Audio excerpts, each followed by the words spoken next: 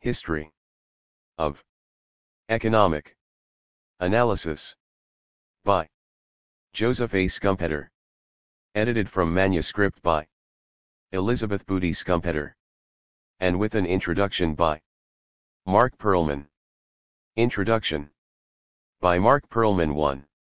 There is, as we shall see, much in this book which is redundant, irrelevant, cryptic, strongly biased, paradoxical, or otherwise unhelpful or even harmful to understanding.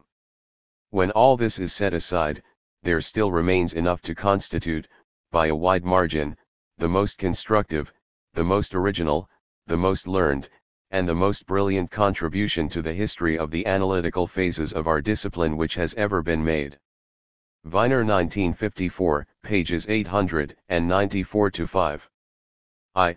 Putting Schumpeter and Histories of Economic Thought in Perspective. 1.1 Schumpeter was a man of many interests as well as talents. Beyond that he had, certainly as a young man, monumental ambitions. It is not appropriate in this essay to devote much space to the journey of his life. Fortunately there are now available not only the 1950 insightful memorials by his colleagues, particularly the one by Gottfried Haberler, to a massive as well as a magnificent piece of bibliographical scholarship on what he wrote, who wrote about him, and with whom was he most frequently compared by Massimo M. Augello, 1993, but also 3 recent, 1991, and assuredly major biographies of the man. Schumpeter, a biography by Richard Swedberg, contains a particularly carefully balanced, scholarly assessment of Schumpeter's 4 or 5 major efforts as well as an intriguing general account of the times and environments in which he lived. Swedberg discusses ad seriatim the various decades of Schumpeter's life and work, and if he attempts to explain the man, he does so only by inference. The second biography is different. Opening Doors, The Life and Work of Joseph Schumpeter by Robert Loring Allen has more of the characteristics of James Boswell's The Life of Samuel Johnson, Doctor of Laws, or Samuel Pepys' Diary, 1815.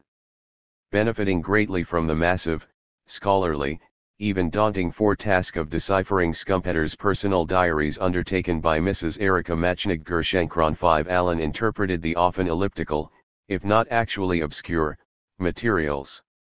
Unlike Swedberg, a sociologist, Allen, an economist, was a much impressed, even overwhelmed, Schumpeter student.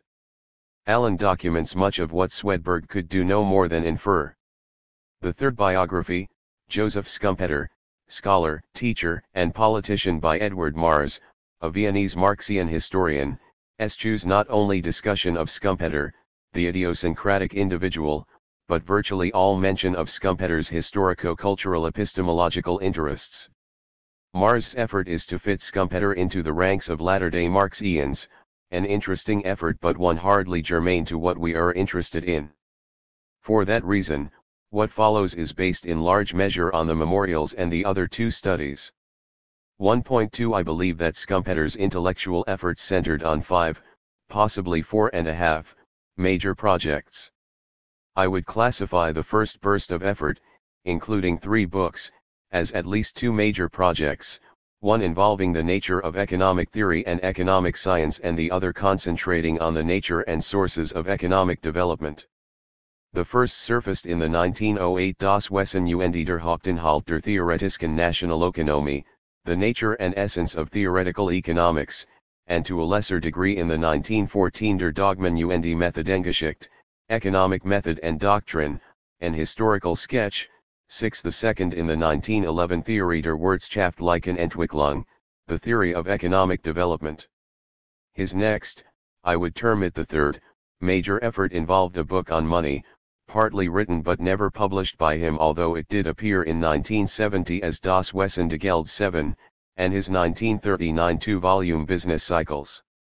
This generally unsuccessful effort paralleled Maynard Keynes's 1930 abortive treatise on money and his thoroughly successful 1936 General Theory of Employment, Interest, and Money. Schumpeter did not think that his Capitalism, Socialism, and Democracy was a major effort, indeed he often called it a potboiler. Allen, 1992, 2, p. 133. Others have not shared that assessment, and it may well be termed effort 3.5 or even 4. His fifth effort involved his interpretation of the filiation of ideas in the development of economic theory. This effort surfaced initially with his 1914 Epikinder Dogmen und Methodengeschichte, translated later as Economic Doctrine and Method, an historical sketch, and was unfinished when he died, but the outline of the corpus appeared as History of Economic Analysis, 1954. I would also include in this fifth effort another posthumous collection, 10 Great Economists, 1954, which contains polished essays. 1.3 The unfinished History of Economic Analysis, is the most significant part of the fifth and last of Schumpeter's great projects. To some, its development represents the somber reflections of an older scholar, one embittered by personal, career, and character tragedies. To others, it is the quintessential, if uncompleted, final great professional tour de horizon of the leading practiced academic professional economics visionary of the 20th century. And for still others it is the wisest compendium of names and titles ever published in English, and possibly in all other languages, in the long history of the discipline. 1.4 In the past there have been many treatments of the history of the discipline employed as explanations of the development of economic theory. Indeed, one way to explain the emergence of the Smithian and Ricardian virtual hegemony was simply to recount how Smith had fused earlier writings, rejected some, and made others canon. Ricardo, referring to Smith's 1776 economics masterpiece 8, offered a tighter type of reasoning, and thus it seemed classical economics was assembled, if not actually born. 9 The official registry of birth, as seen by the British, was undoubtedly John Ramsay McCulloch's The Literature of Political Economy, 1840, just as Jerome Adolphe Blanqui's Histoire de l'économie politique en Europe 10, 1838, could be said to have been an even earlier French claim, of course making McCulloch's either a collateral, if lesser, relative, or simply a pretender. There is a German lineage, as well. Wilhelm Georg Friedrich Roscher first brought out his Geschichte der englischen Volkswirtschaftslehre, 1851, and then later in 1874 his Geschichte der Nationalökonomie in Deutsches Land, and his student, Giola Kotz, published in 1860 Die geschichtliche Entwicklung der Nationalökonomie und ihrer Literatur. One could go on, but it suffices to indicate that not only Marx treated the history of economics in Das Kapital, particularly in Volume 1, 1867, but that object of Marxian scorn, Eugen Karl Düring, published a positivist Kritische Geschichte der Nationalökonomie und der Sozialismus in 1871. From a more modern standpoint, I am tempted first to point to William Stanley Jevons' decision to commission a translation of Luigi Cassa's Guido allo studio dell'economia politica, 1875, as our cornerstone. Casa was so pleased with Jevons' request that he expanded and partially rewrote his first edition for that translation. So it was that the 1876 second edition with a preface by Jevons, and not published in Italian until the next year, 1877, became the template for many of the analytical history of economics texts which followed. 11. Until Schumpeter's 1954 History of Economic Analysis appeared, American, and presumably British, economics graduate students generally referred to several old standbys. Eric Roll's strange mixture of pro and then a Marxian, to coin a neologism, a history of economic thought, particularly the post-World War II second 1946 and third 1954 editions, and Charles Gide and Charles Rist a history of economic doctrines from the time of the physiocrats until the present day, translated into English in 1948 from the several 2nd, 6th, and 7th French editions. More recently, that is, within the last 20 years, Marc Blague's Economic Theory in Retrospect and the New Palgrave have been the principal authorities for graduate students. For economics undergraduate students there was Alexander Gray's excellently composed The Development of Economic Doctrine, an Introductory Survey, 1931, and Henry W. Spiegel's The Growth of Economic Thought, 1971. More advanced scholars relied on monographs on writers, schools, periods, and subsets of the topic, e.g. monetary theory, etc. None of the foregoing, however, is, in my view, magisterial non-attempts to synthesize a vision. Since the appearance of the History of Economic Analysis, two other particularly authoritative works have appeared, Wesley Clare Mitchell's Types of Economic Theory, From Mercantilism to Institutionalism, as edited by Joseph Dorfman, 1967, 1969, 12, and Karl Pribram's A History of Economic Reasoning, 1983. Neither attempted to synthesize a vision, although each sought to present an organizing theme, itself a Whiggish interpretation. I would not consider such interpretations really to be visions. I shall compare their major approaches below. The most important thing about Schumpeter's History of Economic Analysis is its impact on the profession. Unfinished and published with obvious and identified lacunae, it cannot serve as a good reference guide. Yet, reference is regularly made to it. Why? Although I will expand on this point later, let me say here only that it offers a complex but not quite idiosyncratic vision of economics. Schumpeter knew continental sources, with which most British and American, and often imaginatively. Most of all, he escaped the usual constraints of having been educated within the bounds of British utilitarianism, and even though for much of his life he apparently had a weakness for the effortless superiority of the English gentleman scholar, he was in the important sense an intellectually superbly equipped outsider.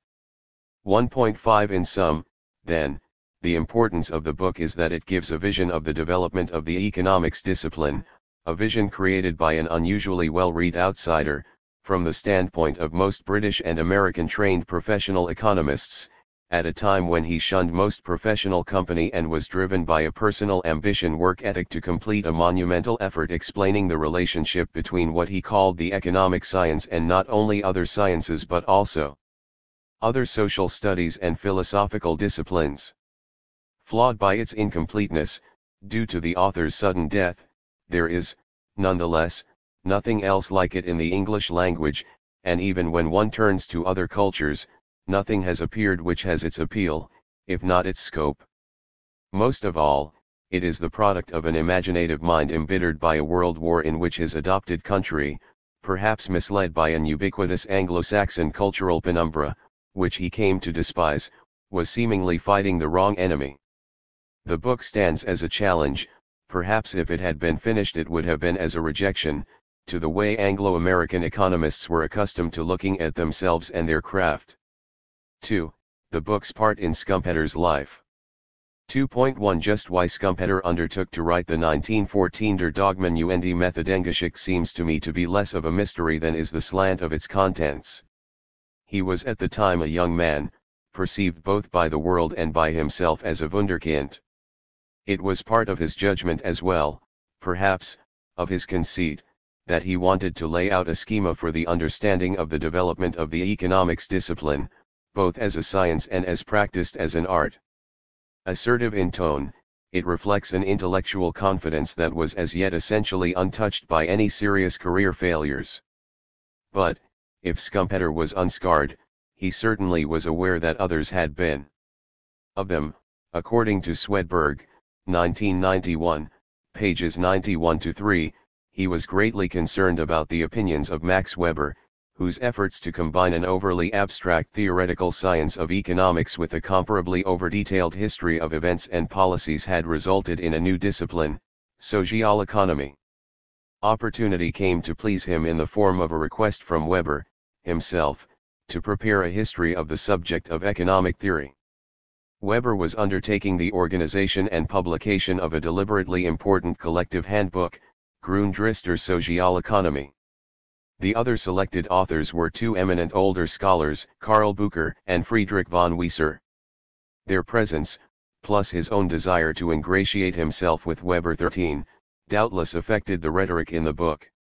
And while it retains a nominal tolerance for a kind of historical approach, it seems to me to be clear that this was a concession to Weber's feelings and was more of a courtesy than a fully sincere opinion. At that time, Schumpeter was generally putting his chips on abstract theory. This earlier book went untranslated into English until after Schumpeter's death, but for most of the history of economics aficionados of the interwars period, its existence and, for those who could read German, its contents, assured Schumpeter of an extra degree of professional standing. Yet, Schumpeter himself seems to have regarded it as evidence of an unfinished product.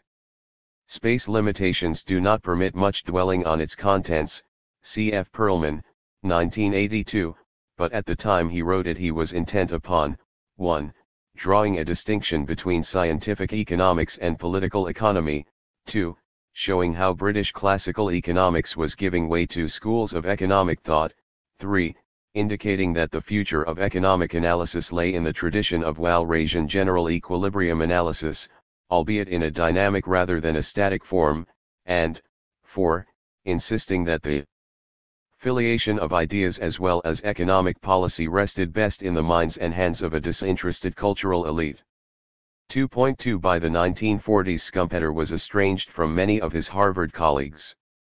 It is popularly believed that this breach came about because of World War II and the alliance between the Western democracies and Stalin's Soviet Union. More than 50 years after the event, it is hard to reconstruct the many feelings influencing the situation. Loring Allen suggests that the alienation may have had an earlier source in Schumpeter's ambivalence regarding anti-Semitism and the Nazis, but many of Allen's judgments seem to me to be facile and too easily based on hearsay as well as post hoc, ergo propter hoc assessments. But, whatever the cause, Schumpeter withdrew from Cambridge and concentrated on reformulating his ideas about the historical development of the discipline. When the war ended, Schumpeter re-emerged from his cocoon, but he was never the caterpillar, much less the butterfly, he had been as a young man. He wrote brilliant essays on Irving Fisher and Maynard Keynes, both of them were published posthumously in 10 Great Economists, surpassing his analysis in the He served as president of the American Economic Association in 1948 and in that capacity delivered an address on science and ideology. More to our point, he was asked to deliver, inter alia, a eulogy of Wesley Clare Mitchell just after the latter's death, in 1950. It was a strange, idiosyncratic performance but, for the record, the written essay, finished just before Schumpeter's own death, if effusive is also wise. The history of economic analysis seems to have been largely the product of the bitter years leading to and during the war. Swedberg relates how Schumpeter proposed the volume to the Oxford University Press, and from the first it was conceived as a vision, a massive treatment of the emergence of the scientific discipline. But, like many last great works of artists and other writers, it seems to have been cursed by an evil star. What was written was done so by a depressed author. It was unfinished when he died, and his devoted student and third wife, Elizabeth Booty Schumpeter, who had brought out of chaos what order there had been during the years from around 1938 onwards, sought to polish the manuscript as best she could and to integrate as much as possible. The task was extremely difficult. Schumpeter's writing method was disordered. Major bits and large pieces were to be found in 3 different studies, and it was not always clear which had been written first and which later. Much was written in an archaic German shorthand. However, she persevered. But the evil star's curse on the project followed her as well. She suffered a malignancy during the months when she could work on the book, and she died well before it came out. Several Harvard colleagues did what they could to complete her task, but committees rarely can do as well as a single individual and, as I have indicated, Elizabeth Schumpeter's own knowledge of the vision, surely greater than anyone else's, was far greater than theirs. Elizabeth Schumpeter also proposed the printing of a collection of his essentially obituary essays on key economists, essays running from 1914 until no less than a fortnight before his death. Her selection, combines a judgment regarding market taste, which may explain the lengthy essay on Marx coming first, and one reflecting Schumpeter's regard for the eminence of the 10 greats, Marx, Walras, Karl Menger, Marshall, Pareto, von Bombach, Taussig, Fisher, Mitchell, and Keynes, plus 3 appended short pieces on Knapp, von Wieser, and von Bortkiewicz. 10 Great Economists I find is worth noting particularly because of its lengthy analysis of Pareto's work. It is canon that Schumpeter thought Walras the greatest economist in the history of the profession. I suggest that a less conventional view is also worth considering. In the end he admired Pareto as much or more. At the very least, Pareto was the worldly St. Paul to Walras's spiritual Jesus. 3. How the book is organized. 3.1 In the He Schumpeter sets out to explain how the discipline should be perceived. Part I, 3.7% of the pages, as it appears seems to me to be the most important. In his 1914 study, Der Dogmen und die Methodengeschichte, which was long on self-conscious organization, 14 Schumpeter's themes involve a distinction between science, e.g. scientific economics, and econopolitical programs, political economy, and contrast the roles played by disinterested consultant administrators as distinct from venal pamphleteers, C.F. Perlman, 1983. The older Schumpeter set out in the He to do something far more sophisticated. He sought to explain economics in terms of the dynamics of the sociology of knowledge rather than under the more usual rubric, classical epistemology. I feel that his exposition would possibly have been pedagogically easier had he chosen to tie his thoughts to Pareto's Trattato di Sociologia Generale, with its distinction between rational and non-rational systems. But their goals involving theory as a means to understanding human meanings were similar, and Schumpeter, in explaining ultimately what shaped economics, and by economics he clearly meant economic theorizing, stated quite flatly that first one had to know economic history 15 and statistical display and analysis. 16 Given that background, one was then ready to study theory. Schumpeter took pains to explain that much writing passing for theory was irrelevant, and even jejune, theorists poisoned their own well by making foolish condemnations of empirical details and extravagant claims relating to their own progress and prowess.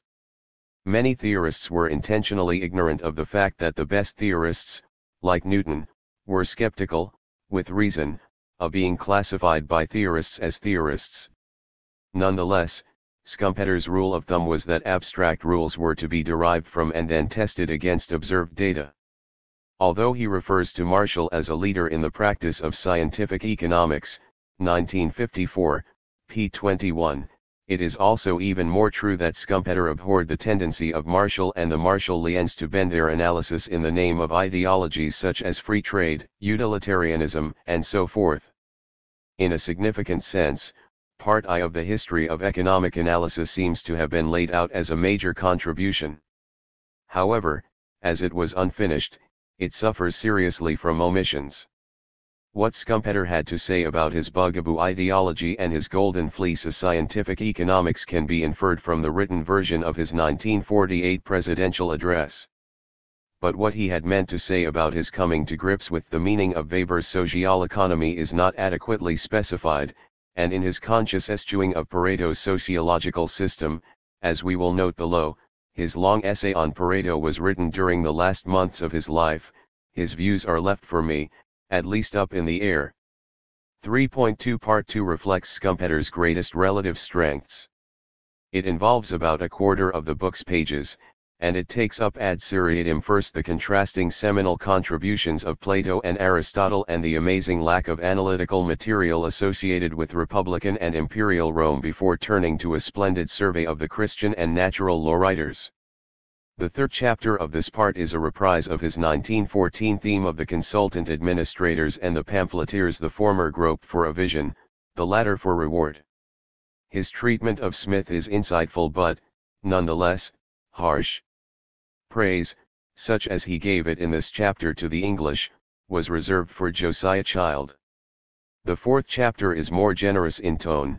In it Schumpeter's identification of the qualities of the hero becomes apparent. What impressed him most was the hero's ability to build an original system rather than merely to introduce a mechanism of thought.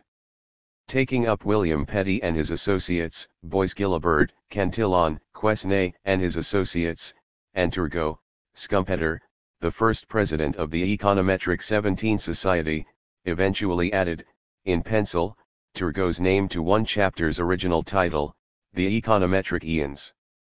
There follow 3 chapters focused on specific topics and subtopics, suffice it here to list only the topics: 5. Population, returns, wages, and employment; 6. Value and money; and 7. The mercantilist literature. They contain much informative information: names, titles, dates, and, most of all, the tracing of the filiation of ideas, but they are mostly descriptive. Schumpeter, quite naturally, graded the names among those getting firsts or very high seconds were Botero, Sarah, and Miss Eldon, Stoyart, and perhaps Hume. For many, the most useful thing about this part is the integration of continental names, with what is for many readers limited to English, the British names. 3.3 Part 3 covers economics between 1790 and 1870. The initial 3 chapters cover the plan of the analysis, a bird's-eye view of the economic history of the period, and a marvelous survey of the dominant idea sets of that era. Again, Schumpeter reviews the troops, his phrase, and identifies his heroes, including Longfield and von Thunen, Cournot, J.S. Mill, Say, and Sismondi. Schumpeter then devotes most of a chapter, 5, to J.S. Mill. In Chapter 6 Schumpeter synthesizes British classical economics, using Senior's 4 postulates: rational maximization, the Malthusian law, diminishing returns in agriculture, and increasing returns in industry, as a convenient reference point or point of intellectual departure. From there he continues in the integration of Ricardian and Marxian thinking, Say's law of markets, and the concern with production and distribution. Both Chapter 6 and its sequel, 7, Money, Credit, and Cycles are English experience-oriented. Schumpeter's treatment of British utilitarianism is worth specific mention. He accepts its centrality in the development of the British classical system, but he does not accept its validity. Accordingly, it should come as no surprise that neither Mandeville 18 nor Bentham has a tablet, much less a memorial, in his pantheon. 3.4 Whereas it took 3 chapters of about 84 pages in Part 3 to introduce the intellectual background, the sociology of ideas, for the period 1790 to 1870, it took 4 chapters but fewer pages, about 74, to introduce the intellectual background for the period from 1870 to 1914 and later in Part 4. Even so, this part is the one giving full geographical sweep. Taking up developments in theory in Britain, he concentrates far more on Marshall than on Jevons or Edgeworth, France, Germany and Austria, Italy, the Netherlands and Scandinavia, the United States, and finally in Marxism, if not a land, certainly a cloud of its own, he sets the stage for what he really wants to discuss. Chapter 6 is on the Marshall-Lien system, Chapter 7 is on the evolution of equilibrium analysis, partial equilibrium being seen as the product of Cournot and Marshall, general equilibrium, albeit static, as principally the product of Walras. Chapter 8 takes up applications as seen in the treatment of money, credit, and cycles. Schumpeter mentions with enthusiasm his colleague Haberler, and with less enthusiasm his contemporary, Maynard Keynes. 19 Bates Clark and Wesley Clare Mitchell. 20 Get Short Shrift. 21 Irving Fisher, on balance, is treated with qualified enthusiasm and at some, if limited, length. 22 Instead, he sets out to glorify Walras, and as I have mentioned earlier and will mention again below, he eschewed most but not all lengthy discussion of Pareto. As Schumpeter was a man hardly consumed with modesty, false or otherwise, it is puzzling why he did not mention any of his own contributions, perhaps that was to be left to the last. In my judgment, Part 4 because it was to lay the foundations for an understanding of the meaning of dynamic general equilibrium analysis needed much more work. My guess is that, given the time, Schumpeter could have greatly expanded and improved its exposition. But, I also believe that given the state of mathematics during the period before 1960 and his own reluctance to get involved in further studies in mathematics, this section was bound to have been limited. 3.5 Part V was to be a sketch of modern developments. As the manuscript was left, it had a truncated statement of his plan, a comparison of the Marshallian, Wickselian, and essentially partial equilibrium analysis, approach, a discussion of totalitarian economics, Germany, Italy, and Russia, some thoughts about dynamics and business cycle research, and a slightly polished assessment of Keynes's impact on the profession. Point 23. This part, clearly intended to be ultimately no more than a sketch, is too unfinished to be of concern to anyone but those interested only in very preliminary drawings. 4. The reactions to the theses in the book. 4.0 The appearance of the book about 4 years after Schumpeter's death may have affected its reception, but we know for a fact that it produced a number of unusually long book review essays. Virtually everyone thought it monumental in its purpose, if not in its delivery. Most, but not all 24 of the leading journals reviewed it, usually choosing a well-established scholar 25 to assess Schumpeter's vision of what a massive assessment of the development of economics should be. Most reviewers did not hesitate to assess it relatively passionately. The reviews appeared for the most part long after Schumpeter's death, and the book was considered so important that no attention was paid to te nil nisi bonum rule. Briefly put, all of the reviewers were in some senses impressed, even awed, by the vision and the massive detail, however imperfect it was left. But many of the reviewers were put off by Schumpeter's evident anti-British, usually meaning anti-utilitarianism, judgments. Most reviewers swallowed hard his lauding of his continental heroes, but most of them, lacking his first-hand familiarity with the texts, were in no strong position really to complain. One reviewer, Ronald Meek, 1957, took him to task for oversimplifying, indeed bending, the Marxian concept of the institutional nature of social value, social mores, creation. 4.1 George Stigler's review in the Journal of Political Economy was unusual in that he was led to question from the first why anyone should want to write on such a scale, p. 344. While Stigler expressed his amazement at Schumpeter's obvious erudition, he also thought that many of Schumpeter's derived generalizations, e.g. economists are slow to embrace new ideas, were clearly wrong, ibid. He found the exposition so truncated that he often could not really understand just what Schumpeter had in mind. Point 26 His criticisms were even more directed to the vision than they were to the execution. But, Stigler also had rare praise for Schumpeter.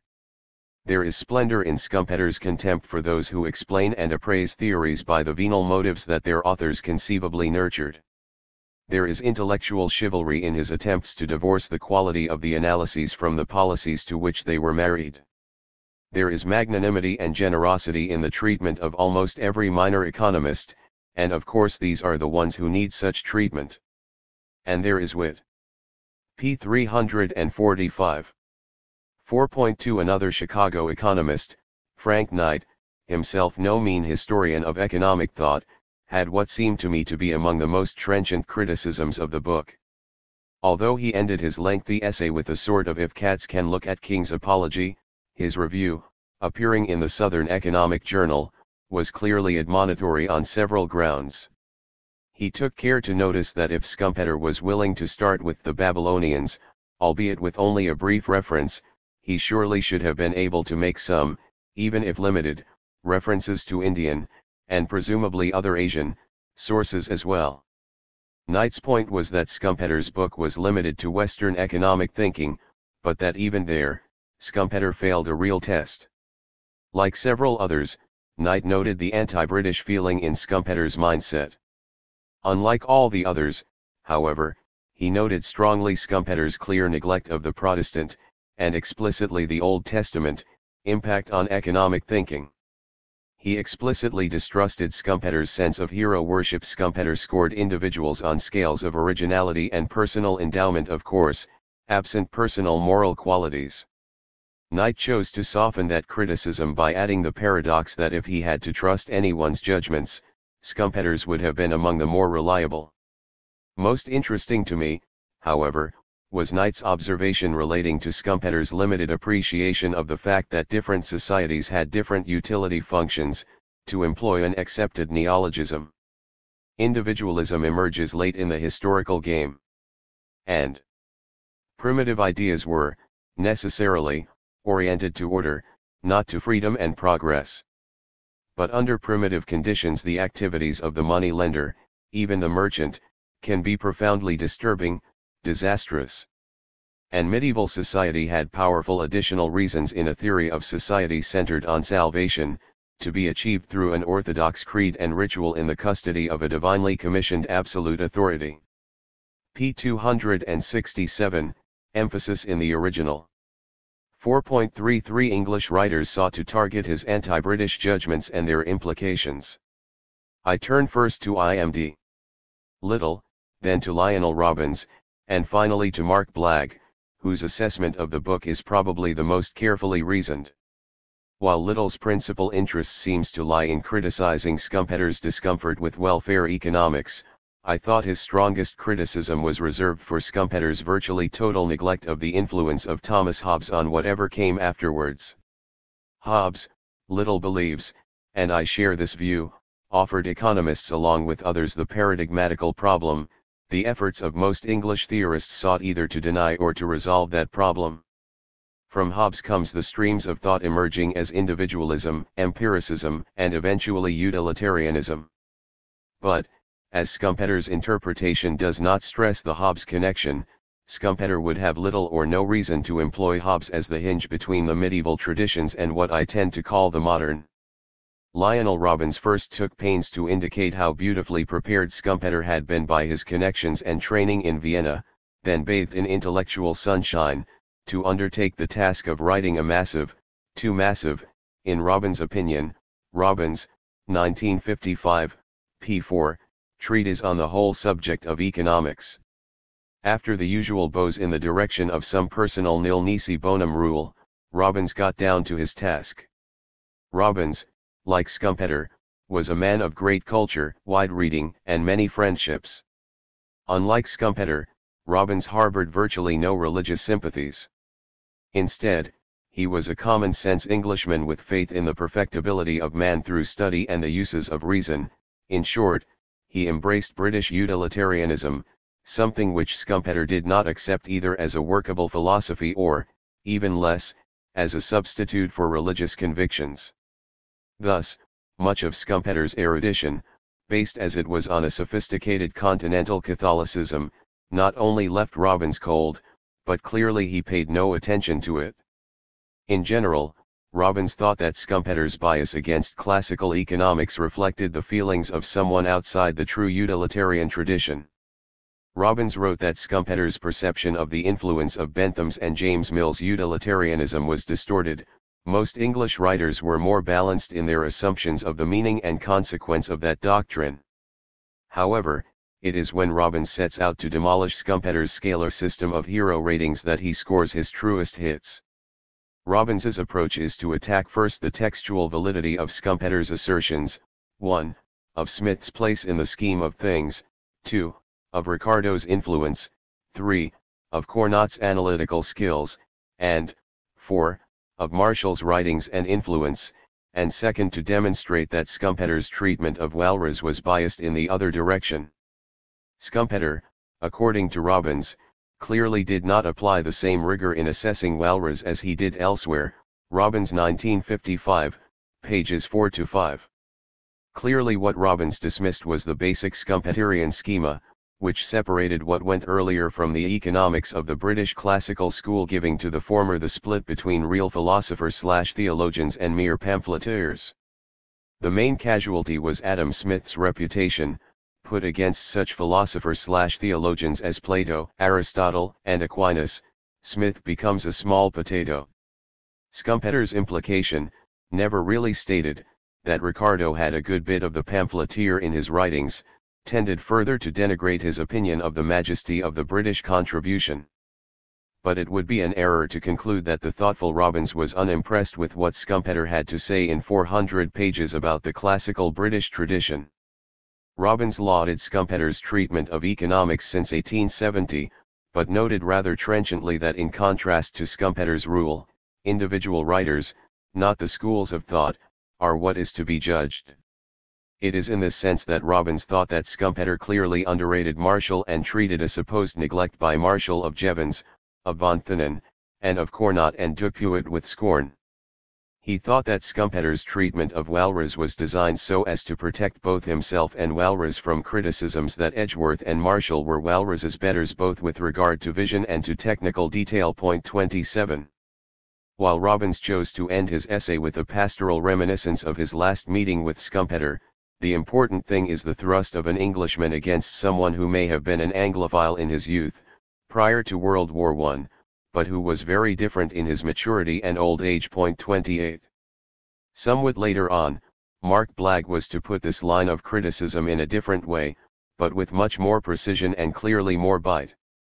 In his authoritative statement Come Textbook, 1962, etc., Blagg takes most of Schumpeter's assertions about what he set out to do and then measures them against what he actually did. Of course, it was the same with Schumpeter as with many others, the reach was greater than the grasp. Most importantly, Blagg struck at Schumpeter's belief that ideology could be separated from science.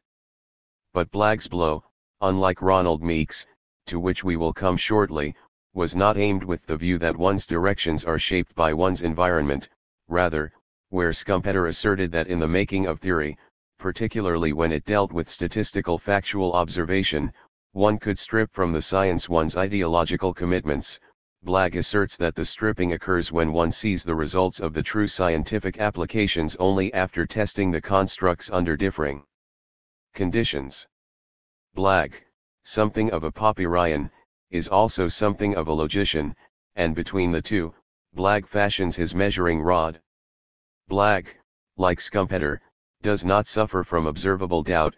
Nonetheless, in my judgment, he offers, scattered throughout his book, the most penetrating, detailed analyses of Schumpeter's treatise. 4.4 Another critical attack came, as one might expect, from the Marxian corner, in the person of Ronald Meek. Published in the Scottish Journal of Political Economy in 1957, Meek's essay, Is Economics Biased? A heretical view of a leading thesis in Schumpeter's history, attacks frontally Schumpeter's problem of separating science and ideology, and in so doing turns to the thorny issue of whether the filiation of ideas invariably leads to progress. Meek understands Schumpeter's fascination with Marxism, but insists that it was so endowed with a visceral distaste for Marx that Schumpeter was rendered unreliable in making his judgments. Marx had argued that economics was making scientific progress until the 1830s and then went off on a bourgeois kick. Marxians argue, writes Meek, that during the patristic scholastic phase the writings tended to identify what prices ought to be, during the neo-scholastic mercantilist phase the writings tended to explain why things sold at the prices they did, and in the classical stage the writings tended to identify the competitive equilibrium and the amount of labor power consumed in the manufacture of goods. Schumpeter, by contrast, thought that the patristic scholastic writers had developed a theory of utility and scarcity. What emerged afterwards contained much sidetracking as well as clear error. Meek's argument is most clearly appreciated when it comes to consideration of marginal analysis, something which Schumpeter thought was real science and ideologically neutral. Meek thinks that marginal analysis reflects the nexus between men, the producers, and goods, whereas the earlier classical analysis reflected the nexus between men, the workers, and the owners. Consequently, there was no great advance with the advent of marginal analysis. If anything, it led to the examination of things other than what was important, namely social relationships and the production process. 4.5 Having thus laid out several lines of criticism of Schumpeter's book, let me turn to one of the more masterful reviews, that of Jacob Viner, which stresses the virtues of the work. It is when Schumpeter is dealing with authors whose analytical quality he rates highly and whose economic analysis constituted a complex and coordinated system that he rises to his highest level in his book. His reports of these systems are magnificent feats of summarization. In outlining the analytical framework of these systems, moreover, he brings clearly into the light the fullness of their achievement and enables us to read these authors henceforth with deeper understanding and appreciation. It is the substantial portions of the book which he devotes to exposition, appraisal, and praise of the economic analysis of Cantillon, Quesnay, Marx, Jevons, Menger, and Bombauer, Cournot, and Walras, and less enthusiastically, Adam Smith, Marshall, and Fisher, which constitute its most valuable contribution. Nowhere else, I think, in the literature of our discipline, can one find, with incomparable limitations of space, as brilliant, and as self-effacing, exposition by one economist, himself a master, of the analytical achievements of other economists. p. 899, emphasis added. The foregoing is not presented as though Wiener did not have major disagreements, which are presented logically and comprehensively. I still find Wiener's case against Schumpeter's treatment of Ricardo the best yet. 4.6 Limitations of space preclude any more than the merest reference to O.H. Taylor's, Schumpeter's colleague who regularly had taught the history of economic thought at Harvard, generally laudatory review in the Review of Economics and Statistics, or G.B.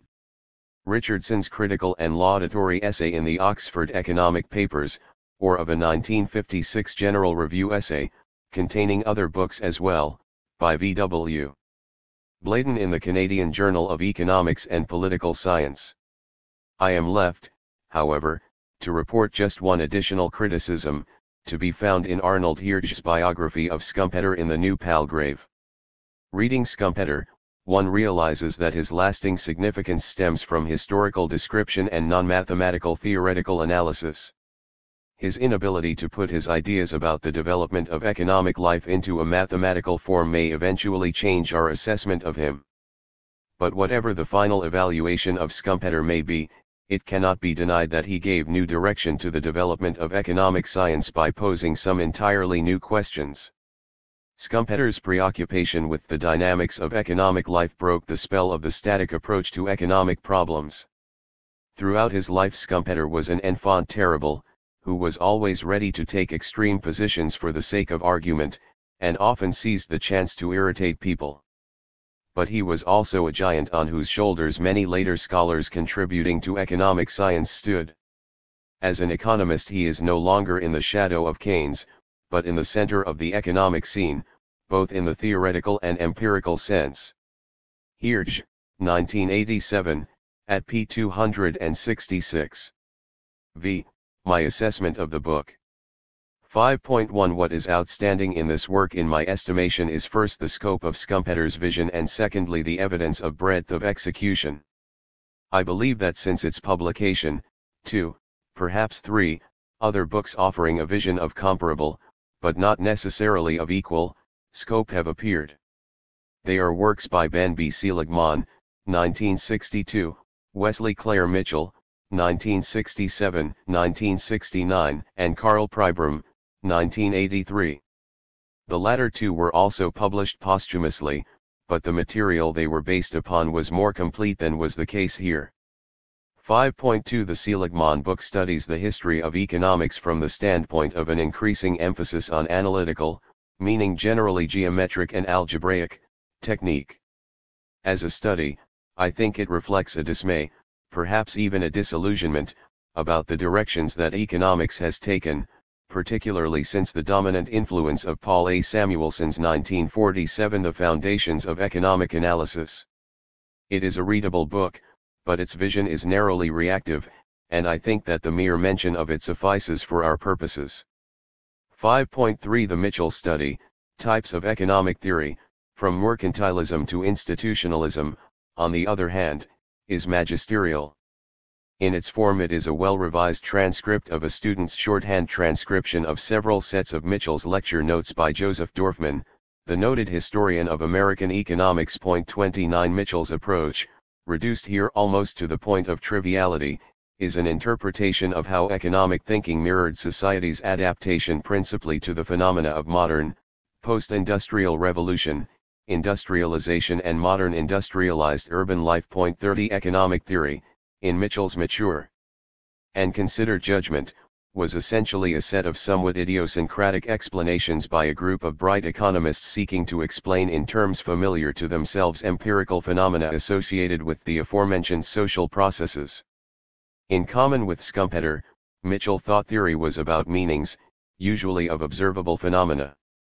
5.4 I believe that Pribram's book, A History of Economic Reasoning, is another example of a magisterial interpretation.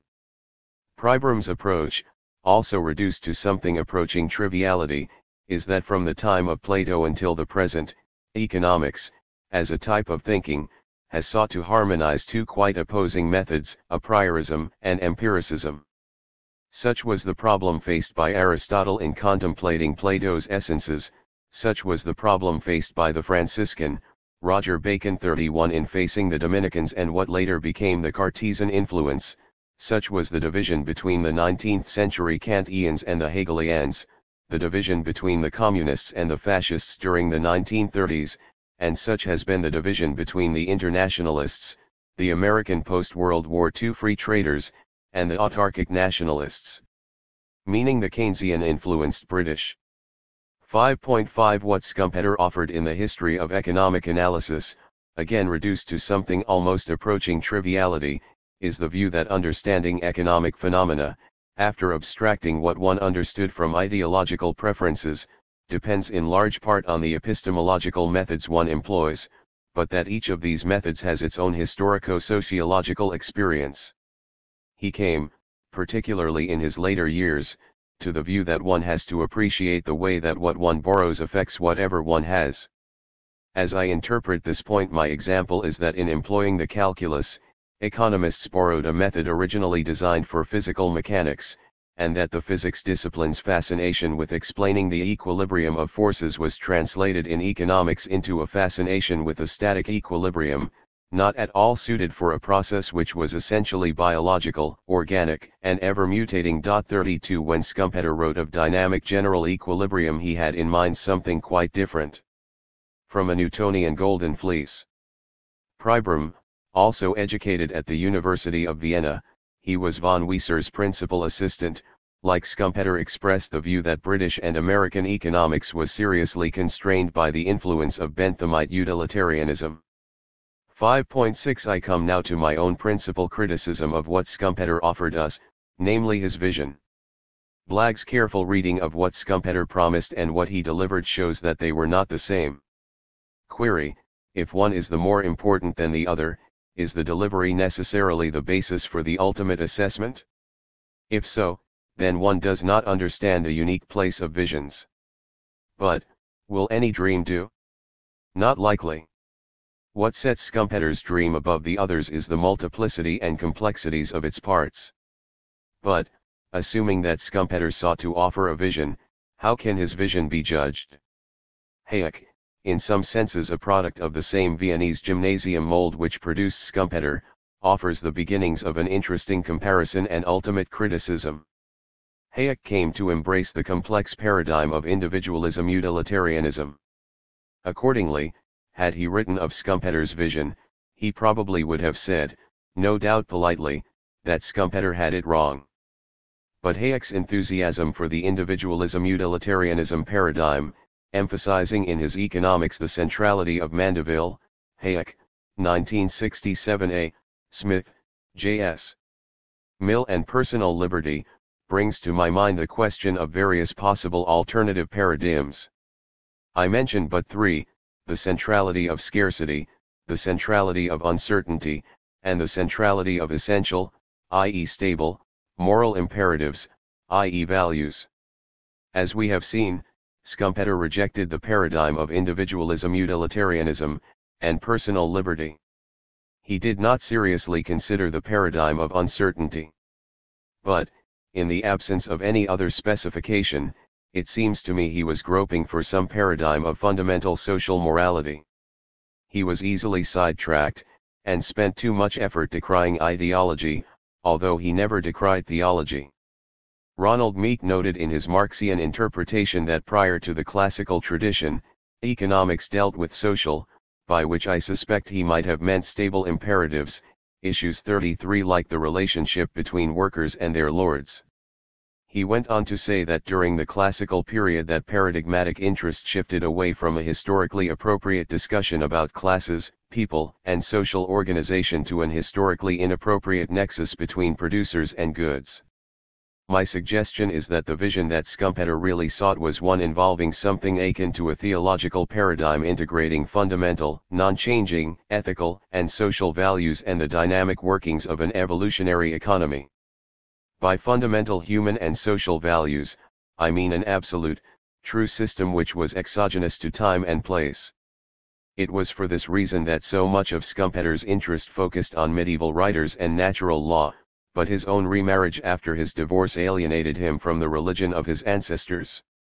Loring Allen asserts that while Schumpeter seemed to believe that conventional religious beliefs were for mortals lesser than he became increasingly mystical as he grew older to the point of writing to and talking with his dead mother and his dead second wife.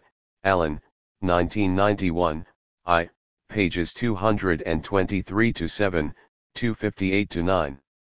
My own assessment differs from Allen's, who like many modern scientists offer their discussions and judgments of concepts of religion and religiosity on narrow, somewhat formalistic and institutionalized planes. Schumpeter, in my view, had a strong religious nature, albeit one not categorized among the going organized religions. His second marriage after a divorce may have put him outside of the Roman Catholic flock, but his devotion to the souls of his dead mother and second wife are considerable evidence that something of his earlier religious conditioning remained. When he was a younger man he had thought of science as furnishing answers covering all topics. By the time he had gotten to this work, he had less faith in science. Note his bow to Hayek's crusade against scientism, Schumpeter 1954, p. 17, replacing it with an interest in historical sociology. My point is simply that his sense of vision, great by comparative standards, was nonetheless admittedly incomplete. On the one hand there was from his religiosity a sense of timeless all-encompassing truth which included but transcended science, for science was the name given to marvelous sets of analytical tools, when perfected perhaps also timeless in nature, but certainly never as grand as the basic vision itself. On the other, there was historical sociology, which gave a system to the bodies of material, including methods of exposition, relating to ever-changing societies. I think there was genius in Schumpeter's linkage of science and greater truth, but he knew of a flaw as well. He was aware that scientific advance in one area not only could be translated to work in other areas, but that in the process more was transferred than merely the scientific method. The original area had its own gestalt, and the transference often brought along pieces of that original gestalt, which could be essentially alien to the new area. Newton, one of the inventors of the calculus, was a physicist interested in mechanics and therefore concerned with equilibrium. Economists, appreciating the potential of the calculus, often were unaware that they were applying a physics-derived technique to a socio-biological type discipline, where the one important truth was not equilibrium but constant mutation. 34.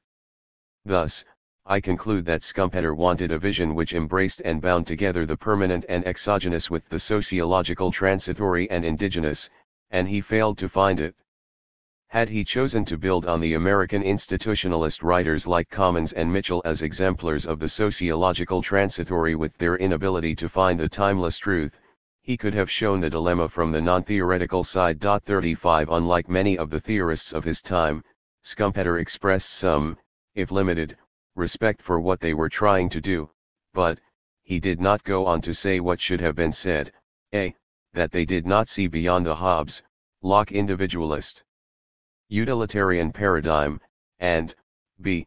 that their ignorance of Pareto's work on non-rational systems made their work far more barren theoretically than it should have been.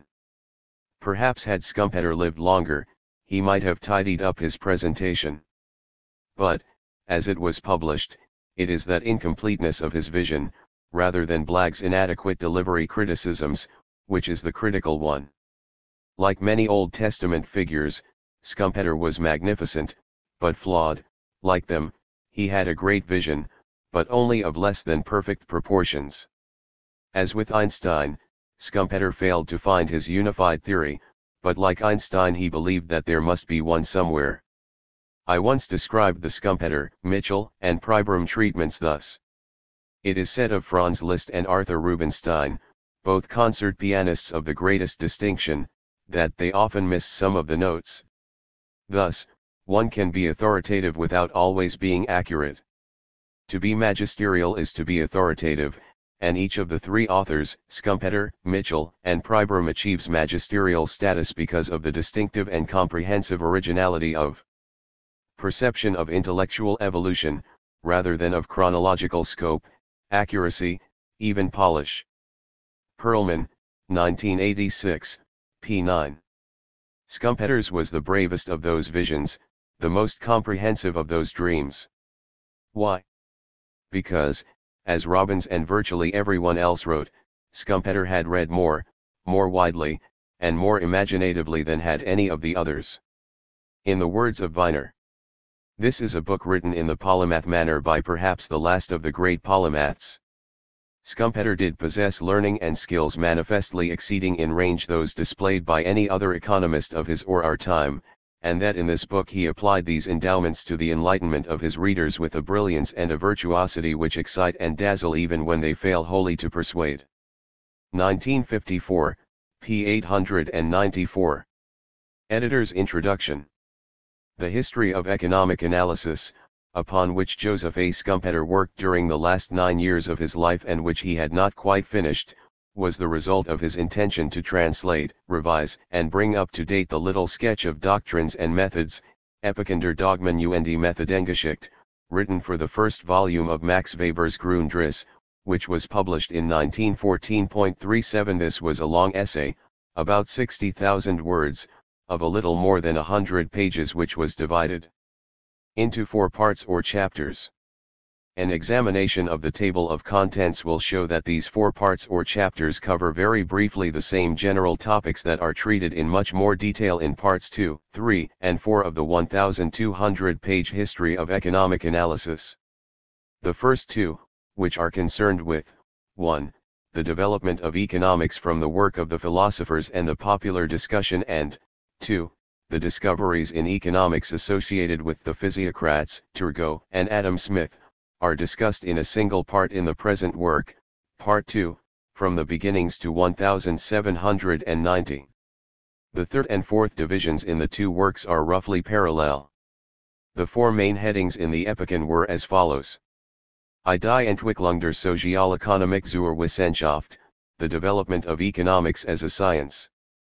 2. Die Entdeckung der wirtschaftlichen Kreislaufs, the discovery of the circular flow of economic life. 3. Das klassische System und seine Ausläufer, the classical system and its offshoots. 4. Die historische Schule und die Grenznutzen-Theorie, the historical school and the marginal utility theory. The old essay had been out of print, it had never been translated from German into English, many people had been interested in it and had urged a translation. After Herculean labor, JAS had finished his monumental business cycles in 1938 and sought relaxation in capitalism, socialism, and democracy, which he regarded as distinctly a popular offering that he expected to finish in a few months. He completed it sometime in 1941.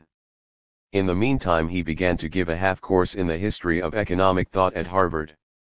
He gave this course for the first time in the fall term, 1939, and for the last time in the spring term, 1948, giving it in every year except in 1940 when he was on leave. This last development was probably the decisive factor. He was once more teaching in a field which had always interested him. It was natural to think of writing in that field. He would translate, revise, and bring up to date the Epiken. In the beginning he did not stress so much the purely analytic element in the writings of the economists discussed in his course and about whom he wrote. In fact, for a long time I had the impression that he was writing a history of economic thought. His original plan was not a very ambitious one. He certainly had no intention of spending 9 or 10 years on a history of economic analysis.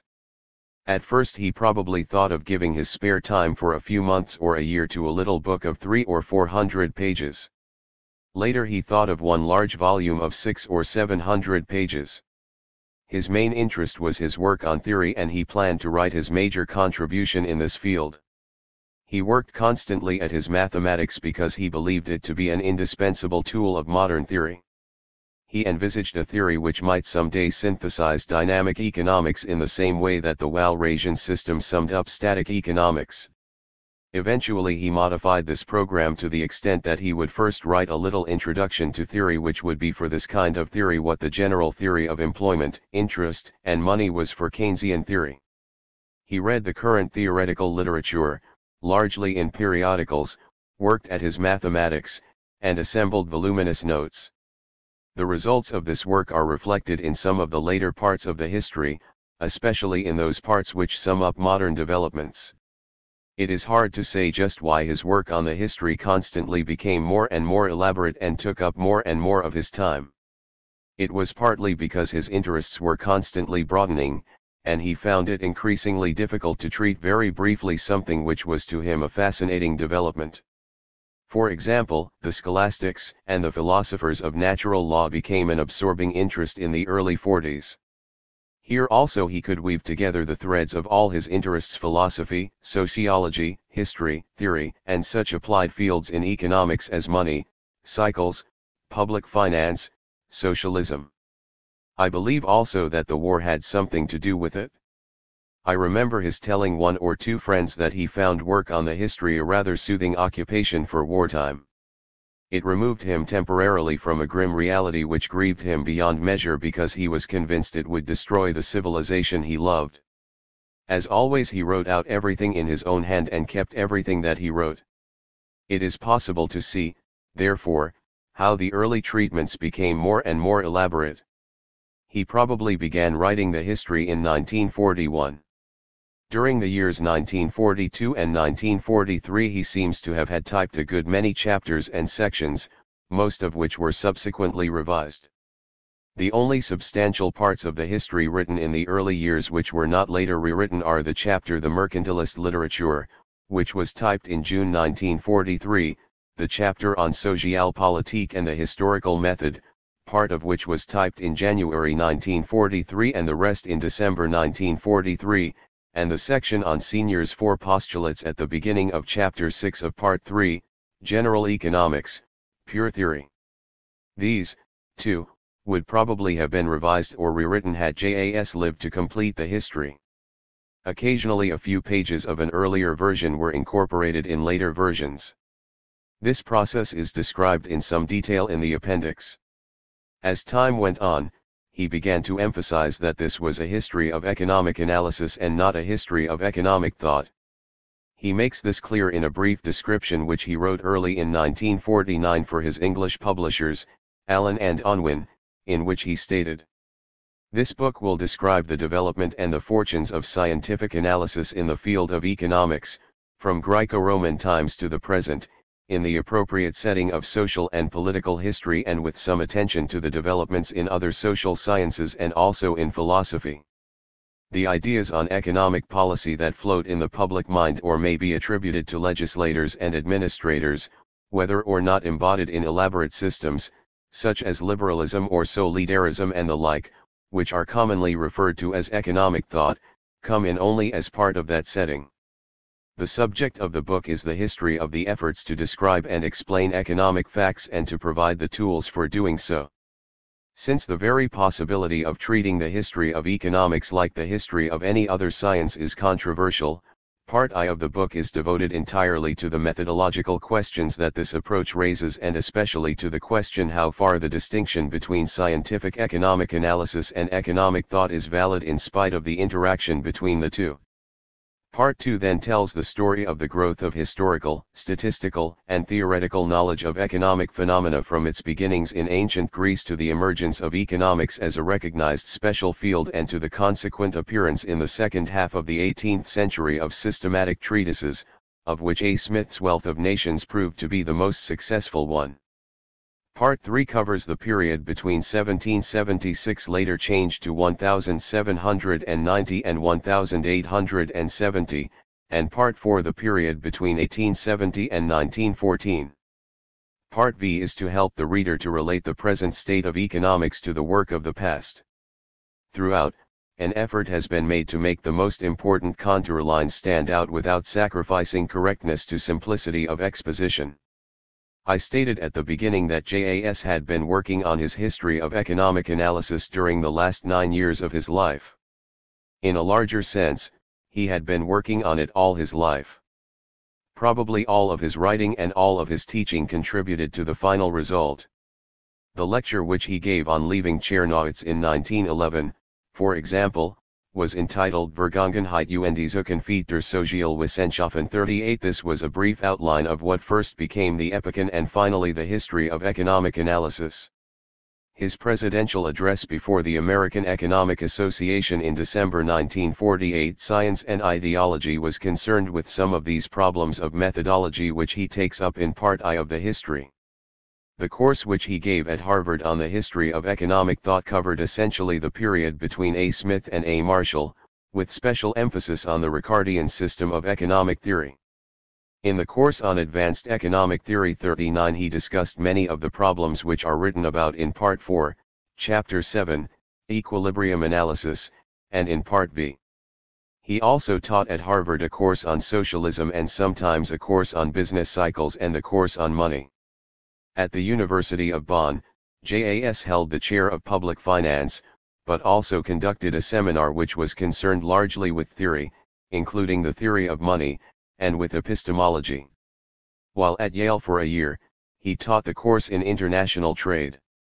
Not only his courses, but also his many articles on almost every aspect of economics, his numerous book reviews, his biographical essays, his books all were part of the preparation for writing the history of economic analysis. Even his reading for pleasure and recreation, he loved to read biographies, preferably those in many volumes, contributed to that fascinating knowledge of men, events, and backgrounds which is apparent throughout the history and which will liven for some readers sober discussions on fine points of economic analysis. No part of the manuscript was in final form, but some parts were more nearly complete than others. The 3 main parts, 2, 3, and 4, were practically finished, with the exceptions noted in the appendix. The introductory Part I and the concluding Part V were being written at the very end. The last thing written, at the close of 1949, was apparently the chapter on Keynes and modern macroeconomics at the end of Part V. This was left behind to be typed when he went to Taconic for Christmas and to New York for the meetings of the American Economic Association. On his return from the meetings, he started to write up his address, The March into Socialism, and also to read the typescript of Part 3 of the history. He left several pages of notes for revisions in the first 3 or 4 chapters in this part on classical economics. His death on January 8, 1950, made it impossible for him ever to carry out these revisions. The entire history was first written in longhand. Some portions, such as the early chapter on money, Part 2, ch. 6, and much of the material on the Walrasian system of equilibrium, Part 4, ch. 7, Sector 7, existed only in longhand and had never been typed. In a few cases there were even several alternative versions in longhand. Other portions had been typed but not read by the author after typing. Still others had been read in typescript and corrected in pencil with notes and questions for subsequent revision. There were occasional references to be filled in, and JAS told me that the references needed to be checked. I was to have helped at this task. The interested professional reader will find more detailed information on these points in editorial notes throughout the work and in the editor's appendix. JAS had no regular secretarial assistance during most of the period when he worked on this book, but he did have people who knew his handwriting and who typed for him. Occasionally he sent off a large batch of completed manuscripts to be typed. He wrote most of his letters in his own hand. This, of course, added immensely to the burden of his work and meant that his material was never filed as an efficient secretary might have filed it. He did not acquire a part-time secretary until the summer of 1948, when he was president of the American Economic Association and simultaneously carrying on all his other work.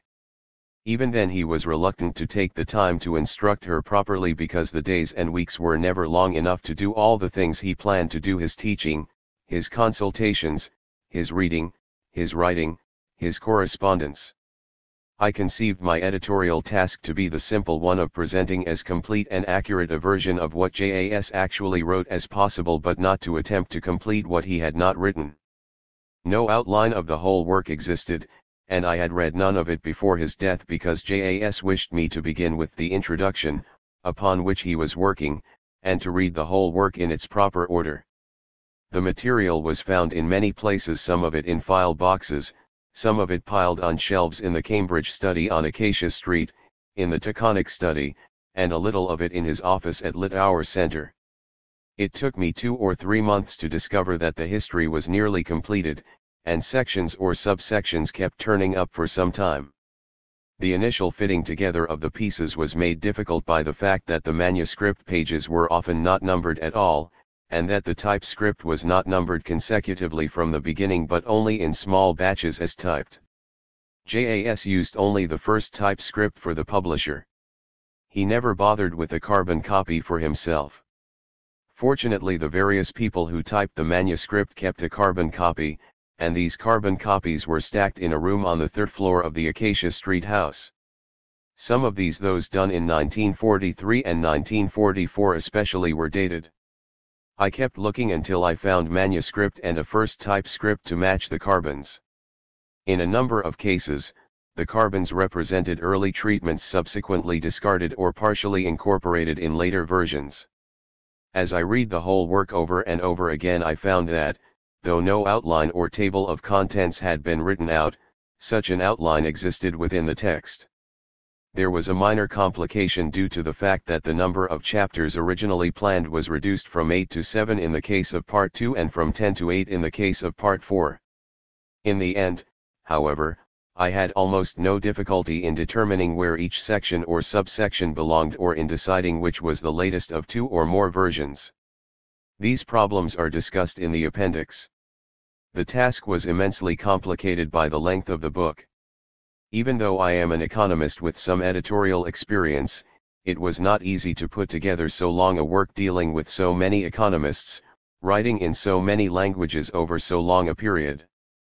In general, the procedure was as follows: the sections still in manuscript were typed, then various assistants read the manuscript to me from beginning to end while I corrected the typescript, references were completed and checked, titles and subtitles were supplied where necessary.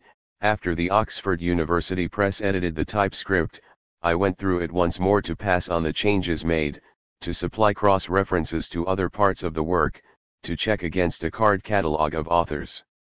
Finally, various assistants read the author's copy to me from beginning to end while I corrected the galley proofs. During each successive reading of the history, more and more minor inaccuracies and uncertainties were cleared up. Doubtless this process could have gone on indefinitely, but considerations of time imposed a reasonable stopping place. It seems appropriate at this point to acknowledge gratefully a gift from David Rockefeller and a grant from the Rockefeller Foundation which made possible much of the secretarial and editorial assistance outlined above. One difficulty should perhaps be touched upon here. It applies especially to the unfinished portions of the history. JAS often started and abandoned many treatments of the same subject. He kept all these trial efforts and his original notes together with the finished bits of manuscript so that it was not always easy to know what was a more or less final version. Sometimes the date of a reference or the incorporation of a page or two of an earlier version was a clue. Another difficulty is that his plans or his notes for revision were often in a mixture of English, German, and shorthand. 4 pages of such notes are reproduced in the appendix, the plan and the final page for the money chapter in Part 2 and 2 outlines for Part V. I made no effort to interpret or carry into effect either such shorthand revisions or brief suggestions as to revisions. I merely incorporated the straightforward corrections on the first typescript. The original manuscript, the alternative versions, the notes, and the first typescript with corrections and suggested revisions in the hand of JAS will all be deposited in the Houghton Library at Harvard University, where they may be consulted by the interested scholar. Material has been added by the editor only for clarity or consistency, and such additions are enclosed in square brackets. This applies especially to titles and subtitles, editorial notes in the text, and editorial footnotes. In the beginning, JAS merely numbered his sections. As time went on, he added titles for both sections and subsections. Occasionally he left a blank where he had not made a final decision. The titles supplied by the editor were based on the text and are all enclosed in square brackets. There are both author's comments and editor's notes in square brackets, but it is almost always possible to distinguish between them. The author's comments are usually in the midst of quotations, whereas the editor's material occurs as complete sentences at the end of notes, as complete footnotes, or as a complete paragraph in the text printed in the footnote type. Where there is danger of confusion, the initials J.A.S. or the abbreviation ED are used. There are some repetitions, of which JAS was well aware, and some omissions of material promised above or below. For the most part, I did not attempt to eliminate repetitions except such as were very close together and obvious. When the same article was quoted several times in different connections or the same idea expressed several times in different parts of the text, I did not feel competent to remove some references and leave others, although the author himself would have done so. I have attempted to call attention in footnotes to the more important omissions, which were the consequence of some parts of the work being not quite complete. At the suggestion of Richard M. Goodwin, I also called attention in footnotes to some of the other writings of the author which had a bearing on problems under discussion, since JAS hardly ever referred to his own work either in his teaching or in his writing. Other people could doubtless have done this better, but no one else had the time to go through this long work again and again.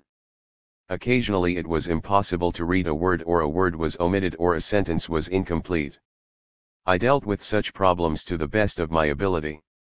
The vocabulary used was extensive, and many an unusual English word had to be tracked down in the great Oxford Dictionary. Many of the foreign titles quoted were not to be found in any of the Harvard libraries, nor were they listed by the Library of Congress. By using various foreign book lists and with the help of scholars in this country and in Europe, I was able eventually to verify almost all the authors and titles. For the most part, JAS was specific about the editions used where this was important, but occasionally there was a little difficulty in this connection, because the author had worked in so many places over such a long period that inevitably he had used different editions and printings of the works quoted. He undoubtedly used European university libraries and his own extensive library for his notes and writings before he came to Harvard in 1932. At that time his library was packed up and stored in Jülich near Bonn. It was not brought to the United States before the war because at first he did not have room for it, and later there were various practical difficulties, perhaps more imaginary than real. Then came the war. Eventually it was destroyed in the bombing of Jülich by the American Air Force. Only about 100 books, mostly English biographies, were salvaged from the rubble. After 1932, JAS used working books acquired in this country and my library of economics books in Taconic. He spent much time during the war working quietly in the Kress Library of Business and Economics at the Harvard School of Business Administration. He also read extensively in the professional periodical literature, and he read the current books and reprints in many languages which scholars everywhere sent him. This may help to explain why both earlier and later editions of the same work are listed in the history, and why I found page references to two different English translations of Volume I of Das Kapital and to both English and American editions of Cairns, Some Leading Principles, and Keynes, Tract on Monetary Reform. The original work on Turgot's Reflections was obviously done before the publication of the Shell edition. There is no attempt to present a bibliography with this history of economic analysis. In a sense, the whole history may be regarded as a bibliography. I do, however, present a list of books frequently quoted where the edition used is important and where this is not specifically mentioned on each occasion. JAS used the fourth edition of Marshall's Principles, 1898, because both he and I owned this edition. He had many qualms about this and wondered if he shouldn't shift to a later edition. This list of books, with the edition or printing used, is to be found at the end of the work, following directly after the appendix. The reader may be puzzled by the significance of the indented material which occurs in the first 566 pages of this work. It must be admitted at once that this is an error, the consequence of a misunderstanding between the printer and publisher on the one hand and the editor on the other. All the indented material should have been set in footnote type, not indented, as being supposedly of lesser interest to the average reader. It will be recalled that JAS was attempting to write a history which could be published in one volume of possibly 600 or 700 pages. As time went on, however, his treatment became more and more elaborate, and he was aware of the fact that the book was getting too long, also that he was treating subjects which might not interest the average reader. He therefore decided to write the book on two levels, with the more or less technical material, the epistemological and philosophical discussions, and the biographical sketches set in small type so that they would take up less space and so that they could be easily skipped. He indicated this by having them typed in single space like the footnotes. The printer, having chosen an appropriate type for the book, decided that there would be too much of the small or footnote type and evolved the plan of putting this secondary material in the text type but indented, thus reversing what the author had intended to be the relative importance of this material. Unfortunately, this plan was not made clear to me, and nearly half the history was in galleys before I saw any proof. Resetting all this would have involved both considerable expense and considerable delay. I therefore let it stand for the most part and had only small sections of incomplete or very technical discussion reset in small type.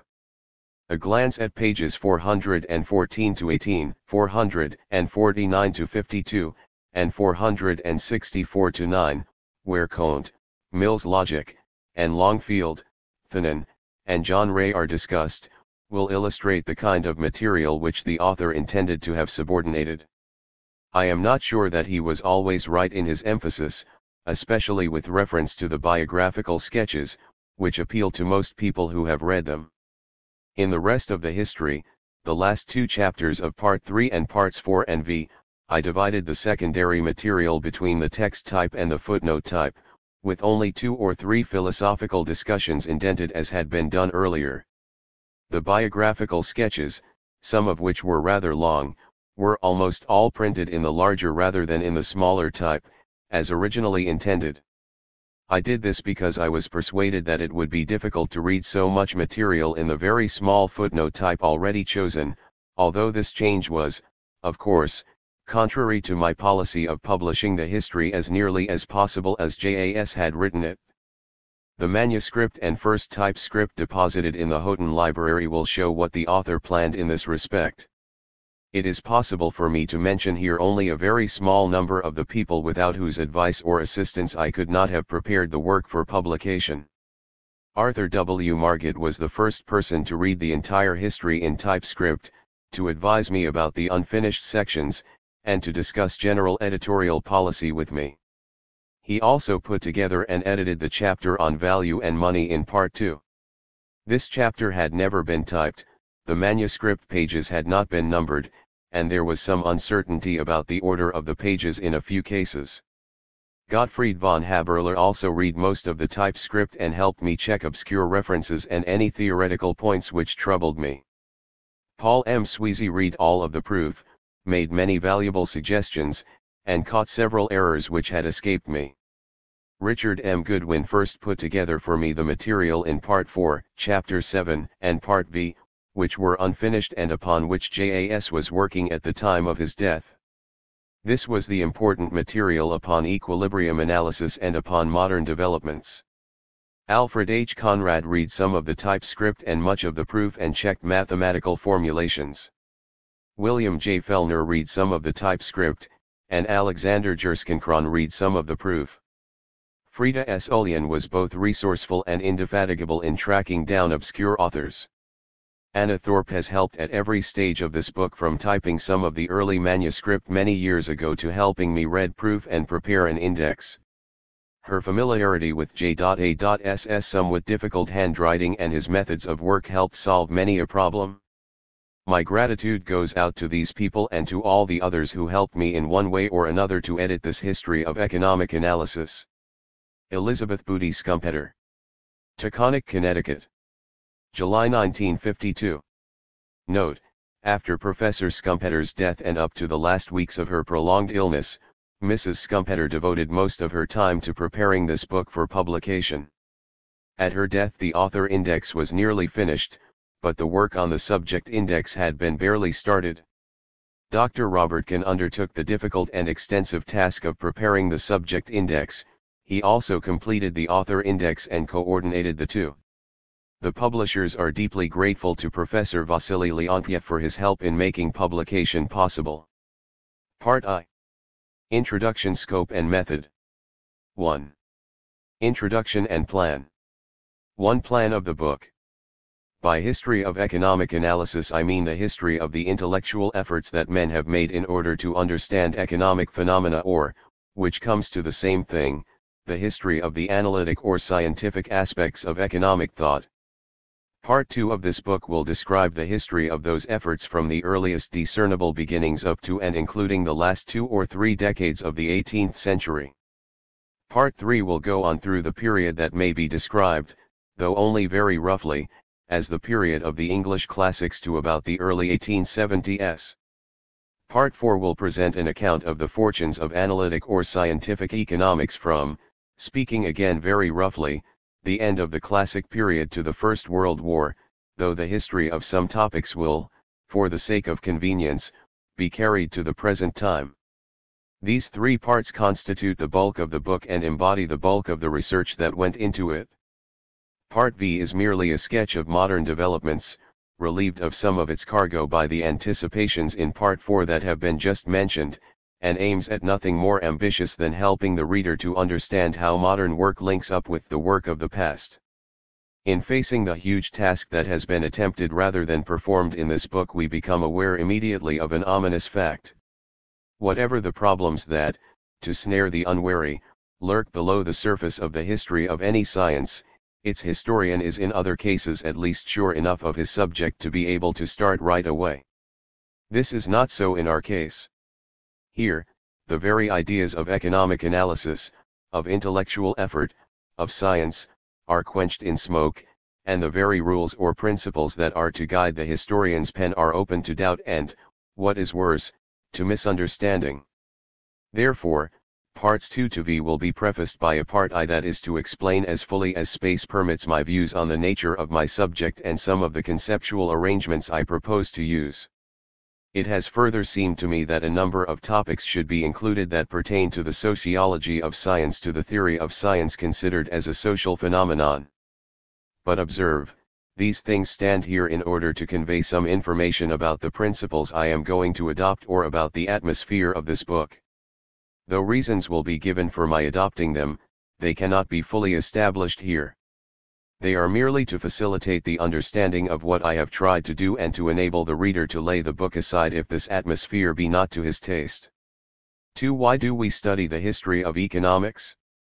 Well, why do we study the history of any science? Current work, so one would think, will preserve whatever is still useful of the work of preceding generations.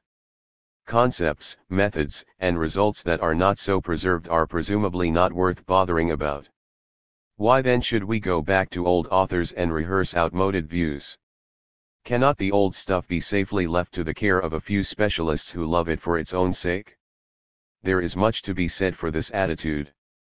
It is certainly better to scrap outworn modes of thought than to stick to them indefinitely. Nevertheless, we stand to profit from visits to the lumber room provided we do not stay there too long. The gains with which we may hope to emerge from it can be displayed under 3 heads: pedagogical advantages, new ideas, and insights into the ways of the human mind. We shall take these up in turn, at first without special reference to economics, and then add, under a 4th head, some reasons for believing that in economics the case for a study of the history of analytic work is still stronger than it is for other fields. First, then, teachers or students who attempt to act upon the theory that the most recent treatise is all they need will soon discover that they are making things unnecessarily difficult for themselves. Unless that recent treatise itself presents a minimum of historical aspects, No amount of correctness, originality, rigor, or elegance will prevent a sense of lacking direction and meaning from spreading among the students, or at least the majority of students. This is because, whatever the field, the problems and methods that are in use at any given time embody the achievements and carry the scars of work that has been done in the past under entirely different conditions. The significance and validity of both problems and methods cannot be fully grasped without a knowledge of the previous problems and methods to which they are the tentative response. Scientific analysis is not simply a logically consistent process that starts with some primitive notions and then adds to the stock in a straight line fashion. It is not simply progressive discovery of an objective reality, as is, for example, discovery in the basin of the Congo. Rather, it is an incessant struggle with creations of our own and our predecessors' minds, and it progresses, if at all, in a criss-cross fashion, not as logic, but as the impact of new ideas or observations or needs, and also as the bents and temperaments of new men dictate. Therefore, any treatise that attempts to render the present state of science really renders methods, problems, and results that are historically conditioned and are meaningful only with reference to the historical background from which they spring. To put the same thing somewhat differently, the state of any science at any given time implies its past history and cannot be satisfactorily conveyed without making this implicit history explicit. Let me add at once that this pedagogical aspect will be kept in mind throughout the book, and that it will guide the choice of material for discussion, sometimes at the expense of other important criteria. Second, our minds are apt to derive new inspiration from the study of the history of science. Some do so more than others, but there are probably few that do not derive from it any benefit at all. A man's mind must be indeed sluggish if, standing back from the work of his time and beholding the wide mountain ranges of past thought, he does not experience a widening of his own horizon. The productivity of this experience may be illustrated by the fact that the fundamental ideas that eventually developed into the theory of special relativity occurred first in a book on the history of mechanics. 40 But, besides inspiration, every one of us may glean lessons from the history of his science that are useful, even though sometimes discouraging. We learn about both the futility and the fertility of controversies, about detours, wasted efforts, and blind alleys, about spells of arrested growth, about our dependence on chance, about how not to do things, about leeways to make up for. We learn to understand why we are as far as we actually are, and also why we are not further. And we learn what succeeds and how and why, a question to which attention will be paid throughout this book. Third, the highest claim that can be made for the history of any science or of science in general is that it teaches us much about the ways of the human mind. To be sure, the material it presents bears only upon a particular kind of intellectual activity. But within this field its evidence is almost ideally complete. It displays logic in the concrete, logic in action, logic wedded to vision and to purpose. Any field of human action displays the human mind at work, but in no other field do we get so near the actual methods of working, because in no other field do people take so much trouble to report on their mental processes. Different men have behaved differently in this respect. Some, like Huygens, were frank, others, like Newton, were reticent. But even the most reticent of scientists are bound to reveal their mental processes, because scientific, unlike political performance, is self-revelatory by nature.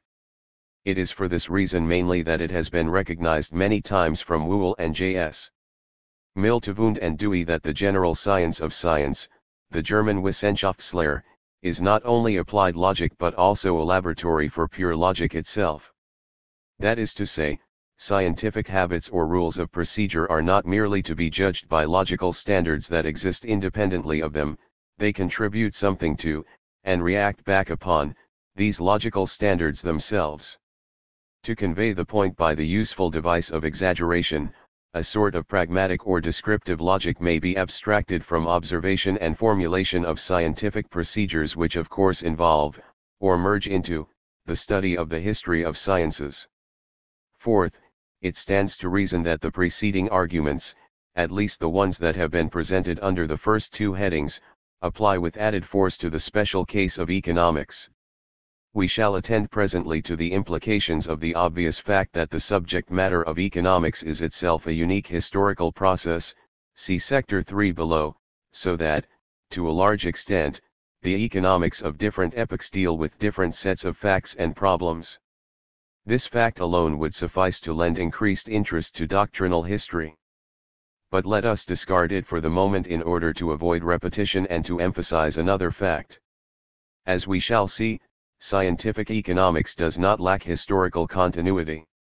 It is in fact our main purpose to describe what may be called the process of the filiation of scientific ideas, the process by which men's efforts to understand economic phenomena produce, improve, and pull down analytic structures in an unending sequence. And it is one of the main theses to be established in this book that fundamentally this process does not differ from the analogous processes in other fields of knowledge.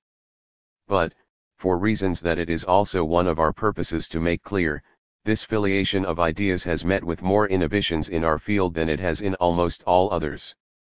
Few people, and least of all we economists ourselves, are prone to offer us congratulations on our intellectual achievements. Moreover, our performance is, and always was, not only modest but also disorganized. Methods of fact-finding and analysis that are and were considered substandard or wrong on principle by some of us do prevail and have prevailed widely with others. Although it is possible nevertheless, as I shall try to show, to speak for every epoch of established professional opinion on scientific topics, and although this opinion has often stood the test of being proof against strong differences in political views, we cannot speak with as much confidence about it as can physicists or mathematicians. In consequence, we cannot, or at least we do not, trust one another to sum up the state of the science in an equally satisfactory manner. And the obvious remedy for the shortcomings of summarizing works is the study of doctrinal history, much more than in, say, physics. Is it true in economics that modern problems, methods, and results cannot be fully understood without some knowledge of how economists have come to reason as they do? In addition, much more than in physics have results been lost on the way or remained in abeyance for centuries. We shall meet with instances that are little short of appalling. Stimulating suggestions and useful if disconcerting lessons are much more likely to come to the economist who studies the history of his science than to the physicist who can, in general, rely on the fact that almost nothing worthwhile has been lost of the work of his predecessors. Why, then, not start in at once upon another story of intellectual conquest? 3. But is economics a science? The answer to the question that heads this section depends of course on what we mean by science. Thus, in everyday parlance as well as in the lingo of academic life, particularly in French and English-speaking countries, the term is often used to denote mathematical physics. Evidently, this excludes all social sciences and also economics. Nor is economics as a whole a science if we make the use of methods similar to those of mathematical physics the defining characteristic, definians, of science. In this case only a small part of economics is scientific. Again, if we define science according to the slogan "science is measurement," then economics is scientific in some of its parts and not in others. There should be no susceptibilities concerning rank or dignity about this. To call a field a science should not spell either a compliment or the reverse. For our purpose, a very wide definition suggests itself, to wit, a science is any kind of knowledge that has been the object of conscious efforts to improve it. 41 Such efforts produce habits of mind, methods or techniques, and a command of facts unearthed by these techniques which are beyond the range of the mental habits and the factual knowledge of everyday life. Hence we may also adopt the practically equivalent definition: a science is any field of knowledge that has developed specialized techniques of fact-finding and of interpretation or inference, analysis. Finally, if we wish to emphasize sociological aspects, we may formulate still another definition, which is also practically equivalent to the other two: a science is any field of knowledge in which there are people, so-called research workers or scientists or scholars, who engage in the task of improving upon the existing stock of facts and methods, and who, in the process of doing so, acquire a command of both that differentiates them from the layman and eventually also from the mere practitioner. Many other definitions would be just as good. Here are two which I add without further explanations. 1. Science is refined common sense. 2. Science is tooled knowledge. Since economics uses techniques that are not in use among the general public, and since there are economists to cultivate them, economics is obviously a science within our meaning of the term. It seems to follow that to write the history of those techniques is a perfectly straightforward task about which there should be no doubts or qualms. Unfortunately, this is not so. We are not yet out of the wood, in fact, we are not yet in it. A number of obstacles will have to be removed before we can feel sure of our ground, the most serious one carrying the label ideology. This will be done in the subsequent chapters of this part. Just now, a few comments will be presented on our definition of science. First of all, we must meet what the reader presumably considers a fatal objection. Science being tooled knowledge, that is, being defined by the criterion of using special techniques, it seems as though we should have to include, for instance, the magic practiced in a primitive tribe if it uses techniques that are not generally accessible and are being developed and handed on within a circle of professional magicians. And of course we ought to include it on principle. This is so because magic, and practices that in the relevant aspect do not differ fundamentally from magic, sometimes shade off into what modern man recognizes as scientific procedure by imperceptible steps. Astrology was astronomy's mate until the beginning of the 17th century. There is, however, another and still more compelling reason. The exclusion of any kind of tooled knowledge would amount to declaring our own standards to be absolutely valid for all times and places. But this we cannot do. Point 42. In practice we have indeed no choice but to interpret and to appraise every piece of tooled knowledge, past as well as present, in the light of our standards, since we have no others. They are the results of a development of more than 6 centuries, 43, during which the realm of scientifically admissible procedures or techniques has been more and more restricted, in the sense that more and more procedures or techniques have been ruled out as inadmissible. We mean this critically restricted realm only when we speak of modern or empirical or positive 44 science. Its rules of procedure differ in different departments of science and, as we have already seen above, are never beyond doubt. Broadly, however, they may be described by two salient characteristics: they reduce the facts we are invited to accept on scientific grounds to the narrower category of facts verifiable by observation or experiment, and they reduce the range of admissible methods to logical inference from verifiable facts. Henceforth we shall put ourselves on this standpoint of empirical science, at least so far as its principles are recognized in economics.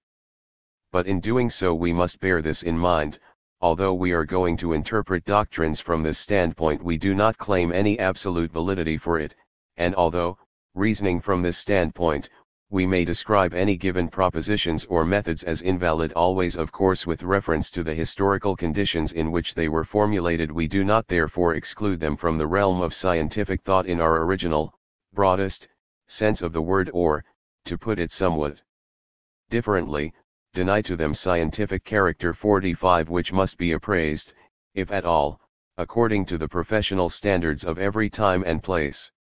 Second, our original definition, tooled knowledge, indicates the reason why it is in general impossible to date even by decades the origins, let alone the foundation, of a science as distinguished from the origins of a particular method or the foundation of a school. Just as sciences grow by slow accretion when they have come into existence, so they emerge by slow accretion, gradually differentiating themselves, under the influence of favorable and inhibiting environmental and personal conditions, from their common sense background and sometimes also from other sciences. Research into the past, clarifying those conditions, can and does reduce the time range within which it is in each case about equally justifiable to aver or to deny the existence of a body of scientific knowledge. But no amount of research can eliminate altogether a zone of doubt that has always been broadened by the historian's personal equation. As regards economics, bias or ignorance alone can explain such statements as that A. Smith or F. Quesnay or Sir William Petty or anyone else founded that science, or that the historian should begin his report with one of them. But it must be admitted that economics constitutes a particularly difficult case, because common sense knowledge goes in this field much farther relatively to such scientific knowledge as we have been able to achieve, than does common sense knowledge in almost any other field. The layman's knowledge that rich harvests are associated with low prices of foodstuffs or that division of labor increases the efficiency of the productive process are obviously prescientific, and it is absurd to point to such statements in old writings as if they embodied discoveries. The primitive apparatus of the theory of demand and supply is scientific. But the scientific achievement is so modest, and common sense and scientific knowledge are logically such close neighbors in this case, that any assertion about the precise point at which the one turned into the other must of necessity remain arbitrary. I use this opportunity to advert to a cognate problem. To define science as tooled knowledge and to associate it with particular groups of men is almost the same thing as emphasizing the obvious importance of specialization, of which the individual sciences are the relatively late result. Point 46. But this process of specialization has never gone on according to any rational plan, whether explicitly preconceived or only objectively present, so that science as a whole has never attained a logically consistent architecture. It is a tropical forest, not a building erected according to blueprint. Individuals and groups have followed leaders or exploited methods or have been lured on by their problems, as it were, cross-country, as has been already explained in Section 2. One of the consequences of this is that the frontiers of the individual sciences, or of most of them, are incessantly shifting, and that there is no point in trying to define them either by subject or by method. This applies particularly to economics, which is not a science in the sense in which acoustics is one, but is rather an agglomeration of ill-coordinated and overlapping fields of research in the same sense as is medicine. Accordingly, we shall indeed discuss other people's definitions primarily for the purpose of wondering at their inadequacies, but we shall not adopt one for ourselves. Our closest approach to doing so will consist in the enumeration presented below of the main fields now recognized in teaching practice. But even this epideictic definition 47 must be understood to carry no claim to completeness. In addition, we must always leave open the possibility that, in the future, topics may be added to or dropped from any complete list that might be drawn up as of today. Third, our definition implies nothing about the motives that impel men to exert themselves in order to improve upon the existing knowledge in any field. In another connection we shall presently return to this subject. For the moment we only note that the scientific character of a given piece of analysis is independent of the motive for the sake of which it is undertaken. For instance, bacteriological research is scientific research, and it does not make any difference to its procedures whether the investigator embarks upon it in order to serve a medical purpose or any other. Similarly, if an economist investigates the practices of speculation by methods that meet the scientific standards of his time and environment, the results will form part of the scientific fund of economic knowledge, irrespective of whether he wishes to use them for recommending regulatory legislation or to defend speculation against such legislation or merely to satisfy his intellectual curiosity. Unless he allows his purpose to distort his facts or his reasoning, there is no point in our refusing to accept his results or to deny their scientific character on the ground that we disapprove of his purpose. This implies that any arguments of a scientific character produced by special pleaders, whether they are paid or not for producing them, are for us just as good or bad as those of detached philosophers, if the latter species does indeed exist. Remember, occasionally, it may be an interesting question to ask why a man says what he says, but whatever the answer, it does not tell us anything about whether what he says is true or false. We take no stock in the cheap device of political warfare, unfortunately too common also among economists, of arguing about a proposition by attacking or extolling the motives of the man who sponsors it or the interest for or against which the proposition seems to tell. 2. Interlude I, the techniques of economic analysis. The last paragraph of the preceding chapter points toward momentous problems, which will, under the heading of Sociology of Science, be touched upon in Chapter 4. Now we break off our argument and turn aside in order to hunt two hares whose paths diverge sometimes in a disconcerting manner. On the one hand, it is necessary to define the relations of economics to some of the fields of tooled knowledge that have or have had influence upon it or have border zones in common with it. 48. Ch3, on the other hand, it is convenient to use this opportunity to explain right now some of the concepts and principles that will govern our exposition of the history of economic analysis. This will be done in the current chapter. Let us begin in a thoroughly common-sense manner. What distinguishes the scientific economist from all the other people who think, talk, and write about economic topics is a command of techniques 49 that we class under three heads: history, statistics, and theory. The three together make up what we shall call economic analysis. Later in this chapter, JAS added to these three a fourth fundamental field: economic sociology. 1. Economic history. Of these fundamental fields, economic history, which issues into and includes present-day facts, is by far the most important. I wish to state right now that if, starting my work in economics afresh, I were told that I could study only one of the three but could have my choice, it would be economic history that I should choose. And this on three grounds. First, the subject matter of economics is essentially a unique process in historic time.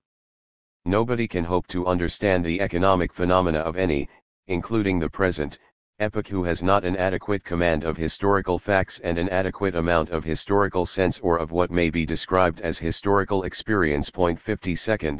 The historical report cannot be purely economic but must inevitably reflect also institutional facts that are not purely economic, therefore it affords the best method for understanding how economic and non-economic facts are related to one another, and how the various social sciences should be related to one another. 51. Third, it is, I believe, the fact that most of the fundamental errors currently committed in economic analysis are due to lack of historical experience more often than to any other shortcoming of the economist's equipment. History must of course be understood to include fields that have acquired different names as a consequence of specialization, such as prehistoric reports and ethnology, anthropology. 52. Two ominous consequences of the argument above should be noticed at once. First, since history is an important source though not the only one of the economist's material, and since, moreover, the economist himself is a product of his own and all preceding time, economic analysis and its results are certainly affected by historical relativity. 53. And the only question is how much. No worthwhile answer to this question can be got by philosophizing about it, but it will be one of our major concerns to work one out by detailed investigation. This is why sketches of the spirit of the times and, in particular, of the politics of each period will preface our exposition of the economic analysis in the subsequent parts. Second, we have to face the fact that, economic history being part of economics, the historian's techniques are passengers in the big bus that we call economic analysis. Derivative knowledge is always unsatisfactory. Hence, even economists who are not economic historians themselves and who merely read the historical reports written by others must understand how these reports came into being, or else they will not be able to appraise the real meaning. We shall not be able to live up to the program that follows from this. In principle, however, let us remember, Latin paleography, for instance, is one of the techniques of economic analysis. 2. Statistics. It stands to reason that for economics, statistics, that is, the statistical figure or series of figures must be of vital importance. In practice this has been recognized at least since the 16th and 17th centuries, when a large part of the work of the Spanish politicos, for example, consisted in the collection and interpretation of statistical figures, not to mention the English econometric eons, who were called political arithmetic eons, and their fellow workers in France, Germany, and Italy. 54. We need statistics not only for explaining things but also in order to know precisely what there is to explain. But a comment has to be added that is analogous to the comment made in the preceding paragraph on the subject of history. It is impossible to understand statistical figures without understanding how they have been compiled. It is equally impossible to extract information from them or to understand the information that specialists extract for the rest of us without understanding the methods by which this is done and the epistemological backgrounds of these methods. Thus, an adequate command of modern statistical methods is a necessary, but not a sufficient, condition for preventing the modern economist from producing nonsense, though very much more so in some fields than in others. Our stake in these methods is too great for us to leave judgment on the virtues or shortcomings, say, of the varied difference method to specialists, even if they were unanimous about it. Again, we shall not be able to live up to the program that follows from this. But again, we shall recognize, in principle at least, statistical methods are part of the tools of economic analysis even when not specially devised to meet its particular needs, and Jacques Bernoulli's ars conjectandi or Laplace's theory analytique stand in the history of many sciences, but they have their places also in the history of our own. 55. 3. Theory. The third fundamental field is theory. This term carries many meanings, but only two of them are relevant so far as our own usage in this book is concerned. The first and less important one makes theories synonymous with explanatory hypotheses. Such hypotheses are of course essential ingredients of historiography and statistics also. For instance, even the most fiercely factual historian, economic or other, can hardly avoid forming an explanatory hypothesis or theory, or several explanatory hypotheses or theories, on the origins of towns. The statistician must form a hypothesis or theory, say, on the joint distribution of the stochastic variables that enter into his problem. All that needs to be said about this is that it is an error, though a widespread one, to believe that the sole or main business of the economic theorist consists in formulating such hypotheses, some may wish to add, out of the blue sky. Economic theory does something entirely different. It cannot indeed, any more than can theoretical physics, do without simplifying schemata or models that are intended to portray certain aspects of reality and take some things for granted in order to establish others according to certain rules of procedure. So far as our present argument is concerned, the things, propositions, that we take for granted may be called indiscriminately either hypotheses or axioms or postulates or assumptions or even principles. 56 And the things, propositions, that we think we have established by admissible procedure are called theorems. Of course, a proposition may figure in one argument as a postulate and in another as a theorem. Now, hypotheses of this kind are also suggested by facts. They are framed with an eye to observations made, but in strict logic they are arbitrary creations of the analyst. 57 They differ from the hypotheses of the first kind in that they do not embody final results of research that are supposed to be interesting for their own sake, but are mere instruments or tools framed for the purpose of establishing interesting results. Moreover, framing them is no more all the economic theorist does than framing statistical hypotheses is all that the statistical theorist, or in fact any theorist, does. Just as important is the devising of the other gadgets by which results may be extracted from the hypotheses. All the concepts, such as marginal rate of substitution, marginal productivity, multiplier, accelerator, relations between concepts, and methods of handling these relations, all of which have nothing hypothetical about them. 58 And it is the sum total of such gadgets, inclusive of strategically useful assumptions, which constitutes economic theory. In Mrs. Robinson's unsurpassably felicitous phrase, economic theory is a box of tools. The rationale of this conception of economic theory is very simple and the same as in all other departments of science. Experience teaches us that the phenomena of a given class, economic, biological, mechanical, electrical, and whatnot, are indeed individual occurrences, each of which, as it occurs, reveals peculiarities of its own. But experience also teaches us that these individual occurrences have certain properties or aspects in common, and that a tremendous economy of mental effort may be realized if we deal with these properties or aspects, and with the problems they raise, once and for all. For some purposes it is indeed necessary to analyze every individual case of pricing in an individual market, every case of income formation, every individual business cycle, every international transaction, and so on. But even where this is necessary, we discover that we are using, in each case, concepts that occur in the analysis of all. Next we discover that all cases, or at least large sets of individual cases, display similar features which, and the implications of which, may be treated for all of them together by means of general schemata of pricing, income formation, cycles, international transactions, and so on. And finally we discover that these schemata are not independent of one another but related, so that there is advantage in ascending to a still higher level of generalizing abstraction on which we construct a composite instrument or engine or organon of economic analysis, though not the only one, as we have seen, which functions formally in the same way, whatever the economic problem to which we may turn. 59 it.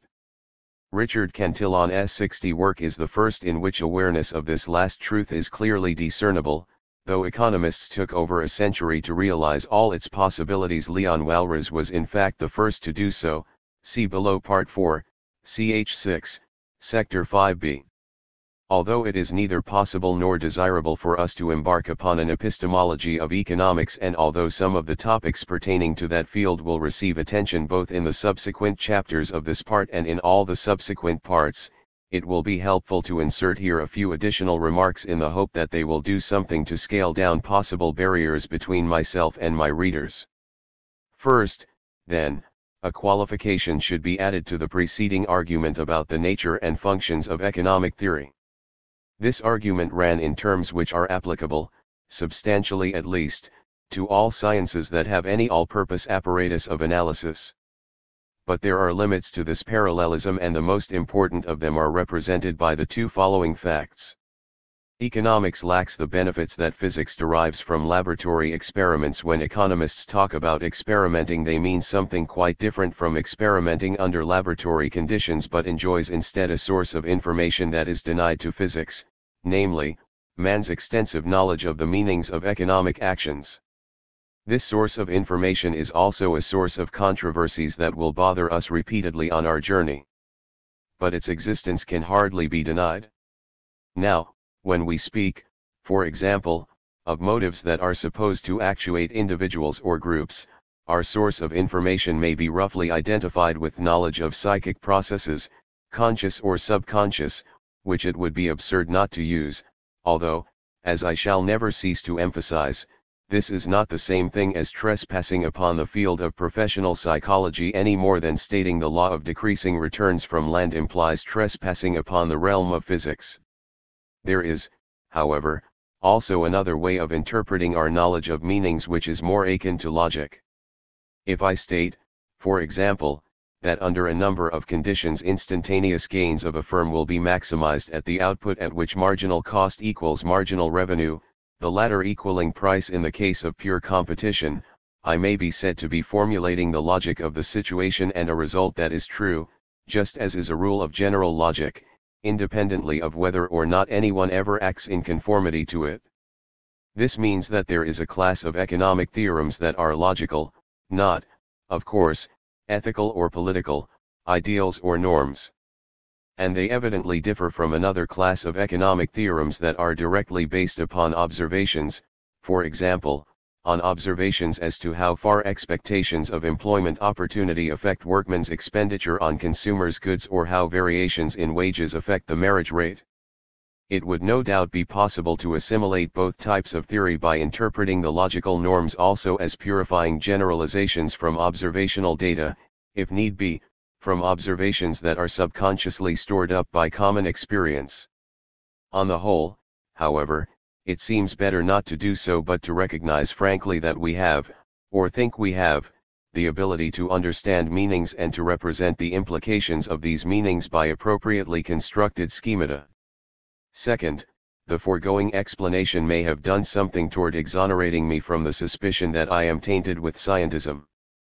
This term has been introduced by Professor von Hayek 61 to denote the uncritical copying of the methods of mathematical physics in the equally uncritical belief that these methods are of universal application and the peerless example for all scientific activity to follow.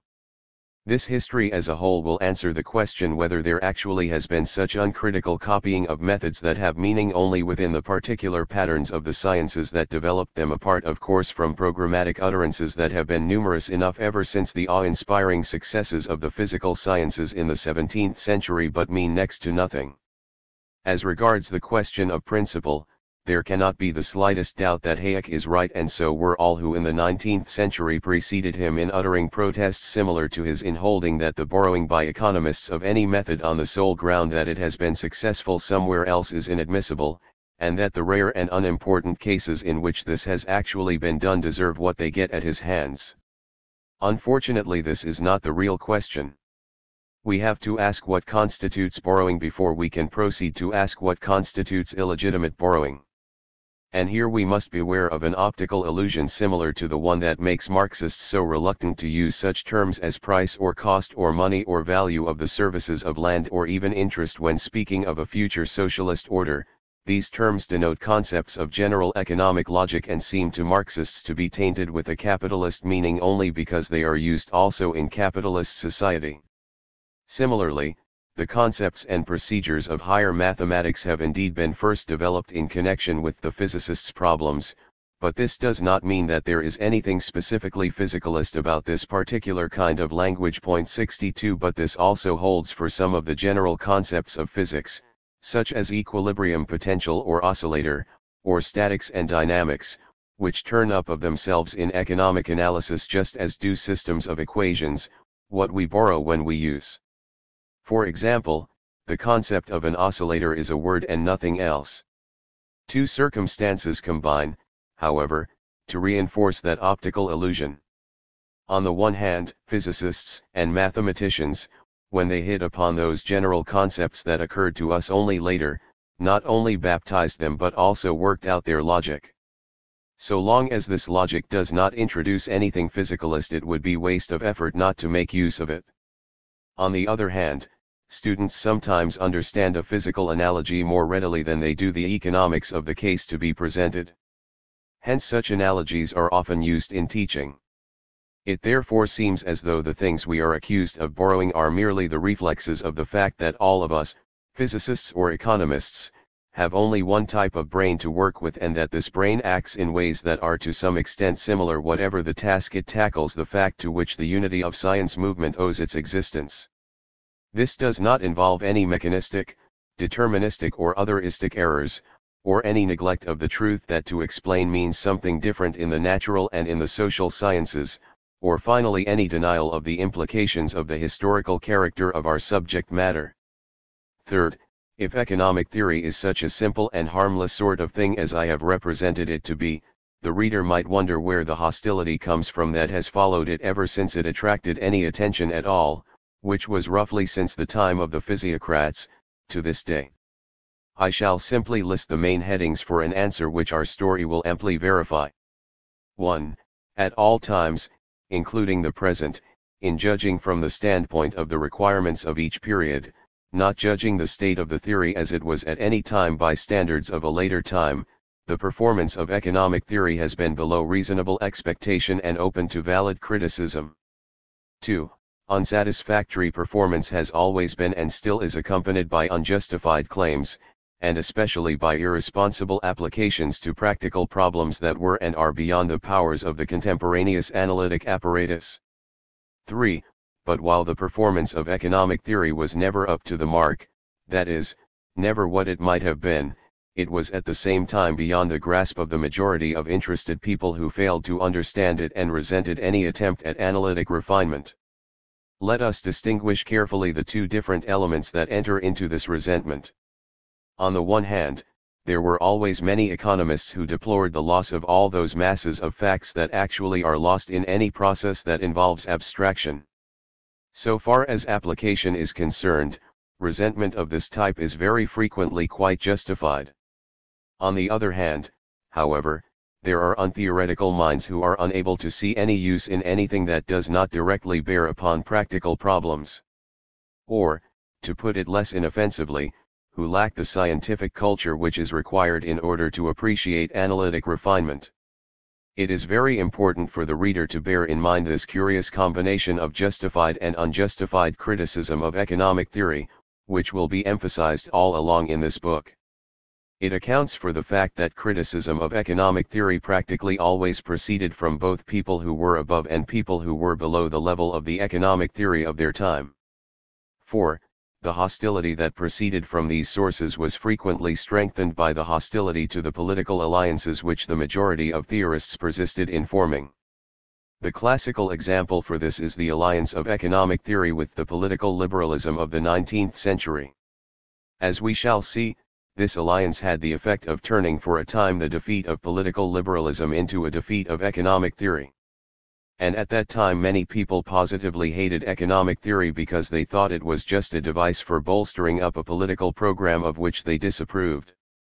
This view came all the easier to them because economic theorists themselves shared their error and did all they could to harness their analytic apparatus into the service of their liberal political creed. In this and many analogous cases, of which modern economic theory is another deplorable example, economists indulged their strong propensity to dabble in politics, to peddle political recipes, to offer themselves as philosophers of economic life, and in doing so neglected the duty of stating explicitly the value judgments that they introduced into their reasoning. 5.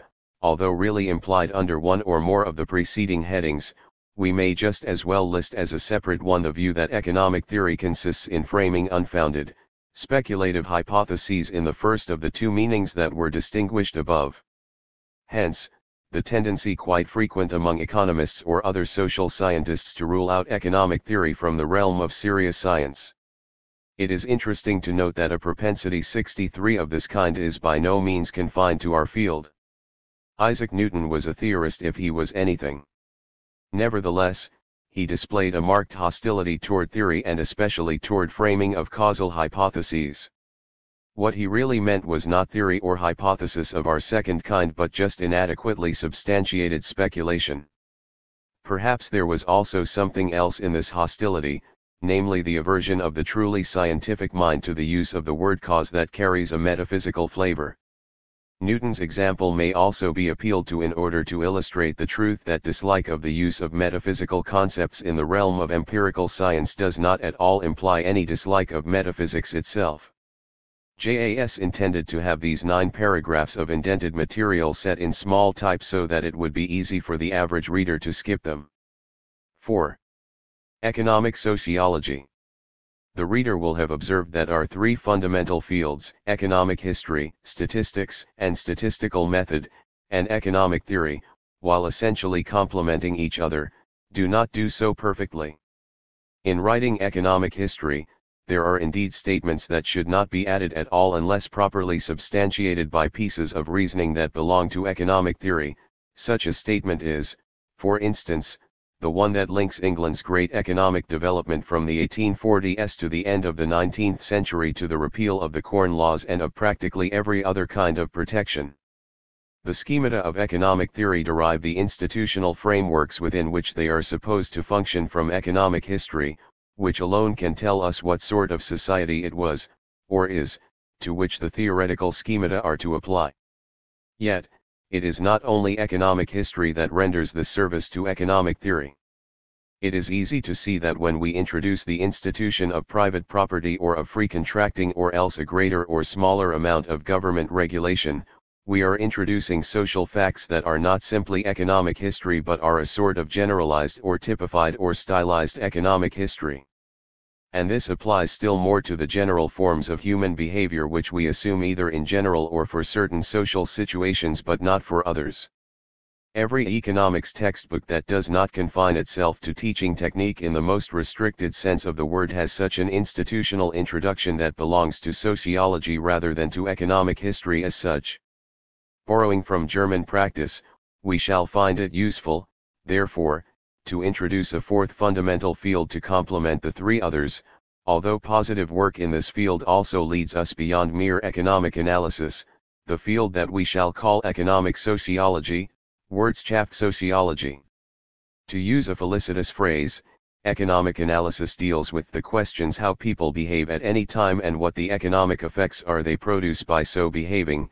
Economic sociology deals with the question how they came to behave as they do. 64 If we define human behavior widely enough so that it includes not only actions and motives and propensities but also the social institutions that are relevant to economic behavior such as government, property inheritance, contract, and so on, that phrase really tells us all we need. Of course, it should be observed that this distinction is one we make for our own purposes. It is not implied that this distinction has been made by the authors themselves whom we are going to encounter. The proof of any pudding is in the eating, and hence I refrain from saying anything in its defense just now. 5. Political economy. The sum total of the historical, statistical, and theoretical techniques that have been characterized above, together with the results they help to produce, we call scientific economics. This term is of relatively recent growth.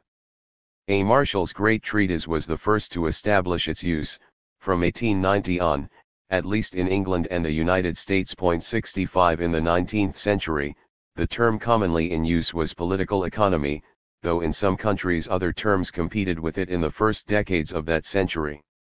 This unimportant matter will be attended to, as we go along, in the subsequent parts. But it is just as well to note 2 points at once. First, political economy meant different things to different writers, and in some cases it meant what is now known as economic theory or pure economics. A warning must therefore be issued right now that in order to interpret correctly what any given writer said about the scope and method of political economy, we must always make sure of the meaning he attached to this term. Some propositions about those subjects that have outraged critics become perfectly harmless if this rule be borne in mind.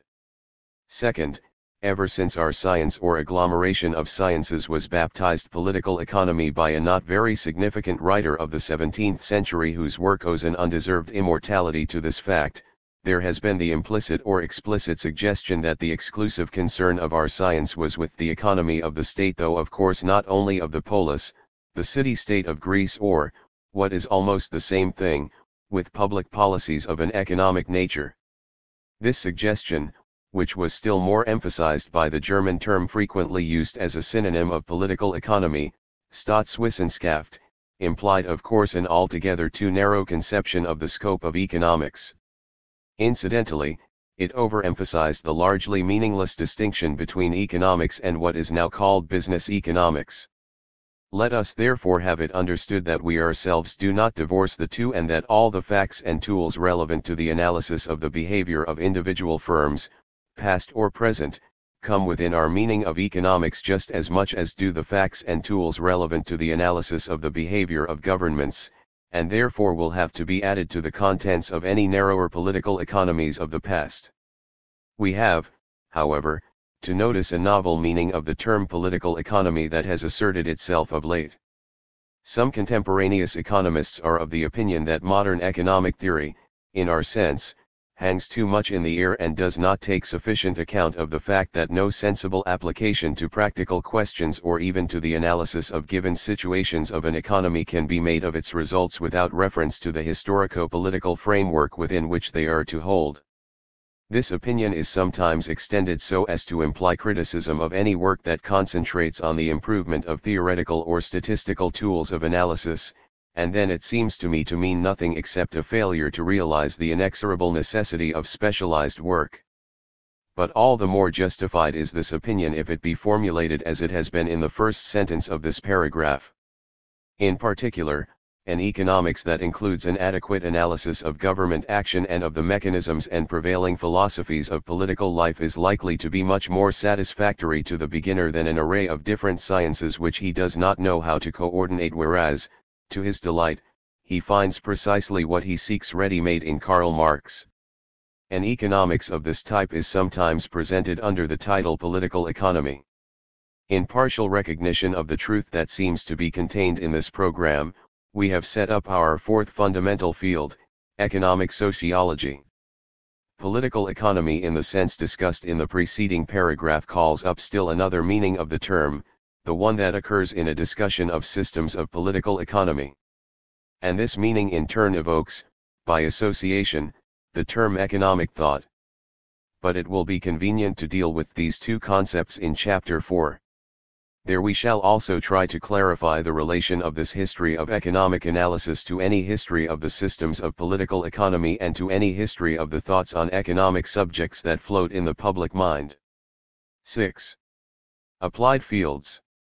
Division of labor, in research as well as in teaching, has produced, in economics as elsewhere, an indefinite number of specialties that are usually described as applied fields. In order to obtain a list of them, which does not claim to be complete, let us draw inspiration from the courses offered by the larger institutions of higher learning in the United States that teach economics. In addition to general survey courses and courses in economic history, statistics, economic theory, and economic sociology 66 we find, first, offerings in a group of fields which everyone considers part and parcel of general economics and which receive separate treatment only in order to facilitate more intensive treatment of their subjects. Such are money and banking, business fluctuations or cycles, foreign trade, international economic relations, and, occasionally, location. Second, we find a group of fields, such as accounting, actuarial science, and insurance, that, historically, have preserved altogether too much independence from general economics, which is slowly being surrendered in the case of accounting, but are useful or even indispensable for all or some economists, because they offer both instruments of economic analysis or opportunities for applying it. Witness, for example, the subject of depreciation. Third, we find a group of standard fields that pivot on the old established departments of public economic policy, especially agriculture 67, labor, transportation, and utilities, the problems of manufacturing industry, and of its public control, for which there is no generally accepted English name, and public finance, fiscal policy, to which most people will add, for the present, a number of other fields such as marketing, commodity distribution, and social security, so far as not covered by insurance. Socialism and comparative economic systems, or again population, may stand for a fourth group, and the area studies that have become so popular of late for a fifth. Inclusion of other fields or the subdivision of some of those that have been mentioned could swell impressively the number of passengers in what we have described as a big bus. But our list as it stands and the reader's general knowledge suffice to verify the three statements which it is relevant to our task to make. First, there is evidently no permanence or logical order to this jumble of applied fields. Nor are there definite frontier lines to any of them. They appear or vanish, they increase or decrease in relative importance, and they overlap with one another as changing interests and methods dictate. And, as has been indicated already, this is as it should be. To undertake or to refrain from undertaking any interesting task out of respect for frontiers or tectonics would be the height of absurdity. Second, all those special or applied fields, and not only the three that have been mentioned as constituents of our first group, are mixtures of facts and techniques that form what we have described as the four fundamental divisions of economic analysis in our sense. The mixtures differ greatly from one another because there are wide stretches of ground on which there is much less need or opportunity for elaborate statistical or theoretical tools than there is in others, or even none at all, though the historical element can hardly ever be entirely neglected with impunity. In addition, the mixtures also differ for another reason. The specialist workers in the various fields are, individually and group-wise, very differently grounded in the fundamental fields, and so mix techniques in a manner that differs considerably from what their chosen specialties might be thought to require, a fact that we must keep in mind if we are to understand why economics is what it is. In principle, however, it is impossible to divorce any of the applied fields from the fundamental ones. But, third, such divorce is also impossible because the applied fields not only apply a stock of facts and techniques that lies ready for their use in general economics but also add to it. These fields may accumulate private stocks of facts and methods that are of little or no use outside their boundaries. Beyond this, however, they have repeatedly developed accumulations of facts and conceptual schemata that should be recorded as contributions to general economic analysis, even though the appointed wardens of the latter have sometimes been slow to welcome them. Modern agricultural economics affords some examples, the fields of transportation and public finance afford others. It follows that we cannot confine ourselves to the history of general economic analysis but shall have to keep an eye on developments in applied fields as best we can. 3. Interlude 2, Contemporaneous developments in other sciences. From time to time, we shall look up from our work in order to view a piece of intellectual scenery. Slightly less perfunctorily, we shall, for every one of our periods, register some contemporaneous developments in other sciences, in our sense of the term, that were relevant or might, for one reason or another, be expected to have been relevant to the development of our own.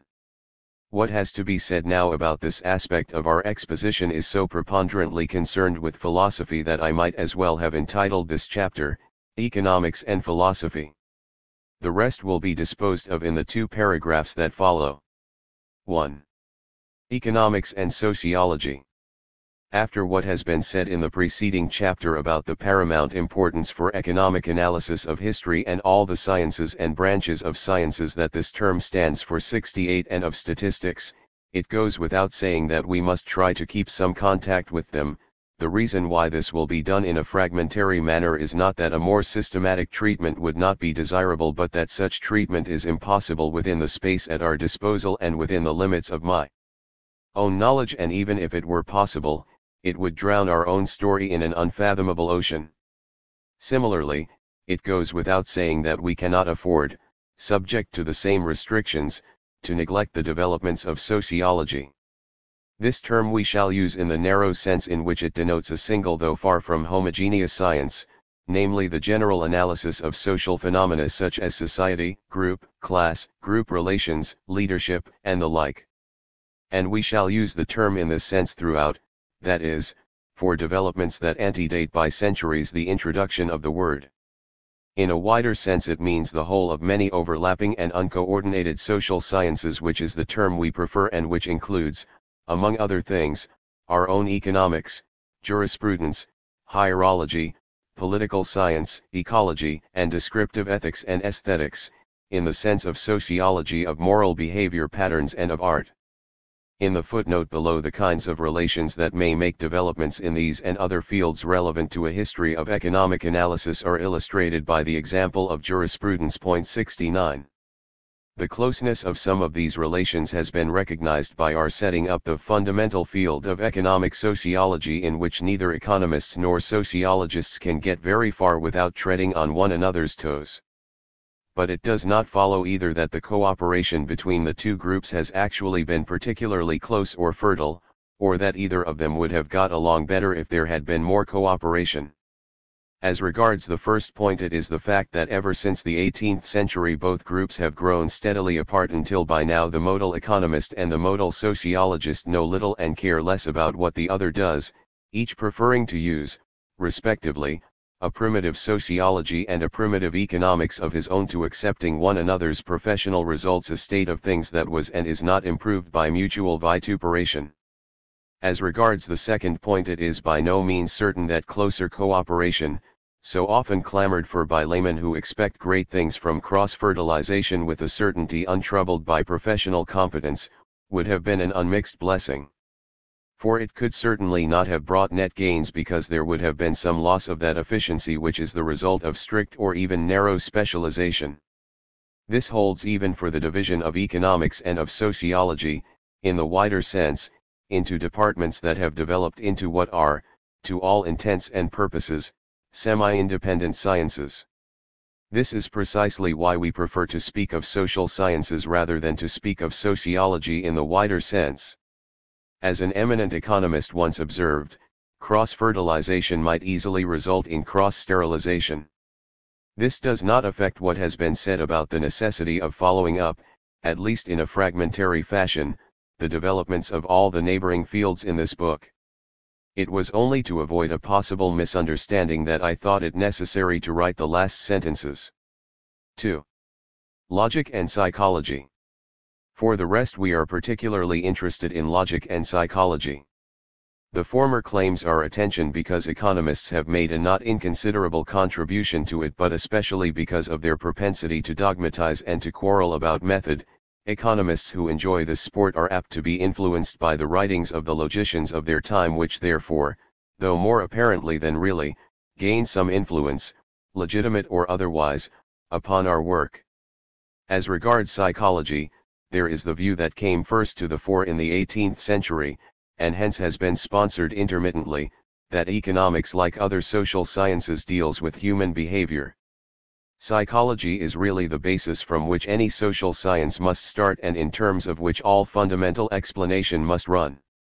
This view, which has been defended as strongly as it has been attacked, we shall denote by the term psychologism. Actually, however, economists have never allowed their analysis to be influenced by the professional psychologists of their times, but have always framed for themselves such assumptions about psychical processes as they thought it desirable to make. On the one hand, we shall note this fact occasionally with surprise because there exist problems in economic analysis that might be attacked with advantage by methods worked out by psychologists. On the other hand, we must avoid a very natural delusion. If we use an assumption the contents of which seem to belong to a particular field, this does not necessarily mean that we actually invade that field. For instance, the so-called law of decreasing returns from land refers to what might be termed a physical fact. But, as has been pointed out already, this does not mean that in formulating this assumption we are entering the field of physics.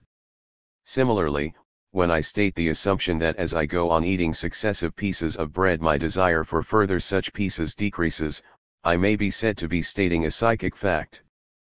But, in doing so, I am not borrowing anything from professional psychology, good or bad. I am simply formulating what rightly or wrongly I believe to be a fact of common experience. If we place ourselves on this standpoint, we shall find that there is much less of psychology about economic propositions than one might think at first sight. To speak of psychological laws, such as the Keynesian law of the propensity to consume, is a flagrant abuse, because this practice suggests justification for our assumptions, which, in effect, do not exist. Nevertheless, it is necessary to glance occasionally at the developments in the field of professional psychology, and this necessity arises, though less often, also with respect to a number of other sciences. For the moment, we confine ourselves to mentioning biology as an example. There is, or has been, such a thing as social and economic Darwinism. If we are to appraise this phenomenon, it is just as well to make sure of what Charles Darwin actually said and of the methods and materials that induced him to say it. 3. Economics and philosophy. Now we turn to the subject of the relations between economics and philosophy. Or, to put it more precisely, to the question, how far economic analysis has experienced influences from philosophy. 70 Owing to the many meanings that have been assigned to the word philosophy, some care is needed in order to avoid confusion. There is first a meaning for which our question is very easy to answer, or rather, for which no problem exists. The Greek philosopher, who shaded off into the rhetor and sophist, was simply the man of intellectual pursuits. Taken in this sense, which was transmitted to the Middle Ages and survived right into the 18th century, philosophy meant the sum total of all scientific knowledge. It was simply the universal science, of which metaphysics formed a part not less than did physics, and physics not less than mathematics or any philosophy on the nature of society and of the polis. This usage was bound to maintain itself so long as the stock, both of analytic tools and facts, remained small enough for one brain to encompass.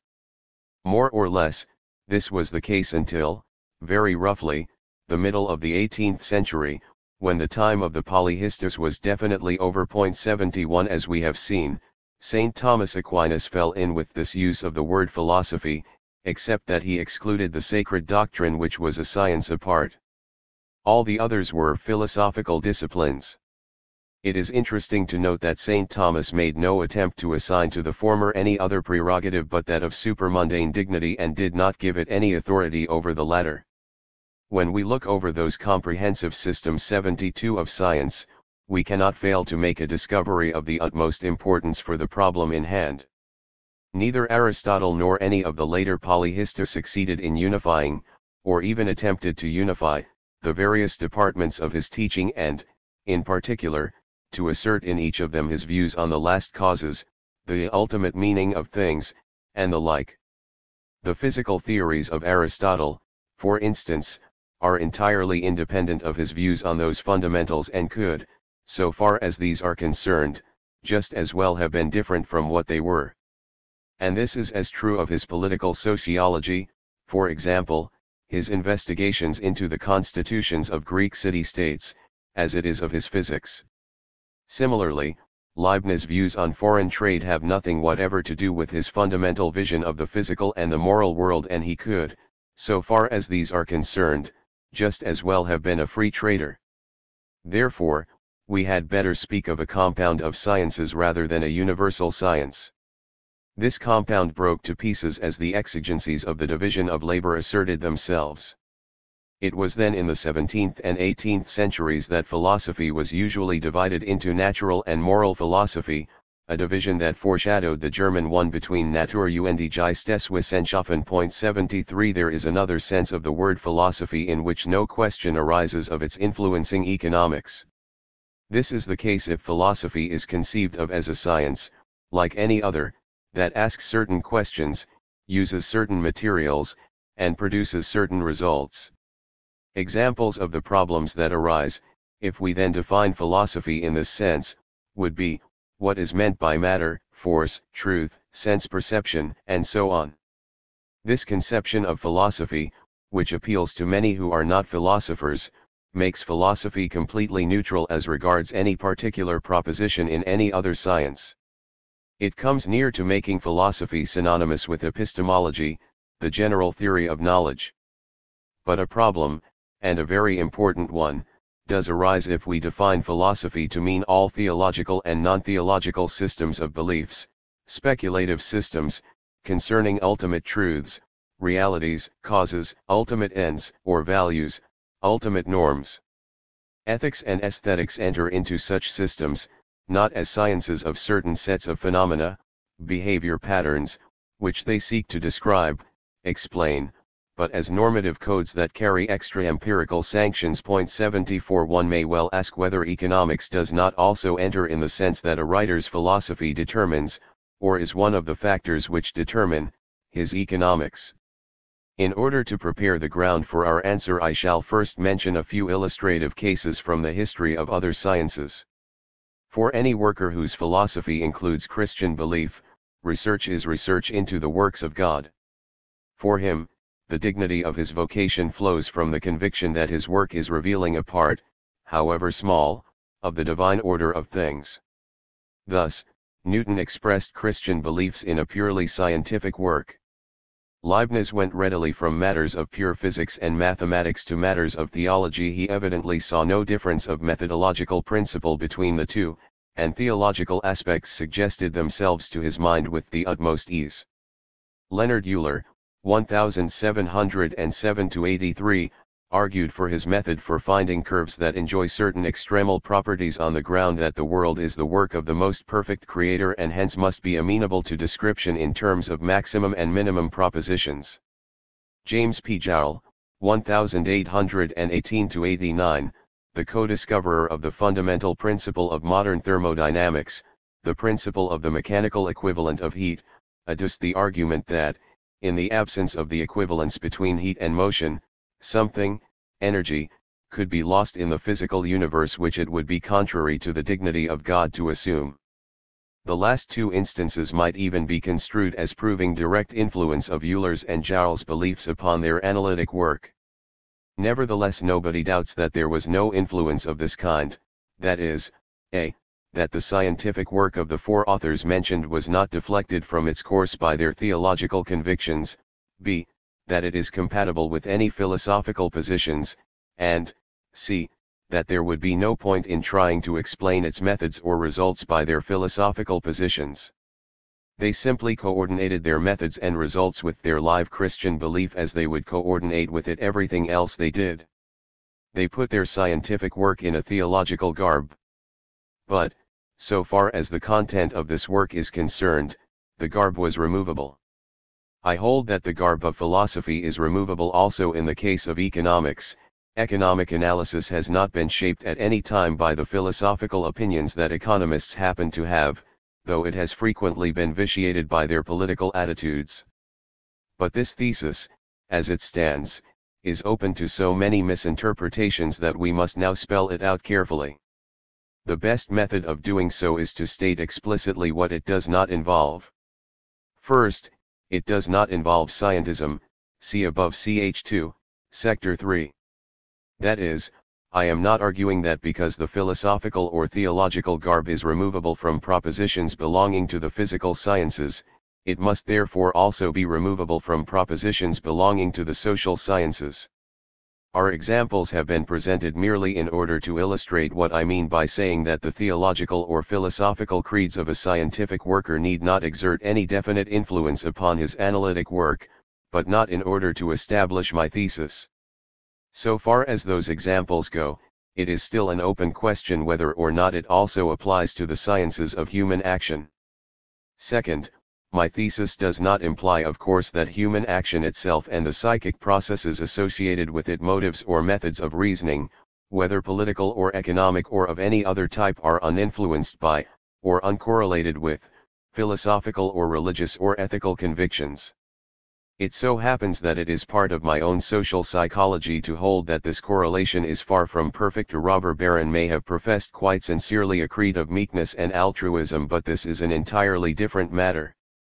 We are now concerned with the propositions of the sciences of human behavior about this human behavior, and are not questioning that religious or philosophical elements must indeed enter into any explanations of this behavior whenever they aim at completeness or realism. And this also applies to the scientific economist's politics and to any advice or recommendation he may tender with a view to influencing policies. All that our thesis involves is that it does not apply to his tools and theorem 75. Third, my thesis does not involve reliance on general considerations about the logical autonomy of the economic proposition or theorem from philosophy. This would be still compatible with the latter's influences creeping into the procedures of analytic work in a logically illegitimate manner.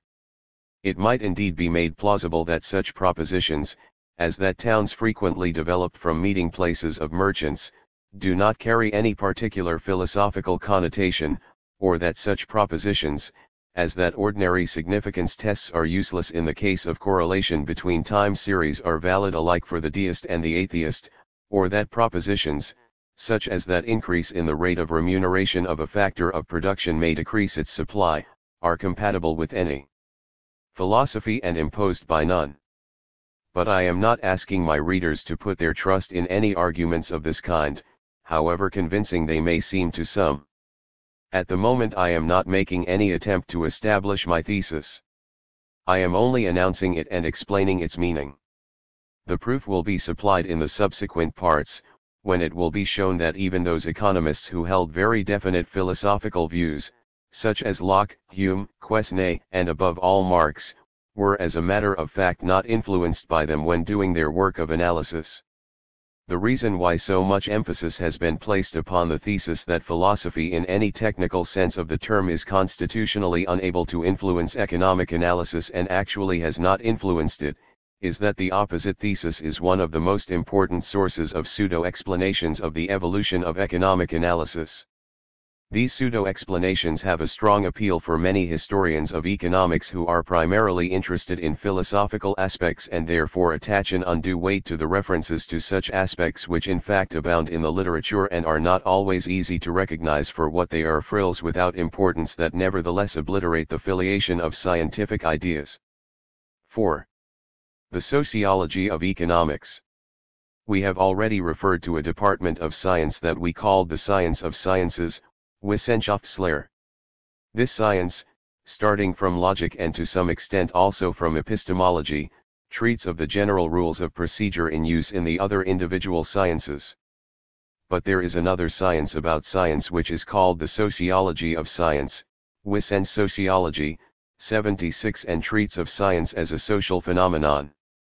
That is, it analyzes the social factors and processes that produce the specifically scientific type of activity, condition its rate of development, determine its direction towards certain subjects rather than other equally possible ones, foster some methods of procedure in preference to others, set up the social mechanisms that account for success or failure of lines of research or individual performances, raise or depress the status and influence of scientists, in our sense, and their work, and so on. Our emphasis upon the fact that the workers in the fields of tooled knowledge are apt to form distinct vocational groups qualifies particularly well for conveying to the reader the reasons why, and the extent to which, science constitutes a proper subject of sociological research. Our interest in this subject is of course confined, primarily at least, to the topics that may usefully figure in an introduction to a history of economic analysis. Of these the problem of ideology is by far the most important and will be dealt with first. 1. Under a second heading we shall consider the motive forces of scientific endeavor and the mechanisms of scientific development.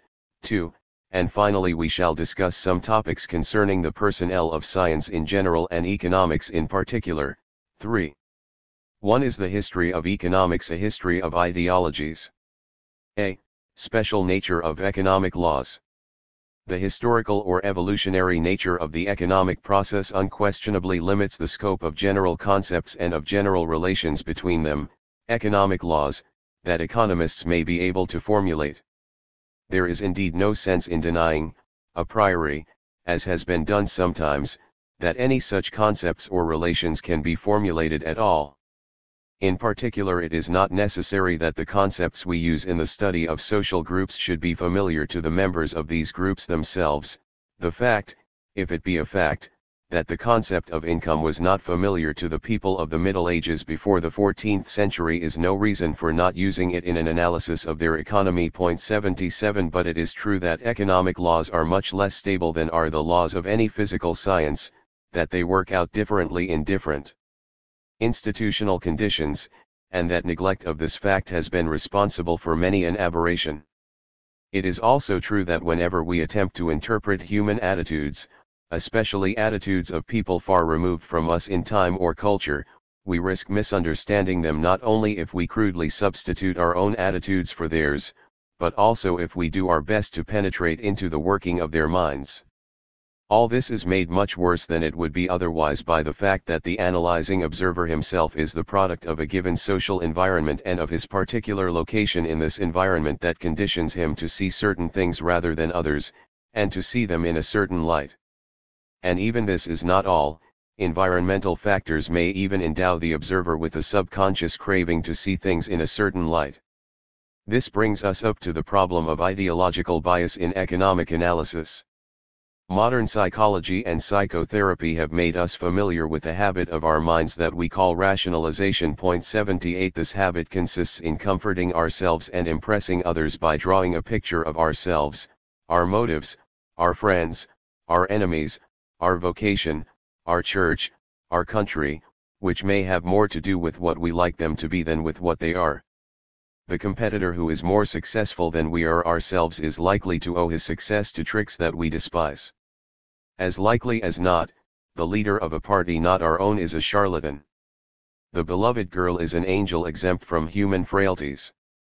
The enemy country is the home of monsters, our own the home of holy admirable heroes. And so on.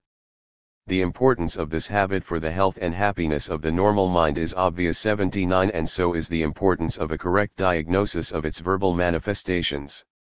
B. The Marxian exposition of ideological bias. Half a century before the full importance of this phenomenon was professionally recognized and put to use, Marx and Engels discovered it and used their discovery in their criticisms of the bourgeois economics of their time. Marx realized that men's ideas or systems of ideas are not, as historiography is still prone to assume uncritically, the prime movers of the historical process, but form a superstructure on more fundamental factors, as will be explained at the proper place in our narrative.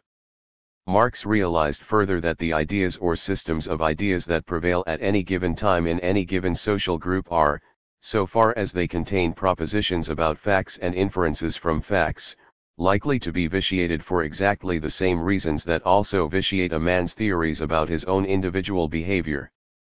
That is to say, people's ideas are likely to glorify the interests and actions of the classes that are in a position to assert themselves and therefore are likely to draw or to imply pictures of them that may be seriously at variance with the truth. Thus, the medieval knights fancied themselves as protectors of the weak and defenders of the Christian faith, whereas their actual behavior and, still more, Other factors that had produced and kept in existence the social structure of their world are bound to look very different to an observer of a different time and class. Such systems of ideas Marx called ideologies. 80 And his contention was that a large part of the economics of his time was nothing but the ideology of the industrial and commercial bourgeoisie. The value of this great contribution to our insight into the processes of history and into the meaning of social science is impaired but not destroyed by three blemishes, which it is as well to notice at once.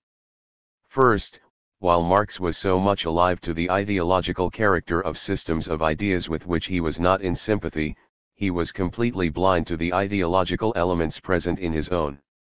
But the principle of interpretation involved in his concept of ideology is perfectly general. Obviously we cannot say, everywhere else is ideology. 81 We alone stand on the rock of absolute truth. Laborist ideologies are neither better nor worse than are any others. Second, the Marxist analysis of ideological systems of thought reduces them to emulsions of class interests which are in turn defined in exclusively economic terms. According to Marx, the ideologies of capitalist society are, to put it crudely, glorifications of the interests of what he styled the capitalist class, whose interests are made to turn on the hunt for pecuniary profits.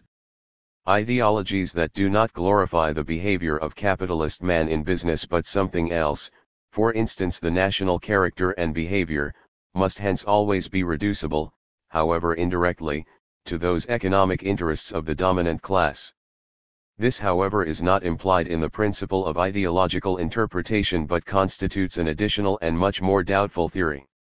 The principle itself implies only two things: that ideologies are superstructures erected on, and produced by, the realities of the objective social structure below them, and that they tend to reflect these realities in a characteristically biased manner. Whether or not these realities can be completely described in purely economic terms is another question.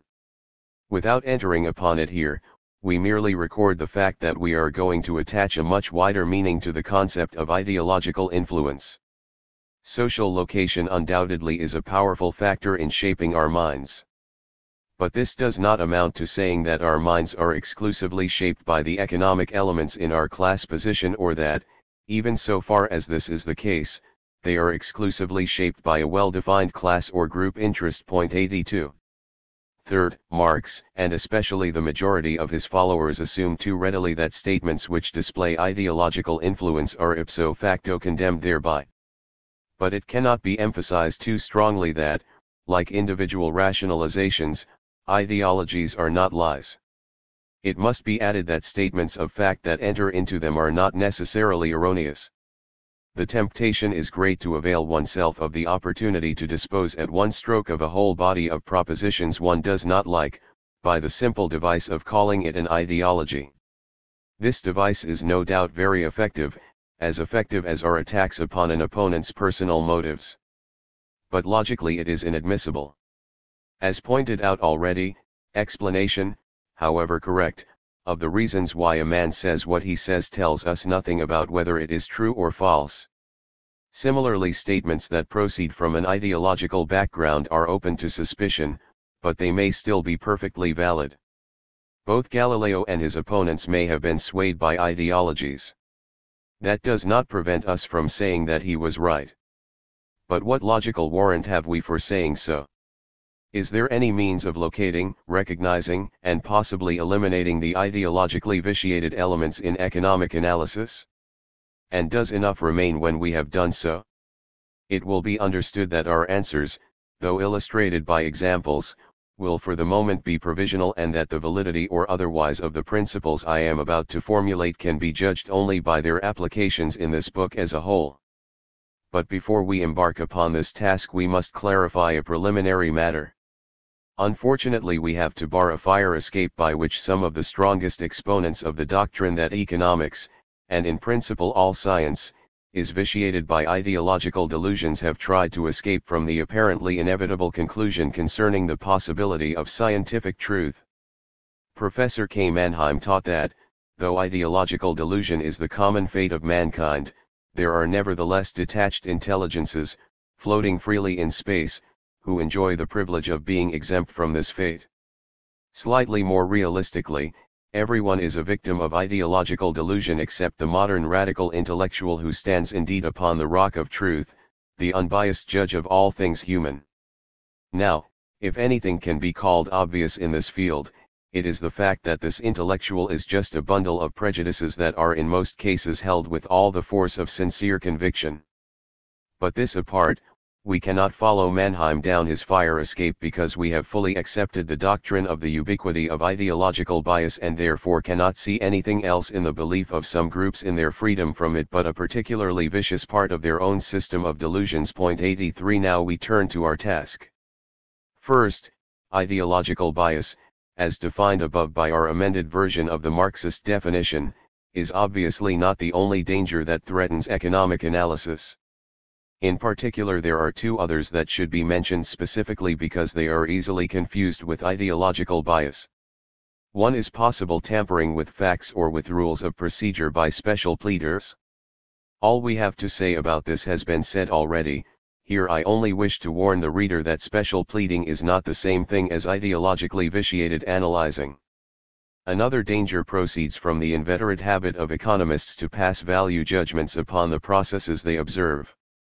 An economist's value judgments often reveal his ideology, but they are not his ideology. It is possible to pass value judgments upon irreproachably established facts and the relations between them, and it is possible to refrain from passing any value judgments upon facts that are seen in an ideologically deflected light.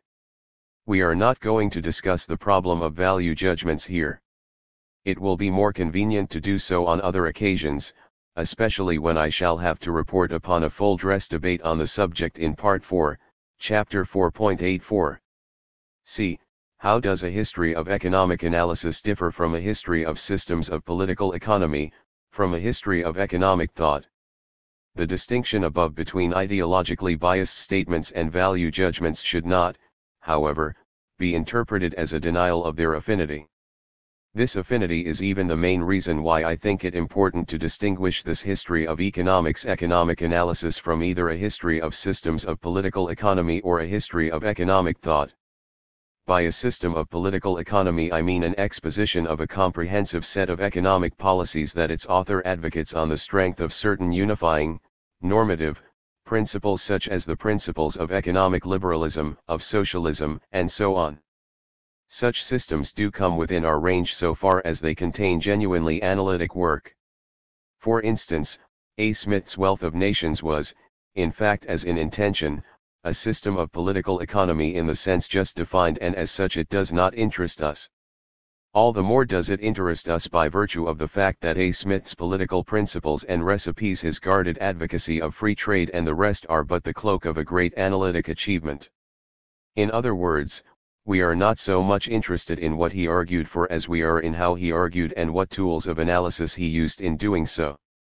His political principles and recipes themselves, including ideology revealing value judgments, were no doubt what mattered most to himself and to his readers and, furthermore, what accounts primarily for the success of his work with the public and, in this sense, for its proud position in the history of human thought.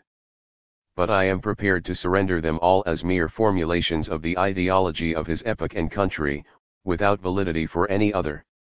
The same applies to what we define as economic thought, that is, the sum total of all the opinions and desires concerning economic subjects, especially concerning public policy bearing upon these subjects that, at any given time and place, float in the public mind. Now the public mind is never an undifferentiated or homogeneous something but is the result of the division of the corresponding community into groups and classes of various natures. In other words, the public mind reflects more or less treacherously, and at some times more treacherously than at others, the class structure of the corresponding society and the group minds or attitudes that form in it. Since these group minds have different opportunities of asserting themselves and especially of leaving their marks upon the literature which comes under the observation of later generations, questions of interpretation arise that are always difficult and sometimes impossible to solve. The public mind of a time and place is in particular not only differentiated sectionally, but also according to the position and intelligence of the individuals that form the same horizontal or vertical section. It is one thing with politicians, another with the shopkeepers, farmers, and laborers that are represented by these politicians. And it may be formulated into systems of political economy by writers who belong, or who attach themselves, to particular sections. On the other hand, it may border on, or overlap with, analytic work as it has often done in treatises written by members of the commercial or industrial bourgeoisie. So far as it does do the latter, it will of course be our task to pick out as best we can such analytic performances from the common run of verbalizations of the humors of the times that are unconnected with any effort to improve our conceptual apparatus, and hence without interest for us. However difficult it may be to carry out this program in any particular case, the distinction between different masses of thought which we are trying to draw is quite clear on principle. It would, I suppose, be possible to write alongside a history of economic analysis another history of the popular views on economic subjects. By the same token, it is possible to write a history of economic thought that traces out the historical change of attitudes, mentioning analytic performances in passing. Such a history would indeed display the close association that exists within the attitudes of the public mind in the sense defined, with the kind of problems that at any given time interest analysts and form the general attitude or spirit in which they approach their problems. Our own plan is exactly the opposite one. We shall, of course, never neglect the general environment of economic thought in which, at various times, analysts did their work. But these environments and their historical changes are never our main object of interest. They come in as favorable or inhibiting influences upon analytic work, which shall remain the hero throughout our play. In trying to disentangle analytic work from its popular background, even though this background incessantly asserts its influence, we shall make a discovery which it is just as well to notice at once. The development of analytic work, however much disturbed it may have been by the interests and attitudes of the marketplace, displays a characteristic property which is completely absent from the historical development of economic thought in our sense and also from the historical succession of systems of political economy. This property may best be illustrated by an example. From the earliest times until today, analytic economists have been interested, more or less, in the analysis of the phenomenon that we call competitive price. When the modern student meets the phenomenon on an advanced level of his study, for instance in the books of Hicks or Samuelson, he is introduced to a number of concepts and problems that may seem to him difficult at first, and would certainly have been completely ununderstandable to so relatively recent an author as John Stuart Mill. But the student will also discover before long that a new apparatus poses and solves problems for which the older authors could hardly have found answers even if they had been aware of them. This defines in a common sense and at any rate a perfectly unambiguous manner, in what sense there has been scientific progress between Mill and Samuelson. It is the same sense in which we may say that there has been technological progress in the extraction of teeth between the times of John Stuart Mill and our own. Now our ability to speak of progress in these cases is obviously due to the fact that there is a widely accepted standard, confined, of course, to a group of professionals, that enables us to array different theories of competitive price in a series, each member of which can be unambiguously labeled superior to the preceding one. We further observe that this array is associated with the lapse of time, in the sense that the later theory of competitive price almost always holds higher rank in the array of analytic perfection. Whenever this is not the case, it is possible to assign this fact to extra-analytic and, in this sense, disturbing influences. But while it is thus possible to speak of analytic progress and impossible to deny the facts that this word is to denote, there is nothing corresponding to this in the field of economic thought or even in any historical array of systems of political economy. For instance, there would be no sense in speaking of a superiority of Charlemagne's ideas on economic policy as revealed by his legislative and administrative actions over the economic ideas of, say, King Hammurabi, or of the general principles of policy revealed by the proclamations of the Stuart kings over those of Charlemagne, or of the declarations of policy that sometimes preface acts of Congress over those Stuart proclamations. We may of course sympathize with some of the interests favored in any of those cases rather than with the interests favored in others, and in this sense array such documents also in a scale of preference. But a place of any body of economic thought in any such array would differ according to the judge's value judgments, and for the rest we shall be left with our emotional or aesthetic preference for the various schemata of life that find expression in those documents. We should be very much in the same position if we were asked whether Gauguin or Titian was the greater painter. That is, the only sensible answer to such a question is that there is no meaning to it. And the same thing applies of course to all systems of political economy if we exclude from them technical excellences or deficiencies. We may, indeed, prefer the world of modern dictatorial socialism to the world of Adam Smith, or vice versa, but any such preference comes within the same category of subjective evaluation as does, to plagiarize Sombart, a man's preference for blondes over brunettes. In other words, there is no objective meaning to the term progress in matters of economic or any other policy because there is no valid standard for interpersonal comparisons. It should be superfluous to add that this argument seems to clarify satisfactorily the differences between historians of economics on this point. Some of them think of technical analysis and an increasing command of facts. These are quite right in speaking of scientific progress in our field. Others are speaking of the changing humors, themselves the product of changing social conditions, that produce changing opinions about policies and desirabilities. These are quite right in denying that there is such a thing as progress in our field. Either group may err only in overlooking that there is an aspect of man's thought on economic subjects other than the one they are considering exclusively. Only those err without qualification who either see in the development of economic analysis nothing but a reflex of the changing humors of the public mind, or else indulge in the enviable but childish belief that political attitudes are a function of nothing except progressive insights. D. The scientific process, vision and rules of procedure.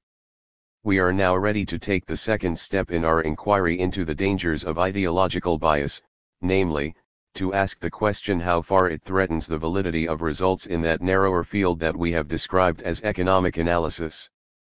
Some readers may think even that there is no second step to take, since we have already surrendered, as ideologically conditioned, all the systems of political economy, and since, in addition, we have recognized as ideologies the less completely systematized sets of opinions on economic subjects that, at any time and place, float in the public mind, we seem in fact to have admitted all there is to admit.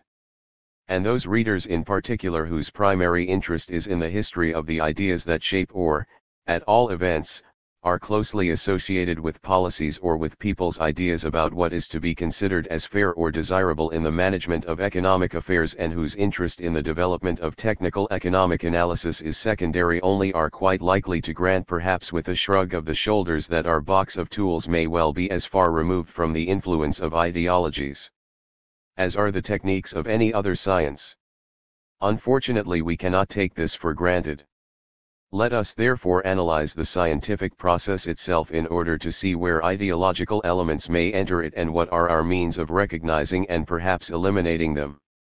In practice, we all start our own research from the work of our predecessors, that is, we hardly ever start from scratch. But suppose we did start from scratch, what are the steps we should have to take? Obviously, in order to be able to posit to ourselves any problems at all, we should first have to visualize a distinct set of coherent phenomena as a worthwhile object of our analytic efforts. In other words, analytic effort is of necessity preceded by a pre-analytic cognitive act that supplies the raw material for the analytic effort. In this book, this pre-analytic cognitive act will be called vision.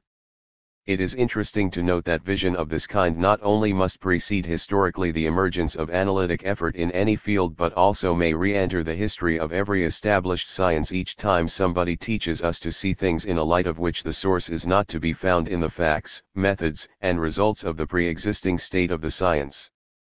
Let us illustrate this at once by an outstanding example from our own field and time. Critics and admirers of the scientific performance of the late Lord Keynes will agree to the statement that his general theory of employment, interest, and money, 1936, was the outstanding success of the 1930s and that it dominated analytic work for a decade after its publication, to say the least. The general theory presented an analytic apparatus which the author summed up in chapter 18. If we follow his exposition step by step, see especially pages 249 to 54, we observe that this apparatus had been designed in order to give convenient expression to certain facts of the world in which we live, although, as Keynes himself emphasized, these facts are attributed to his fundamental schedules, propensity to consume, attitude to liquidity, and marginal efficiency of capital, as special characteristics and not as logically necessary properties. This analytic pattern will be discussed in the proper place 85, where it will also be shown that the special characteristics in question are the characteristics of England's aging capitalism as seen from the standpoint of an English intellectual. There can be no question of their having been established by antecedent factual research. They are plausibly ascribed to the English world, on our general knowledge of contemporary human nature, p. 250. This is not the place to discuss the merits or demerits of this conception. All that matters here and now is that it is a conception or vision in our sense, and that it antedated all the analytic efforts that Keynes and others bestowed upon it. The process stands out in this case with such unsurpassable clearness because we can read a formulation of the vision, as yet analytically unarmed, in a few brilliant pages of Keynes's The Economic Consequences of the Peace, 1919. So far as this line of endeavor of a man of many interests was concerned, the whole period between 1919 and 1936 was then spent in attempts, first unsuccessful, then increasingly successful, at implementing the particular vision of the economic process of our time that was fixed in Keynes's mind by 1919 at latest. Other examples, from our field as well as from others, could be adduced in order to illustrate this way of our mind. But it would hardly be possible to find a more telling one. Analytic effort starts when we have conceived our vision of the set of phenomena that caught our interest, no matter whether the set lies in virgin soil or in land that had been cultivated before. The first task is to verbalize the vision or to conceptualize it in such a way that its elements take their places, with names attached to them that facilitate recognition and manipulation, in a more or less orderly schema or picture. But in doing so we almost automatically perform two other tasks. On the one hand, we assemble further facts in addition to those perceived already, and learn to distrust others that figured in the original vision. On the other hand, the very work of constructing the schema or picture will add further relations and concepts to, and in general also eliminate others from, the original stock. Factual work and theoretical work, in an endless relation of give and take, naturally testing one another and setting new tasks for each other, will eventually produce scientific models, the provisional joint products of their interaction with the surviving elements of the original vision, to which increasingly more rigorous standards of consistency and adequacy will be applied. This is indeed a primitive but not, I think, misleading statement of the process by which we grind out what we call scientific propositions. Now it should be perfectly clear that there is a wide gate for ideology to enter into this process. In fact, it enters on the very ground floor, into the pre-analytic cognitive act of which we have been speaking. Analytic work begins with material provided by our vision of things, and this vision is ideological almost by definition. It embodies the picture of things as we see them, and wherever there is any possible motive for wishing to see them in a given rather than another light, the way in which we see things can hardly be distinguished from the way in which we wish to see them. The more honest and naive our vision is, the more dangerous is it to the eventual emergence of anything for which general validity can be claimed. The inference for the social sciences is obvious, and it is not even true that he who hates a social system will form an objectively more correct vision of it than he who loves it. For love distorts indeed, but hate distorts still more. Our only comfort is in the fact that there is a large number of phenomena that fail to affect our emotions one way or the other, and that therefore look to one man very much as they do to another. But we also observe that the rules of procedure that we apply in our analytic work are almost as much exempt from ideological influence as vision is subject to it. Passionate allegiance and passionate hatred may indeed tamper with these rules. In themselves these rules, many of which, moreover, are imposed upon us by the scientific practice in fields that are little or not at all affected by ideology, are pretty effective in showing up misuse. And, what is equally important, they tend to crush out ideologically conditioned error from the visions from which we start. It is their particular virtue, and they do so automatically and irrespective of the desires of the research worker.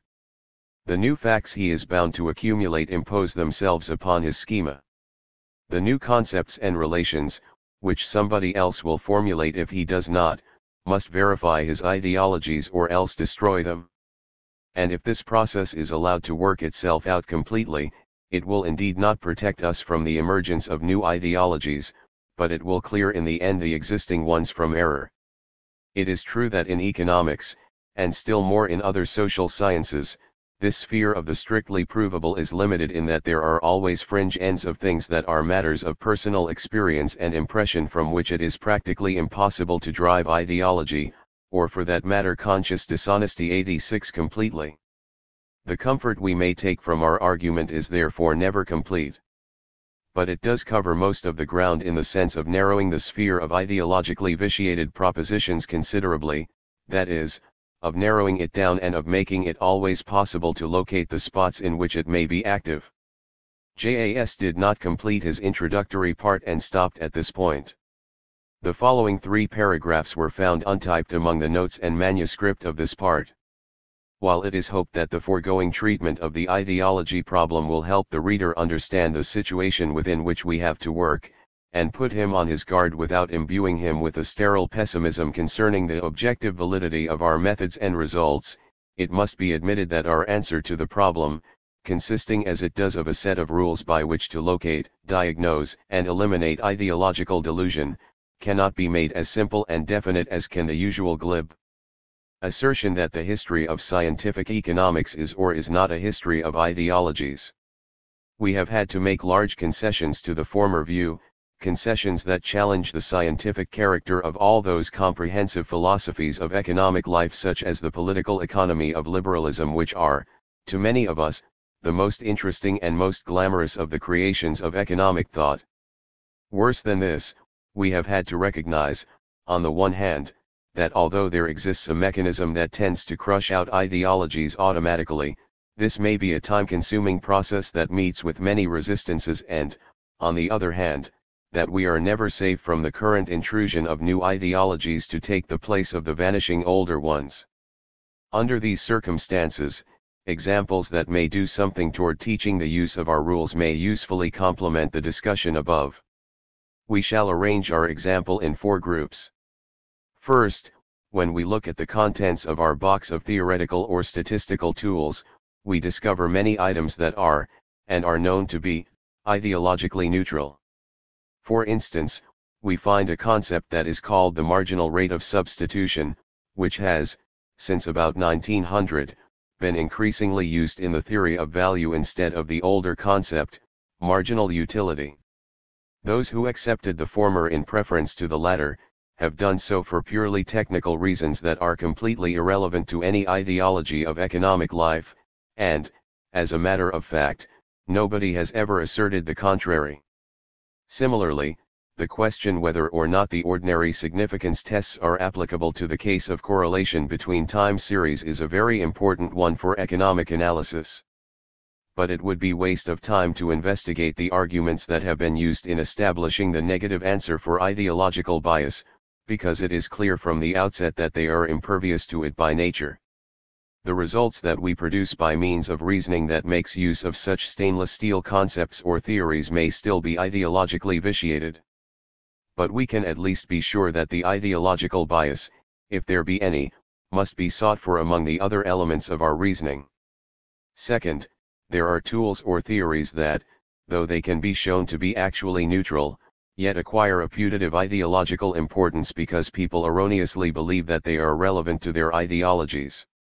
We have just noticed the unchallenged fact that the transition from the marginal utility theory of value to a theory of value based upon the concept of marginal rate of substitution was ideologically neutral in the sense that either can be shown to be equally compatible with any ideology whatsoever. But this was not so with the preceding phase of the development of the theory of value. Among the opponents of the marginal utility theory of value were the Marxist sponsors of a labor theory of value who believed, as did many marginal utility theorists also, that the choice between labor and marginal utility explanations of economic value depends upon our vision of the economic process and is ideologically relevant. Specifically, the Marxist notion that value is congealed labor was the first link in what Marxists considered to be a proof that the source of all incomes except wages is exploitation. However, as will be shown in Part 3, the ideology. JAS had nearly finished Section 1 of Chapter 4, Is the History of Economics a History of Ideologies? For a further discussion of some of these problems, the reader is referred to the Presidential Address, by JAS, before the American Economic Association, Science and Ideology, American Economic Review, March 1949.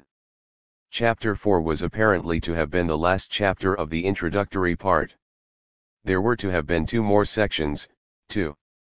The motive forces of scientific endeavor and the mechanisms of scientific development, and 3.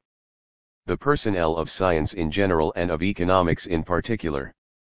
These subjects are discussed at intervals throughout the history, see index under these headings, and in connection with the author's concept of schools.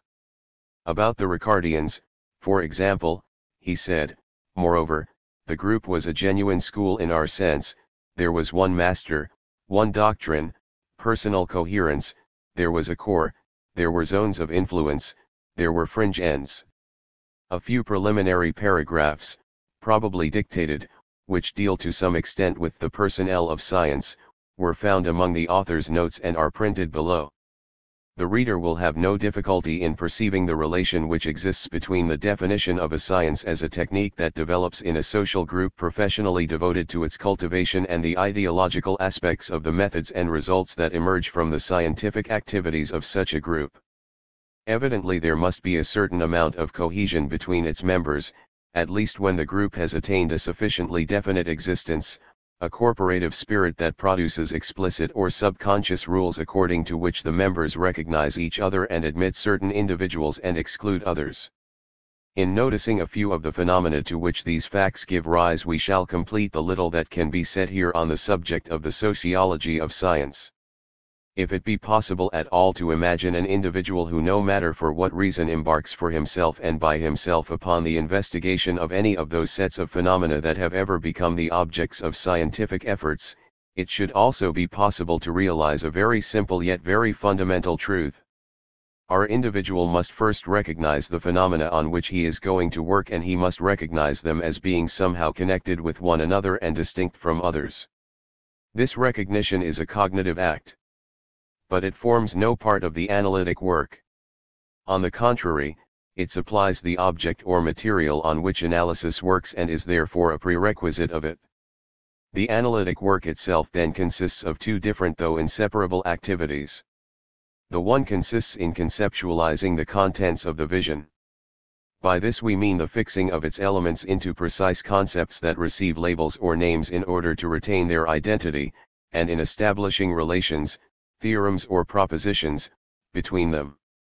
The other consists in hunting for further empirical data, facts, with which we enrich and check the ones originally perceived.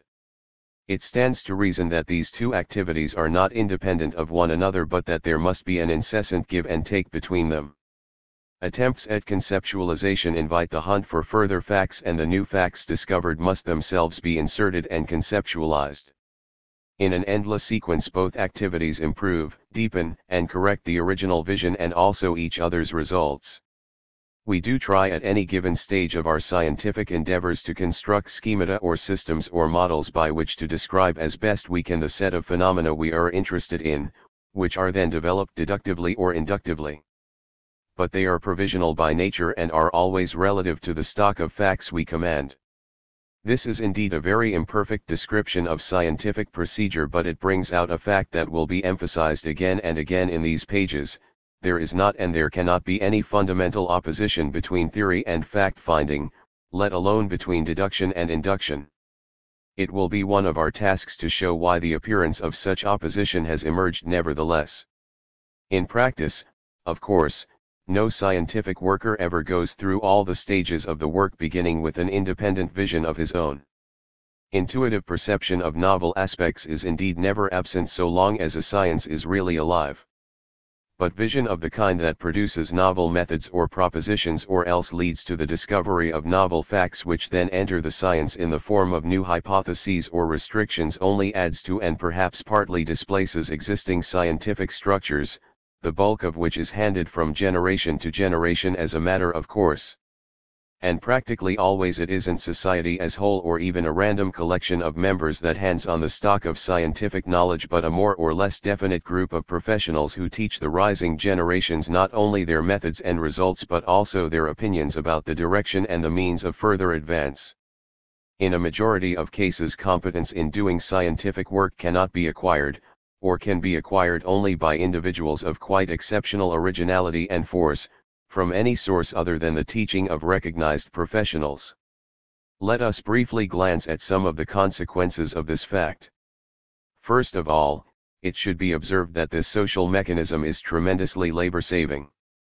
By means of it any beginner who follows the advice received and who does the work assigned to him acquires knowledge of facts, grasp of problems, mastery of methods with an economy of energy that should set the bulk of his force free for exploration of lands that lie beyond the boundary line at which the competence of the teacher ends.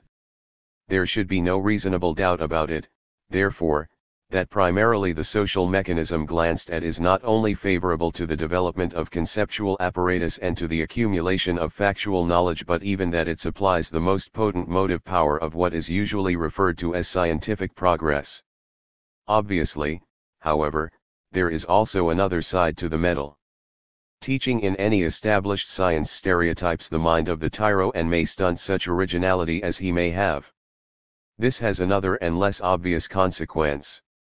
Owing to the resistance that an existing scientific structure offers, major changes in outlook and methods, at first retarded, then come about by way of revolution rather than of transformation, and elements of the old structure that might be permanently valuable or at least have not yet had time to yield their full harvest of result are likely to be lost in the process. There is thus plenty of justification, just as there is for the resentments of the revolutionary, for the propensity of a certain type of mind to emphasize continuity and to defend old insights against new ones. Many examples of this will be noticed in this book. Second, the fact that existing structures once established tend to persist accounts in the field of scientific endeavor as it does in others for a phenomenon that is not easy to explain, the phenomenon of generations. Consider a population with constant age distribution in which moreover the number of people that enter scientific vocations are equal to the number of people who retire. A given profession, say the profession of scientific economists, would then also display a constant age distribution. It is no doubt possible to construct subgroups whose outlooks and methods may be expected to develop, and there is no problem whatever in the antagonism of these age groups that we might observe. But this is not the problem of scientific generations, for we also observe that at any given time a majority of the people in all the age groups display certain similarities of attitude, so that, for example, it is possible to speak of a generation of 1880 to 1900 and to contrast it with the generation of 1920 to 1940, although younger and older men presumably differed in the first period as much as they did in the second. There would be no point in this if change in methods and results proceeded at an even rate. In the case of economists, one might be tempted to explain this phenomenon by the change in social and economic conditions and by the consequent change in the practical problems that attracted attention in the two periods. But we find the same phenomenon in sciences that work on invariant environments. It is precisely this which gives us the clue to the nature of the problem and at the same time to its solution. Problems and methods not only change because environments change. They also change in consequence of the fact that the analytic work that is embodied in a given structure of a science has a way of resisting change. Third, the professionals that devote themselves to scientific work in a particular field, and even all the professionals who devote themselves to scientific work in any field, tend to become a sociological group. This means that they have other things in common besides the interest in scientific work or in a particular science per se. In most cases they teach the science which they are trying to bring up and to make their living by teaching. Naturally, this will tend to evolve a social and economic type. The group accepts or refuses to accept co-workers also for reasons other than their professional competence or incompetence. In economics this grouping took long to mature, but when it did mature it acquired much greater importance than it did in physics. We shall see how in most countries writers on economic topics hail from all the sectors of society. There were indeed factors that made for grouping at an early time, the most important instance being the Catholic scholastic doctors, but all the rest consisted of types that came from anywhere in the scales of social rank or of income brackets. In England, this was so even in the first half of the 19th century. In such cases we must use the word profession with a proviso. In England there was at the time indeed a profession of economists in the sense that there were writers on economic topics who mutually recognized their professional competence. But later on the association of scientific work with teaching produced an economic profession in a fuller sense of the word, and this economic profession developed attitudes to social and political questions that were similar also for reasons other than similar scientific views. This similarity of conditions of life and of social location produced similar philosophies of life and similar value judgments about social phenomena. It would be unnecessary to dwell on the consequences of this were it not for the fact that it was closely associated with the phenomenon of scientific schools. Since this concept will inevitably play a considerable role in our story, we had better stay for a moment in order to investigate its meaning. Part 2. From the beginnings to the first classical situation, to about 1790. 1. Greco-Roman economics. 1. Plan of the part. It has been explained in Part I that no science, in the sense there defined, is ever founded or created by a single individual or group. Nor is it in general possible to assign any precise date to its birth. The slow process by which economics, as we now call it, rose into recognized existence ran its course between the middle of the 17th and the end of the 18th centuries. However, a concept that has been introduced in Part I may help us to be somewhat more precise, at least so far as the exigencies of exposition are concerned, the concept of classical situations. 87 Such a classical situation emerged in the second half of the 18th century, and no such classical situation had ever emerged before. Availing ourselves of this, we might be tempted to start somewhere between 1750 and 1800, perhaps with the peak success of that epoch, A. Smith's Wealth of Nations, 1776. But every classical situation summarizes or consolidates the work, the really original work that leads up to it, and cannot be understood by itself. Therefore, we shall try to cover in this part, as best we can, the whole span of more than 2,000 years that extends from beginnings to about 20 years after the publication of the Wealth of Nations. This task is much facilitated by the further fact that, so far as the purposes of this history are concerned, many centuries within that span are blanks. The classical situation of the second half of the 18th century was the result of a merger of two types of work that are sufficiently distinct to justify separate consideration. 88 There was the stock of factual knowledge and the conceptual apparatus that had slowly grown, during the centuries, in the studies of philosophers. And, semi-independent of this, there was a stock of facts and concepts that had been accumulated by men of practical affairs in the course of their discussions of current political issues.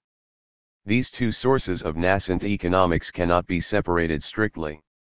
On the one hand, there were numerous intermediate cases that cannot be classified without cutting many a Gordian knot. On the other hand, right into the time of the physiocrats, the scholar's technique was so very simple that most of it was within the reach of ordinary common sense and easily rivaled by unlearned practitioners, whose writings, therefore, cannot be dismissed as irrelevant to our purpose.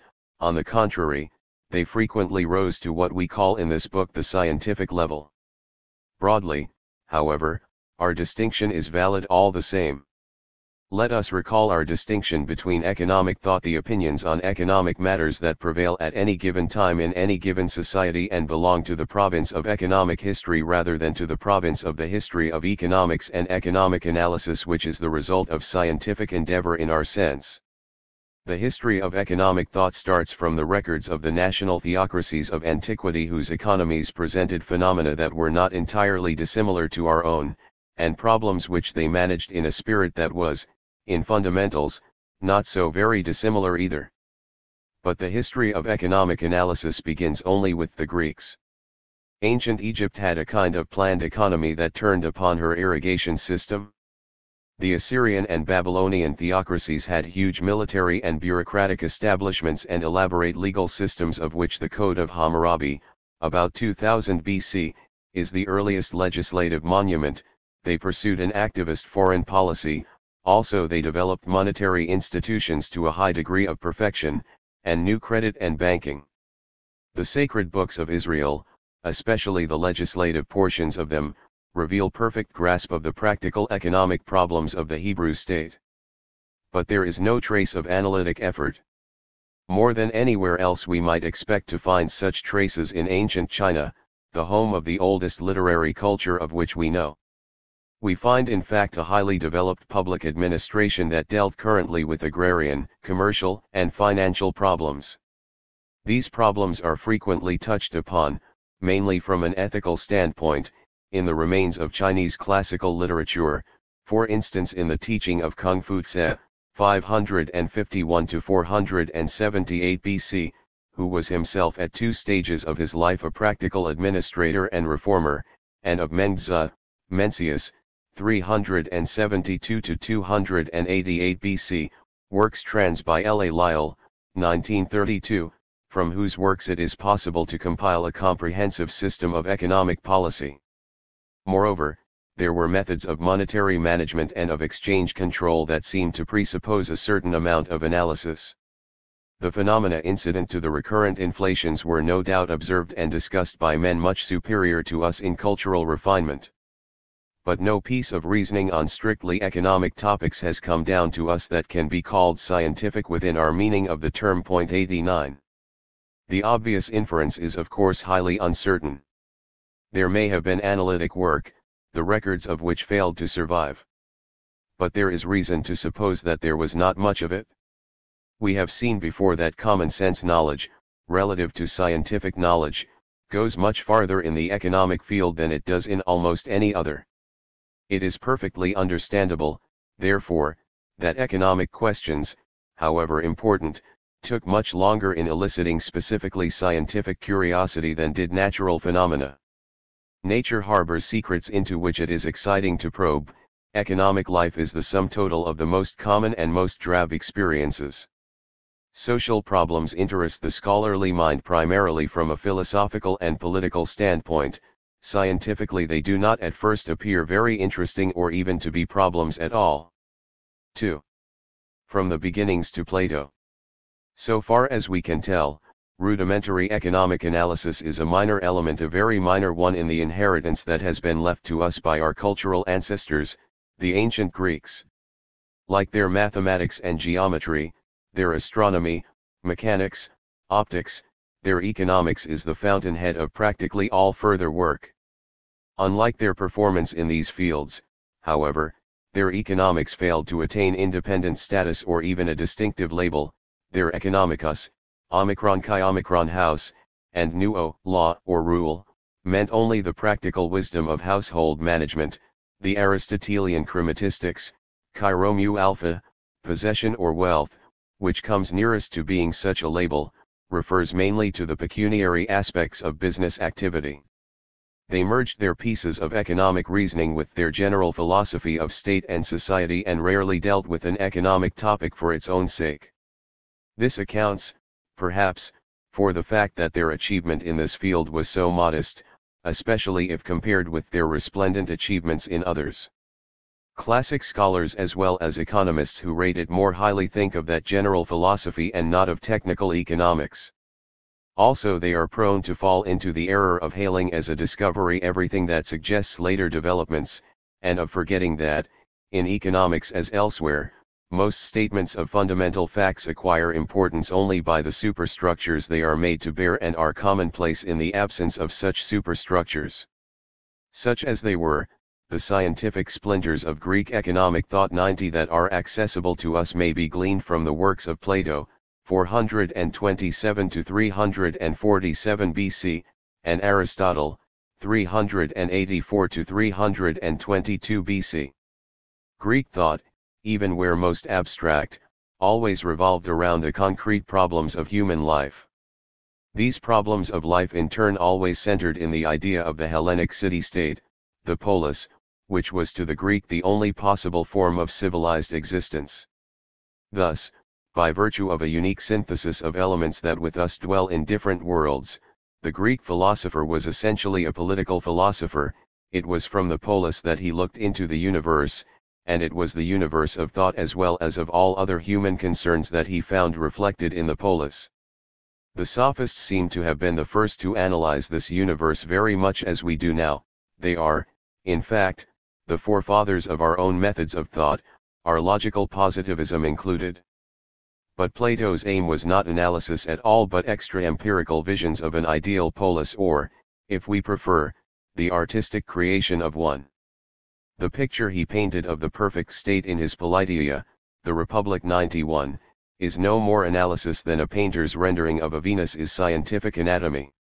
It goes without saying that on this plane the contrast between what is and what ought to be loses its meaning.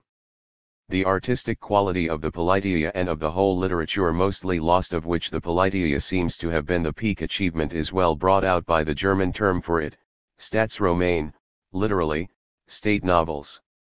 In default of a satisfactory English synonym we must use the word utopia. The reader presumably knows that more or less under the influence of the Platonic example, this type of literature again found favor in the Renaissance and then continued to be produced, sporadically, to the end of the 19th century. 92. But analysis comes in after all. There is a relation between the painter's Venus and the facts described by scientific anatomy. Just as Plato's idea of horseness obviously has something to do with the properties of observable horses, so his idea of the perfect state is correlated with the material furnished by the observation of actual states. And there is no reason whatever to deny the analytic or scientific character. Remember, we do not attach any complementary meaning to either of these words of such observations of facts or relations between facts as are enshrined, explicitly or by implication, in Plato's construction. Reasoning of an analytic nature is still more prominent in a later work, the Nomoi, Laws. But nowhere is it pursued as an end in itself. Consequently it does not go very far. Plato's perfect state was a city-state conceived for a small and, so far as possible, constant number of citizens. As stationary as its population was to be its wealth. All economic and non-economic activity was strictly regulated, warriors, farmers, artisans, and so on being organized in permanent castes, men and women being treated exactly alike. Government was entrusted to one of these castes, the caste of guardians or rulers who were to live together without individual property or family ties. The changes introduced in the nomoi are considerable. Chiefly they are compromises with reality, but they do not touch the fundamental principles involved. This is all we need for our purpose. Though Plato's influence is obvious in many communist schemes of later ages, there is little point in labeling him a communist or socialist or a forerunner of later communists or socialists. Creations of such force and splendor defy classification and must be understood in their uniqueness, if at all. The same objection precludes attempts to claim him as a fascist. But if we do insist on forcing him into a straitjacket of our own making, the fascist straitjacket seems to fit somewhat better than the communist one. Plato's constitution does not exclude private property except on the highest level of the purest ideal. At the same time it enforces a strict regulation of individual life, including limitation of individual wealth and severe restrictions upon freedom of speech. It is essentially corporative, and it recognizes the necessity of a class dirigent features that go far toward defining fascism. The analytic background, such as it is, comes into view as soon as we ask the question, why this rigid stationarity? It is difficult not to answer, however pedestrian such an answer may sound to the true Platonist, that Plato made his ideal stationary because he disliked the chaotic changes of his time. His attitude to contemporaneous events was certainly negative. He hated the Sicilian tyrannos, though we must not translate this word by tyrant. He almost certainly despised the Athenian democracy. Yet he realized that tyranny grew out of democracy and was, in any case, the practical alternative to it. Democracy, in turn, he interpreted as the inevitable reaction to oligarchy, and this again he traced to inequality of wealth, the consequence, as he thought, of commercial enterprise, politia. Change, economic change, was at the bottom of the development from oligarchy to democracy, from democracy to tyranny, of a popular leader, that was so little to his taste. Whatever we may think of Platonic stationarity as the remedy, is there not a piece of almost Marxian economico-sociological analysis behind that diagnosis? We need not stay to consider the numerous economic topics that Plato touched upon incidentally. It will suffice to mention two examples. His caste system rests upon the perception of the necessity of some division of labor, Politia 2, 370. He elaborates on this eternal commonplace of economics with unusual care. If there is anything interesting in this, it is that he, and following him, Aristotle, puts the emphasis not upon the increase of efficiency that results from division of labor per se but upon the increase of efficiency that results from allowing everyone to specialize in what he is by nature best fitted for. This recognition of innate differences in abilities is worth mentioning because it was so completely lost later on. Again, Plato remarks in passing that money is a symbol devised for the purpose of facilitating exchange, Politia 2, 371, Jowett translated sigma beta omicron lambda omicron nu by money token. Now such an occasional saying means very little and does not justify the attribution to Plato of any definite view on the nature of money. But it must be observed that his canons of monetary policy, his hostility to the use of gold and silver, for instance, or his idea of a domestic currency that would be useless abroad actually do agree with the logical consequences of a theory according to which the value of money is on principle independent of the stuff it is made of. In view of this fact, it seems to me that we are within our rights if we claim Plato as the first known sponsor of one of the two fundamental theories of money, just as Aristotle may be claimed as the first known sponsor of the other, sector 5b below. It is highly unlikely, of course, that these theories originated with them, but it is certain that they taught them and that they attached exactly the same meaning to them as did the authors who again took them up from the late Middle Ages on. We may assume this with confidence because those authors display both Platonic and Aristotelian influences clearly enough. In fact, filiation can be strictly proved. The dialogue Eryxias, which was not written by Plato but has been transmitted to us among his writings and contains nothing that clashes with any of his known opinions, is mentioned here because it is the only extant piece of work that is wholly devoted to an economic subject and indeed treats it for its own sake. Otherwise, the contents of the dialogue, substantially an inquiry into the nature of wealth, which is related to wants and carefully distinguished from money, do not present any great interest. 3. Aristotle's analytic performance. Aristotle's performance is quite different. It is not only that in his works Platonic glamour is conspicuous by its absence, and that instead we find, if such a thing may be said without offense of so great a figure, decorous, pedestrian, slightly mediocre, and more than slightly pompous common sense.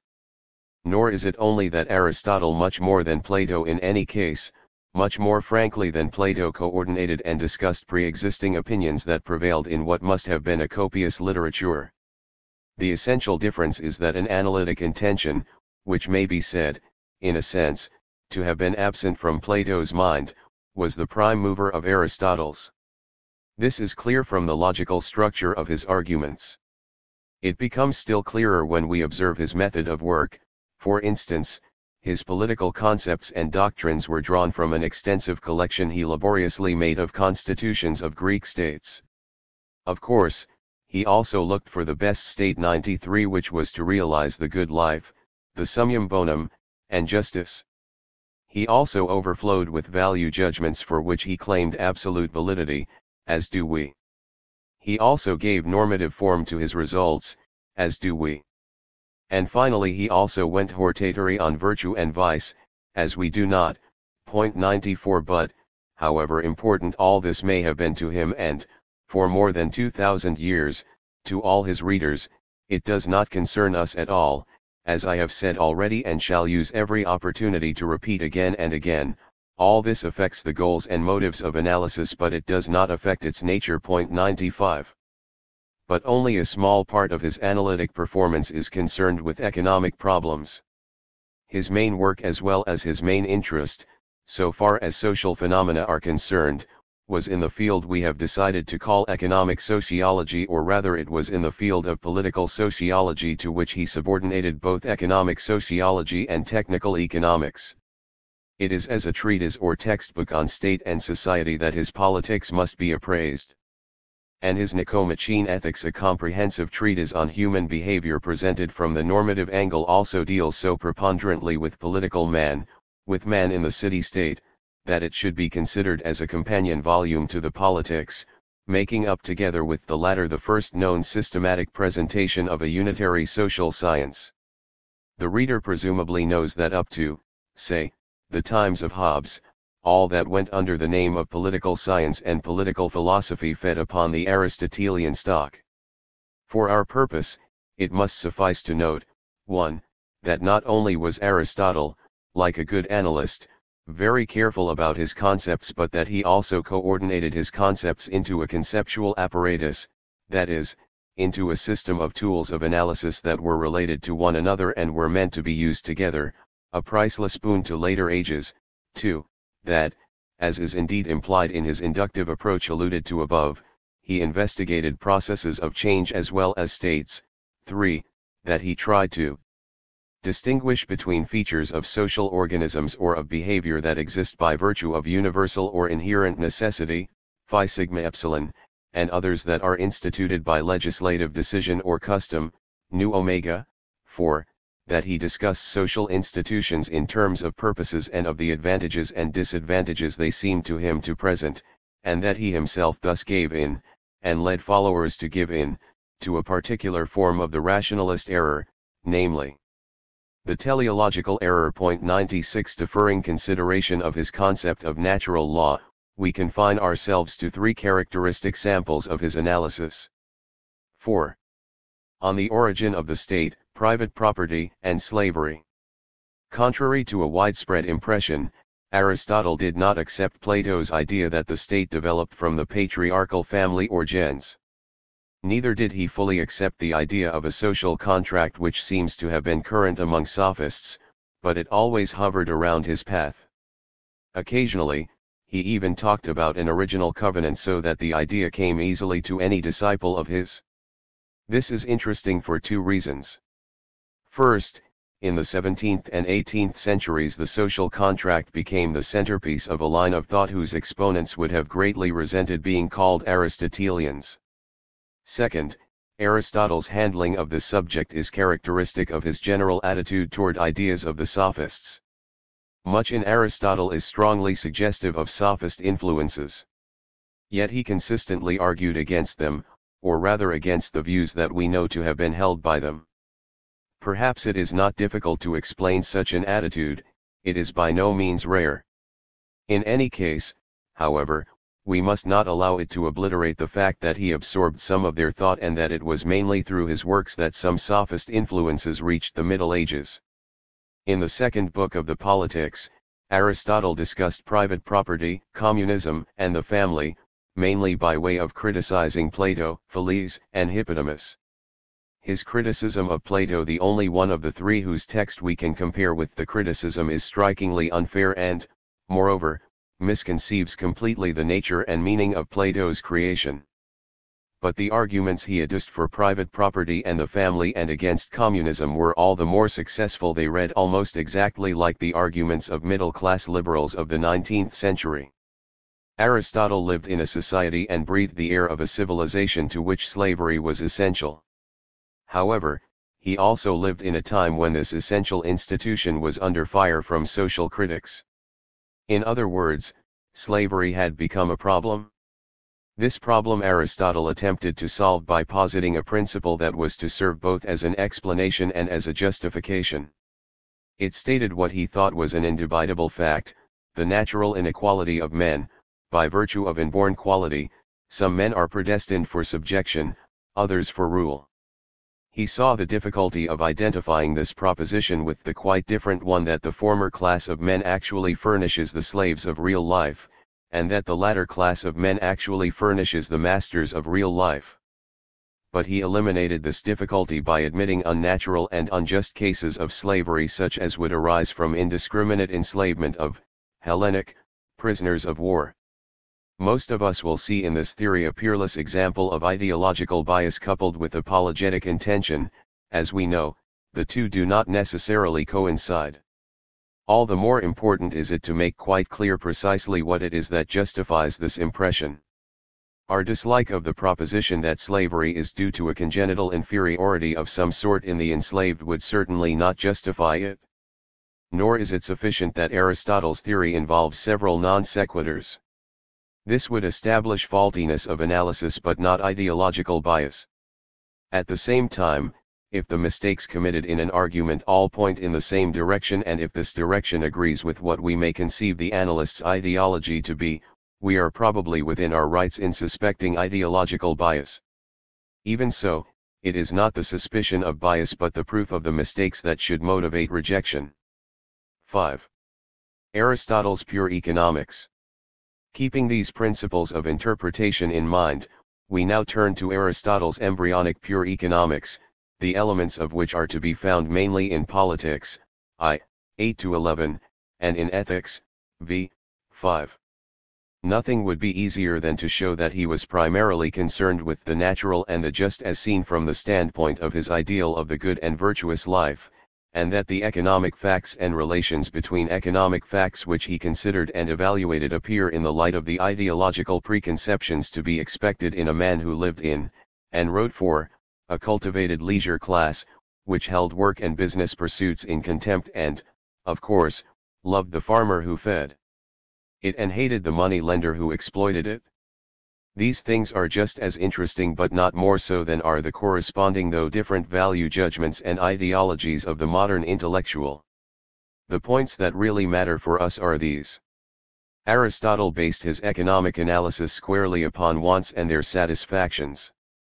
Starting from the economy of self-sufficient households, he then introduced division of labor, barter, and, as a means of overcoming the difficulties of direct barter, money, the error of confusing wealth with money duly coming in for stricture.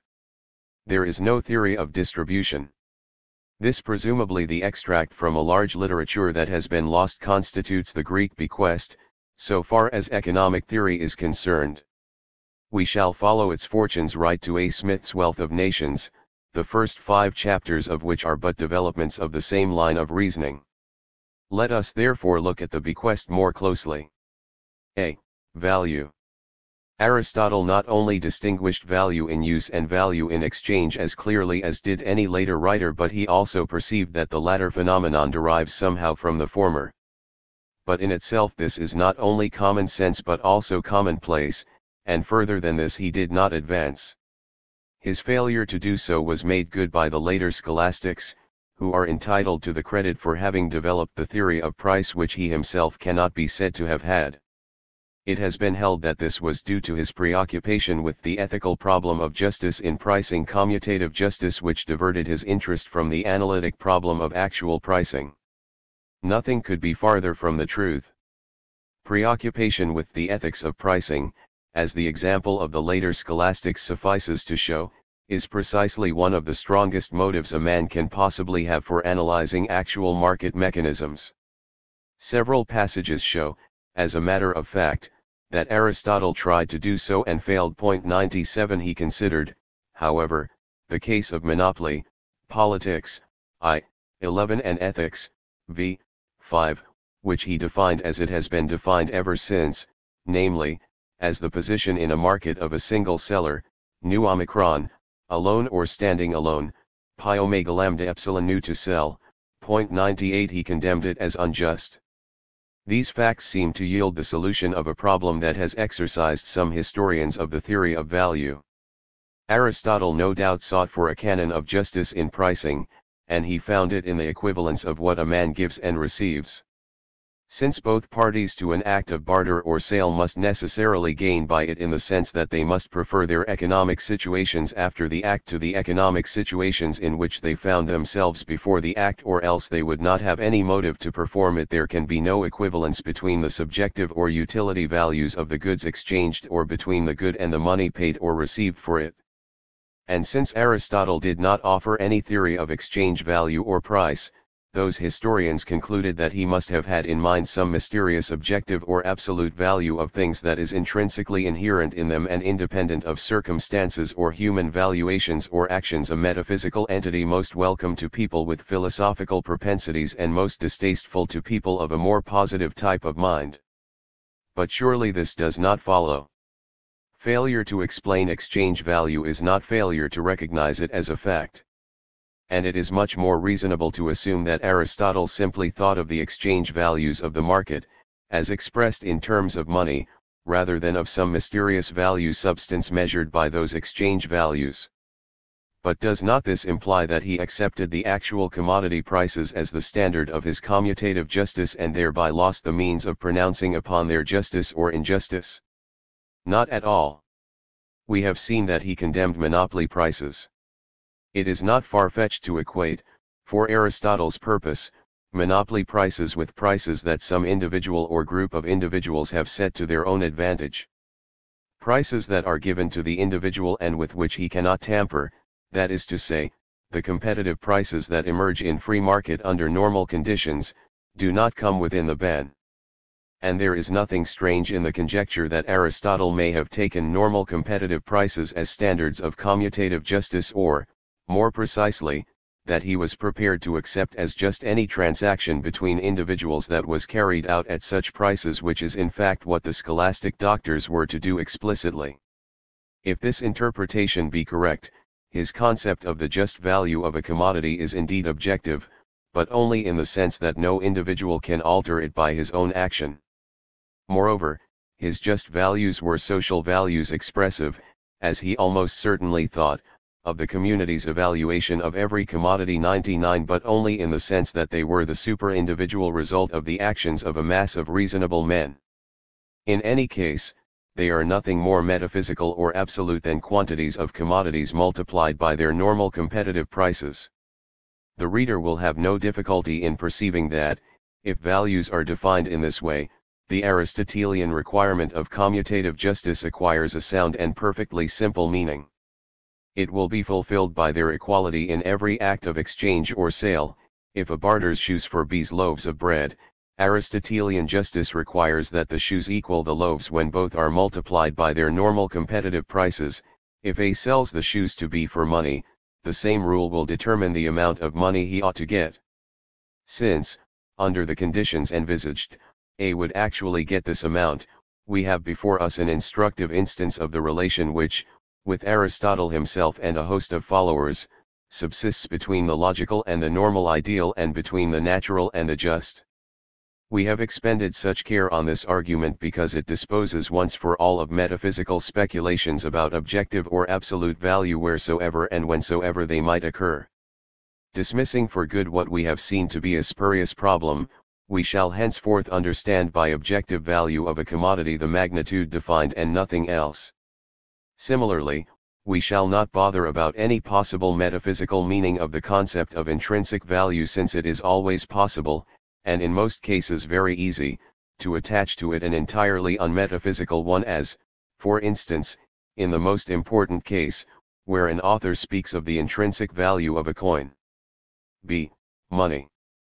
The theory of money that Aristotle sponsored in conscious opposition, so it seems to me, to the alternative one sponsored by Plato was this: the very existence of any non-communist society involves the exchange of goods and services. This exchange, at first, naturally takes the form of barter, but the people who want what other people have may not have what the latter want, therefore it will often be necessary to accept in exchange what one does not want in order to get what one does want by means of a further act of barter. indirect exchange, obvious convenience will then induce people to choose, tacitly or through legislative action, one commodity. Aristotle did not consider the possibility that people might choose more than one as a medium of exchange. Aristotle briefly mentioned the fact that some commodities such as the metals are better fitted for this role than others, thus foreshadowing some of the tritest passages in 19th century textbooks about homogeneity, divisibility, portability, relative stability of value 100 and so on. Moreover, the requirements of his rule of equivalence in exchange naturally led him to observe that the medium of exchange will also be used as a measure of value. And finally he recognized, implicitly at least, its use as a store of value. 3 of the 4 functions of money traditionally listed in those 19th century textbooks, the fourth is to serve as the standard of deferred payments, can therefore be traced to Aristotle. Essentially, this theory embodies 2 propositions. The first is that, whatever other purposes money may come to serve, its fundamental function, which defines it and accounts for its existence, is to serve as a medium of exchange. Therefore, this theory belongs to what Professor von Mises has described as catalectic theories of money, chi alpha tau alpha lambda tau tau epsilon iota nu, to exchange. The second proposition is that in order to serve as a medium of exchange in the markets of commodities, money itself must be one of these commodities.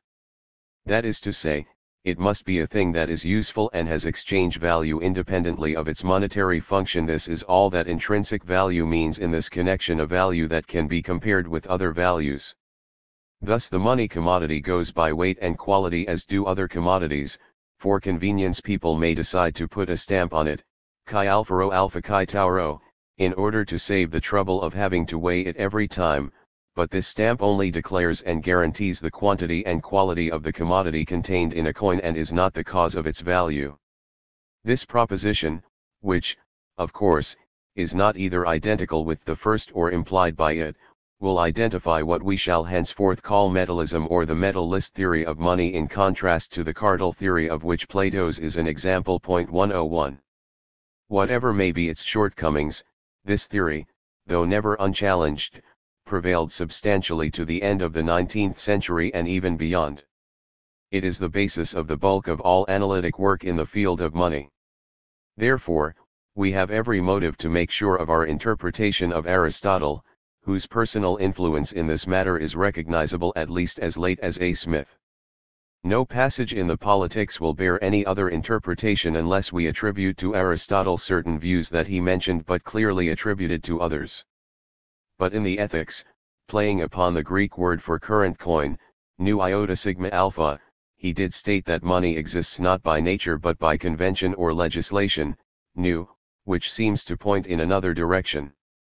The fact, however, that he added, by way of explaining his meaning, that money might be changed or demonetized by the community suggests that he meant no more than that convention or legislation decides the material to be used for coining money and on the particular form to be given to the coins. 102. Attention should finally be called to an interesting point of method. Aristotle's theory of money is a theory in the ordinary sense of this term, that is to say, an attempt to explain what money is and what money does. But, he presented it in a genetic form. As was his habit in dealing with any social institution, he lets money develop in what purports to be a historical sequence that starts from a condition or stage in which there was no money. Of course, we need not see more in this than an expository device. In fact, the reader should remember this possible interpretation, which will redeem from sheer absurdity many an argument that presents itself in the garb of purely imaginary history, as do, for instance, those theories of the state that use the idea of an original social contract. Even A. Smith's early and rude state of society may benefit from an interpretation that refuses to take it seriously. But the case of money is different because the Aristotelian theory of the logical origin of money may pass muster at a push as a verifiable theory of its historical origin. Such instances as the Semite shekel or the tea money of Mongolian nomads suffice to show this. It is in such cases that our point of method arises. Is it valid procedure to trace as far back as we can the history of an institution in order to discover its essential or its simplest meanings? Clearly not. Primitive forms of existence are as a rule not more simple but more complex than later ones. The chieftain who is judge, priest, administrator, warrior all in one is evidently a more complex phenomenon than are any of his specialized successors of later times. The medieval manor is conceptually a more complex phenomenon than is the U.S. Steel Corporation. Logical and historical origins must, therefore, be kept distinct. But this distinction presents itself only in advanced stages of analysis. The unsophisticated analyst invariably confuses them. 103 This confusion is undoubtedly implied in Aristotle's theories of money and also of other social institutions. He bequeathed it to the whole line of thinkers that descends from him, the English utilitarians included. And it survived, in spots, until today. See, interest. The rest of Aristotle's pure economics, considered from our standpoint, is hardly worth mentioning. Many, if not most, of the things that were to become problems for the economist of later times he took for granted in the spirit of prescientific common sense, and he passed his value judgments upon a reality large stretches of which he failed to explore at all. The chiefly agrarian income of the gentleman of his time evidently presented no problem to him. The free laborer was an anomaly in his slave economy and was disposed of perfunctorily. The artisan, except so far as the just price of his product was concerned, fared little better. The trader, and shipowner, the shopkeeper, the money-lender were mainly considered with a view to the ethical and political appraisal of their activities and their gains. 104 Neither of which seemed to call for explanatory analysis. There is nothing surprising or blameworthy in this. It is by slow degrees that the physical and social facts of the empirical universe enter the range of the analytic searchlight. In the beginnings of scientific analysis, the mass of the phenomena is left undisturbed in the compound of common sense knowledge, and only chips of this mass arouse scientific curiosity and thereupon become problems. For Aristotle, interest was no such chip. He accepted the empirical fact of interest on money loans and saw no problem in it. He did not even classify loans according to the various purposes they are capable of serving and does not seem to have noticed that a loan that financed consumption is something very different from a loan that financed maritime trade, fonus nauticum. He condemned interest which he equated to usury in all cases on the ground that there was no justification for money, a mere medium of exchange, to increase in going from hand to hand, which of course it does not do. But he never asked the question why interest was being paid all the same. 105 This question was first asked by the scholastic doctors. It is to them that the credit belongs of having been the first both to collect facts about interest and to develop the outlines of a theory of it. Aristotle himself had no theory of interest. In particular, he should not be hailed as the forerunner of the monetary interest theories of today. For though he linked up interest with money, this was not due to analytic effort but to the absence of it, analysis that eventually leads back to a pre-analytic view, that earlier analysis seemed to have disproved, imparts a different meaning to it.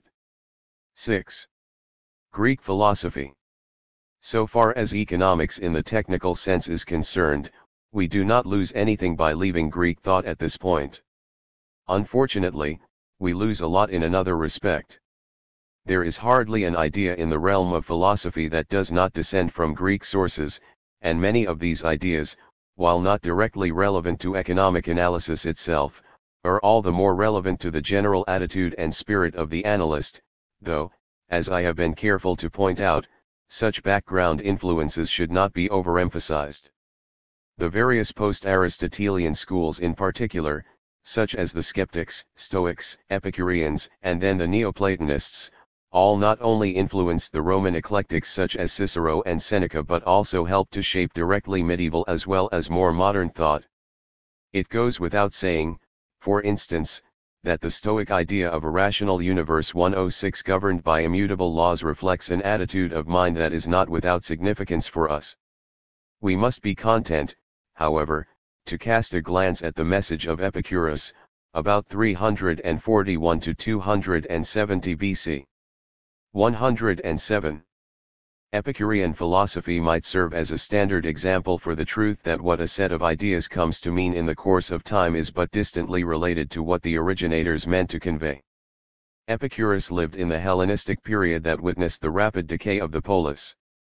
Active life, to the Greek, had meant active participation in the administration and politics of the city-states. For a man of culture such a life was then no longer possible. And Epicurus, like many other peoples, answered to the resulting ethical problem. The problem of what might be called spiritual unemployability of the refined mind was to leave the world alone and to try to achieve detached serenity, alpha tau alpha rho alpha xi alpha, by understanding resignation. The causes that produced this particular attitude there is no good equivalent for the German Lebensstimmung were historically unique, and so is really that attitude itself, or has been until today. But three elements of Epicurus' system of thought kept on turning up in the later Middle Ages, in the Renaissance, and also later on. The first of these elements is his atomistic materialism that tallies with, and perhaps influenced, later mechanistic philosophies of the universe. The second is this: Epicurus' attitude to the social environment may indeed be described as a highly sublimated egocentric hedonism or eudaimonism, and though his hedonism and eudaimonism was something very different from the hedonism and eudaimonism of later ages, and in particular defined pleasure and pain quite differently, there is still a connecting line that leads from Epicurus to Helvetius and Bentham. Bentham's boisterous and vulgar utilitarianism would no doubt have shocked the old sage. But, much as we may dislike associating them, we must call both of them hedonists in a wider sense. The third element is the social contract, of which Epicurus, though not the originator, was an important exponent. But the idea was handed to the philosophers of natural law, who adopted it in the 17th and 18th centuries, by their scholastic predecessors, and this fact does not point to Epicurus. 7.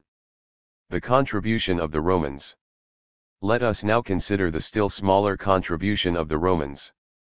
The doctrine that practical need and not, as I hold, the lure of intellectual adventure is the prime mover of scientific endeavor can be put to the test in the case of ancient Rome. Even in the earliest time, when Rome was substantially a community of peasants, there were economic problems of first-rate importance that produced violent class struggles. By the time of the First Punic War, important commercial interests had developed. Toward the end of the Republic, trade, money, and finance, colonial administration, the plight of Italian agriculture, the food supply of the capital, the growth of latifundia, slave labor, and so on, all presented problems that, in an artificial political setup created by military conquest and by all the consequences of incessant warfare, might have fully employed a legion of economists. At the height of cultural achievement, at the epoch of Hadrian and Antoninus Pius, when many of those difficulties were temporarily in abeyance and peace and prosperity reigned for a time in the vast realm, its able rulers and the galaxy of brilliant generals and administrators around them could have made use of a brain trust. Yet there was nothing of the kind, nothing beyond the occasional utterance of groans about the empire's unfavorable balance of trade or about latifundia perditera Italium. 108. A. Absence of analytic work. But this is not difficult to understand. In the social structure of Rome, purely intellectual interests had no natural home. Though its complexity increased as time went on, we may, for our purpose, put the case in a nutshell by saying that there were the peasants, the urban plebs, including traders and artisans, and the slaves. And above them all, there was a society that no doubt had its business stratum, more or less represented by the order of the equites, but consisted mainly of an aristocracy that, unlike the Athenian aristocracy in the times after Pericles, never retired into opposition to lead a life of refined leisure, but threw itself wholeheartedly into public affairs, both civil and military. The residential publica was the center of its existence and all its activity. With widening horizons and increasing refinement, it cultivated an interest in Greek philosophy and art and developed a, largely derivative, literature of its own. These things were touched upon lightly, however, and were definitely considered as pastimes, essentially nugatory in themselves. There was little steam left for serious work in any scientific field, as Cicero's, 106 to 43 BC, representative writings are sufficient to show point 109, and this deficiency was not, and could not be, made up by encouraging foreigners and freedmen who were directed primarily toward utilitarian tasks. Of course, a society of this structure was bound to be passionately interested in history, mainly its own history. This was in fact one of the two main outlets for such scientific curiosity as the Roman mind harbored. But this curiosity was characteristically confined to political and military history. Sociological and economic backgrounds were hastily sketched. Such sketches occur even in Caesar's social upheavals were reported with the utmost economy of general considerations. The one great exception is Tacitus, c. 55 to 120, Germania. b. Importance of Roman law. The only other outlet was the law. In order to understand the nature of the Roman achievement in this field and the reason why, unlike other legal systems, the Roman law plays a role in the history of economic analysis, we must recall a few facts about it. The reader is familiar, perhaps, with the English division of legal material into common law and equity. A somewhat analogous division existed in ancient Rome. There was the old and formalistic civil law, jus civil, jus quiritium, which, however, unlike the English common law, applied only to the affairs of the citizens, quirites, who until AD 212 formed but a part of the free population of the empire. This civil law 110 was developed by interpretation through the agency of a college of priests, pontifices, and also through the agency of an officer of state in charge of judicial administration, praetor urbanus. This additional legal material bears some similarity to the English law of equity. But the bulk of what, to some extent, may be likened to English equity grew from another root, namely, from the relations, commercial and other, between non-citizens, peregrini, or between citizens and non-citizens. The body of legal rules that applied to these was called jus gentium. Note that this term, as used in Roman times, has nothing to do with the meaning it began to acquire from the 17th century on, namely, the meaning of law of nations, droit de gens, Volksrecht. Since this body of law was formulated, and largely created, by another officer of state, who was in charge of a separate department of public administration, praetor peregrinus, it was also, together with the legal rules formulated or created by the praetor urbanus, referred to as officer's law, jus honorarium. Every praetor codified and promulgated it for his year of office in his edictum.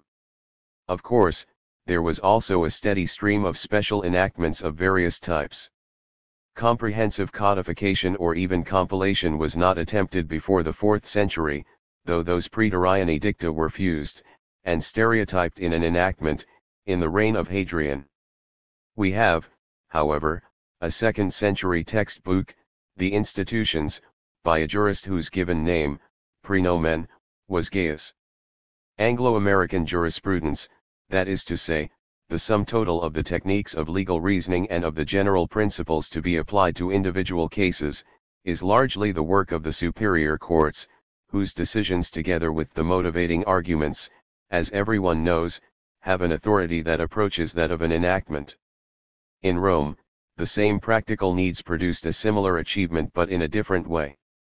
English and American judges of the highest ranks are professional lawyers and, in principle at least, very eminent lawyers, leaders of the legal profession of great personal authority. The Roman judges were laymen like our jurors who had to be told what the law was. And the practicing lawyers were also laymen except for a group of professional pleaders, causidici, who had not much standing. This deficiency was made up in a way for which there is no analogy. Men of position and leisure became interested in legal questions almost as a hobby, unless they taught. The first to lecture on jurisprudence was, so far as we know, M. Antis Tius Labeo, the first to establish a school, Massurius Sabinus, c. AD 30. And they were interested not so much in the individual cases as such as in the logical principles relevant for their solution. They did not plead or do any other kind of legal work except one, they gave opinions on points of law whenever consulted by parties or attorneys or judges. So great was their authority that it may well be compared to that of English judges. It was first officially recognized by Augustus, who granted to the more eminent of these jurists a special privilege of giving such opinions, the jus respondendi. These opinions were little monographs which, together with more comprehensive works, such as the commentaries ad edictum, piled up to an extensive literature of which the remains, most of them preserved in the extracts made for Justinian's corpus, 528-33, 111, have been the object of admiration ever since. The reason we have for referring to this literature is its genuinely scientific character. Those jurists analyzed facts and produced principles that were not only normative but also, by implication at least, explanatory. They created a juristic logic that proved to be applicable to a wide variety of social patterns, indeed to any social pattern that recognizes private property and capitalist commerce. So far as their facts were economic, their analysis was economic analysis. Unfortunately, the scope of this analysis was strictly limited by the practical purposes they had in view, which is why their generalizations yielded legal principles but not also economic ones. Mainly, we owe to them definitions, for example, of price, money, of purchase and sale, of the various kinds of loans, mutuum and comodatum, of the two types of deposits, regulare and irregulare, and so on, which provided starting points for later analysis. But they did not go beyond these starting points. Any theorems, for example, about the behavior of prices or about the economic importance of the irregular deposit that creates no obligation to return the individual things deposited but only the obligation to return as much of the same kind, tantundum in genera, would have been irrelevant digressions. It is therefore not quite correct to speak of an economic theory of the corpus juris 112, not, in any case, of an articulate one, though it may be said with truth that the Roman jurists, by clarifying concepts, did preliminary work. 113. The importance of this work and also of the training in clear thinking that everybody undergoes who studies the literature is greatly enhanced by the curious fact that the law of the corpus juris was again taught from the 12th century on, and that subsequently it recovered its authority with the courts of most European countries, reception of the Roman law. Now, to the end of the 18th century, most of the writers on economic questions were, if not businessmen, either clergymen or lawyers by profession. The scholarly training of these two types of economists was largely provided by the Roman and the canon law, and so there was a natural avenue by which the concepts, the spirit, and even, perhaps, some mannerisms of the Roman jurists entered the field of economic analysis. Among these concepts was the fundamental one of natural law. Once more, however, we defer its consideration, as we did when we met it in Aristotle. It will be more convenient to give later on a connected account of its development. See, Writings on Agriculture. We now turn for a moment to a minor matter, the Roman writings on agriculture, De Re Rustica. This branch of economic literature that seems to have been cultivated rather extensively by the Romans is more interesting for the economic historian than it is for us. It dealt with the practical principles of farm or rather estate management, but rarely touched upon questions that come within our province. For instance, the elder Cato's advice that the landowner should sell aging slaves before they become useless, and that he should show himself as hard a taskmaster as possible when inspecting his estate, is no doubt very revealing in many respects, but it does not involve any economic analysis. Some of those writers, of whom only Varro and Columella need be mentioned, occasionally made some remarks that suggest later developments, such as that the most profitable use of a piece of land depends, among other things, upon its distance from the center of consumption. But it is as true in these cases as it is in others that the mere statement of facts that are known to us from common experience is of no scientific importance, unless they become the starting point of an analysis that distills from them more interesting results. 114. 8. Early Christian thought. We do not leave the Greco-Roman world when we now turn for a moment to the Christian thought of the first 6 centuries. After what has been said about the nature of our aims, it is obvious that there would be no point in looking for economics in the sacred writings themselves. The opinions on economic subjects that we might find, such as that believers should sell what they have and give it to the poor, or that they should lend without expecting anything, possibly not even repayment, from it are ideal imperatives that form part of a general scheme of life and express this general scheme and nothing else, least of all scientific propositions. But neither is there anything for us to garner in the works of those great men who during these centuries laid the foundation of the Christian tradition. And this does call for a word of explanation.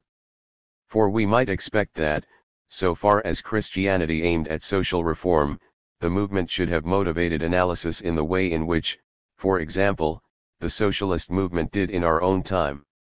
Yet there is nothing of the kind either in Clement of Alexandria, about 150 to 215, or in Tertullian, 155 to 222, or in Cyprian, 200 to 258, to mention a few of those who did concern themselves with the moral aspects of the economic phenomena around them.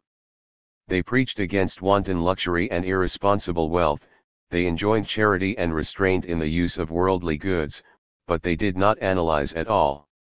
Moreover, it would be quite absurd to suspect mercantilist theories behind Tertullian's advice to content oneself with the simple products of domestic agriculture and industry instead of craving for imported luxuries, or a theory of value behind his observation that abundance and rarity have something to do with price. The same is true of the Christian teachers of the subsequent period. They lacked nothing in refinement and did develop techniques of reasoning that partly hailed from Greek philosophy and from the Roman law for the subjects that seemed to them worthwhile. Yet neither Lactantius, 260 to 340, nor Ambrosius, 340 to 97, who might have elaborated a little on his statement that the rich consider as their rightful property the common goods of which they have possessed themselves, nor Chrysostomus, 347 to 407, nor Saint Augustine, 354 to 430, the accomplished author of the Civitas Dei and of the Confessions, whose very obiter dicta reveal analytic habits of mind, ever went into economic problems, though they did go into the political problems of the Christian state. The explanation seems to be this. Whatever our sociological diagnosis of the mundane aspects of early Christianity may be, it is clear that the Christian Church did not aim at social reform in any sense other than that of moral reform of individual behavior. At no time, even before its victory, which may be roughly dated from Constantine's Edict of Milan, 313, did the Church attempt a frontal attack on the existing social system or on any of its more important institutions. It never promised economic paradise or, for that matter, any paradise this side of the grave. The how and why of economic mechanisms were then of no interest either to its leaders or to its writers. 2. The scholastic doctors and the philosophers of natural law. 1. The Great Gap. The Eastern Empire survived the Western for another 1,000 years, kept going by the most interesting and most successful bureaucracy the world has ever seen. Many of the men who shaped policies in the offices of the Byzantine emperors were of the intellectual cream of their times. They dealt with a host of legal, monetary, commercial, agrarian, and fiscal problems. We cannot help feeling that they must have philosophized about them. If they did, however, the results have been lost. No piece of reasoning that would have to be mentioned here has been preserved. In the Germanic states of the West, similar problems arose even before the time of Charlemagne, and we know fairly well from literary sources as well as from documents how they dealt with them. But Charlemagne's vast empire presented problems of internal administration and international economic relations that had been unknown to any Germanic ruler before him. Practical wisdom, however, not inferior to that of any other age, is all that his measures reflect.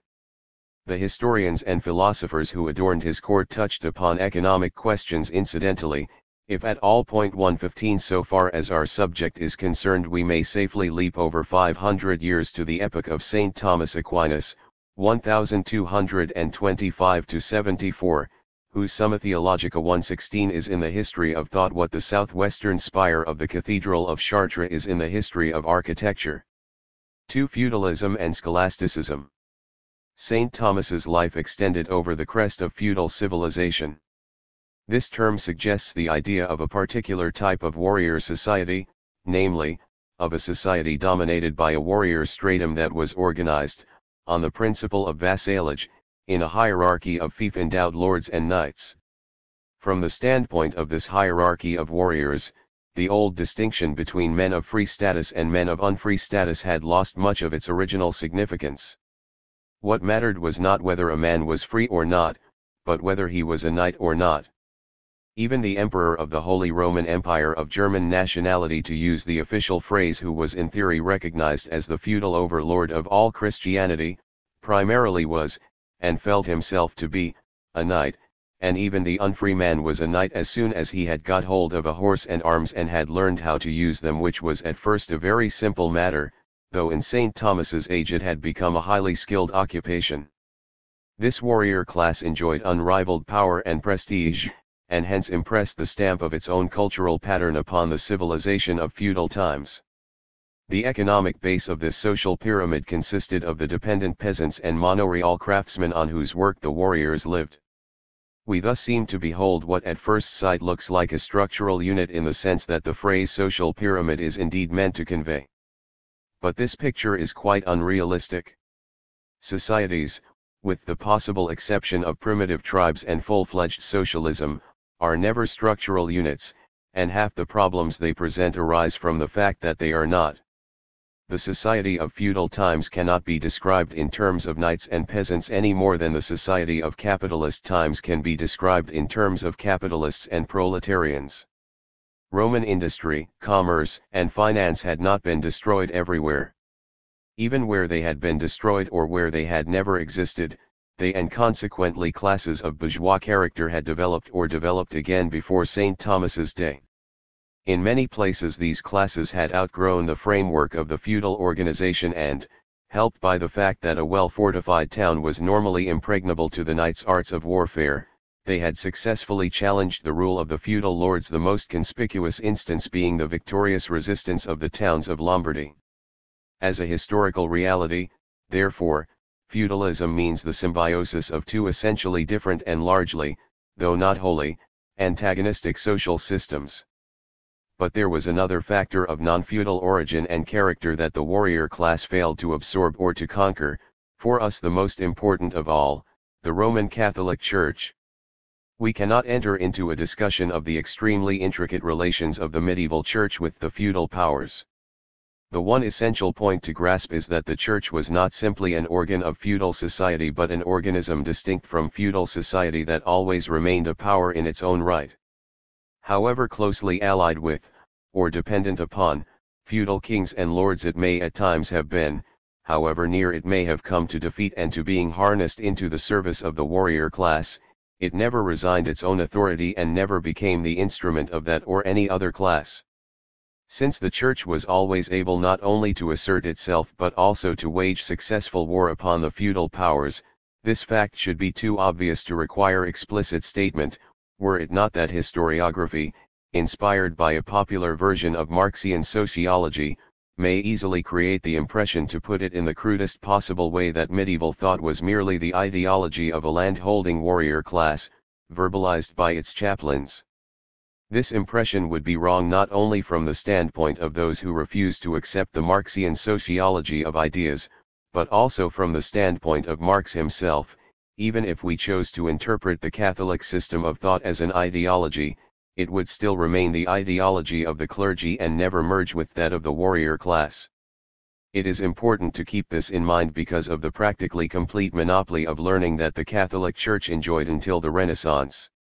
This monopoly was due primarily to the spiritual authority of the Church. But it was greatly reinforced by the conditions of those ages in which there was neither room nor security for professional scholars except within a convent. In consequence, almost all intellectuals of those times were either monks or friars. Let us briefly consider some implications of this. All those monks and friars spoke the same unclassical Latin, they heard the same Mass wherever they went, they were formed by an education that was the same in all countries, they professed the same system of fundamental beliefs, and they all acknowledged the supreme authority of the Pope, which was essentially international. Their country was Christendom, their state was the Church. But this is not all. Their internationalizing influence was strengthened by the fact that feudal society itself was international. Not only the popes but also the emperor's authority was international in principle and, to some varying degree, in fact. The old Roman Empire and that of Charlemagne were no mere reminiscences. People were familiar with the idea of a temporal as well as of a spiritual superstate. National divisions did not mean to them what they came to mean during the 16th century. Nothing in the whole range of Dante's political ideas is so striking as is the complete absence of the nationalist angle. The result was the emergence of an essentially international civilization and an international republic of scholars that was no phrase but a living reality. St. Thomas was an Italian and John Duns Scotus was a Scotsman, but both taught in Paris and Cologne without encountering any of the difficulties that they would have encountered in the age of airplanes.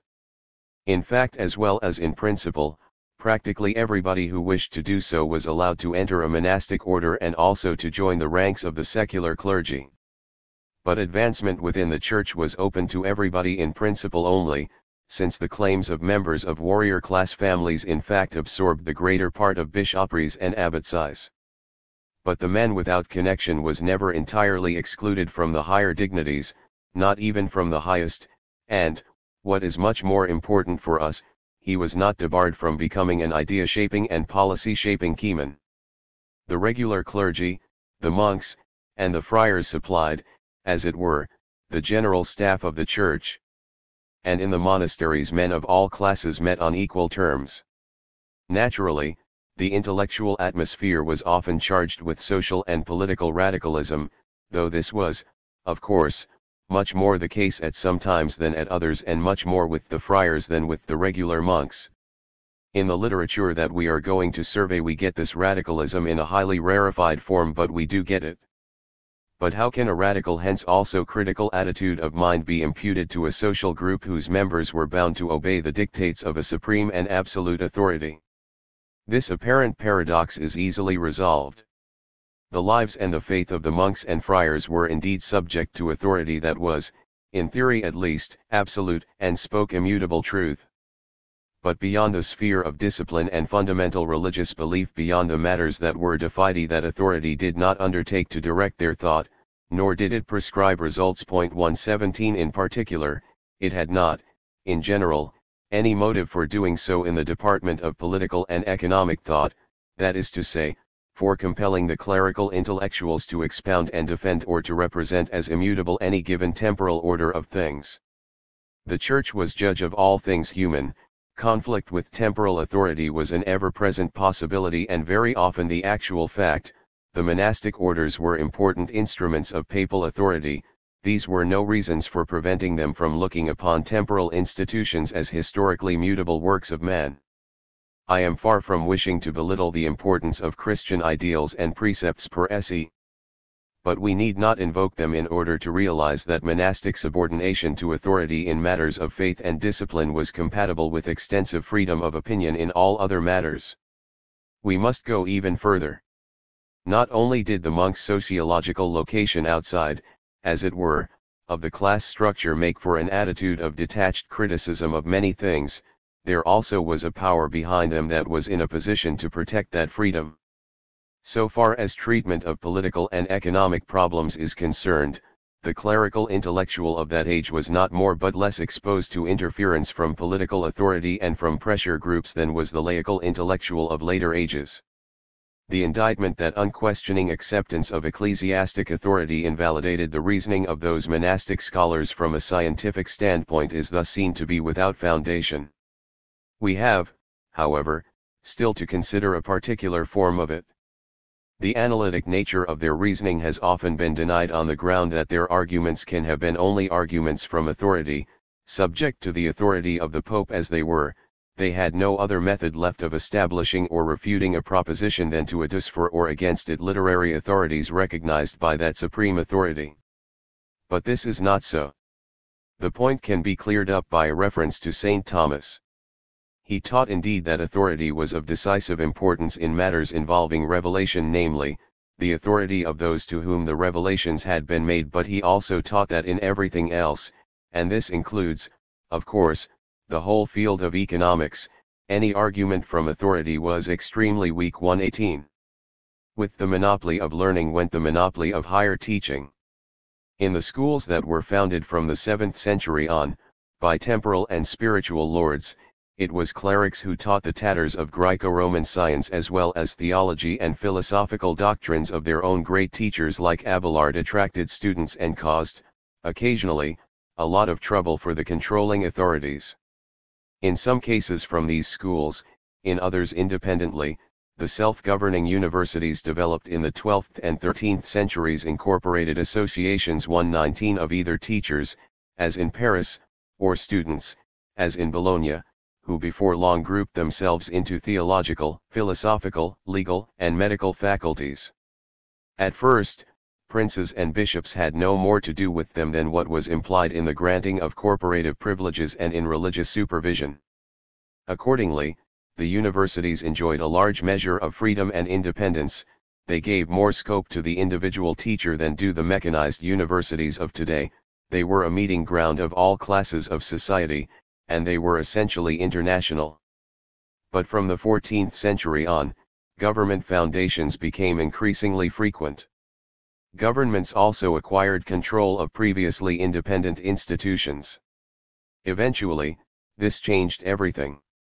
Government influence not only made for the assertion of purely utilitarian aims but also for restriction of freedom, particularly, of course, in matters of political doctrine.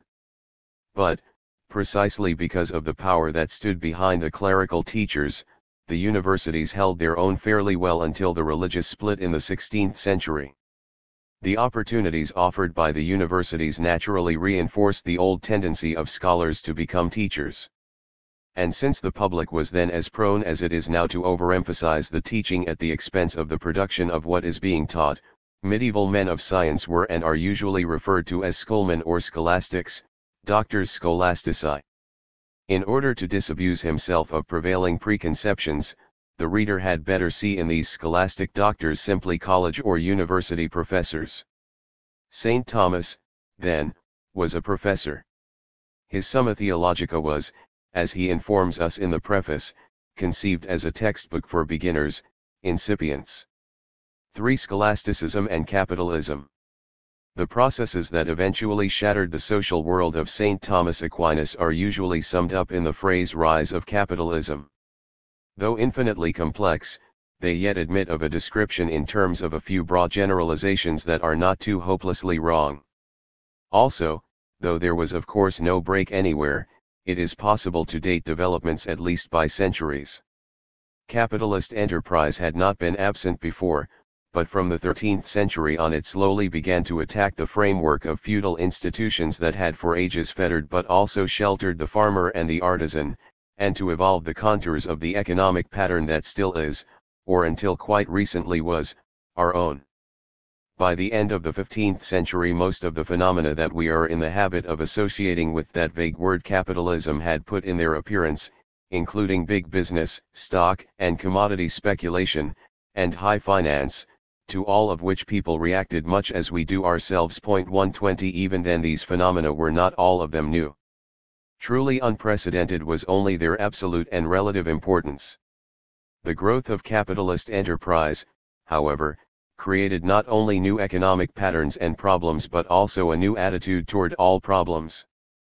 The rise of the commercial, financial, and industrial bourgeoisie of course altered the structure of European society and in consequence its spirit or, if you prefer, its civilization.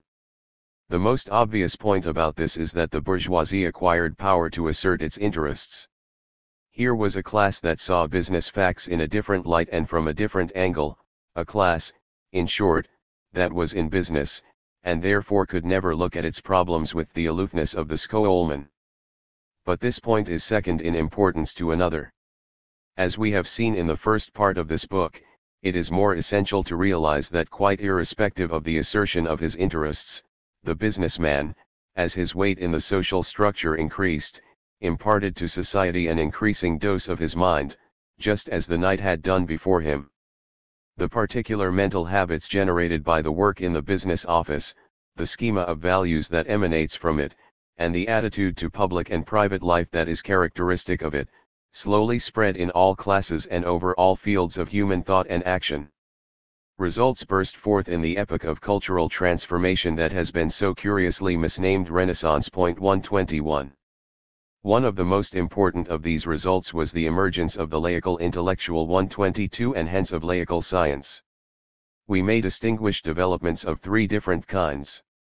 First, there always had been laical physicians and lawyers, but in the Renaissance they began to crowd out the clerical element.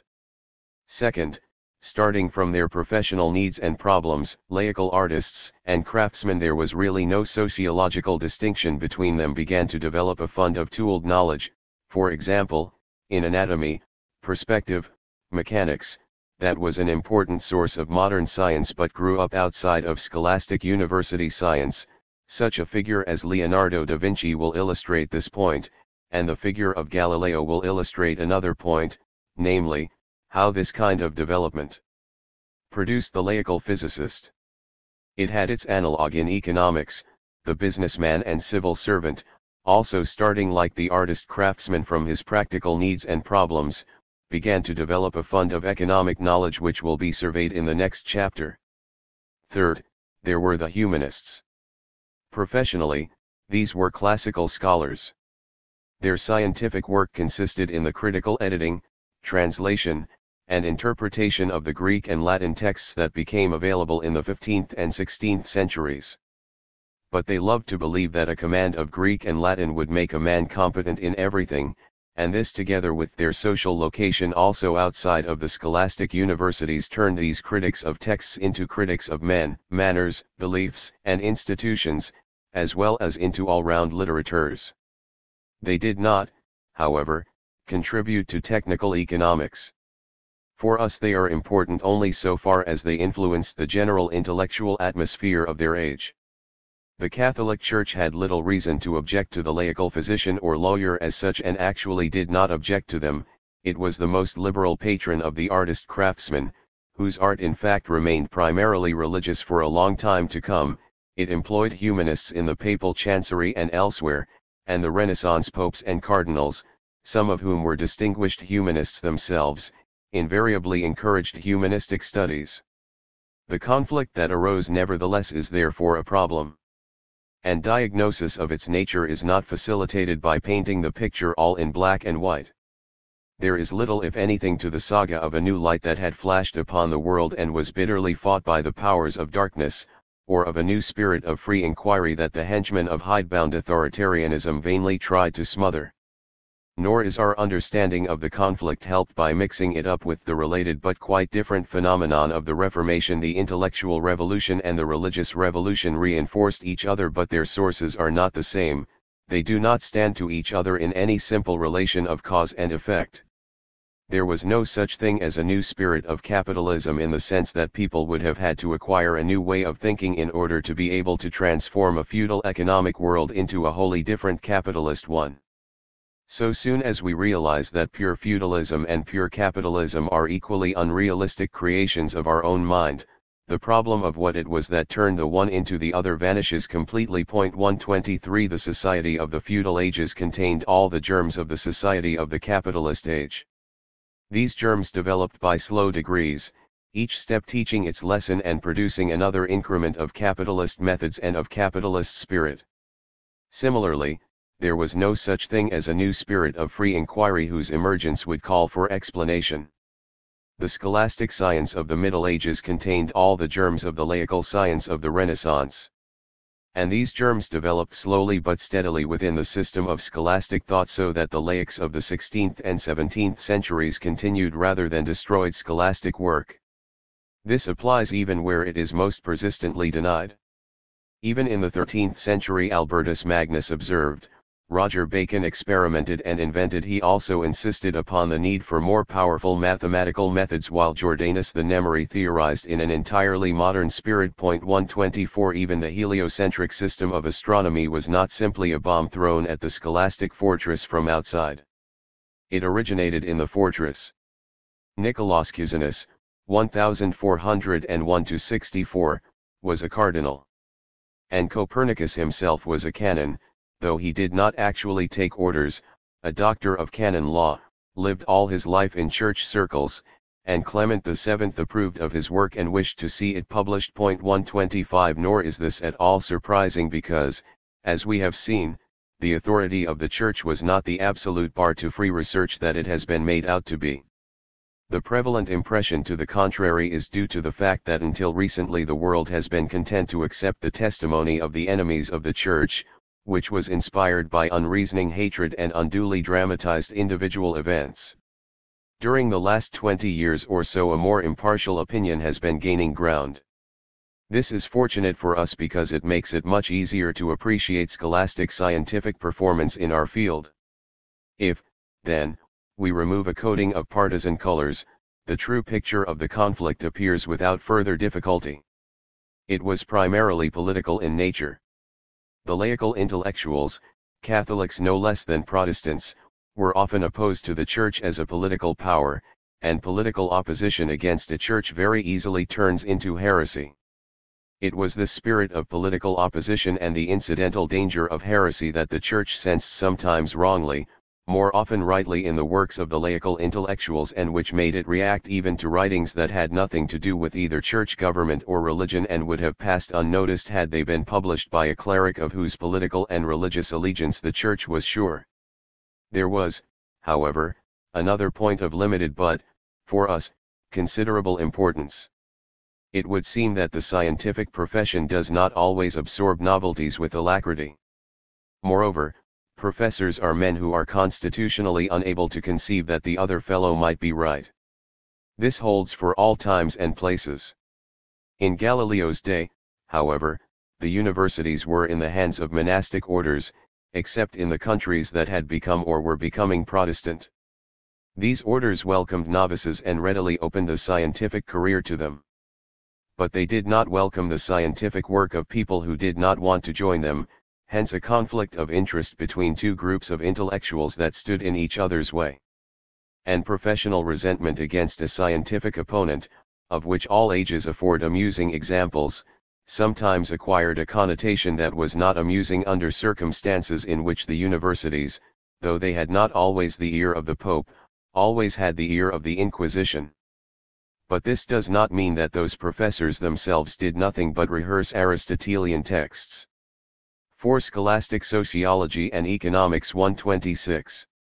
St. Thomas divided the field of tooled knowledge into the sciences that work by the light of human reason only, philosophici disciplini, including natural theology, illa theologia qui pars philosophiae opponenter, and supernatural theology, sacra doctrina.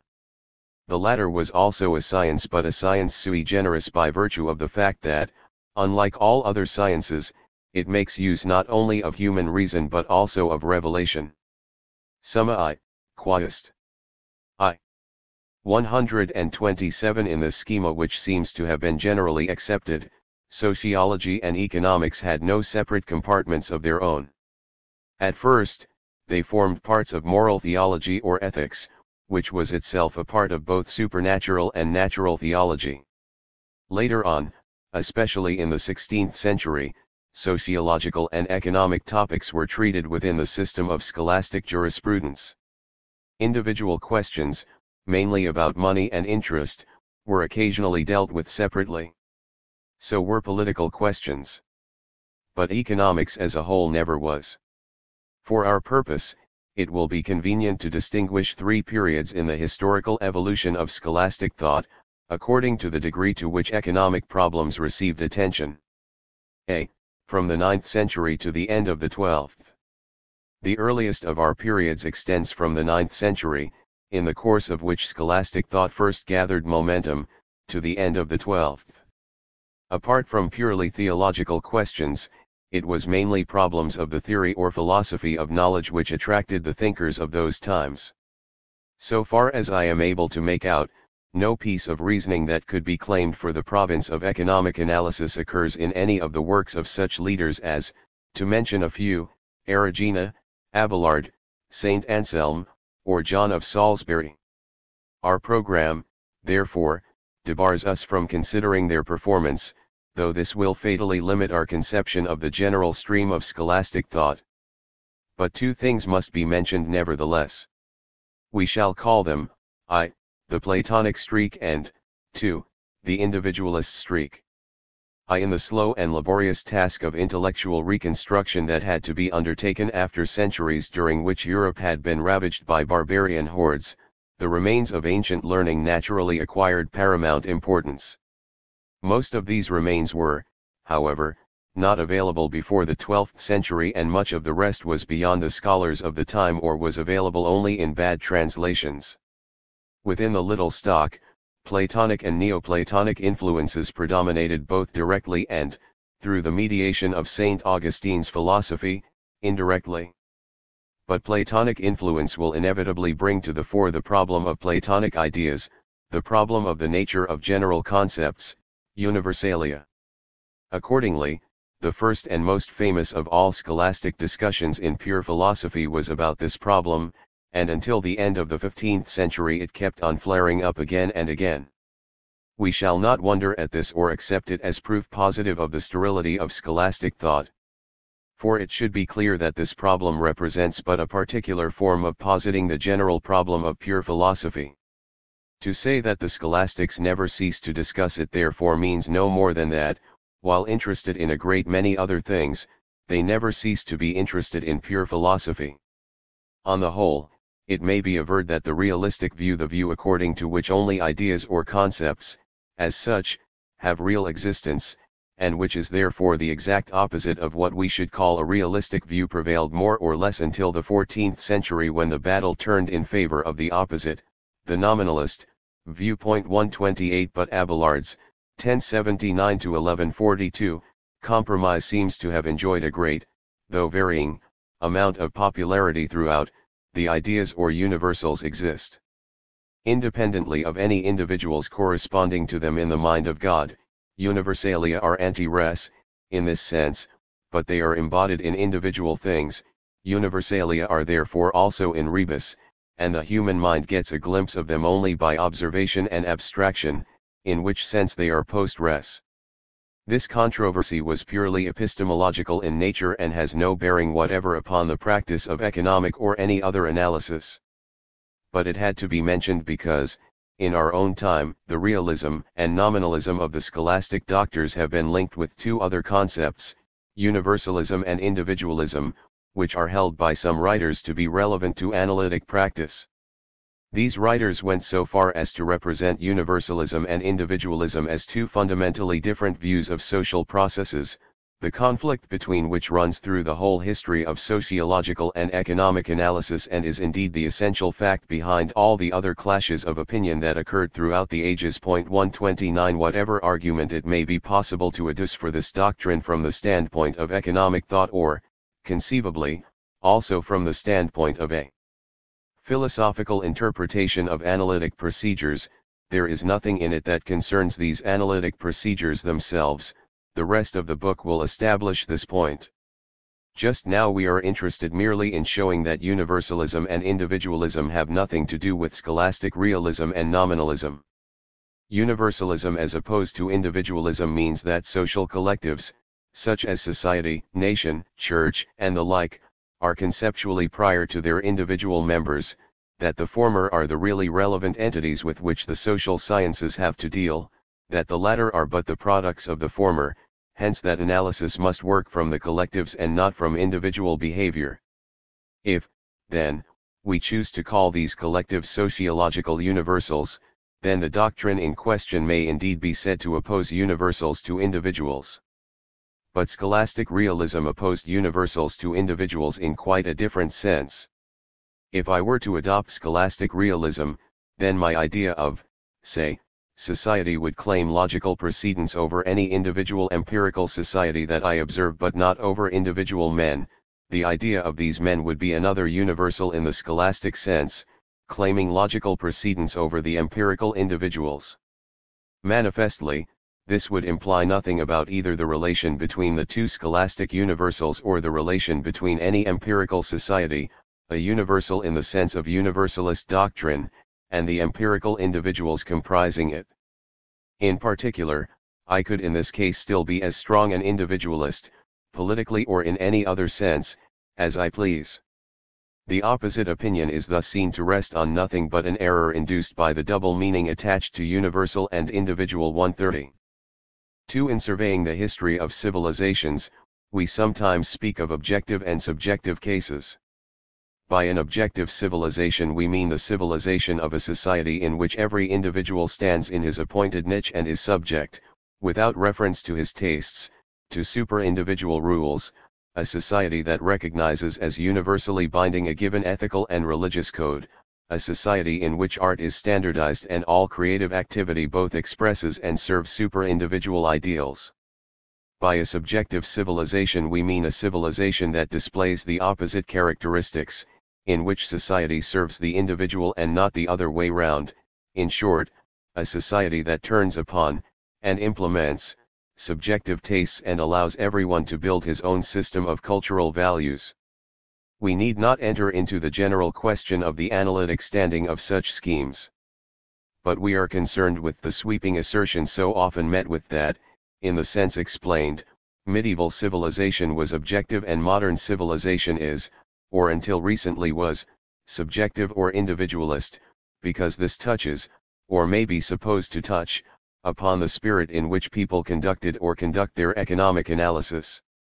There cannot be any doubt that some of the characteristics fit religious life in the age of one God, one church, as compared to religious life in the age of hundreds of denominations, is the standard example. But neither can there be any doubt that as a whole those abstract pictures are ludicrously inadequate. Is it possible to imagine a fiercer individualist than a knight? Did not the whole trouble that medieval civilization experienced with military and political management, and which largely accounts for its failures, arise precisely from this fact? And is the member of a modern labor union or the mechanized farmer of today really so much more of an individualist than was the medieval member of a craft guild or the medieval peasant? Therefore, the reader should not be shocked to learn that the individualist streak in medieval thought also was much stronger than is commonly supposed. This is true, both in the sense that opinion was much more differentiated individually and in the sense that the individual phenomenon and, in speculations about society, the individual man were much more carefully attended to than we are apt to think. Scholastic sociology and economics, in particular, are strictly individualist, if we understand this to mean that the doctors, so far as they aimed at description and explanation of economic facts, started invariably from the individual's tastes and behavior. That they applied super-individual canons of justice to these facts is not relevant to the logical nature of their analysis, but even these canons were derived from a moral schema in which the individual was an end in himself and the central idea of which was the salvation of individual souls. B. The 13th century. Our second period, speaking roughly, covers the 13th century. There is justification for calling it the classic period of scholasticism so far as theology and philosophy are concerned. Theological and philosophical thought was indeed not only revolutionized but also consolidated into a new system that was all that the term classic implies. Chiefly, this revolution was the work of Grosseteste, Alexander of Hales, Saint Bonaventura and Duns Scotus, Franciscan school, on the one hand, and of Albertus Magnus and his disciple, Saint Thomas, Dominican school, on the other. The consolidation, that is, the creation of the classic system, was the towering achievement of Saint Thomas alone. But in other respects, there was only revolution and no consolidation. That century, indeed, gave birth to scholastic science as distinguished from theology and philosophy. It produced work that initiated and laid the foundations for further work, but it did not establish anything beyond starting points. This holds for the social as well as for the physical sciences. It should be particularly noticed that, as the example of Grosseteste shows, interest in mathematical and physical research was widespread even among men who did no such research themselves. Roger Bacon was a peak, but not a solitary peak, and plenty of men, without and within the Franciscan order, stood ready to go on in his line of advance. The reason why this does not stand out as it should is that the scholastic physicists and mathematicians of the subsequent 4 centuries tended to become specialists in their particular fields and their scholastic background is easily lost from sight. For instance, we look upon Francesco Cavalieri, 1598 to 1647, simply as a great mathematician. It does not occur to us to associate the origins of the integral calculus with scholasticism in general or with the Jesuit order in particular, though as a matter of fact Cavalieri was the product of both. 131. In itself, that theologico-philosophical revolution is no concern of ours. But one aspect of it is of considerable importance for the history of sociological and economic analysis, namely, the resurrection of Aristotelian thought.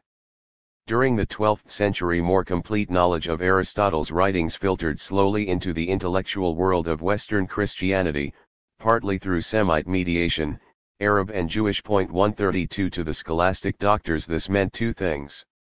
First, Arab mediation meant Arab interpretation, which was unacceptable to them in some matters of epistemology as well as of theology. Second, access to Aristotle's thought immensely facilitated the gigantic task before them not only in metaphysics, where they had to break new paths, but also in the physical and social sciences, where they had to start from little or nothing. The reader will observe that I do not assign to the recovery of Aristotle's writings the role of chief cause of 13th century developments. Such developments are never induced solely by an influence from outside. Aristotle came in, as a powerful ally, to help and to provide implements. But perception of the task and the will to rush forward were, of course, there independently of him. An analogy will clear up this point. We have had occasion to refer to the partial adoption or reception of the corpus juris civilis in the later Middle Ages and the Renaissance. This phenomenon cannot be causally explained by a lucky discovery of a few old volumes coupled with the naive belief of uncritical minds that these volumes contained legal material that was still in force. The economic process was evolving patterns of life that called for legal forms, especially for a system of contracts, of the type that the Roman jurists had worked out. There can be no doubt but that the lawyers of the Middle Ages would have eventually worked out similar forms for themselves. The Roman law came in usefully, not because it brought something that was foreign to the spirit and needs of the age so far as it did this, its reception was in fact an unmitigated nuisance, but precisely because it presented, ready-made, what without it would have had to be produced laboriously. Similarly, the reception of Aristotle's teaching was principally a most important time and labor-saving device, particularly in those fields that were as yet wastelands. It is in this light and not in the light of the theory that there was passive acceptance of a lucky discovery that we must see the relation between Aristotelianism and scholasticism. But so soon as the scholastic doctors realized that in Aristotle's writings they had all, or nearly all, they could hope for at the moment, and that with the help of his doctrines they might accomplish what it would have cost them a century's work to do by themselves, they naturally made the most of this opportunity. Aristotle became for them the philosopher, the universal teacher, and most of their work took the form of expounding him to students and to the public at large, and of commenting upon him. Moreover, his writings served admirably for didactic purposes, since they were in fact summarizing and systematizing textbooks. In consequence, it was in the role of expounders of, and commentators on, Aristotelian doctrine that Grosseteste, Albertus Magnus, and the other leaders mentioned above appeared to the public of their own and of later times. St. Thomas himself became, for many people, simply the man who had succeeded in harnessing Aristotle for the service of the Church. This misconception of the revolution of the 13th century and, in particular, of St. Thomas's performance was not corrected but, on the contrary, was fostered by the scientific practice of the next 300 years. For Aristotle's work continued to provide the systematic frame for the growing scientific material and to supply the need for nicely pedestrian texts. Everything, therefore, continued to be cast in the Aristotelian mold, nothing so completely as scholastic economics, which also illustrates the way in which, by this convenient practice, the scholastic doctors were likely to lose the credit for their original contributions. This explains not only the otherwise quite incomprehensible success of Aristotelian teaching through these 300 years, but also the penalty the ancient sage was eventually to pay for this success. We may just as well complete the story which is so full of interest to the student of the tortuous ways of the human mind. We have seen that there was nothing in the scholastic system to bar new developments within it or even developments away from the ground taken by its classic works. Descartes' philosophy may exemplify such a development. 133 He displayed no hostility to the old scholastic philosophy and, among other things, accepted Saint Anselm's proof of the existence of God rejected by Saint Thomas as the basis of his own theory of the cogito. There is plenty of room for doubt as to how much this amounts to. But it certainly suffices for speaking of peaceful evolution from scholastic backgrounds. We have also seen, however, that scholasticism became a bugbear, as the influence of laical intellectuals asserted itself. And wherever hostility to scholasticism asserted itself, hostility to Aristotle asserted itself also, because Aristotelism was the vessel of scholastic thought, hostility to Aristotelism became the vessel of hostility to the doctors. There were even anti-scholastic and anti-Aristotelian scholastics of whom Gassendi is the outstanding example. 134 His mathematical and physical work, entirely neutral in itself, acquired a critical connotation by the way in which he advocated the cause of experimental empiricist or inductive methods rather than by this advocacy as such. In philosophy he replaced the Aristotelian basis, substantially, by one essentially Epicurean. However, it was of course among the laical enemies of the Catholic doctors that it became the fashion to represent Aristotle as the incarnation of old dust and of futility. Paracelsus had Aristotelian books solemnly burned before starting his medical lectures. Galileo, in the famous dialogue on the heliocentric system that gave so much offense, made a comic figure of the inept Aristotelian objector. Francis Bacon, in espousing the cause of inductive science, contrasted it with both scholastic and Aristotelian speculation. All this was unfair to the scholastic doctors. But it was still more unfair to the old sage. For if there is any general message at all that speaks to us from his pages, it is surely the message of empirical research. 135 So true is it that, in science as elsewhere, we fight for and against not men and things as they are, but for and against the caricatures we make of them. 136 However, let us return to the classic period, the 13th century, in order to search for elements of sociological and economic analysis. We find small beginnings, only little of sociology, still less of economics. In part this was doubtless due to lack of interest. St. Thomas, in particular, was indeed interested in political sociology, but all the economic questions put together mattered less to him than did the smallest point of theological or philosophical doctrine, and it is only where economic phenomena raise questions of moral theology that he touches upon them at all. Even where he does, we do not feel, as we do elsewhere, that his powerful intellect is all there, passionately resolved to penetrate into the core of things, but rather that he is writing in obedience to the requirements of systematic completeness. More or less, this applies to all his contemporaries. In consequence, Aristotle's teaching sufficed for them and they hardly ever went beyond it. There was indeed a difference in moral tone and cultural vision, and also a shift of emphasis that is accounted for by the different social patterns they beheld. But neither is so important as we might have expected. Since these things are of no great moment in a history of economic analysis, it will suffice to note that the scholastic doctors looked upon physical labor as a discipline favorable to Christian virtue and as a means of keeping men from sinning, which implies an attitude entirely unlike that of Aristotle, that with them slavery was no longer a normal, let alone fundamental, institution, that they gave their blessings to charity and to voluntary poverty, that their ideal of a vita contemplativa carried, of course, a meaning that was quite foreign to Aristotle's corresponding ideal of life, though there are important similarities between the two, that they repeated but qualified Aristotle's views on commerce and commercial gain. While all the other points apply to scholastic doctrine of all ages, the one mentioned last holds fully only for the classic period. After the 13th century a significant change occurred in the attitude of the scholastic doctors to commercial activity. But the 13th century scholastics undoubtedly held the opinion expressed by St. Thomas, namely, that there is something base about commerce in itself, negotiatio secundum se considerata quandam turpitudinem habet, summa 2, quaest. Lsxi, art. 4. Though commercial gain might be justified, a. by the necessity of making one's living, or, b. by a wish to acquire means for charitable purposes, or, c.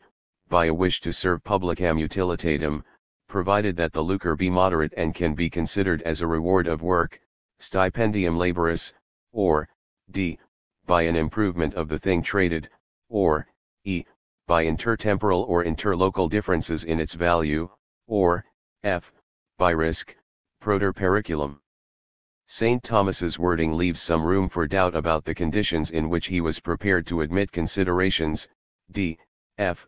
and it may be true that others, especially Duns Scotus, 1266-1308, and a doctor whom I have not mentioned so far, Richard of Middleton, 1249-1306, went somewhat further, especially as regards justifying the social usefulness of the practice of buying in a cheaper market and selling in a dearer one. However, even qualifications, b. and c. go beyond Aristotle's teaching.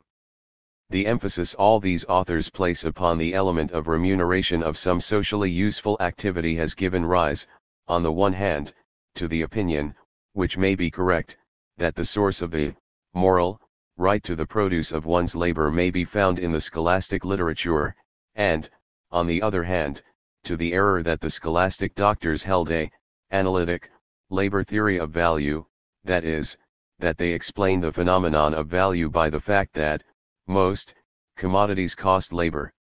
For the moment, the reader should only notice that there is no logical relation between mere emphasis upon the necessity, moral or economic, of remunerating labor, no matter whether we translate the Latin word by the English labor or by activity or effort or trouble, and what is technically known as the labor theory of value. St. Thomas's Sociology of Institutions 137 Political and Other, is not what readers will expect who are in the habit of tracing the political and social doctrines of the 19th century to Locke or to the writers of the French Enlightenment or to the English utilitarians. Considering that, in this respect, the teaching of St. Thomas not only was representative of that of his contemporaries but also was accepted by all the scholastic doctors of later times, its main points should be briefly indicated. There was the sacred precinct of the Catholic Church. But for the rest, society was treated as a thoroughly human affair, and moreover, as a mere agglomeration of individuals brought together by their mundane needs. Government, too, was thought of as arising from and existing for nothing but those utilitarian purposes that the individuals cannot realize without such an organization. Its raison d'être was the public good. The ruler's power was derived from the people, as we may say, by delegation. The people are the sovereign and an unworthy ruler may be deposed.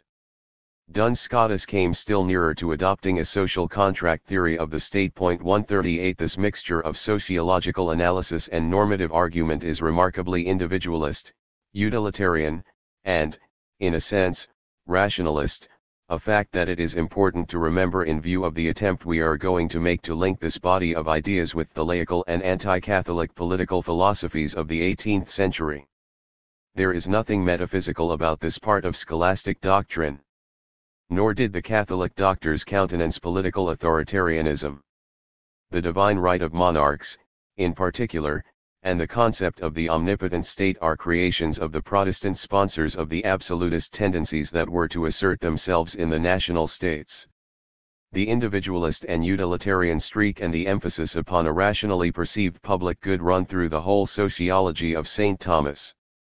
One example will suffice, the most important one, the theory of property. Having disposed of the theological aspects of the matter, St. Thomas simply argues that property is not against natural law but an invention of the human reason. 139 Which is justifiable because people will take better care of what they possess for themselves than of what belongs to many or all, because they will exert themselves more strenuously on their own account than on account of others, because the social order will be better preserved if possessions are distinct, so that there is no Occasion for quarreling about the use of things possessed in common considerations that attempt to define the social function of private property much as Aristotle had defined them before and much as the 19th century textbook was to define them afterward. And since he found in Aristotle all he wished to say, he referred to him and accepted his formulations. This holds with added force for St. Thomas's pure economics. Economia with him means, however, simply household management. It was embryonic and really consists of only part of his argument on just price, summa 2, quaest. Lsxi, art. 1, and on interest, summa 2, quaest. Lsxiath. The relevant part of the argument on just price, the price that assures the equivalence of commutative justice, is strictly Aristotelian and should be interpreted exactly as we have interpreted Aristotle's. St. Thomas was as far as was Aristotle from postulating the existence of a metaphysical or immutable objective value. His quantitas valoris is not something different from price but is simply normal competitive price. The distinction he seems to make between price and value is not a distinction between price and some value that is not a price, but a distinction between the price paid in an individual transaction and the price that consists in the public's evaluation of the commodity, justum pretium in quadam estimatione consisti, which can only mean normal competitive price, or value in the sense of normal competitive price, where such a price exists. 140 In cases where no such price exists, St. Thomas recognized, as coming within his concept of just price, the element of the subjective value of an object to the seller, though not the element of the subjective value of the object for the buyer, a point that is important for scholastic treatment of interest. Beyond this he did not go in the article referred to. But other passages, perhaps, support the opinion that, by implication at least, he did take a step beyond Aristotle, which was more explicitly taken by Duns Scotus, Richard of Middleton, and possibly others. Duns Scotus, at all events, may be credited with having related just price to cost, that is, the producer's or trader's expenditure of money and effort, expensi et labors. Though he presumably thought of nothing beyond providing a more precise criterion of scholastic commutative justice, which was rightly rejected by the later scholastics, we must nevertheless credit him with having discovered the condition of competitive equilibrium which came to be known in the 19th century as the law of cost. This is not imputing too much, for if we identify the just price of a good with its competitive common value, as Duns Scotus certainly did, and if we further equate that just price to the cost of the good, taking account of risk, as he did not fail to observe, then we have ipso facto, at least by implication, stated the law of cost not only as a normative but also as an analytic proposition. Following Alexander of Hales and Albertus Magnus, St. Thomas condemned interest as contrary to commutative justice on a ground that proved a conundrum for almost all his scholastic successors. Interest is a price paid for the use of money, but, viewed from the standpoint of the individual holder, money is consumed in the act of being used, therefore, like wine, it has no use that could be separated from its substance, as has, for example, a house. Therefore charging for its use is charging for something that does not exist, which is illegitimate, usurious. Whatever may be thought of this argument, which among other things neglects the possibility that pure interest might be an element of the price of money itself instead of being a charge for a separable use. 141 One thing is clear, exactly like the somewhat different Aristotelian argument, it does not bear at all upon the question why interest is actually paid. Since this question, the only one that is relevant to economic analysis, was actually raised by the later scholastics, we defer the consideration of the clues for an answer, which St. Thomas's reasoning nevertheless suggests. C. From the 14th century to the 17th. The last of the three periods into which we have decided to divide the history of scholasticism extends from the beginning of the 14th century to the first decades of the 17th. It comprises practically the whole of the history of scholastic economics. But, having already fully explained the setting and the nature of scholastic work, we can now afford to be brief. In particular, No further explanation seems to be needed for the ease with which the economics of the doctors absorbed all the phenomena of nascent capitalism and, in consequence, for the fact that it served so well as a basis of the analytic work of their successors, not excluding A. Smith. In order to achieve the maximum of economy, I shall mention only a very few representative names and then attempt to draw a systematic sketch of what I conceive the state of scholastic economics to have been about 1600. Other names, of course, would have to be mentioned for other purposes. We are artificially narrowing down what was a very broad and deep stream. For the 14th century we choose Buridanus and Orsmius as representatives. 142 The latter's treatise on money is usually described as the first treatise entirely devoted to an economic problem. But it is mainly legal and political in nature and really does not contain much strictly economic material in particular, nothing that was not current doctrine among the scholastics of the time, its chief purpose being to combat the prevalent practice of debasing money, a topic that was treated later on in a copious literature to be briefly noticed presently. Our 15th century representatives will be Saint Antonin of Florence, perhaps the first man to whom it is possible to ascribe a comprehensive vision of the economic process in all its major aspects, and Beale. 143 For the 16th century we select Mercado and, as representatives of the literature on justice and law, De Justitia et Jure, that in the 16th century became the main scholastic repository of economic material, the three great Jesuits whose works have been recently analyzed by Professor Dempsey, Lessius, Molina, and De Lugo. 144. All that need be said about the sociology of the later scholastics is that they developed, in greater detail and with a fuller perception of implications, the ideas that had crystallized in the works of their 13th century predecessors. Their political sociology in particular retained the same method of approach to the phenomena of state and government and also the same radical spirit. 145 Their economic sociology, especially their theory of property, continued to treat temporal institutions as utilitarian devices that were to be explained or justified by considerations of social expedience centering in the concept of the public good. And this social expedience might, according to historical circumstances, sometimes tell in favor, and sometimes tell against, private property. They no doubt believed that in civilized societies, that is, in societies that were past the early or natural state in which all possessions were common to all, omnia omnibus sunt communia, these considerations told in favor of private property, divisio rerum, but there was neither a theoretical nor a moral principle to prevent them from arriving at the opposite result whenever new facts should suggest it. 146 Some methodological aspects of this will be dealt with in the next section. But another point should be briefly mentioned. The scholastics were not primarily concerned with the problems of the national states and their power politics. This is precisely one of the most important links between them and the liberals of the 18th and even the 19th centuries. But some of the phenomena that accompanied the rise of these states were, nevertheless, bound to attract their critical attention, and among them was fiscal policy. I mention this here, and not in connection with their economics, because they hardly went at all into the specifically economic problems of public finance, such as incidence of taxation, economic effects of government expenditure, and the like, even when they did discuss government borrowing, which, following the lead of St. Thomas, they mostly condemned, or the question of the relative merits of taxes on wealth and taxes on consumption, Molina, Lessius, and De Lugo, among others, touched upon. This question, they produced nothing that qualifies as economic analysis.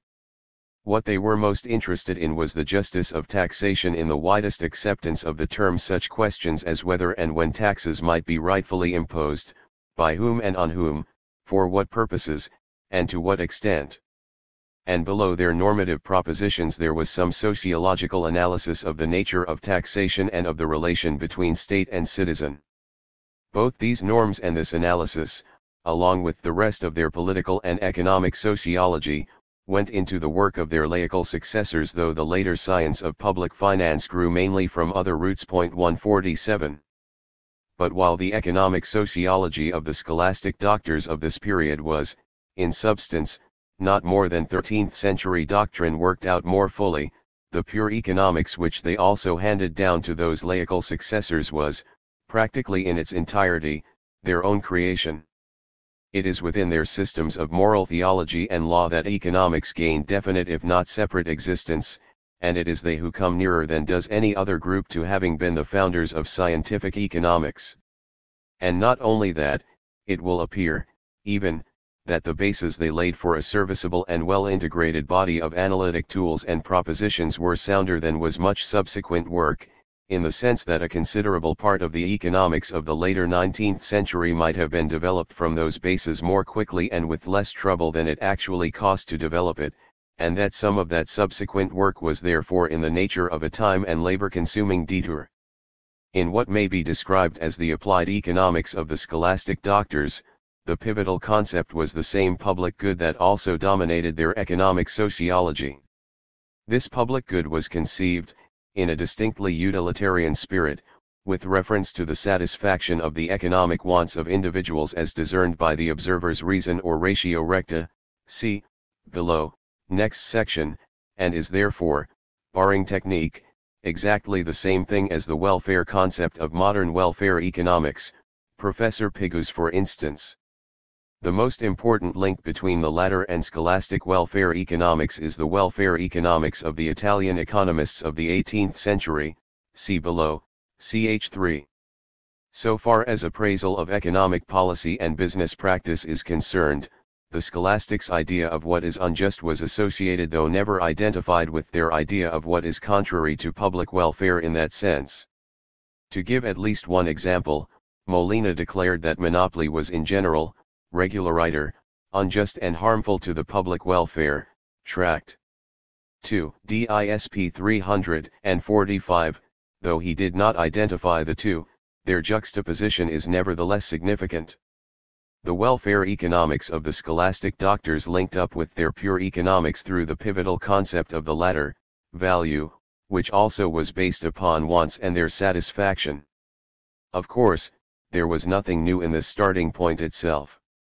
But the Aristotelian distinction between value in use and value in exchange was deepened and developed into a fragmentary but genuine subjective or utility theory of exchange value or price in a manner for which there was no analogue in either Aristotle or St. Thomas, though there was in both what we may describe as a pointer. First, by way of criticizing Duns Scotus and his followers, the late scholastics, particularly Molina, made it quite clear that cost, though a factor in the determination of exchange value, or price, was not its logical source or cause. 148 second, they adumbrated with unmistakable clearness the theory of the utility which they considered as the source or cause of value. Molina and Lugo, for instance, were as careful as C. Menger was to be to point out that this utility was not a property of the goods themselves or identical with any of their inherent qualities, but was the reflex of the uses the individuals under observation proposed to make of these goods and of the importance they attached to these uses. But a century before that, Saint Antonin, evidently motivated by the wish to divest the relevant concept of undesirable objective meanings, had employed the unclassical but excellent term complacibilitas, the exact equivalent of Professor Irving Fisher's desiredness, which also is used to express the fact that a thing is actually being desired and nothing else. Third, the late scholastics, though they did not explicitly resolve the paradox of value that water though useful has normally no exchange value, obviated the difficulty by making their utility concept, from the first, relative to abundance or scarcity. Their utility was not utility of goods in the abstract, but utility of the quantities of goods available or producible in the individual's particular situations. Finally, fourth, they listed all the price-determining factors 149, though they failed to integrate them into a full-fledged theory of demand and supply. But the elements for such a theory were all there, and the technical apparatus of schedules and of marginal concepts that developed during the 19th century is really all that had to be added to them. There are two more aspects of this theory of exchange value that deserve to be noticed. On the one hand, the late scholastics identified their just price not, as Aristotle and also Duns Scotus seem to have done, with normal competitive price but with any competitive price, communis estimatio foret or pretium currens. Wherever such a price existed, it was just to pay and to accept it, whatever the consequences might be for the trading parties. If merchants, paying and accepting market prices, made gains, this was all right, and if they suffered losses, this was bad luck or else a penalty for incompetence so long as gain or loss resulted from the unhampered working of the market mechanism, though not if it resulted, for example, from price fixing by public authority or monopolistic concerns. 150 Molina's disapproval of price fixing, though qualified, and his approval of gains arising from high competitive prices in times of scarcity are no doubt ethical judgments. But they reveal a perception of the organic functions of commercial gains and of the price fluctuations that are responsible for them, a fact that marks a considerable step in analysis. This should be borne in mind, for we are not as a rule in the habit of looking to the scholastics for the origin of the theories that are associated with 19th century laissez-faire liberalism. On the other hand, the late scholastics analyzed economic activity itself, St. Antonine's industria, and particularly commercial and speculative activity, from a standpoint that was diametrically opposed to Aristotle's. The economic man of later times put in an appearance in the conception of prudent economic reason, a Thomistic phrase which acquired an entirely unThomistic connotation by de Lugo's interpretation, which was to the effect that this prudence implies the intention of gaining in every legitimate way. This did not spell moral approval of profit hunting. As far as that goes, it is safe to assume that neither de Lugo's nor any other scholastic doctor's feelings differed from Aristotle's. St. Antonine, for example, was very explicit on this point. But it spelled an improved analysis of business facts that was, of course, partly induced by observation of the phenomena of rising capitalism. This realistic character of the work of the late scholastics should be particularly emphasized. They did not simply speculate. They did all the fact-finding that it was possible for them to do in an age without statistical services. Their generalizations invariably grew out of discussions of factual patterns and were copiously illustrated by practical examples. Lessius described the practice of the Antwerp exchange, versa. Molina sallied forth from his study to interview businessmen about their methods. Some of his investigations into the economic conditions of his time and country, such as his study of the Spanish wool trade, amount to little monographs. As regards money, it will suffice to record the four following points. First, reasoning on Aristotelian lines, the doctors presented, practically to a man, a strictly metal-list theory of money which, in fundamentals, did not differ from that of A. Smith. We find the same genetic or pseudo-historical deduction from the necessity of avoiding the inconveniences of direct barter, the same conception of money as the most saleable commodity, and so on. Second, they were not only theoretical but also practical metal-lists, disapproving, with varying degrees of severity, of debasement, and of any gain that accrued from it to princes. As mentioned before, the outstanding authority on this matter, Orsmius, only formulated the doctor's common opinion, which in this case was evidently shared by most people. 151 The modern student of monetary theory, who may possibly sympathize with those princes and feel inclined to regard them as worthy predecessors of the governments of his own day, should observe that the doctors went but a very short way into the economic effects of devaluation. They saw the effect on prices and felt that creditors and holders of money were being defrauded, but that was about all. Even in these matters their analysis did not go beyond the obvious, and the idea that devaluation and other methods of increasing the amount of circulating monetary units might stimulate trade and employment was quite foreign to them. It first occurred to those businessmen who wrote on monetary policy in the 17th century, see below, ch. 6. Since this idea was almost entirely lost on the English classics of the 19th century, we have here another of those curious doctrinal affinities that exist between J.S. Mill and Father Molina. Third, we note for future reference that some of the doctors, among whom Mercado is the most important instance, adumbrated more or less clearly what came to be called the quantity theory of money, at least in the sense in which Bodin can be said to have held it. And, fourth, they dealt with a number of problems in coinage 152, foreign exchange, international gold and silver movements, bimetallism, and credit in a manner that would merit more attention and that compares favorably in some points with much later performance.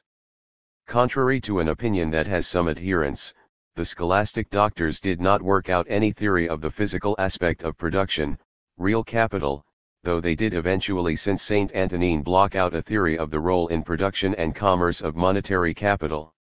Nor did they possess any integrated theory of distribution, that is to say, they failed to apply their embryonic demand-supply apparatus to the process of income formation as a whole. Moreover, the rent of land and the wages of labor had not as yet become analytic problems to them. In the case of rent, this was perhaps due to the facts that, with farmers who tilled their own soil, the element of rent does not readily display its distinctive character, and that rents paid to landlords were in the times of the doctors so mixed with dues of a different nature that the economic rent, which was moreover traditionally fixed, did not show up very distinctly even in this case. In the case of wages, too, they did not ask the theoretical question. Presumably they felt that nobody needs to be told what it is wages are paid for. They proffered indeed moral considerations and recommendations as to policy.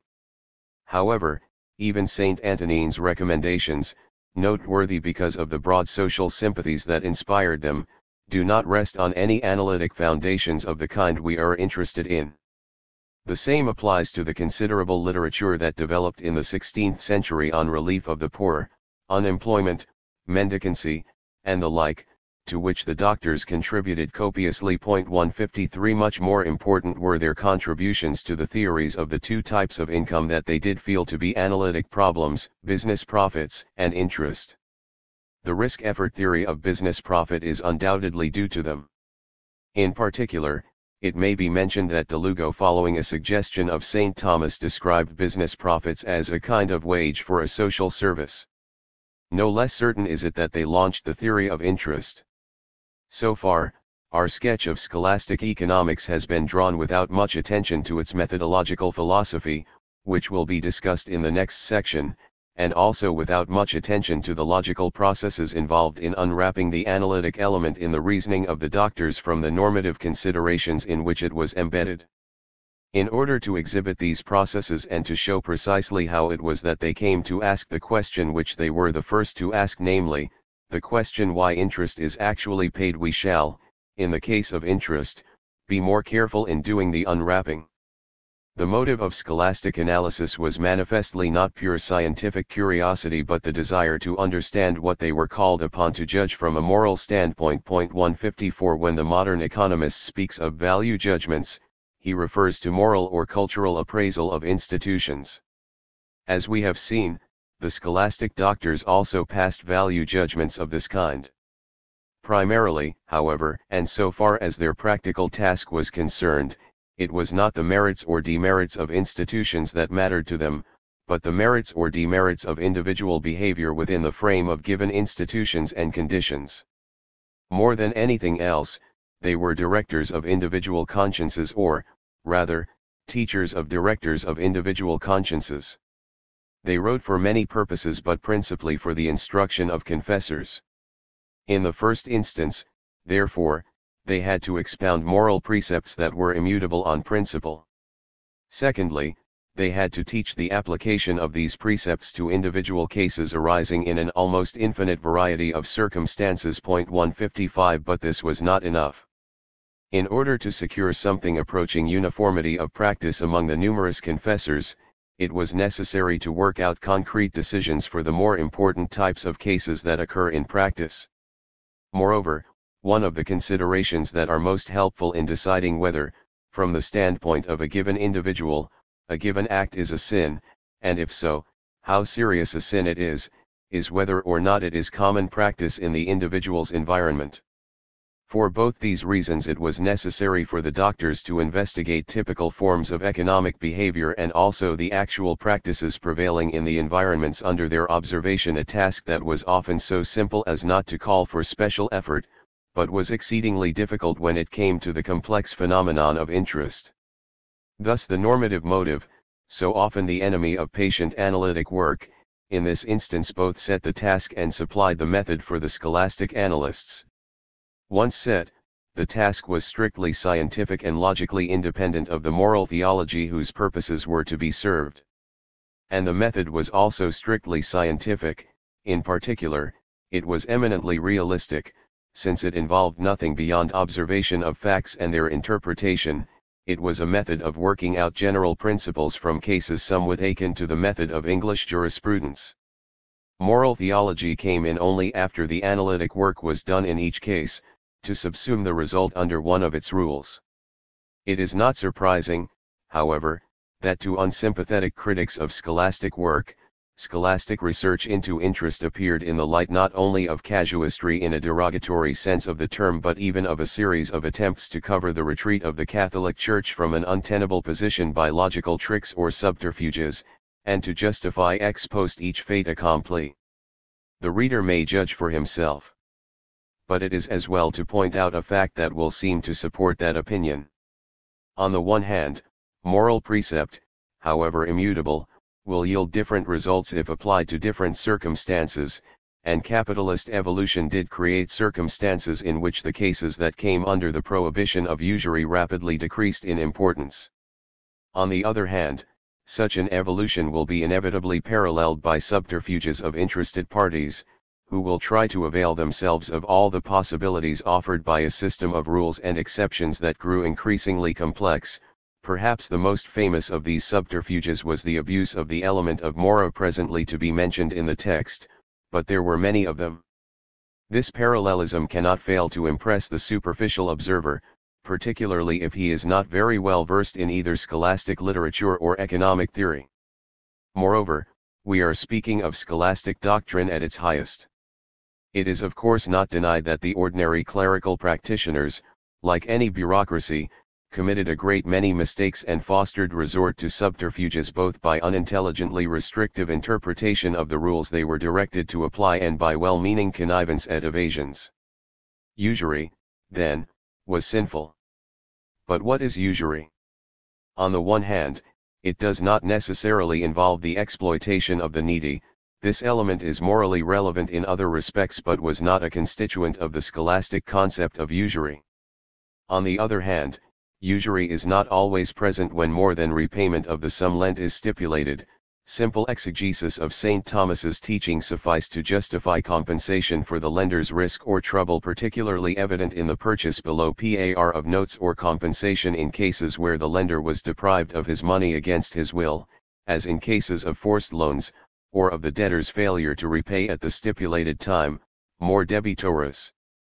Thomistic teaching even suggested Molina's proposition that, since the lender of any commodity is in any case entitled to receive back its full value at the time of lending, more units might have to be repaid than were given, esto plus in quantitate sit accipiendum, though no application was made of this, so far as I know, to money loans. From all those cases emerged the principle that a charge was to be considered as normal or unobjectionable whenever the lender incurred any loss, domnum emergens. Some doctors argued that the lender in temporarily giving away his money always and inevitably suffers such loss. But most of them refused to accept this view. Nor did the majority admit that the gain the lender foregoes by lending, lucrum cessans, is in itself a justification for making a charge. They did admit, however, that, as we may put it, gain foregone turns into actual loss when the opportunity for such gain is part of a man's normal environment. This meant two things. First, merchants themselves who hold money for business purposes, evaluating this money with reference to expected gains, were considered justified in charging interest both on outright loans and in cases of deferred payment for commodities. Second, if the opportunity of gain contingent on the possession of money is quite general, or, in other words, if there is a money market, then everyone, even if not in business himself, may accept the interest determined by the market mechanism. This proposition had to be handled with care, for it evidently opened the door to all sorts of evasions. But it is no more than a special case of the principle that everyone may, in justice, pay and ask the current price for everything, and was not invented ad hoc. if it is not in evidence in the 13th century and much in evidence in the 16th, this is merely due to the fact that money markets had been uncommon in the former century and became quite common in the latter. 156 Observe that whenever alternative opportunities of gain are normally available to everyone, the argument from gain foregone will coincide with the argument from privation. Foregoing gain is in this case precisely what the privation consists in. Observe further that in all the cases mentioned, justification rests on circumstances that, however frequently or even generally they may prevail in a given environment, are logically accidental to the pure loan contract, mutuum, which in itself was never held to justify interest. And observe finally that justification was never, or hardly ever, based upon the advantages that the borrower might reap from the loan. It was exclusively based on the disadvantages that lending brought to the lender. Dropping now the normative garb of scholastic interest analysis and the moral doctrines that motivated their research, we may restate as follows the causal theories their research unearthed, on the understanding that the picture cannot be quite satisfactory because the scholastic doctors did not much more agree on the theory of interest than do we. Interest, though construed on the more general model of loans of consumptibles, is essentially a monetary phenomenon. There was no analytic merit in this. The scholastic doctors simply accepted a surface fact exactly as had Aristotle. They did sometimes relate interest on money to the returns of income-bearing goods, land, mining rights, and the like that may be bought for money.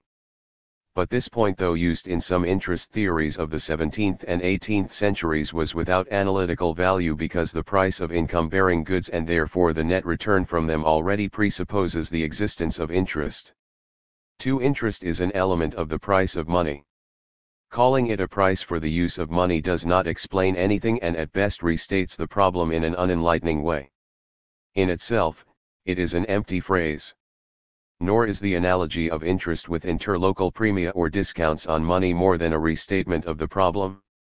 For these interlocal premia and discounts are explained by risks and costs of transfers, whereas pure interest, as distinguished from compensation for risks and costs, is an intertemporal premium which the analogy does not help to explain. The uncritical appeal to mere lapse of time per se is valueless. Circumstances are easily conceivable in which it would fail to produce a deviation from zero interest. Though negative only, these propositions are of great analytical value. They clear the ground and prove that the scholastic doctors in this respect much superior to 9/10 of the interest analysts of the 19th century saw the real logical problem involved. In fact, these propositions define it. This is why they should be credited with having launched the theory of interest. 3. Hence deviation of interest from zero is a problem the solution of which can be found only by analysis of the particular circumstances that account for the emergence of a positive rate of interest. Such analysis reveals that the fundamental factor that raises interest above zero is the prevalence of business profit. All the other facts that may produce the same results are not necessarily inherent in the capitalist process. This proposition constitutes the main positive contribution of scholastic interest analysis. Adumbrated before, it was first clearly stated by Saint Antonin, who explained that though the circulating coin might be sterile, money capital is not so because command of it is a condition for embarking upon business. 157 Molina and his contemporaries, while rightly insisting that money was in itself not productive and no factor of production, yet accepted a similar view. They coined the significant phrase that money was the merchant's tool. Moreover, they quite understood the mechanism by which this premium, if capitalist business be sufficiently active and relative to the rest of the environment sufficiently important, will tend to become an all-pervading normal phenomenon. And their ideas on lucrum cessans and domnum emergens complement their analysis as regards the supply side of the money market. Further than this they did not go. Their theory of business profits in particular was not sufficiently developed to allow them to reap the full benefit from the insight that led them to trace interest to profit as its source. Also, being the first in this field, they groped for their generalizations rather than stated them. In this prolonged process of groping they slipped up frequently and used many inadequate and even faulty arguments. But if we are to treat them as we treat other groups of analytic workers, merits prevail greatly over shortcomings. especially if we give them credit, as we ought to, for much of what successors and even opponents learned from their analysis. But what, if that be so, becomes of the great battle on interest between scholastic and anti-scholastic writers that is supposed to have raged in the 16th and 17th centuries? So far as the history of economic analysis is concerned, the only answer is that there was no battle. No analytic progress was made and no new analytic ideas on interest were proffered for a long time to come. Even the most famous leaders on the anti-scholastic side, such as Millenius or Salmasius 158, had nothing new to say. Millenius and Navarre's contemporaries, roughly speaking, were about on a par in theoretical grasp of the interest problem. Salmasius only reformulated the scholastic theory about lucrum cessans from available business opportunities that we find in Molina. So far as the moral issue was concerned, the Protestant theologians and the laic lawyers differed among themselves on the subject of interest, but were also content to repeat arguments forged by the scholastics, whichever side they espoused. 159 But, in addition, there was a legislative or administrative issue, and it is this that accounts for the controversy in question. As we have seen, the scholastics held that interest had to be justified on grounds not inherent in the loan contract, mutuum, as such. But this amounted to saying that each case, or at least each type of case, was on trial and not to be approved without investigation. Though they did not always object to secular legislation that permitted interest. 160 It is easy to imagine what inconvenience this principle must have caused after interest had become a normal phenomenon. The question naturally arose, that was in the end answered affirmatively by Popes Pius VIII and Gregory XVI, whether in such circumstances an overcomplicated set of rules, however correct logically, should not be replaced by admitting a sweeping presumption that the acceptance of a market rate of interest was all right. This is really all that a steadily increasing number of laical and even clerical writers demanded. But they did not put it this way, partly because they were not able to understand the finely spun logic of the scholastics and therefore set it down as mere sophistry, and partly because, most of them being enemies of the Catholic Church or the scholastic doctors for political and religious reasons, they could not bring themselves to argue the question of policy without sneers or invective. This created the impression that there was a battle between old and new theoretical principles which, since it distorts the picture of a phase in the history of economic analysis, it seemed worthwhile to dispel. 5. The concept of natural law. 161. We must now attend to a subject the consideration of which we have twice deferred. It is beset with difficulties and an inexhaustible source of misunderstandings which cannot be straightened out entirely in the available space. An appeal for the patient cooperation of the reader is, however, justified by its fundamental importance for the origins and early history of all social sciences. For the first discovery of every science is the discovery of itself. Awareness of the presence of a set of interrelated phenomena that give rise to problems is evidently the prerequisite of all analytic effort. And in the case of the social sciences, this awareness shaped itself in the concept of natural law. We shall try to disentangle its various meanings and to catch their subtle changes and associations. A.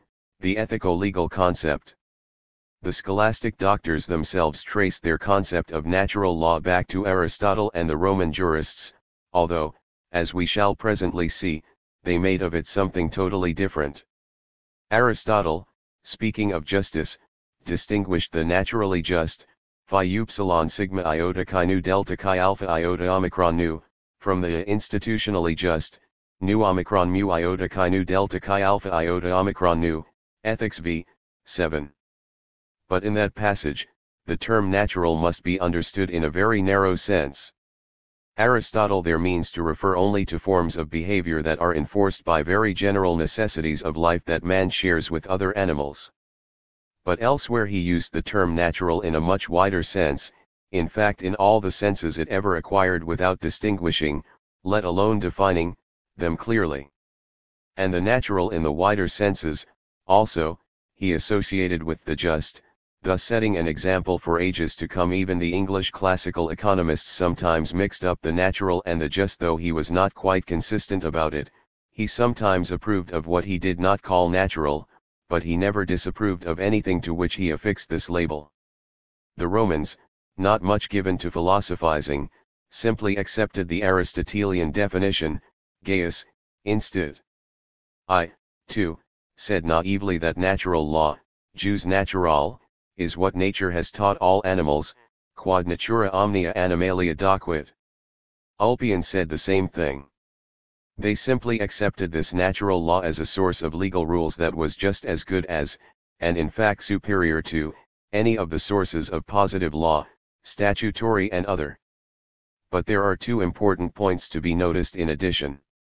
First, there developed a tendency among Romans of literary propensities, such as Cicero, to affix the term jus naturale to what was officially called jus gentium. The reason was that the latter, embodying as it did rules of equity, seemed somehow more natural than the formalistic civil law. The reader should observe that the sense of natural law, the sense that ultimately prevailed, while, as we have seen, the term jus gentium acquired in the 17th century the meaning of law of nations, is not identical with the sense defined by Aristotle in Ethics v.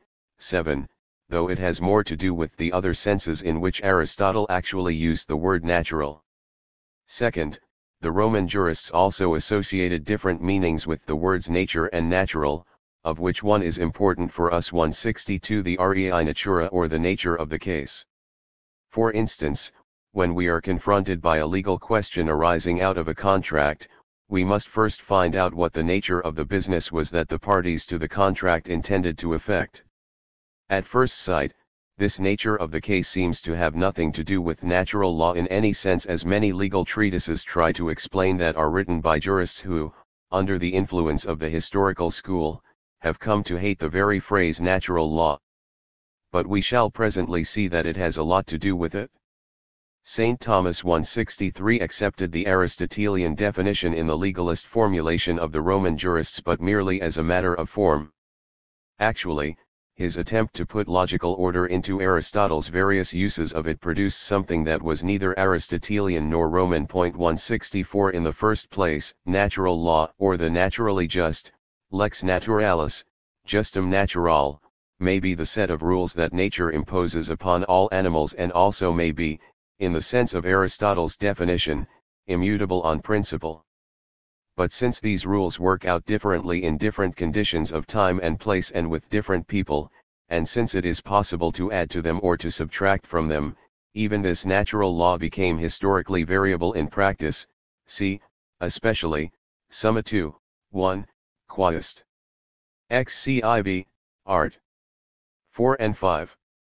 In the second place, there was another meaning of natural law that St. Thomas explains only by examples, but which really equates natural law to the set of rules that conform, habet quandam commensurationem, to social necessity or expedience, the historical relativity of which St. Thomas never tired of stressing. Natural law in this sense is almost, though not quite, identified with jus gentium in the Roman official sense. In the third place, it is held that human positive law necessarily consists either in deductions from this natural law or in adjustments of its rules to particular conditions. An enactment that violates any rule of this natural law does not make valid law at all. The reader will notice the political implications of this doctrine. To make a long story short, we leap from St. Thomas to Molina. Molina clearly identified natural law, on the one hand, with the dictates of reason, ratio recta, and with what is socially expedient or necessary, expediens et necessarium, on the other. These propositions, in themselves, are nothing but Thomism formulated more pointedly. But he took a further step, tract disp 4. After repeating the Aristotelian definition he added, apparently by way of explaining its meaning, that is to say, the naturally just is that which obligates us by virtue of the nature of the case, quis obligatio oritur ex natura rei. But this is not at all what Aristotle meant. Molina does not interpret his meaning but adds a new one. He definitely married natural law to our rational diagnosis, with reference to the common good, of the cases whether individual contracts or social institutions which we observe in research or practice. Molina's view about the nature of natural law is mentioned only as an example of what was the general opinion of the doctors in his and even an earlier time. De Soto's concept of the command of reason, rationis ordinatio, amounts to the same thing. One way of putting this result is to say that all speculative or metaphysical or non-empirical elements had evaporated from Molina's natural law concept, and that there was nothing left but reason applied to particular facts, though, so far, applied from the normative standpoint. Unfortunately, however, the subject is more complicated than this. The doctrine of the scholastics also contains the sources of two currents of thought that are the very opposites of sober matter-of-factness. These must be mentioned because they contributed substantially to the prevailing confusion about natural law. First, there is the association of natural law with primitive conditions. We have seen that, following Aristotle, the doctors, like A. Smith, frequently made use of a pseudo-historical method of exposition. They liked to start, in explaining a social phenomenon such as property or money, from an imaginary early state of society. They did not, so far as I can see, make any improper use of this construction. But the natural was the just, and if the natural is particularly clearly revealed in primitive conditions, as that method of exposition implies, then primitive conditions become just as well as natural. From this standpoint starts an uninterrupted line that runs right into Rousseau's glorification of the natural, in the sense of primitive, state of humanity, and association that is entirely immaterial but did not add to the standing of the concept. The scholastics themselves, needless to say, displayed no tendency to glorify primitive conditions. Second, there is a relation between the scholastic natural law and the rights of man, Droitstelhome, and similar 18th-century constructs including the laborer's natural right to his product. The existence of this relation cannot be doubted. For the natural law of the doctors was considered as a source of valid legal rules about rights and duties, and all the framers of the Droitstelhome pretended to do was to draw on this source for the command of reason or rationis ordinatio with respect to the political rights of civilized man. Moreover, some items in the list of these rights are clearly recognized by scholastic writers. And yet, the speculative character of these and similarly conceived rights is a commonplace. It is precisely the sort of thing, more than anything else, which accounts for the distaste many of the best economists have felt for the concept of natural law, and which has made it a byword for unhistoric and unscientific metaphysics. So much is this the case that, with some of us, a proposition need only be linked up with natural law in order to be put out of court. In fact, one of the most common reasons for wholesale rejection of economic theory to this day is that it is nothing but an offshoot of unscientific natural law philosophies. We have, therefore, every motive for looking more closely at the indictment. This will be done under the next heading. B. The analytic concept. So far we have been inquiring into the development of the natural law concept in its role within the ethical and legal sphere, or, what amounts to the same thing, of natural law considered as a source of morally and legally valid imperatives. After what has been said in preceding sections of this chapter, it is easy to find the bridge to the natural law concept in its analytic role. In fact, we need only generalize our findings in the special case of the theory of interest. For this purpose, let us ask the question, why should Aristotle have called certain forms of behavior naturally just in the narrow sense of his definition? Evidently because these forms of behavior were necessary conditions of the survival of, as he thought, animal life in general. A similar answer will hold true for the naturally just in the wider sense that covers the necessities of social life in the actual historical circumstances of any given human society. Therefore, in order to find out what is naturally just in any particular case, it is first necessary to analyze these circumstances. The generalizations that we may derive by so doing can be called natural law in the analytic sense. The normative natural law presupposes an explanatory natural law. The former is nothing but a particular kind of value judgment passed upon the facts and the relations between facts unearthed by the latter. The two are logically as distinct and practically as distinguishable as are the value judgments and analytic propositions of any economist. For instance, A. Smith had a theory of wages that consists of statements of fact and of generalizations derived from them. But he also said, wealth, bk.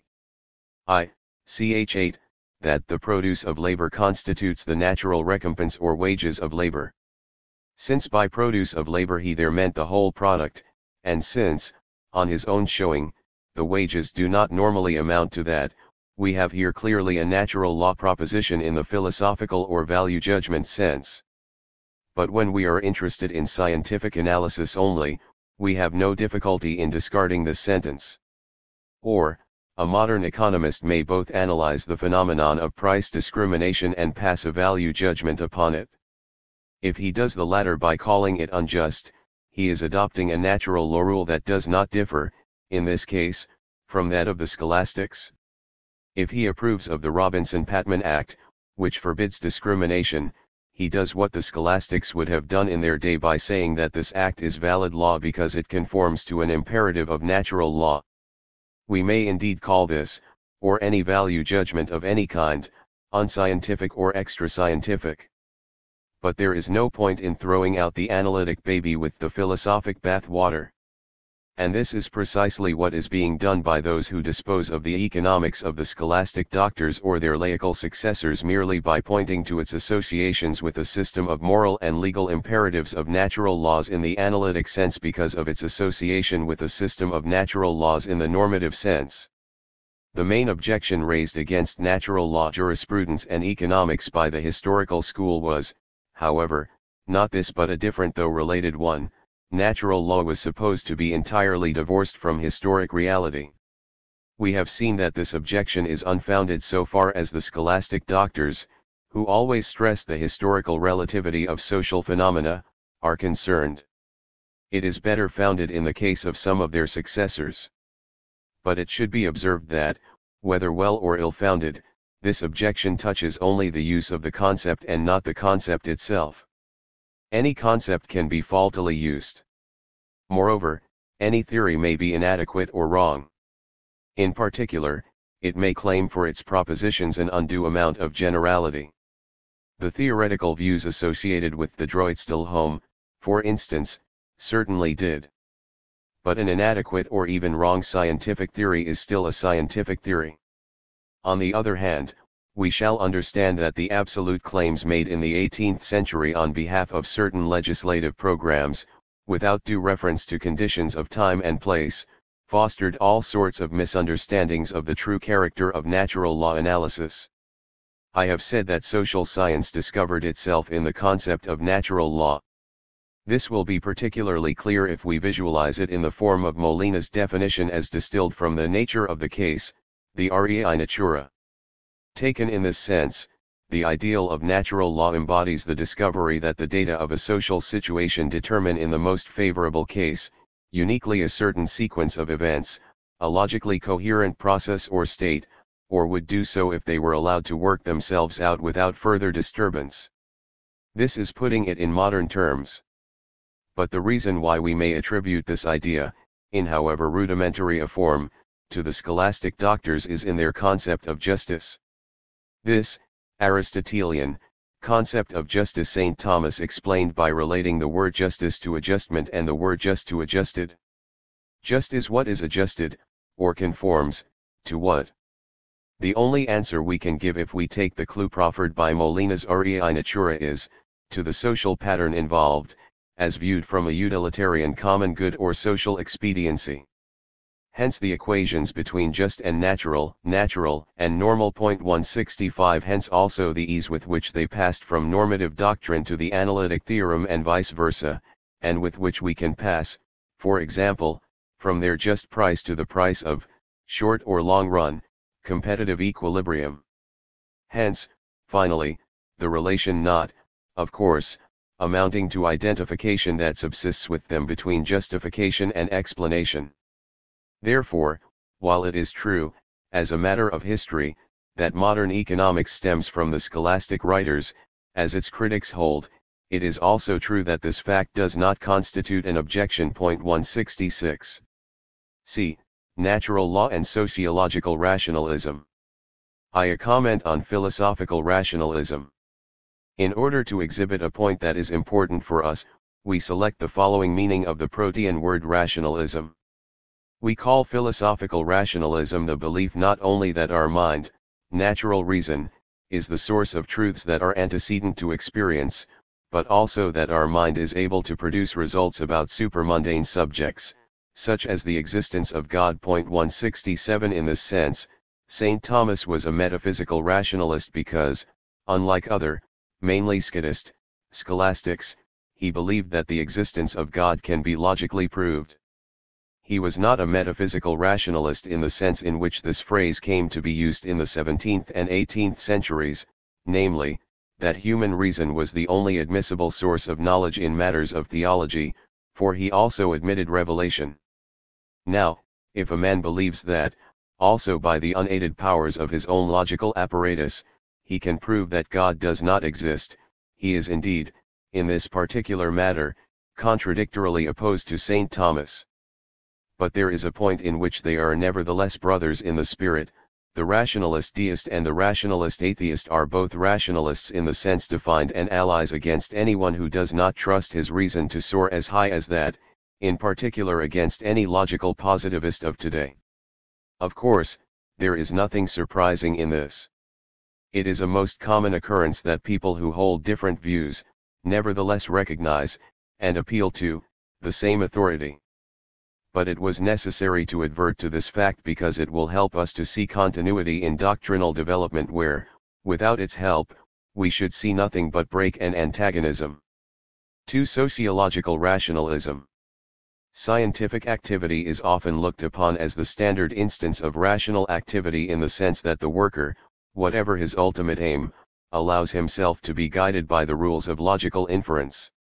This is indeed not quite accurate. Precisely the strongest achievements in science proceed not from observation or experimentation and orderly logic chopping but from something that is best called vision and is akin to artistic creation.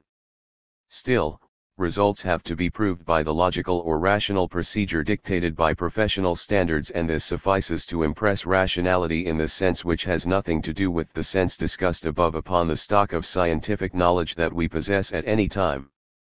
But this concept of scientific rationality refers only to the attitude of the analysts and not to the behavior of the object analyzed.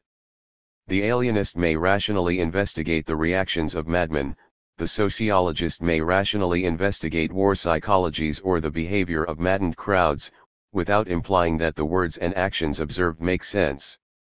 So far as this goes, we are all of us, including the scholastic doctors no less than their worst enemies, of necessity methodological rationalists, that is, we all believe that some rational methods are applicable to the description of social phenomena.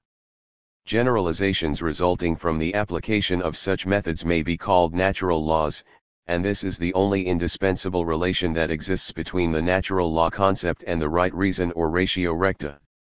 But sociological or economic rationalism means something else. Just as we may look upon the physical universe in the way first made fashionable by the Stoics as a logically consistent whole that is modeled upon an orderly plan, so we may look upon society as a cosmos that is possessed of inherent logical consistency. For us, it matters little whether this order is imposed upon it by divine will directed to some definite ends by an invisible hand, or is inherent merely in the sense that the observer discovers in it plan and purpose that are independent of his analytic rationality, because in either case nothing is allowed to enter that rational cosmos but what comes within the grasp of the light of reason. We must, however, further distinguish objective sociological or economic rationalism which does not, and subjective sociological rationalism which does, postulate that this order or plan is or can be realized by the rational action of the individuals or groups that compose society. Both must evidently be attributed to the scholastic doctors as well as to most of their successors down to our own time. And this lends additional color to their concept of natural law and establishes another relation between it and their ratio recta that is quite distinct from the one established in the preceding paragraph, the relation formulated for all times by St. Thomas, Rationis autem prima regula est lex naturae, summa, 2, 1, quaest. XCV, art. 2. This, of course, is inacceptable from the standpoint of modern positivism. It constitutes in fact the one justification for finding speculation not only in the normative but also in the analytic concept of natural law. All the more important is it to repeat that sociological or economic rationalism bears only upon the interpretation of natural law propositions and not necessarily upon their content. We may drop the former and retain the latter. It is true, however, that the postulate of subjective rationalism embodies an exaggerated opinion of the explanatory value of rational action and tempts us into placing undue confidence in teleological arguments and into similar errors. This is especially serious if associated with the habit economists have of setting themselves up as judges of the rationality not only of means but of ends, motives, that is to say, if they approve, as rational, of ends, motives, that seem reasonable to themselves and dispose of all others as irrational. The scholastic doctors are guilty on all these counts. But it is interesting to note that so are we, in this respect, too, as in so many others, we are their heirs. No better example can be found to illustrate this point than Alfred Marshall. 3 Ratio recta and la raison. Observe that sociological or economic rationalism need not lead to conservative attitudes in practice. Like metaphysical rationalism, it cuts both ways. We may indeed infer from our belief in the existence of an economic order or cosmos that all is always for the best in the world, as it actually is the view that Voltaire ridiculed in the figure of Dr. Pangloss, in Candide. But we need not assume that the rational order of things actually exists in the things as they are. It is sufficient to believe in a rational order that exists only in the realm of reason and that reason itself calls upon us to assert as against a deviating reality. This is the meaning sociological or economic rationalism carries with all reforming groups who propose to apply reason to social phenomena, with the men of the Enlightenment whose cult of la raison was of this type, with the Benthamites, and with most liberals, radicals, and socialists of today. And all of them descend from the scholastics. For the political sociology of the doctors is by itself sufficient to prove that they held the second and not the first view concerning the social cosmos or the natural law. All the differences in the results of the application of the light of reason, amply accounted for as they are by differences of standpoints and circumstances, are immaterial so far as the point under discussion is concerned. It is the same methodological principle that pervades all sociological and political thought that is not anti-intellectualist. The Greeks were the first to give it articulate expression. But the scholastics were the first to do so in the Germanic world. Whatever la raison revolted against in the 18th century, it was not a mode of thought. Epistemologically, there is perfect continuity, and ratio recta, equal to naturalis ratio, is the mother of la raison. This need not surprise or shock anybody. The sword that was forged by angels might easily fall into the hand of devils. And the sword that was forged by devils might be wrenched from them by angels, only that, in this case, the devils are entitled to the kind of recognition that every civilized socialist extends to the achievements of capitalism. 6. The philosophers of natural law analysis in the 17th century. We now part company with the scholastic doctors in order to consider the work of their immediate successors. The eternal questions about the government of mankind continued to be asked, of course, and others arose during the 17th century from the welter of new political patterns and problems. Especially in England, these produced a torrent of pamphlets of all types that ranged all the way from closely reasoned argument. I suppose that the writings of George Savile, Marquis of Halifax, the Trimmer, will always stand out as the peak achievements of this literature, to rantings nourished on apocalyptic quotations. But the craving for answers was also satisfied, on the level of general principle, by a group of writers whom we shall call philosophers of natural law. 168. A. The Protestant or laical scholastics.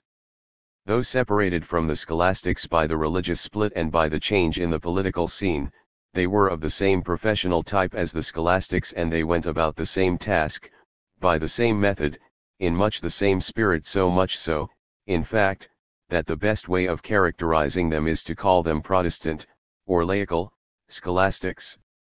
They would not, of course, have agreed with this diagnosis.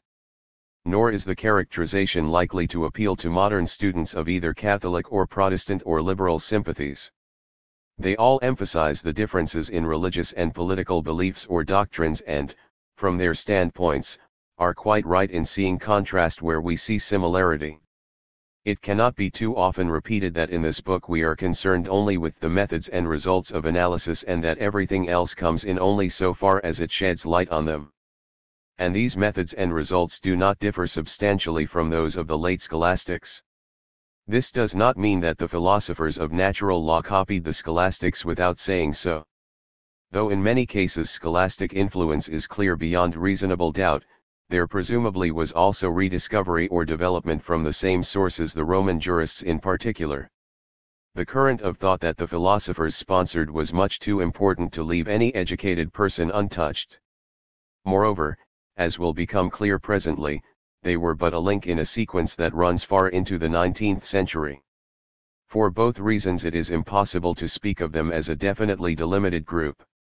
Just now we shall exclude not only all those authors whom it is usual to appraise as mere economists but also all those contributions that do not bear any relation to the philosophy of natural law, even though the men who wrote them belong to the group.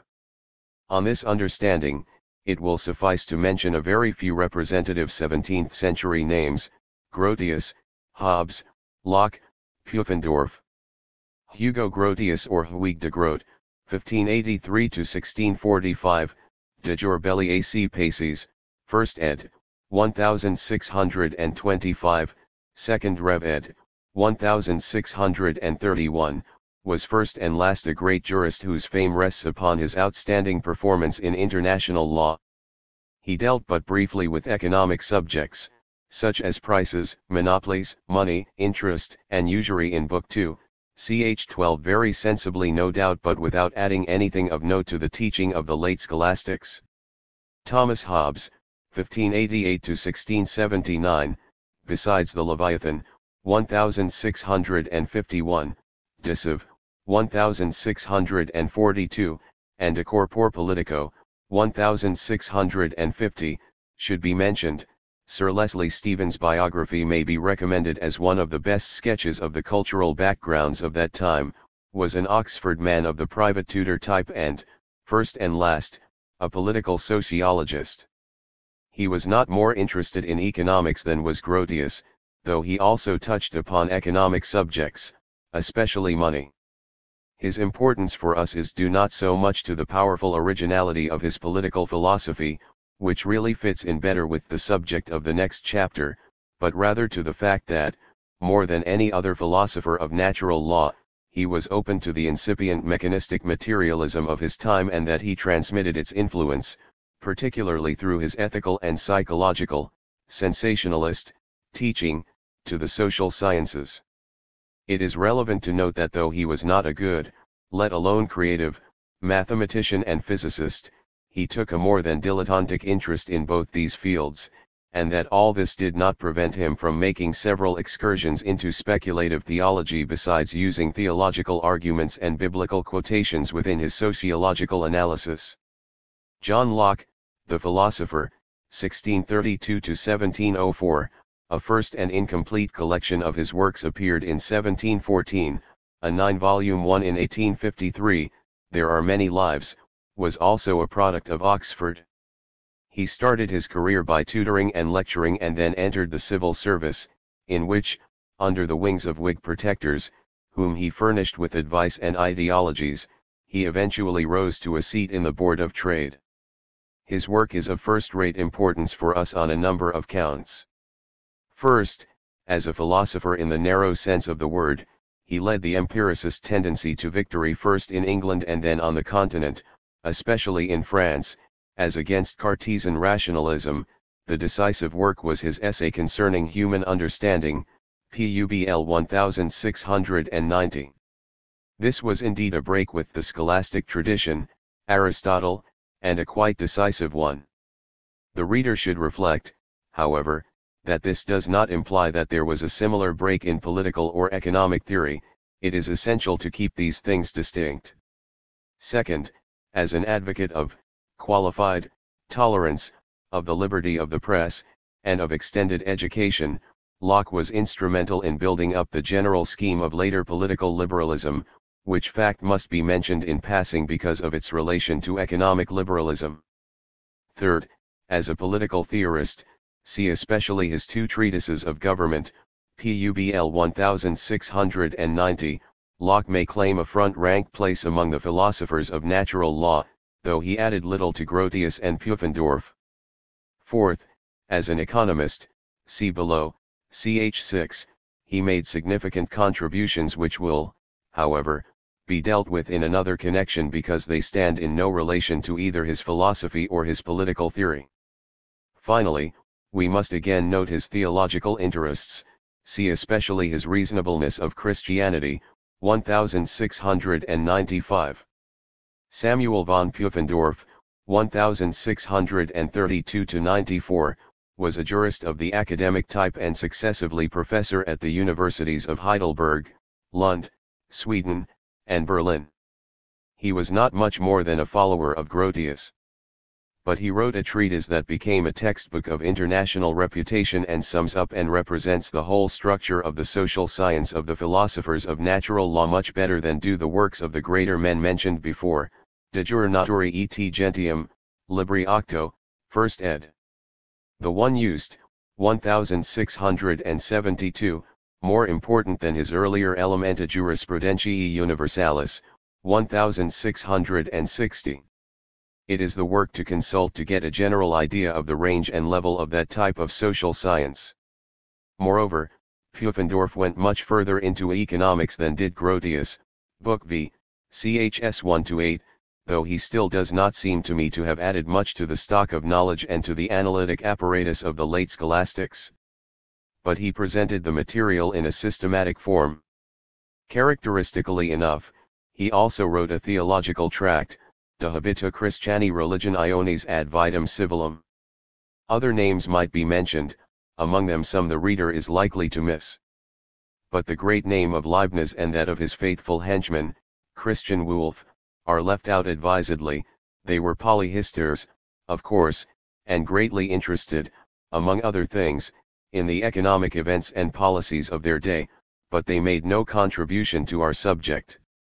However, perhaps I should have mentioned Thomas Suze, 1655-1728, because his writings shed interesting light on the concept of natural law as used by the group.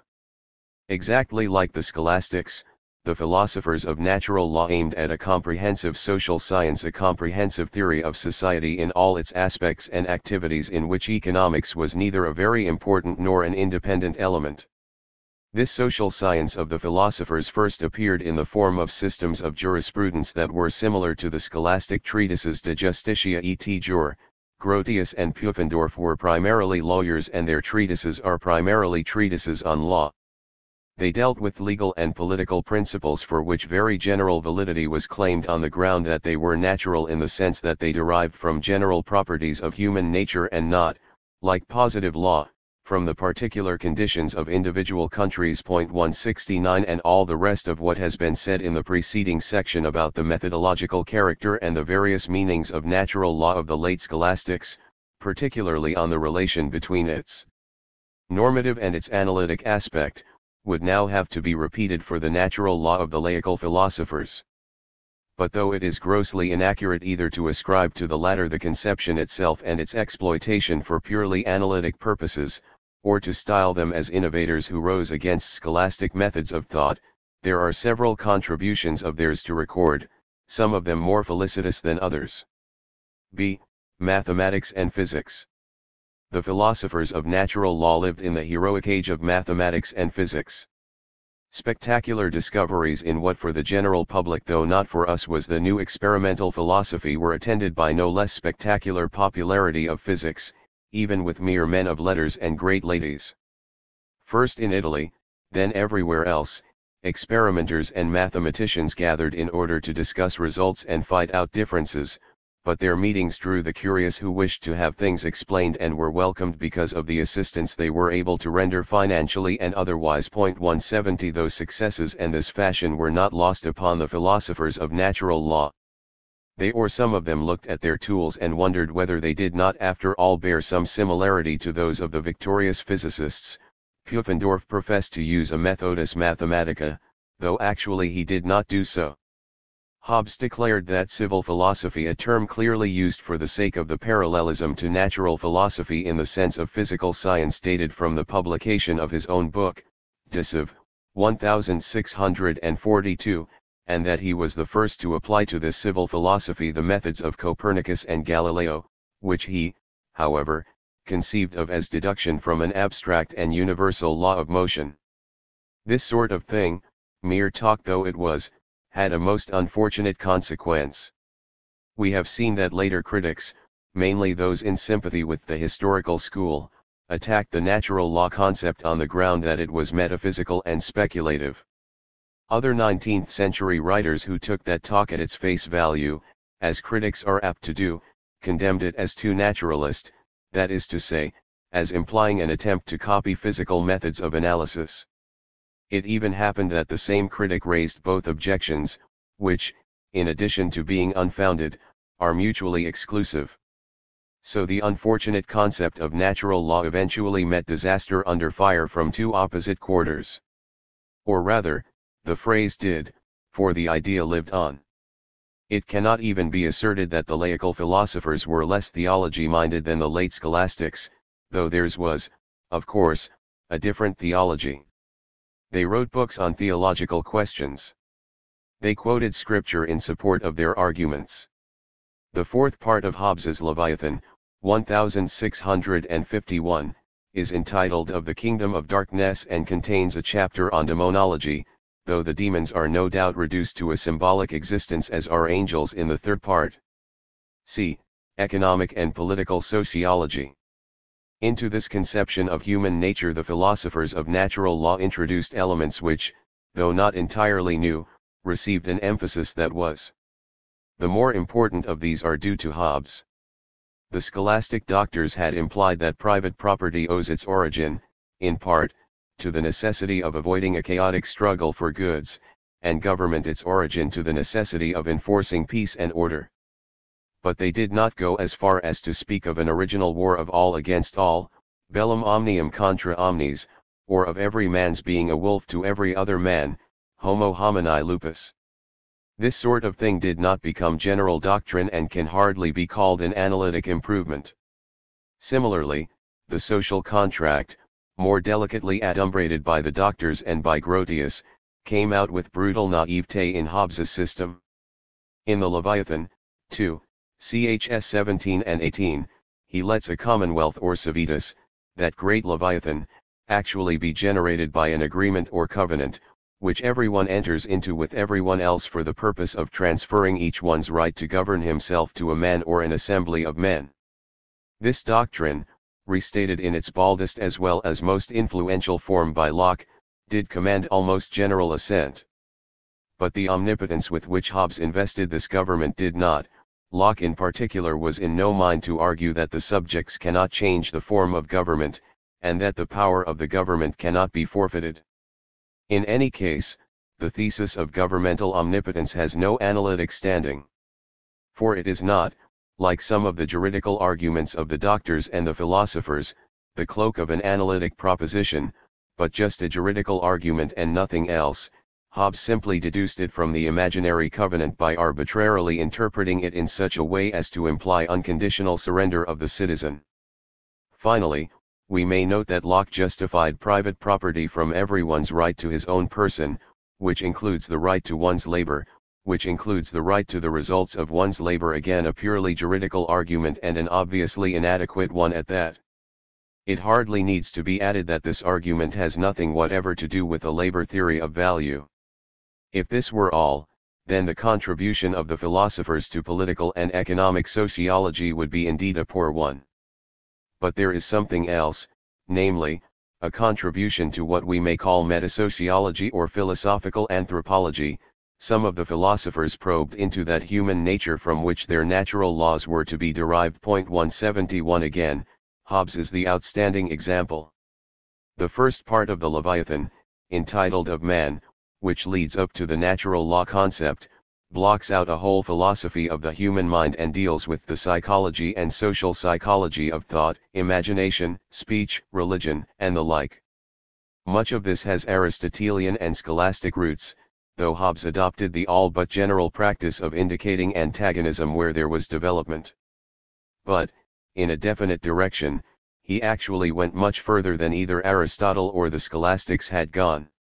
He defined thought and individual thought, the same thing as Locke's idea, as the representation of an external object, and let the human mind be furnished by sense impression. It may indeed be asserted that he anticipated the substance of Locke's empiricism as well as the principle of associationist psychology that was to become so closely allied to economics in the times of the two Mills, father and son. See below, Part 3, ch. 3, Sector 5. By philosophical empiricism we mean the doctrine, adumbrated by the Greeks, Aristotle, Epicureans, Stoics, but developed mainly by English thinkers of the 17th and 18th centuries, especially by Hobbes, Locke, and Hume, that a. all knowledge of the individual is derived through experience during his own life, b. that this experience may be equated to the sense impressions to which his mind is exposed, c. that prior to this experience his mind is not only a complete blank but, even without conative activity of its own, and also without innate ideas in the sense of categories by which the sense impressions are marshaled, so that it would perhaps be logical to say that, as such, mind does not exist at all, d. that the impressions are the ultimate elements into which all mental phenomena may be resolved, not only remembrance, attention, reasoning including the construction of causal sequences but also the affective ones, the passions. All these are but agglomerations of elemental impressions and produced by their random associations. This resolution of the human mind or soul into atomic impressions may be likened to the reduction of all physical phenomena to atomistic mechanics, a much employed analogy that made empiricism popular to some and hateful to other people. The reader will please observe that the term empiricism is here used in what is only one of its many meanings, which is why the adjective philosophical is added. It has, in particular, nothing whatever to do with scientific empiricism, a term that merely denotes the attitude that extols the roles of experiment and observation at the expense of that of theory. More specific labels are sensualism or sensationalism. As a philosophy, empiricism, or sensualism or sensationalism, although brilliantly defended by Hume in the 18th century and by J.S. Mill in the 19th, and although it always had a considerable vogue among English non-philosophers, did not wear well. Leibniz raised the obvious though not decisive objection, what is it, at the beginning of the 18th century. Bishop Berkeley, a little later, produced a different argument that amounted to rejection, Principles of Human Knowledge, 1710, and even in England, let alone Scotland or Germany, the battle among professional philosophers went mostly against it. But associationist psychology fared much better and in fact commanded the explicit or implicit allegiance of English economists and their continental allies until about 1900 and beyond. A distinguished economist, James Mill, is even responsible for its most uncompromising 19th-century exposition. By psychological associationism we mean exactly the same doctrine that we called philosophical empiricism before. The difference that calls for a separate term is this. Whereas the latter is, or pretends to be, a philosophy in the strict sense of the term and also an epistemology or theory of knowledge, the former denotes the same doctrine, but considered as a fundamental hypothesis in the study of the various problems that come within the professional field of psychology, such as the theory of imagination, or attention, or language, and so on. The reader is requested to keep all this in mind for future reference. Another point cannot be too strongly impressed upon the reader. The scholastic doctors had taught the doctrines of natural liberty and natural equality of men. With them, however, this natural equality was not an assertion about facts of human nature but a moral ideal or postulate. It rested on Christian beliefs such as that the Savior died for the salvation of all. But Hobbes, when explaining the conditions that produce his original state of war of all against all, asserted as a fact, Leviathan, ch. 13, that man's faculties of mind and body are about equal in the sense that the range of their variations is so narrowly limited as to make complete equality a permissible working hypothesis. And this was the general opinion of the philosophers. Henceforth we denote this proposition by the phrase analytic equalitarian in order to distinguish it from the Christian ideal, which we shall call normative equalitarian. Now, first, it should be obvious that analytic equalitarian is of immense importance, not only for economic sociology and not only for the wider implications of economics proper, but also for many problems of economic theory itself. We need only replace it by the opposite assertion of fact in order to realize that this would change the whole picture of the economic process. Second, with few exceptions and with little qualification, most economists have accepted, and are accepting to this day, analytic equalitarian. But they never made any serious attempt to verify it, though one would think that they had every reason for making sure of the reliability of such a pillar of their analytic structures. We shall return to this most curious fact in our survey of the wealth of nations. D. Contribution to economics. The economics of the philosophers could have been taken from Molina. It will suffice to advert to the well-rounded presentation in Pufendorf's treatise. Distinguishing value in use and value in exchange, or pretium eminens, he lets the latter be determined by the relative scarcity or abundance of goods and money. Market price then gravitates toward the costs that must normally be incurred in production. His analysis of interest, in which he proves himself not averse to biblical quotations, is distinctly inferior to that of the late scholastics. He goes on to discuss various problems of public policy, such as the repression of luxury by sumptuary laws, the regulation of monopolies, craft guilds, inheritance, entails, population. Good sense and moderation are invariably in evidence, as is also a sense of the historic flux of things. The welfare aspect is always kept in view. Again, we behold an embryonic wealth of nations. 7. The philosophers of natural law analysis in the 18th century and after. By 1700, developments that are to be surveyed in the next chapter had already outdistanced the economics of the philosophers of natural law. It will prove helpful, however, to stay for a moment in order to follow the subsequent fortunes of that little body of economic truth until it loses its individuality and, merging with a broader stream, vanishes from our sight. See below, subsect G. The 60 or 70 years that preceded the French Revolution are commonly referred to as the Enlightenment. This phrase is meant to indicate quickened advance on many fronts, or rather a quickened sense of advance, general enthusiasm for progress and reforms. Applying reason to what appeared to be the heap of nonsense inherited from the past was the program of the epoch.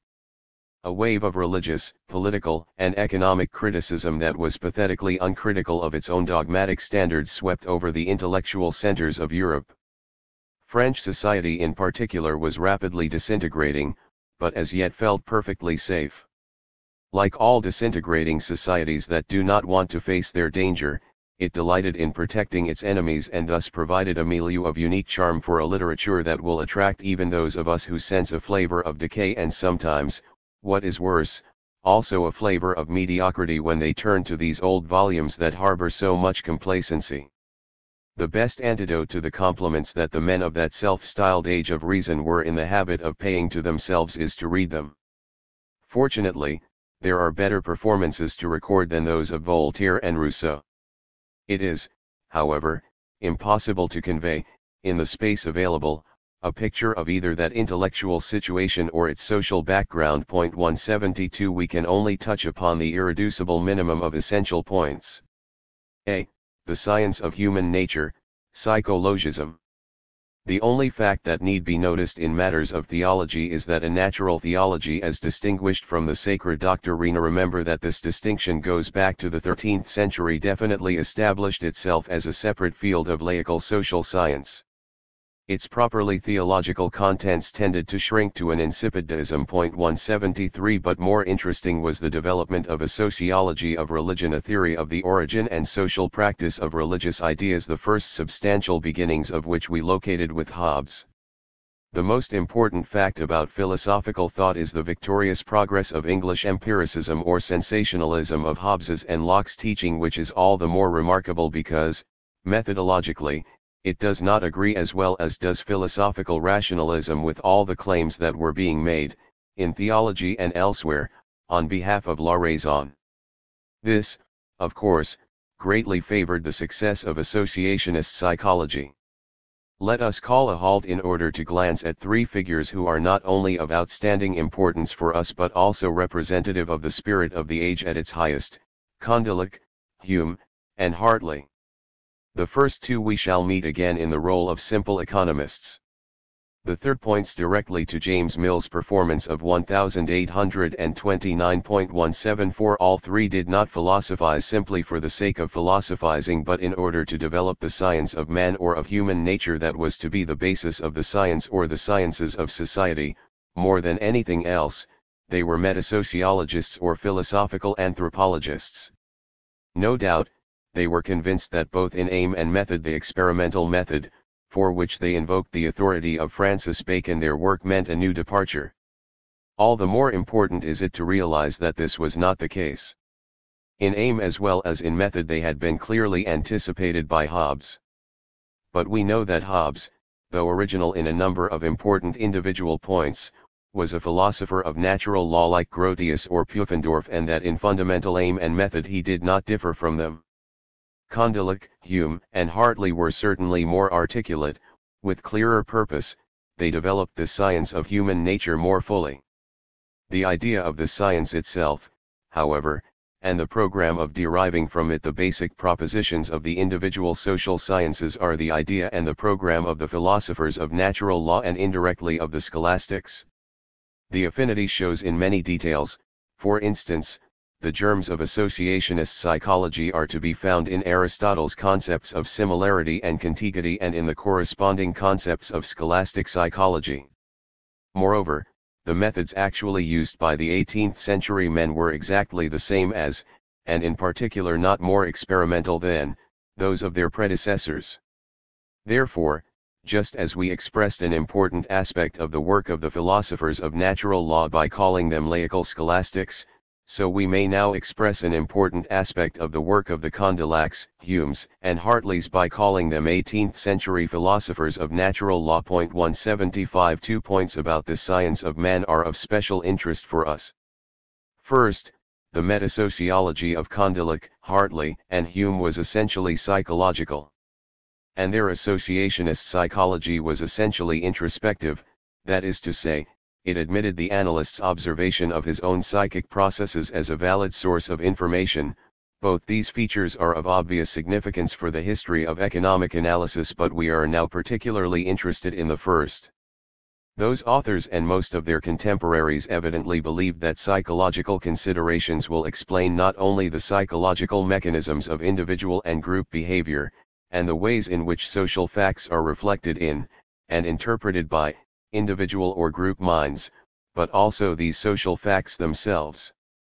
They would not have denied, of course, that in order to explain any actual event, institution, or process we must also take account of facts other than psychological. But they did not develop any general theories about them or admit them into their metasociology. The only stock of general knowledge needed in all the branches of science that have anything to do with human actions or attitudes was psychology, and all these branches of science were nothing but applied psychology. This view is, however, not the only possible one. We may think that other than psychological data, for instance, geographical, technological, biological facts are much more important in the practical work of analysis than anything a psychological science of human nature has to contribute. Hence metasociology should be built up from materials other than psychological, and even which was, for instance, the opinion of Karl Marx that social processes are governed by a super-individual logic of their own, to the understanding of which the psychology of individuals and groups has nothing to contribute except the knowledge of surface phenomena, for the sake of which, moreover, it is not necessary to go very far into psychology. No matter which of these two views of the nature and method of the social sciences we make our own, we must never forget that the ones sponsored by our representative authors cannot simply be taken for granted. In order to emphasize this, we will give it a distinctive label, psychologism. Second, the sociology that was based upon that science of man tended to overstress, just as Aristotle's had overstressed, the element of rationality in behavior. It is therefore interesting to note that the best brains began to react against this. For instance, curious lag phenomenon, while the contrat social was carried to the high water mark of its popularity by such writers as Rousseau, Hume already denounced it as a completely imaginary and, moreover, unnecessary construct. In addition, he fired another shot at a similar target when he penned the pithy sentence, "'Tis not, therefore, reason which is the guide of life but custom, abstract," p. 16.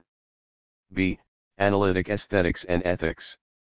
The way in which that fundamental science of man, of human nature, human knowledge, and human behavior produced all sorts of natural laws may be illustrated best by what may be described as the English natural aesthetics and the natural ethics of the 18th century.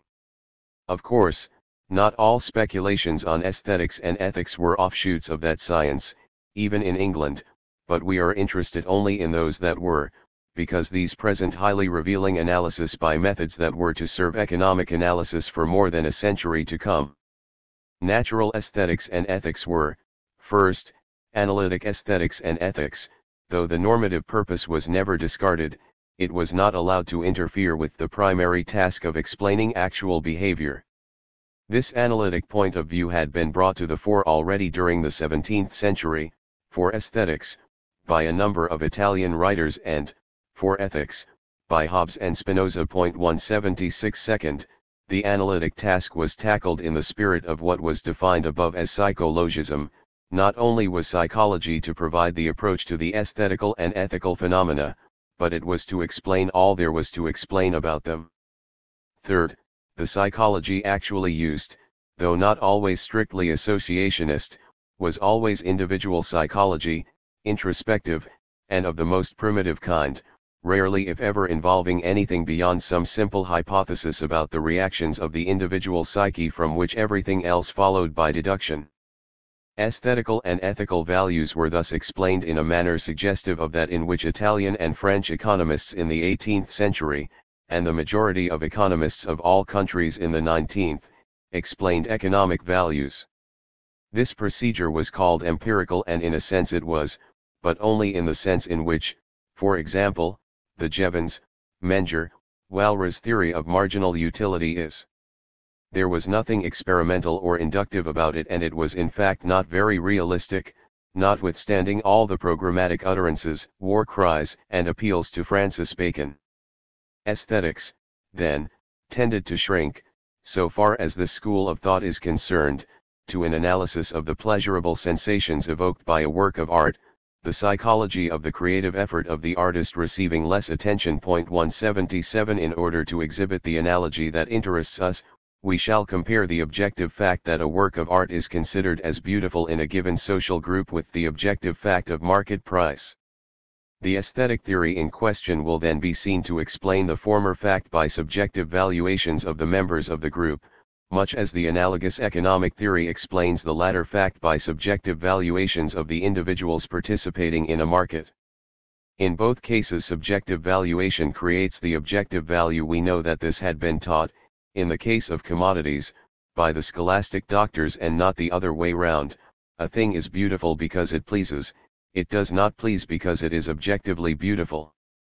Of course, we may go on to ask why certain things please certain people, and we may probe into the origins of our ideas about the beautiful. But however far we may get in these and similar problems, we always move within the range of a particular conception of the meaning of things, even if we introduce, by special hypothesis, a sense of the beautiful. Different authors went to different lengths in subjectivizing aesthetics. Nevertheless, it was this subjectivization that constituted the main contribution of the school in question, and which, moreover, its members felt to be the particularly realistic or experimental or non-speculative element in it. The principal English authors to mention are Shaftesbury, Hutcheson, Hume, and Alison. The first three are much more important for ethics. 178. The preceding argument fully applies also to ethics but must be supplemented, in this case, by some additional considerations. So far as analytic ethics analysis of actual conduct is concerned, the main points of the story are quickly told. Hobbes had described actual conduct, by means of what he supposed to be its determining factor, individual and hedonist egotism. This may have appeared to him as the acme of realism but is, as a matter of fact, nothing but a postulate or hypothesis, and an obviously unrealistic one at that. Shaftesbury countered this theory by another hypothesis, the hypothesis of altruism.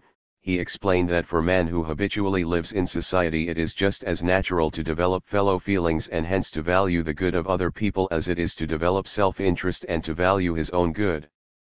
On this he superimposed still another hypothesis, also derived from introspection, according to which the virtuous experience pleasure from doing good irrespective of their appreciation of its effects. This is what is specifically known as Shaftesbury's moral sense theory, which, though its explanatory value is evidently not great, met with considerable success precisely because of the extreme simplicity of the psychology involved. Shaftesbury's position was systematically elaborated by Hutcheson. And Hume, under the influence of all three, created the moral type of the amiable, easygoing, humane, soberly pleasure-loving egotist that summed up the sort of person he was himself. No asceticism or any other monkeyish virtue for him, no indeed, and hence, of course, not for anyone else. That unprejudiced analysis of these monkeyish virtues might, perchance, unearth the true key to the ethical phenomenon was quite beyond his range of vision. Abraham Tucker, 1705-74, 179 similarly posited satisfaction of individual desires as the ultimate goal and universal motive of action.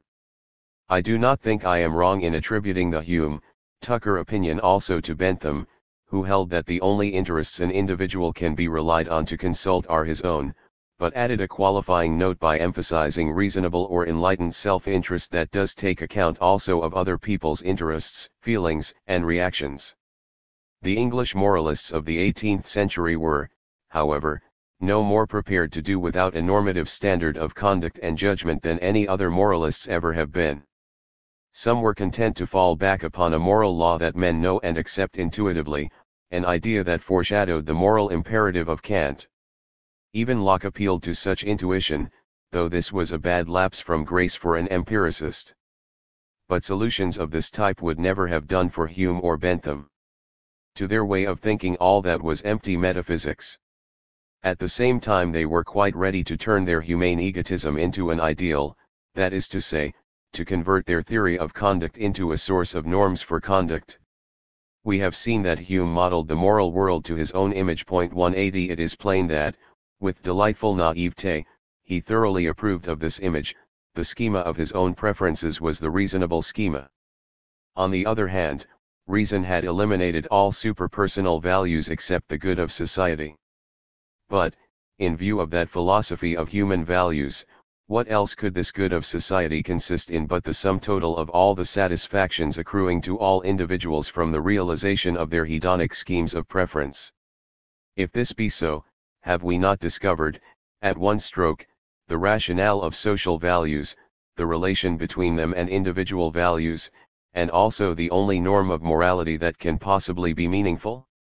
Affirmative answers to these questions had been suggested already in the 17th century, especially by Bishop Cumberland 181 and, less distinctly, by Grotius, who did not go far beyond the common good concept of the scholastics. The 18th century writers, especially those between Hume and Bentham, only elaborated the fundamental canon of utilitarian ethics: good is every action that promotes, bad is every action that impairs, social welfare. Before we consider this canon in its wider aspects, we must glance at a work of particular interest to the economist, that of A. Smith. 182. With the possible exception of Shaftesbury's, this performance must, I think, be placed far above all others. First, he distinguished, like Hutcheson but more clearly than anyone else, between ethics as a theory of behavior and ethics as a theory of people's judgments about behavior, and resolutely concentrated on the latter. Second, this theory of ethical judgment is based upon our ability to place ourselves, as it were, in the other man's place, sympathy, and to understand him, the judgment of our own acts being then derived from our principles of judging others. Third, the natural is conceived of as that which is psychologically normal to be analyzed realistically and not identified with, but distinguished from, the ideal rule of reason, see volume I, p. 128, 6th ed. Fourth, the influence of utility upon aesthetic and ethical approbation is not treated simply as a postulate but as a problem in the actual practice of judging, Part 4. Fifth, custom and fashion are not only recognized as relevant factors but systematically investigated, Part B. Systems of moral philosophy, that is, theories other than A. Smith's own, come in for criticism that is occasionally trite but on the whole strikingly successful, Part 7. Plan and performance are quite similar to the plan and the performance of the wealth of nations. See, self-interest, the common good, and utilitarianism. We know that both self-interest and the common good were old stagers. But around the middle of the 18th century, they asserted themselves with a new energy, not only in ethics, but over the whole field of social thought. In particular, they were, or were supposed to be, the basic and unifying principles of all the social sciences, practically the only ones reason had espoused. Helvetius 183, 1715-71, compared the role of the principle of self-interest in the social world to the role of the law of gravitation in the physical world. Even the great Beccaria 184 went to the length of asserting that man is wholly egotistic and egocentric and does not trouble at all about any other man's, or the common, good. It should be observed once more that this individual self-interest was oriented on rational expectation of individual pleasure and pain 185, which must, in turn, be defined in a narrowly hedonist sense. It is true that the 18th century authors added qualifications and recognized pleasures that are not usually classed as hedonist, such as pleasures from malevolence, from the acquisition of power, and even from religious belief and practice. In consequence, defenders of that doctrine have been to some extent successful in their attempt to redeem it from the allegation that has made human behavior turn on beefsteaks. But this success, apart from the fact that it does not touch all the other objections that may be raised against any theory that overstresses rationality in behavior, was more apparent than real. For if we go very far beyond the grossest gratifications of the simplest appetites, we come dangerously near to identifying expectation of pleasure with all possible motives whatsoever, even with intentional suffering of pain, and then, of course, the doctrine becomes an empty tautology. Worse still, if we allow too much scope to such pleasures as may be afforded by exertion, victory, cruelty, and the like, we may get a picture of human behavior and of society that differs totally from the one those men actually envisaged. Thus, if we are to derive the conclusion they derived from their ideas about pleasure and pain, we have after all no choice but to adopt a definition of the latter that may indeed allow some freedom for going beyond beefsteaks, but only a limited one. That is to say, we have no choice but to adopt a theory of behavior that is at variance with the most obvious facts. Why, then, was it so readily adopted by many good brains? The answer seems to be that these good brains belonged to practical reformers who fought a historically given state of things that seemed to them irrational. In such a struggle, simplicity and even triteness are the chief virtues of an argument, and beefsteak philosophy's the best answer to a system of supermundanely sanctified rights and duties.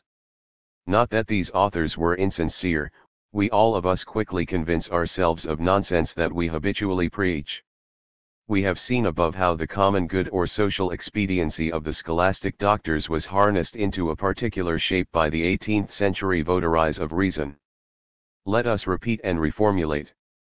The pleasures and pains of each individual are assumed to be measurable quantities capable of being, algebraically, added into a quantity called the individual's happiness. Felicita, a frequently used German term, was Glückseligkeit.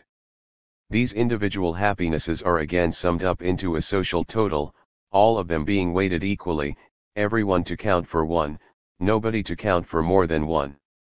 Finally, that social total is substituted for, or identified with, the common good or welfare of society, which is thus resolved into individual sensations of pleasure or pain, the only ultimate realities. This yields the normative principle of utilitarianism, namely, the greatest happiness of the greatest number, which is chiefly associated, in recognition of ardent advocacy, careful elaboration and extensive application, with the name of Bentham. 186. If the idea was of ancient origin and grew so slowly as to defy dating, the slogan itself may be dated more precisely. So far as I know, it occurs first in Hutcheson, OPCIT 1725, then in Beccaria, OPCIT 1764, La Massima Felicita de Vicinel. Maggior numero, after that in Priestley, OPCIT 1768, to whom Bentham gives the credit for what to him was a sacred truth. Hume does not have the slogan, but should be included in the series all the same. The word utilitarianism is Bentham's point 187. The essential point to grasp is that utilitarianism was nothing but another natural law system. This holds not only in the sense that the utilitarians were the historical successors of the 17th century philosophers of natural law, nor only in the sense that the utilitarian system developed from the system of the philosophers which, though evident, can be proved in detail from the history of ethics, on the one hand, and from the history of the common good concept, on the other, but it holds also in the much more significant sense, that in approach, in methodology, and in the nature of its results utilitarianism actually was another, the last, natural law system. The program of deriving, by the light of reason, laws about man in society from a very stable and highly simplified human nature fits the utilitarians not less well than the philosophers or the scholastics, and if we look at this human nature and the way in which it was supposed to work, as we did above, we realize that the affinity goes much further than that. Like the systems of the philosophers or the scholastics, utilitarianism presents a threefold appeal. First, it was a philosophy of life, exhibiting a scheme of ultimate values. It is here that we must look for the source of the ineradicable impression that utilitarianism, Bentham's especially, was something new and fundamentally antagonistic to the older systems. But, as the reader should know by now, the difference was not great so far as the philosophy of the current business of everyday life is concerned. For the sphere of stable, barn, shop, and market, the scholastic doctors were utilitarian enough. The real difference was that the doctors confined the utilitarian point of view to purely utilitarian activity where it is, nearly not even their wholly, adequate, whereas the utilitarians reduced the whole world of human values to the same schema, ruling out, as contrary to reason, all that really matters to man. Thus they are indeed entitled to the credit of having created something that was new in literature, for it cannot be attributed to Epicurus, namely, the shallowest of all conceivable philosophies of life that stands indeed in a position of irreconcilable antagonism to the rest of them. Second, utilitarianism was a normative system with a strong legal slant. It was, like the scholastic system, a system of moral imperatives, on the one hand, and of legislative principles, on the other. Bentham considered himself primarily a moralist and legislator. 188, and it was as a criterion of good and bad legislation that the principle of greatest happiness of the greatest number acquired for him paramount importance. Observe once more the equalitarian element in it, which was as essential as the element of happiness.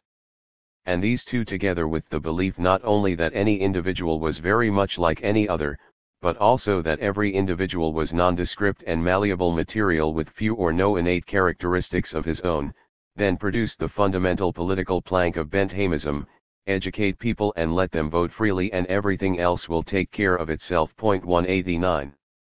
But, third, again, like the natural law of the philosophers and the scholastics, utilitarianism also was a comprehensive system of social science embodying a uniform method of analysis.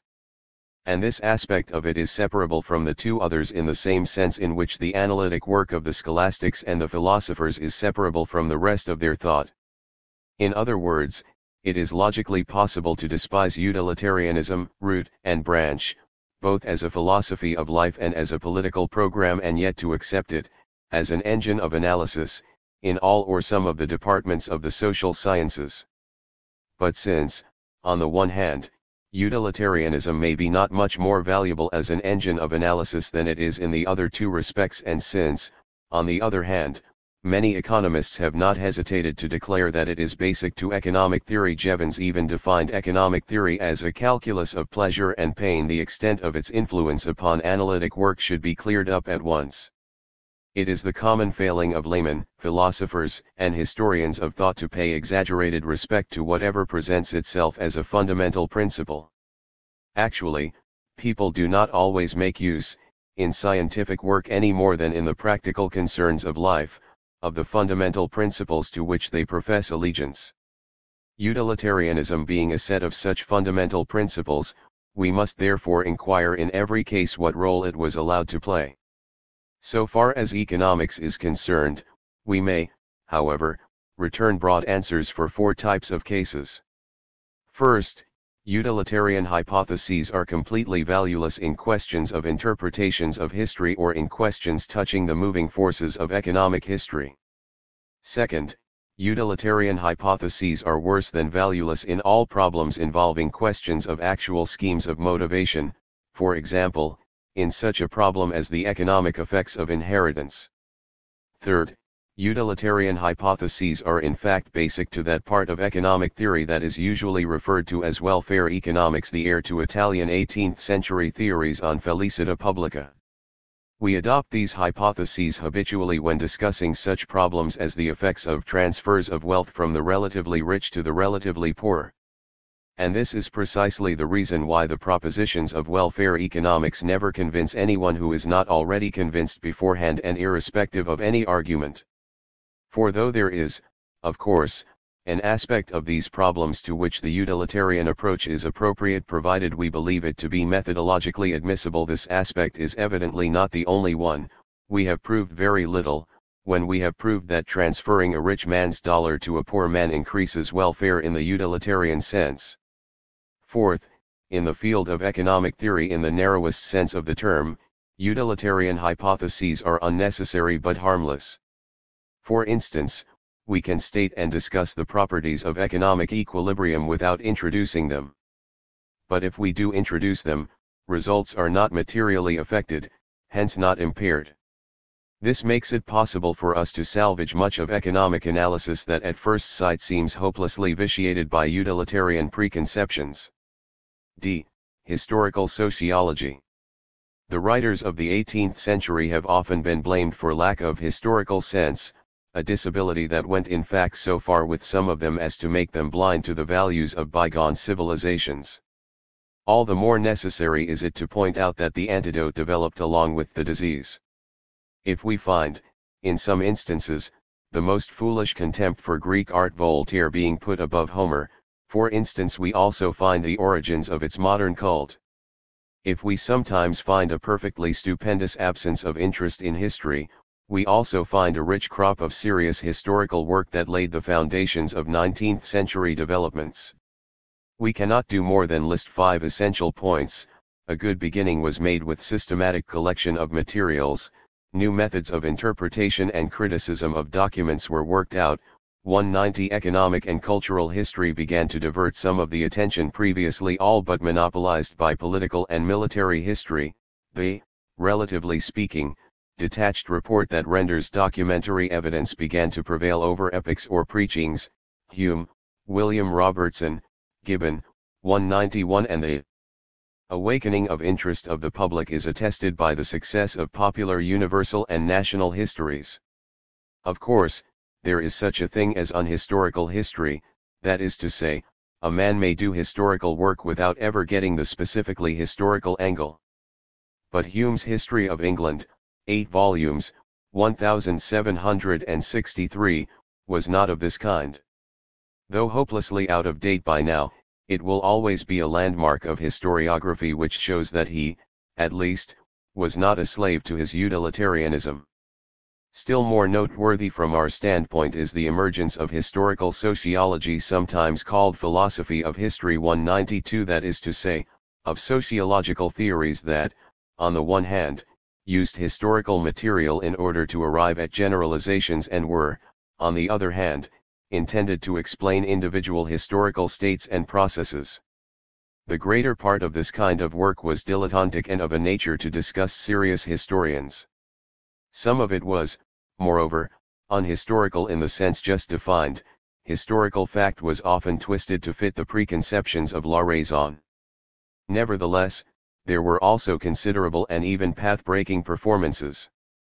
By way of example, I may mention Condorcet, Montesquieu, and one who was one of the greatest thinkers to be found in any age in the field of the social sciences, Vico. 193. Condorcet's Esquisse presents a definite theory of historical evolution or progress. Its goal is equality. 194, and its motive force is the ever-increasing knowledge that the indefinitely perfectible human mind keeps on acquiring. This, of course, is very poor sociology. But the work is the outstanding example of an uncompromisingly intellectualist view of the historical process. In sharp contrast, Montesquieu's Esprit de Lois, despite inadequate workmanship, especially inadequate as to critical use of material, is serious sociology. The chief virtue of the latter work, both as regards method and performance, is that it envisaged historical states of societies and their changes in the light of a number of objective factors. 195, which yield realistic explanations and in this sense analytic theories, but no simple, in particular no rationalist, general formula. This was indeed a new departure and methodologically spelled a significant break with natural law ideas. It was sociology based upon actual observation of individual temporal and local patterns, not merely of general properties of human nature. For our purposes, this was Montesquieu's essential achievement, foreshadowed in this treatment of the particular case of ancient Rome. His success, at the time and later, was of course due to the appeal of his constitutional theories Kant rebalanced de Pouvoirs and the like, which are of no interest to us. Vico's achievement was quite different and met with little success until late in the 19th century. His new science, Scienza Nuova, is best described by the phrase an evolutionary science of mind and society. But this must not be interpreted to mean that the evolution of the human mind shapes the evolution of human society, nor, though this would be nearer the truth, that the historical evolution of societies shapes the evolution of the human mind, but that mind and society are two aspects of the same evolutionary process. Reason, in the sense of the rational or logical operations of the human mind, is no causal factor in this process which Vico conceived in a thoroughly anti-intellectual spirit. Neither has reason, in the sense of goals or meanings perceived by the observer's reason, anything to do with it. Vico's theory of recurrent processes, corsi e ricorsi, emphatically denies any tendency toward, and in fact the existence of, any such goals and meanings. In this scheme philosophy and sociology had become one, thought and action had become one, and this unit was essentially historical in nature. 196 And, after all, though the common currents of 18th century waters did not reach up to his knees, Vico too was 18th century. The encyclopedists. We have had occasion to notice the increase in the demand for dictionaries or encyclopedias during the 17th century. Further increasing during the 18th, this demand was satisfied by ever more ambitious ventures, Chambers' Cyclopedia, Zedler's Universal Lexicon, and others. All of these were surpassed by the great French Encyclopédie, from 1751 on, 197, which, among other things, excelled the other works of its type and time by the number and quality of its articles on economic subjects. But it is mentioned here for an entirely different reason. Whoever believes at all in the concept of the spirit of an age will be inclined to look upon the encyclopedia as the very incarnation of the 18th century spirit. So far as this is correct, the work itself is an important part of the cultural background of which we are trying to reconstruct some patches. But how far is it correct? Like all encyclopedias of such range, This one contained articles that differed widely not only in quality but also in point of view. The economic articles referred to, for instance, were written by writers as far apart from one another as were Quesnay and Frobenius, while the bulk of the articles physics and technology were particularly attended to left no scope for difference of point of view in the philosophical or political sense. Nevertheless, the strong personality of the editor-in-chief, Diderot, succeeded in imparting some uniformity to what was called the Tower of Babel by hostile critics. In order to realize this, it is sufficient to name a few of the leading members of the circle that gathered round Diderot: D'Alembert, Voltaire, Condorcet, Holbach, Helvetius, all vowed to the service of la raison in the particular sense in which it meant enmity to the Christian faith and especially to the Catholic Church. With varying measures of reserve, the opportunity afforded by the articles on history, philosophy, and religion was exploited for purposes of propaganda in that respect. But this was all. In other respects not much uniformity was either aimed at or achieved. The philosophy is mainly empiricist, but not wholly so. The politics reflects the opinions about state, public administration, and policy that were carried far beyond the specifically encyclopedist circle. Beyond this there was no definite program. In particular, there was no revolutionary program. Those intellectuals no doubt had their dig at the regime of Louis XV and occasionally aimed at its special features. On the whole, however, they felt too comfortable to long for a violent upheaval. Some of them saw points in the enlightened despots of their time who reformed and paid well. Those who lived to witness the realities of revolution were not very happy about it. Thus, though it remains true that the great French venture may be taken as a symbol of an important current of thought, its importance for us is not as considerable as it seemed to its contemporary enemies, who ensured its success by fighting it. There is one point, however, that should be emphasized again. See above, Sector 5, namely, the relation of the thought of the encyclopedists to that of the 17th-century philosophers of natural law. The teaching of the latter fared quite well at the hands of the former. The encyclopedists and all the writers whom this term, in a wider sense, may be said to cover did not always give credit to the philosophers as they should have done. But they displayed no hostility to the natural law system and in fact developed its ideas. Nor is this surprising. Was not natural law derived, by reason, from human nature and hence the very embodiment of their own program? And the natural rights of the philosophers were, of course, thoroughly to their taste. The religious barrier hid from them the true origin of these ideas. They could not have quoted St. Thomas's statement that the natural law was rationis regula. But no such barrier existed in the case of the philosophers who were, at least, no Catholics. And so the encyclopedists, within and without the volumes of the encyclopedia, and many other men, such as Quesnay, who were not encyclopedists in the strict sense, even if they were contributors, continued to use the philosopher's analytic schema and, sometimes, even their most dubious arguments. Quesnay's Ordre naturel would be recognizable as an offshoot of the natural law stem, even if Quesnay had never written his article on droit naturel. The Abbé Morellet, an ardent free trader, was quite content to argue that, since man is naturally free and since this implies that he can buy and sell where he pleases, protection stands condemned for violation of natural law, which argument occurs also in other writings of the time and must evidently have impressed some people. 198 A most interesting comment upon the Age of Reason. F. The semi-socialist writers. It has been stated that, as a body, the encyclopedists were not politically revolutionary. Neither were they socialists.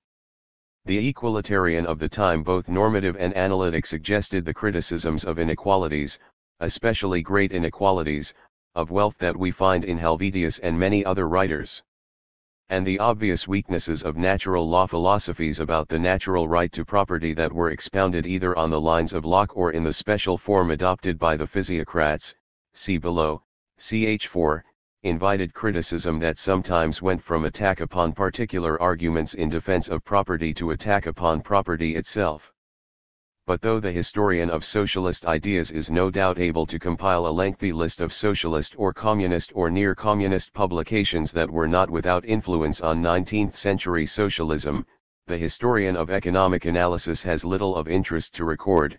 He can only agree with Karl Marx's opinion about that literature. It should be observed, however, that socialist or semi-socialist writers, when arguing against conclusions drawn from natural law premises by natural law methods, almost invariably use these premises and methods themselves. Thus, exactly as the votaries of la raison fought scholasticism while remaining its pupils so far as methods and results of analysis are concerned, so the socialist or semi-socialist writers of the 18th century remained natural law philosophers in their way of thinking. The concepts of natural law and of natural rights were quite capable of serving opposite practical aims, and few if any writers thought of attacking the method they embodied. Rousseau, Brisot, Morelli, and Mably are illustrative examples. For the sake of convenience, we add here a very different figure, Godwin, whose only contribution to economic analysis will, however, have to be considered later. J.J. Rousseau, 1712-78, in spite of his glorification of the natural state of society and of equality, can hardly be called a socialist. He was typically what our term semi-socialist is meant to convey. But neither can he be called an economist. His article on political economy in the encyclopedia contains next to no economics. His essay on the origin of inequality, 1755, is not a serious effort to account for the phenomenon. In particular, despite some superficial similarities in phrasing, he was not a physiocrat or a forerunner of the physiocrats. Such ideas as he entertained on economic subjects were, however, of considerable influence with the public. J.P. Brisot de Warville, 1754-93, a Girondist politician executed in 1793, holds a place among reformers of criminal law. The work relevant for our subject, the Recherches philosophiques sur le droit de propriété sur le vol. 1780, is pure natural law speculation of the kind that made later critics of natural law sociology and economics completely overlook its serious achievements. The non-existence of the right to private property is the thema probandum. Brisot seems to have been unaware of practically all the realistic and really damaging arguments that may be forged against it. The doctrine that property is theft, made famous in the 19th century by Proudhon, is the centerpiece of the book. Morelli's Code de la Nature, 1755, is a program of full-fledged state communism of considerable merit. It presents, in minute detail, solutions of the practical problems of the structure and management of a communist society, many of which turn up, mostly without acknowledgement, in the 19th century literature of socialism, and most of which reflect a sober sense of workability. The doctrine, much more often implied than frankly stated, that all the deviations from normal behavior that are felt to be immoral are caused by the conditions of life in capitalist society, was, so far as I know, first stated in this book. We cannot go beyond pointing out that this book, too, is pure natural law philosophy. Strictly state-controlled communism is the form of existence that corresponds ideally to natural laws discerned by reason. Gabriel Bonnat de Mably, 1709-85, though he was not a communist from the beginning, and though in the end he resigned himself to practical programs that did not go beyond rather commonplace reforms, must also be classed as a straight communist on the strength of the implications of the only work that can be mentioned here. Dutz proposes auxiliary philosophes économistes sur l'ordre naturel et essentiel des sociétés politiques, 1768. This work contains an elaborate attack not only upon the physiocrat theory of private property but also upon private property itself, which is held to be an almost unmixed evil. But though one-sided and otherwise defective analysis, Mably's argument is still analysis of facts and not merely a discussion of rights. The theory that property in land is the ultimate cause of all inequalities of wealth repeatedly espoused in the 19th century and, by F. Oppenheimer in the 20th may be wrong, but is still an analytic proposition or theory. The authors mentioned as well as many others have received considerable attention from historians of thought, including economists primarily interested in the history of thought. See, for example, A. Lichtenberger, Le Socialisme au XVIIe siècle, 1895. The French ideas of the Enlightenment were good sailors, crossing the Channel easily, the more so because they had important English, especially empiricist and associationist roots. High above the common run of enthusiasm rose the book that is to represent this literature for us, William Godwin's Inquiry Concerning Political Justice, 1793.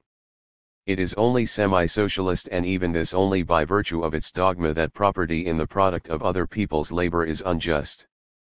Perhaps those are right who, on the strength of Godwin's extreme distaste for violence and compulsion of any kind, class him as an anarchist. In any case, the view of human nature, according to which man's mind is a blank but indefinitely perfectible to be filled in by experience conditioned by social institutions, has hardly ever, before or after, been made to serve absolute equalitarians so uncompromisingly.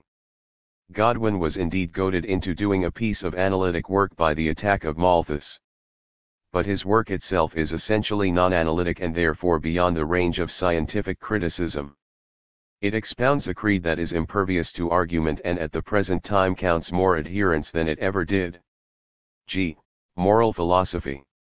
All the facts presented above about 18th century thought go to show that the natural law approach to sociology and economics held its own to a considerable extent, and that the notion that a new experimental spirit rose victoriously against it, or else that the cult of la raison was something fundamentally new, is as illusory as is the analogous notion that the work of the 17th century philosophers of natural law spelled a violent break with scholastic analysis. In other words, these facts teach a lesson of continuity in development. Nevertheless, the natural law system of thought disintegrated, or, at least, underwent a transformation. We know that, originally, it had been a system of jurisprudence, and that all non-legal material had been fitted into the legal framework in an ancillary role. But in the 18th century, the increase of this material and the addition of new fields of research burst that framework. From having been in the position of a governing holding company that unified and coordinated everything, natural jurisprudence became merely a specialty of a new comprehensive unit that was no longer primarily legal in character. 199 This new unit was called, especially in Germany and Scotland, moral philosophy, the word philosophy being taken in its old sense of the sum total of sciences, St. Thomas's Philosophicae Disciplinae, so that, roughly, moral philosophy means the social sciences, the sciences of mind and society, in contrast to natural philosophy that denoted the physical sciences plus mathematics. It was the subject of a standard course offered within the university curricula and consisted, mainly, of natural theology, natural ethics, natural jurisprudence, and policy, or police, which included economics and also public finance, revenue. 200 Francis Hutcheson, the teacher of A. Smith, was professor of moral philosophy in this sense at the University of Glasgow, and so was A. Smith. Both the moral sentiments and the wealth of nations are blocks cut out from a larger systematic whole. Thus the old universal social science of the scholastic doctors and of the philosophers of natural law survived in the new form. But not for very long. Though the moral philosophy course figures in university curricula even in the first half of the 19th century, universities are conservative, it was rapidly losing, in most places, its old meaning and position toward the end of the 18th. This was due to the same cause that burst the natural law system. The accession of material in the individual branches of moral philosophy tended to bring them into the hands of specialists, every one of whom had inevitably to concentrate on his own branch and to neglect both the other branches and the comprehensive principles. This applies with particular force to economics because in this case the new material came from outside, see next chapter. It is highly significant that A. Smith found it impossible to do what Hutcheson had done as a matter of course, namely, to produce a complete system of moral philosophy or social science at one throw. The time for doing this had passed. Absorption of the new material, both facts and analyses, had become a full-time job. As long as this absorption was not consummated, the little body of scientific economic knowledge that had been inherited from the scholastics and nursed along by the philosophers of natural law retained not only independent existence but also a distinctive character of its own. Owing to the greater intellectual refinement of the men who had created it, and to their detachment from the immediately practical issues of economic policy, their economic analysis was different from the analysis of other people. Beholding it, we cannot fail to notice more correct formulation of fundamentals and a wider view of practical problems, both anticipating much later opinions. But so soon as that absorption was consummated, we naturally lose sight of it, though we do not lose its contribution. This happened, roughly speaking, between 1776 and 1848, the latest natural law system, utilitarianism, getting under sail when the economic specialists had established their claim to autonomy, was not, as were its predecessors, able to exert effective control over them. 3. The consultant administrators and the pamphleteers. One more facts from social history. We know already that, as the 18th century wore on, economics settled down into what we have decided to call a classical situation, and that, mainly in consequence of this, it then acquired the status of a recognized field of tooled knowledge. But the sifting and coordinating works of that period, among which the wealth of nations was the outstanding success, did not simply broaden and deepen the rivulet that flowed from the studies of the schoolmen and of the philosophers of natural law. They also absorbed the waters of another and more boisterous stream that sprang from the forum where men of affairs, pamphleteers, and, later on, teachers debated the policies of their day. In this chapter we shall take a bird's-eye view of the various types of economic literature produced by these debates, reserving for subsequent chapters fuller treatment of works and topics that seem to require it. This literature is not a logical or historical unit. The men who wrote it, unlike the philosophers of natural law, form no homogeneous group. Nevertheless, there is a link between them all which it is necessary to emphasize. They discussed immediately practical problems of economic policy, and these problems were the problems of the rising national state. Therefore, if we are to understand the spirit that animates those writers, their lines of reasoning, the data they took for granted, we must for a moment digress into the sociology of those states whose structure, behavior, and vicissitudes shaped European history, thought as well as action from the 15th century on. The important point to grasp is that neither the emergence nor the behavior, policies, of those states were simply manifestations of capitalist evolution. Whether we like it or not, we have to face the fact that they were the products of a combination of circumstances that, viewed from the standpoint of the capitalist process as such, must be considered as accidental. 201. A. Incidental factors in the emergence of the national states. First, it was an accident that the rise of capitalism impinged upon a social framework of quite unusual strength. Feudalism no doubt gave way, but the warrior classes that had ruled the feudal organism did not. On the contrary, they continued to rule for centuries, and the rising bourgeoisie had to submit. They even succeeded in absorbing a great part of the new wealth for their own purposes. The result was a political structure that fostered but also exploited the bourgeois interest and was not bourgeois in nature and spirit. It was feudalism run on a capitalist basis, an aristocratic and military society that fed on capitalism, an amphibial case very far removed from bourgeois control. This pattern produced problems and militarist angles from which to look at them, which were completely different from what the mere logic of the basic process would lead us to expect. 202 Thus, for the majority of economists, monarchs that were primarily warlords and the class of aristocratic landowners, remained the pivots of the social system as late as the middle of the 18th century, at least on the continent of Europe. The reader should therefore apply the requisite qualification to what he has read in the preceding chapter on the increasing social weight of the bourgeoisie. Also, it was an accident that the conquest of South America produced a torrent of precious metals.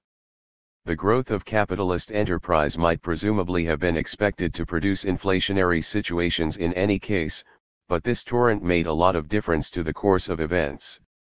In a way that is too obvious to need elaboration, it speeded up capitalist development, but much more important are two other facts about it that point in the opposite direction. On the one hand, this access of liquid means greatly strengthened the position of those rulers who were able to get hold of them. Under the circumstances of the times, this conferred a decisive advantage in the planning of military ventures on lines that often, as for instance in the case of the Spanish Habsburgs, were quite unconnected with bourgeois interests in the component parts of their far-flung empire or with the logic of the capitalist process. On the other hand, the price revolution that ensued 203 spelled social disorganization, and hence was not only a propelling but also a distorting factor. Much that might have been gradual change, if nothing but the basic process had been at work, became explosive in the feverish atmosphere of inflation. Particular notice must be taken of the effect on the agrarian world. By the time that inflation set in, the greater part of the dues that continental peasants owed to their lords had been converted into terms of money. With the purchasing power of money rapidly falling, the lords attempted in many countries to raise the monetary values of those dues. The peasants resisted. Agrarian revolutions were the consequence, and the revolutionary temper thus engendered was an important factor in the political and religious upheavals of that epoch. But, owing to the strength of the top feudal stratum, these revolutions did not, as we might have expected, accelerate social developments in accordance with the basic process. The risings of the peasants and of the other groups that had revolted in sympathy were put down with ruthless energy. The religious movements met with success only so far as they were sponsored by the aristocracies and in the most important cases quickly lost such social or political radicalism as had been originally associated with some of them. Princes and barons, armies, and clergies, emerged from the trial with enhanced prestige and power, whereas the prestige and the political power of the bourgeoisie declined, especially in Germany, France, and Spain. The great exception, on the continent, was the Netherlands. A third historic event of prime and lasting importance was the breakdown of the only effective international authority the world has ever seen. As has been pointed out, the medieval world was a cultural unit and, in principle at least, professed allegiance both to the empire and to the Catholic Church. Although widely different views were held as to their true relation to one another, these two together formed a supranational power that was not only ideologically acknowledged but also politically invincible so long as they were united. According to the traditional view, this power was bound to wane as soon as the acids of capitalism began to dissolve the basis of medieval society and its beliefs. This is not so. Whatever those acids might have eventually done to that dual power, they had nothing to do with the actual breakdown that occurred long before those beliefs were impaired, simply because of the fact which, from the standpoint of the basic process, was again accidental that, for reasons which cannot be analyzed here, the empire was unable either to accept the supremacy of the popes or to conquer them. A prolonged struggle that shook the Christian world to its foundations ended in a Pyrrhic victory of the popes in the time of Frederick II, 1194–1250. But in this struggle both parties had so thoroughly exhausted their political resources that it is more correct to speak of a common defeat of both. The popes lost authority, the empire disintegrated. In consequence, medieval internationalism was at an end and the national states began to assert their independence from that supranational authority which had been formidable only so long as the Roman Church cooperated with the temporal sword of Germany. 204. b. Why the national states were aggressive. It must be left to the reader to develop the implications of all this. But it should be clear that it was the persistence of aristocratic rule, the access of ideally disposable wealth, and the breakdown of the supranational power of the Middle Ages rather than anything derivable from the capitalist process itself that explain not only the emergence but also the political physiognomy of the modern state. In particular, those facts explain why the modern state was national from the first, and refractory to any supranational consideration, why it insisted and was compelled to insist on absolute sovereignty, why it fostered national churches even in Catholic countries as instanced by Gallicanism in France, and above all why it was so aggressive. The new sovereign powers were warlike by virtue of their social structures. They had emerged in a haphazard way. None of them had all it wanted, each of them had what others wanted. And they were soon surrounded by new worlds inviting competitive conquest. Because both of the situation and the social structure of the epoch, aggression or, what is the same thing, defense became the pivot of policy. In this fermenting world, peace was but armistice, war the normal remedy for political disequilibrium, the foreigner ipso facto the enemy as he had been in primitive times. All this made for strong governments, and strong governments, chronically suffering from political ambitions that went beyond their economic means, were driven to increasingly successful attempts to make themselves still stronger by developing the resources of their territories and harnessing them into their service. This in turn explains, among other things, why taxation assumed not only a much greater but a new significance, see Sector 6 of this chapter. These facts, though fundamentally the same all over Western and Central Europe, produced somewhat different results according to the circumstances of different nations. Neglecting smaller countries, we find the main difference was between England and the continent. In Germany, economic and political trends were broken by the course of events centering in the 30 Years' War, 1618-48, which created an entirely new situation and changed the political and cultural pattern of Germany for good. On the ravaged soil and in a population that had in places been reduced to less than 10%, the princes, their soldiers, and their bureaucracies were, in the greater part of the national territory, practically all that was left of the political forces of the past. In Italy, alien rule and also devastation were responsible for a situation that differed from the German one only in degree. France and Spain did not have to go through experiences like these, but religious troubles and unending war efforts produced similar impoverishment in Spain and similar political and administrative conditions in both France and Spain. In most of these countries, one exception is instanced by Switzerland and another by Hungary. The prince came to personify the state and the nation from the 16th century on. He succeeded in subjecting all classes to his authority, the nobility and the clergy not less than the bourgeoisie and peasantry, though the two former on the understanding that they should continue to hold a position of social and economic privilege. The wealth and power of the state was the unquestioned object of policy. Maximum public revenue for the court and the army to consume was the purpose of economic policy, conquest the purpose of foreign policy. There should be no need for showing how concern for the welfare of the classes on which that social system fed entered into that policy. This welfare was not looked upon simply as a means to an end, it was an end in itself for many a great monarch or administrator, exactly as the welfare of his workmen was and is an end in itself for many a great industrialist, but it had to fit in with the given political pattern and with the given social system. All this precisely where concern for the welfare of manufacturers, farmers, and laborers was most real meant management of everything, which in turn meant the rise of modern bureaucracy, a fact that is no less important than is the rise of the business class. The resulting economy was a planned economy, and it was planned, primarily, with a view to war. 205. In England we observe the same tendencies.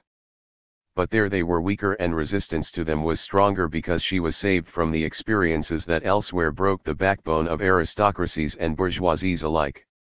This was perhaps not merely a matter of a few miles of channel, but we may for brevity's sake adopt a theory which is only inadequate not untrue, namely, that it was the absence of actual foreign invasions and the rarity of serious threats of invasion that reduced the necessity for a military establishment. A navy of course carries much less political weight and, in consequence of this, the power and prestige of the crown and of all the administrative agencies dependent upon the crown.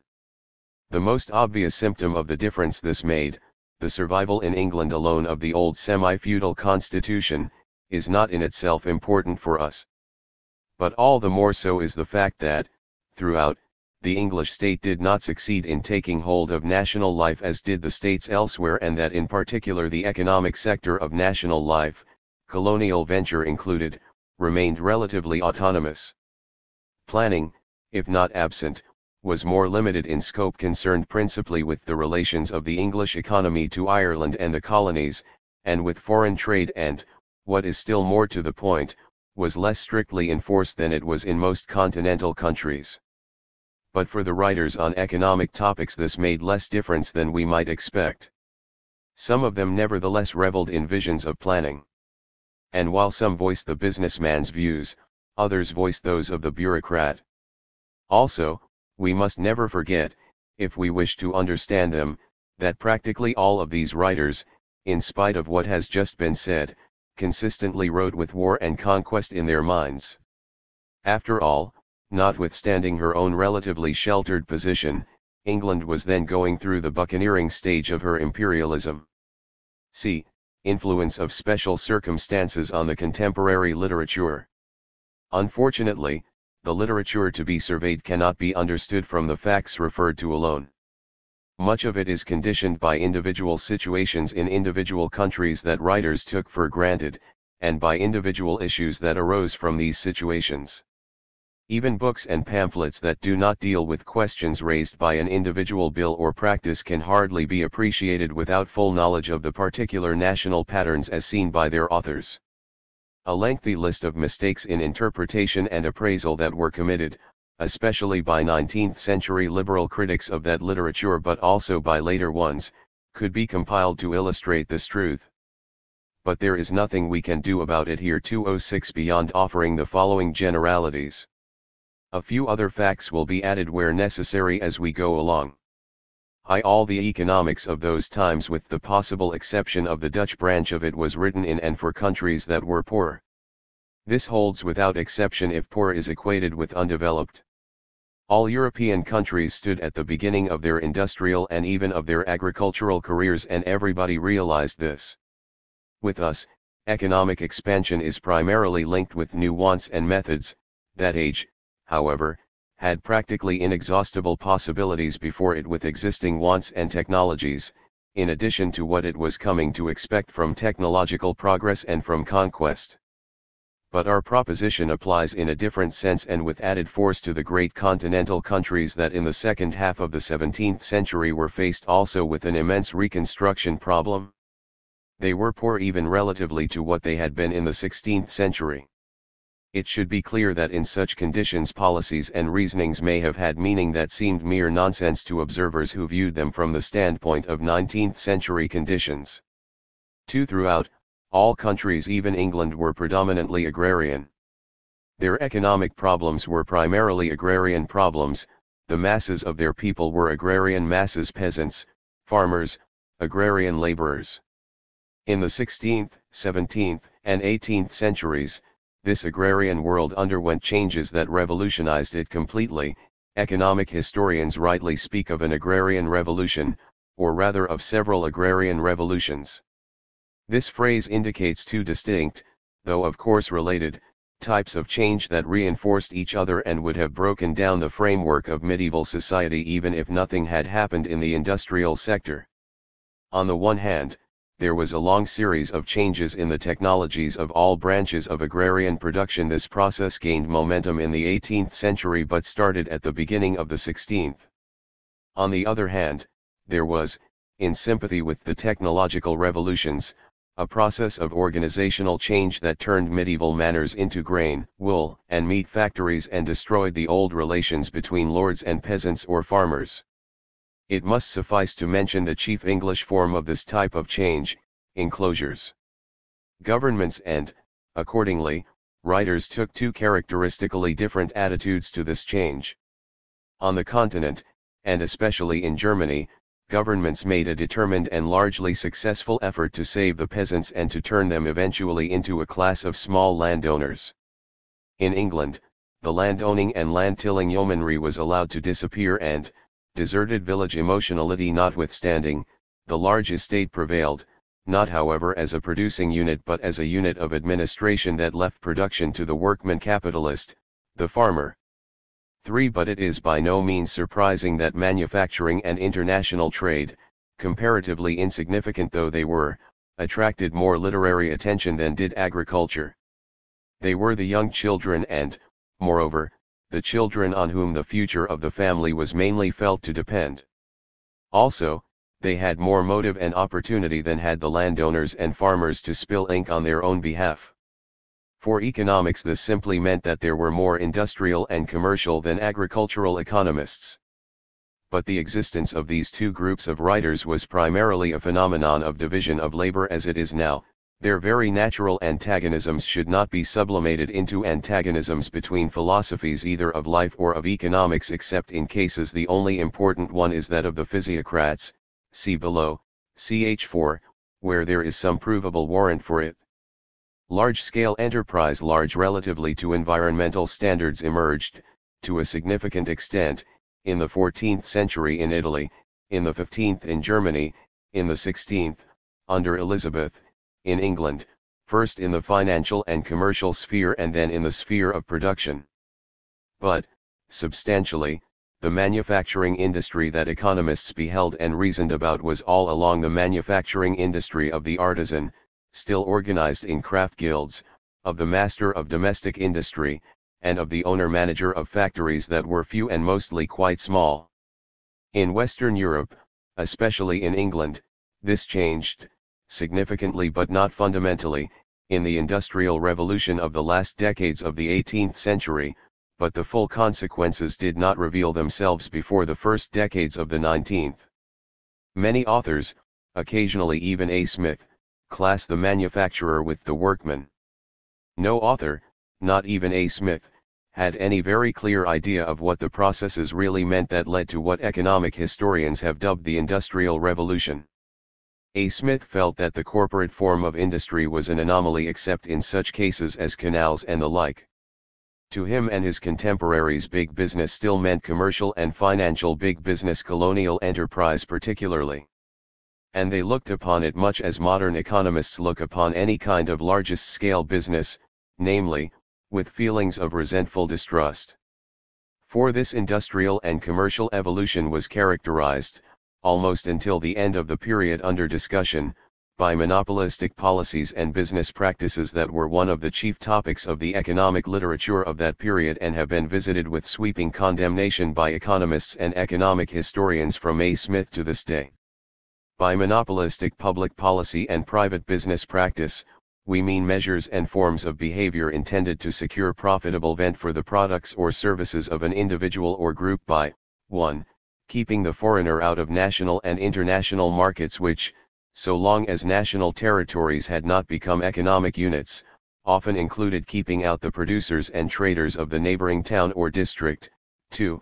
Keeping out of a trade, so far as possible, all connationals other than the favored individual or group, for instance, keeping retailers out of the merchant's business. 3. Restricting the output of the favored individual or group itself and regulating its distribution between markets. Let us stay for a moment in order to analyze, in the light of the preceding considerations, the reasons for the prevalence of this policy and practice. First, we might expect that, if full-fledged capitalism had suddenly burst upon the world and if it had been permitted to unfold without being distorted by the factors referred to, both business behavior and public policy would have been from the first what they became in fact, for a time, in the 19th century. That is to say, we might expect that in this case there would have been, in countries that were so poor in goods and so rich in possibilities, an onward rush of competitive enterprise. This expectation would be, however, only in part justified. Poverty is a bad customer, and normal risks of doing business are greatly increased in an environment where the wealth from which demand is to proceed has not only to be attracted but created. In business as elsewhere, forward strategy very often requires defensive tactics as a complement, though most economists of all ages stubbornly refuse to see this. But under conditions in which long-run advance was inevitably slow, each stage had to be safeguarded with particular care in order to gain means and time for advancing beyond it. It is quite natural that the observing historian should be much more impressed by the practices and policies that aimed at protective restriction, which dominate the scene at every point of time, than by the picture of the process over time. 207 But it is true nevertheless that even an ideally rational government, actuated by the sole motive of fostering industrial development, would have had to grant privileges of monopoly in many cases in which enterprise would not have been possible at all without it, and that, in others, it would have had to permit monopolistic practice on the part of the businessmen concerned. This holds, of course, with added force for those countries that had been ravaged by war, such as Germany, where only prospects of abnormal gain could call forth entrepreneurial effort from a population immersed in misery and despair. Second, however, capitalism did not burst upon a world that was a blank, it grew by slow degrees from a pre-existing pattern dominated, in the respect under discussion, by the spirit, institutions, and practice of craft guilds.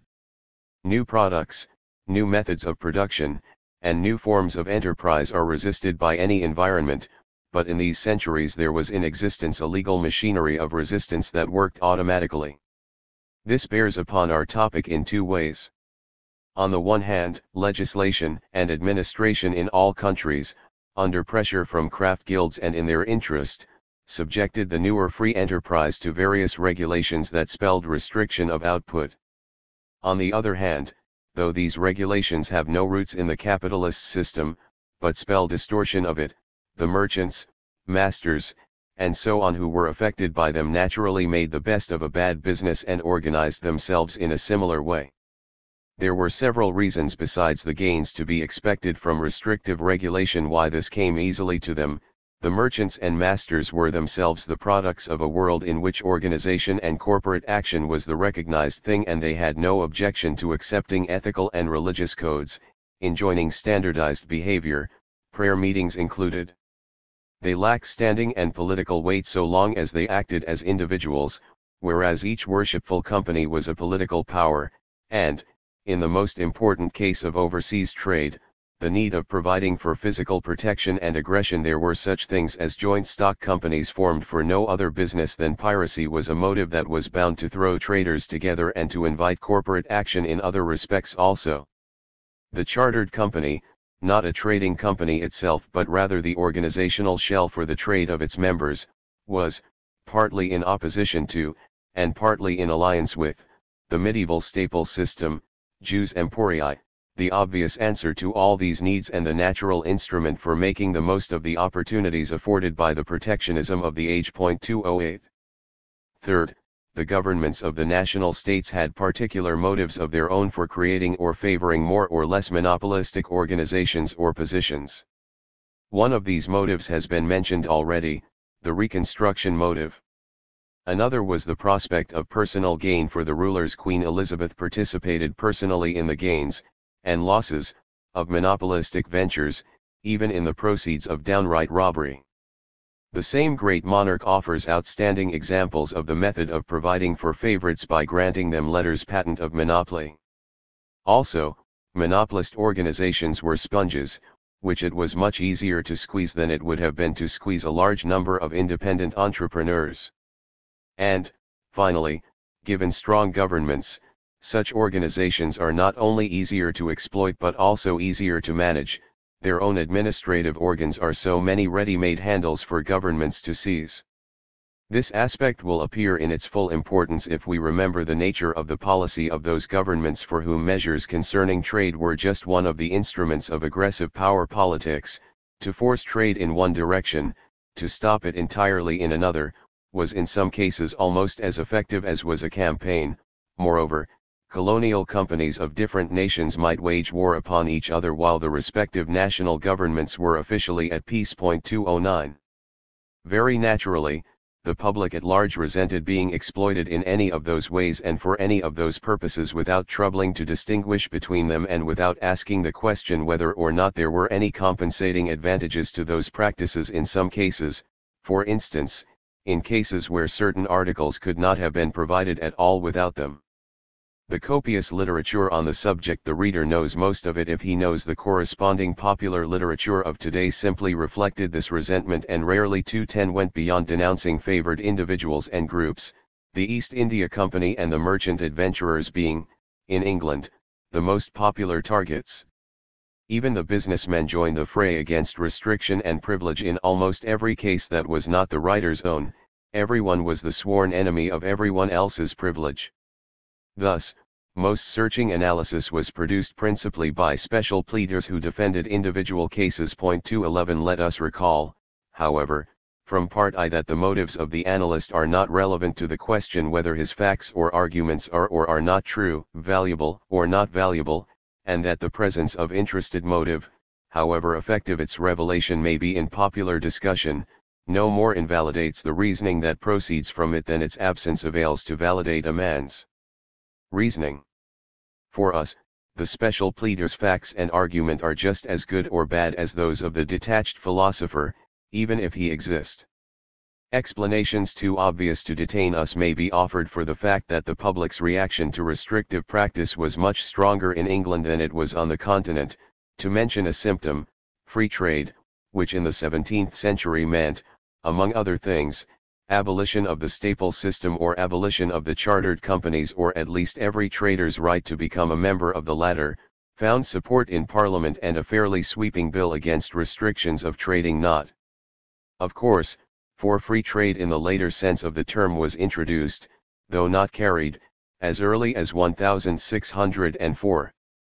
But there is another point of difference that is of considerable interest to us. The reader may have observed that, however objectionable to the man in the street most of the restrictive practices and legislative measures may have been, they did not create monopolists in the strict sense of single sellers. 212 and did not result in specifically monopolistic pricing. Nevertheless, the general outcry against them all was against monopoly. The reason is not far to seek. Though the English public of Queen Elizabeth's time can hardly have been influenced by the fact that monopoly had been stigmatized already by Aristotle and the scholastics, it harbored old resentments, dating from the Middle Ages, against corners and the like. These resentments flared up into fury when Elizabeth and James I adopted the practice of creating in large numbers what were in fact genuine monopolies and, moreover, monopolies that presented, in most cases, no redeeming features. In the struggles over these, the word monopoly became loaded with emotion, a bugbear for all time to come, that was in the mind of the average Englishman associated with royal prerogative, favoritism, and oppression, and monopolist became a term of opprobrium.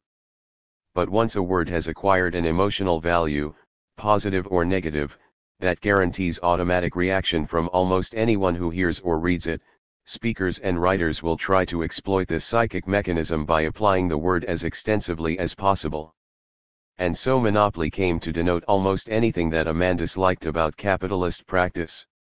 This emotional attitude naturally spread to the United States the more readily because a large percentage of English emigrants to this country were, for other reasons, strong opponents of the Tudor, Stuart regime. It has survived, and has powerfully influenced public opinion, legislation, and even professional analysis to this day, both in England and the United States. 213. Most of what has been said in this section indicates definite patterns of behavior that seem to invite sublimation into principles. This has in fact been done, and the phrases mercantilism, mercantile system, mercantilist policy have been coined, first by hostile critics, to denote the result. Nevertheless, I have tried to avoid using them so far. The reason for this will be explained in Chapter 7, where we shall make mercantilism phrase and reality our central theme. Meanwhile, I wish to ask my readers to forget all they may know about it and to peruse what follows with an open mind, that is, with a mind unbiased by unhistoric preconceptions. 2. The economic literature of the period. We shall now try to classify the unwieldy material from which we are to extract more or less significant products of analytic effort. This is a difficult task. Even in our own day, economists are not always of one mind as to which performances do and which do not measure up to professional standards. But we are dealing with a formative period in which there were no professional standards, not, at all events, before the classical situation at the end of it. Moreover, the field itself was undefined and, by virtue of this fact alone, much wider than it is now. It covered, for instance, technology. However, in order to reduce our task to manageable proportions, we shall right away exclude from consideration certain bodies of literature that are also excluded by modern practice, though we must not conceal from ourselves that, In so doing, we may be excluding pieces of analysis that are not inferior to some we include without question. This operation on our material is performed in the 4 paragraphs which follow. A. The material excluded. In the 16th century and even later, economia still meant household management. This type of literature seems to have been extremely popular. The no doubt unreliable method of browsing among books of this sort did not yield anything that would qualify for notice in this history. But 2 samples may be mentioned. First, the famous Economia Ruralis et Domestica, 1593-1607, by Johann Collerus, which lived for over a century and contains all sorts of advice about housekeeping, including farming, gardening, and domestic medical practice. Second, El Economo Prudent, 1629, by B. Frigerio, who defined economia as a certain prudence with which to govern a family. Ch. 9, for instance, deals with the governo of one's wife, and might conceivably interest some economists because it attempts to describe national economic behavior. In fact, its concept of the economo is a common-sense forerunner of the concept of the economic man.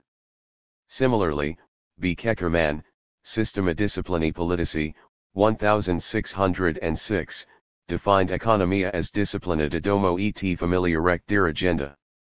Too much more important is the literature on accounting and commercial arithmetic, which shades off into the neighboring literature on business management, business law, commercial geography, and business conditions in various countries. A few examples will characterize the contents of these literatures, which we exclude, although little pieces of purely economic analysis do occur in them. Fra Luca Pacioli's Summa de Arithmetica, Geometria, Proportionae Proportionalita, Venice, 1494, contains, besides the ordinary commercial calculations of interest, bills, exchanges, and so on, also an exposition of double-entry bookkeeping. The first German book on double-entry bookkeeping that I have seen is W. Schwicker's Zweifach Buchhalten, 1549. Such texts became common in the 16th and 17th centuries. So did guides to commercial practice in the trading centers of Europe. One of the earliest and most famous of these, which the reader may look up in Cunningham's Growth of English Industry and Commerce, 5th ed., Volume I, pages 618 ETSEQ, was F.B. Pigalotti's La Pratica della Mercatura, about 1315. The 17th century publications of this type often contain rudimentary economic arguments. See, for example, John Roberts, The Trade's Increase, 1615, and Lewis Roberts, The Merchant's Map of Commerce, 1638. In the 17th and 18th centuries we find, on the one hand, a rich crop of monographs, especially on banks, some of which will have to be noticed later on, and, on the other hand, comprehensive compilations. We must mention Jacques Savary's Le Parfait Négociant, 1675, which proved its vitality by going through new editions until 1800 and seems to me to repeat, on a larger scale, the performance of G.D. Perry, Il Negoziante, 1638-65, and the still earlier one of B. Cotrugli Raggio, Della Mercatura e del Mercante Perfetto, 1573, and Savary's sons, Jacques Savary de Brusselon's, Dictionnaire universel du commerce. Finished and published by his brother Philemon Lewis, 1723-30. Malachi Postleithwaite's Universal Dictionary of Trade and Commerce, 1751-5, though based upon the latter, is by no means a mere translation of it, as has sometimes been asserted, on the differences. See E. A. J. Johnson, Predecessors of Adam Smith, 1937, Appendix B. The same author, in the same work, Appendix C, also reduced to its proper proportions the charge of plagiarism that has been frequently leveled against Postleithwaite, though the case remains bad enough. Neither of these dictionaries is, however, primarily concerned with what we call economics. Both were meant to serve the merchant's practical needs and deal with economic problems only incidentally. This is the difference in principle that, apart from the statistical complement, separates these ventures from later similar ones, especially from Macculloch's dictionary, Practical, Theoretical, and Historical of Commerce and Commercial Navigation, 1832. 3. It is with misgivings that I also exclude the literature on husbandry, farm management, agrarian technology, and forestry. The exclusion of other technological material need not cause qualms, though some writers, for instance writers on the technological aspects of mining, also dealt with economic subjects, c.g. Agricola, De Re Metallica, 1556, later translated into German, an apparently highly successful treatise. The development of the literature on husbandry during the period may be briefly sketched as follows. In the 13th century there was a group of English writers, nobody has so far been able to link them up with either predecessors or immediate successors, who produced several remarkable works on estate management and farming, translated from Norman French and critically edited for the Royal Historical Society by Miss Elizabeth Lamond, 1890. It suffices to mention a treatise on husbandry, written before 1250 and attributed to Walter of Henley. Disregarding this group, we find active interest in these matters from the 15th century on, when new editions of the Roman agriculturalists, Scriptores Auriei Rusticae, the earliest edition I have seen is dated 1472, Columella in particular, seem to have been eagerly demanded. A new spirit of commercialism in agriculture associated with the upheavals in the social structure of the countryside then produced everywhere a literature that aimed at teaching those new methods of production, the introduction of which is usually referred to as the Agrarian Revolution.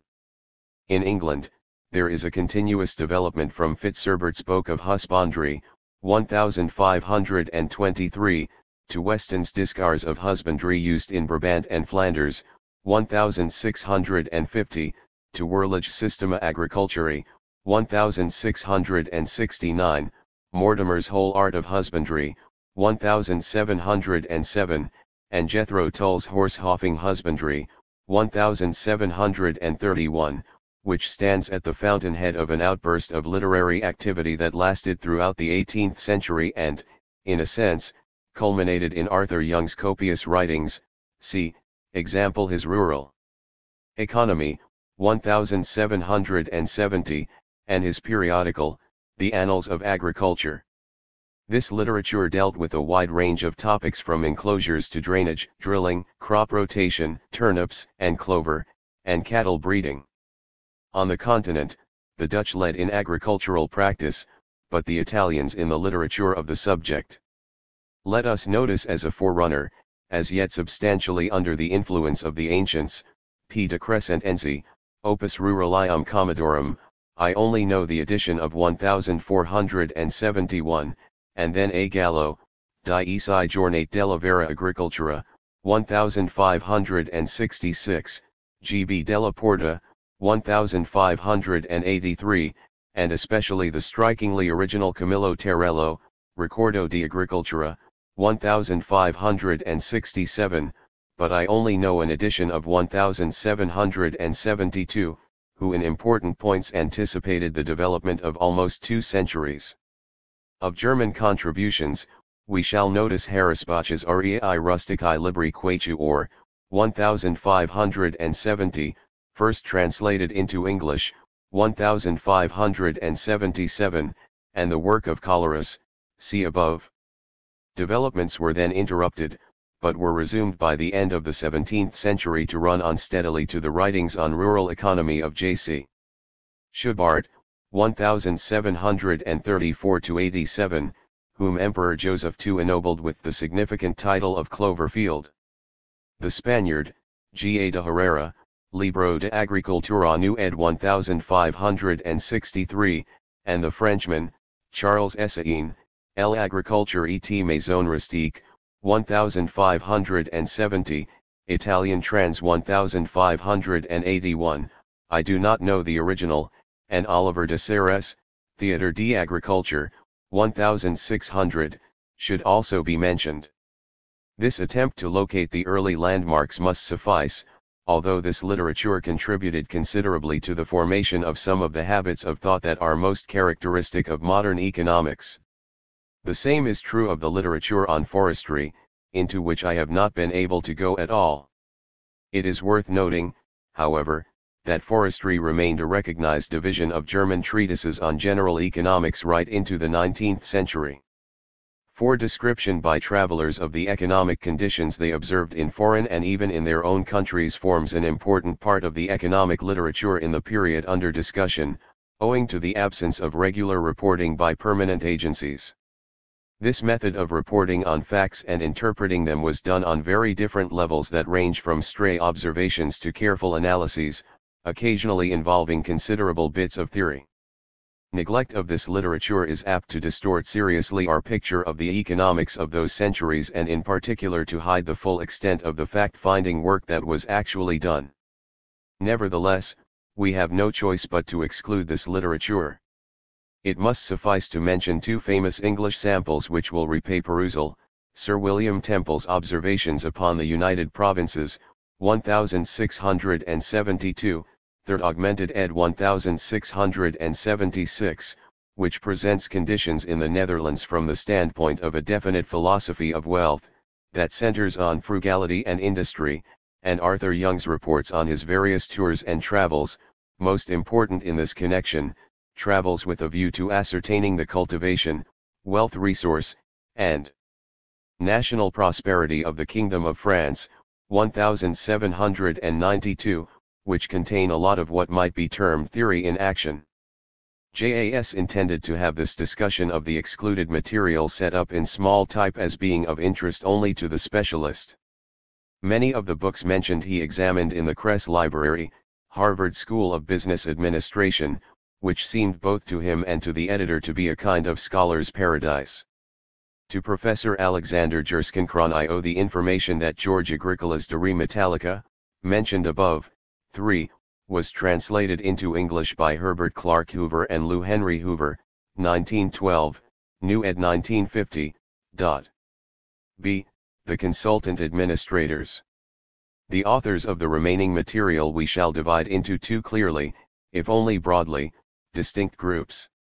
We shall call them the Consultant Administrators 214 and the Pamphleteers. Among the consultant administrators, teachers, and writers of more or less systematic treatises form a subgroup that is relatively easy to delimit. In that paradise of bureaucracy there was, of course, a steady demand for the instruction of young men who were preparing themselves for the public service career or of older men who wished to improve their equipment, particularly in Germany and Italy. In the course of the 18th century, professorial chairs began to be provided for the teaching of what was described, in Germany, as cameral science or science of the state, Staatswissenschaft, and what may be more accurately described as principles of economic administration and policy, in German, Politiewissenschaft. 215. Thenceforth those treatises were to a large extent simply textbooks and the products of academic lectures. The same need, however, had asserted itself much earlier, and systematic treatises of pedagogical interest had been written in all continental countries long before economics as a distinct field received the official recognition implied in the foundation of those professorships.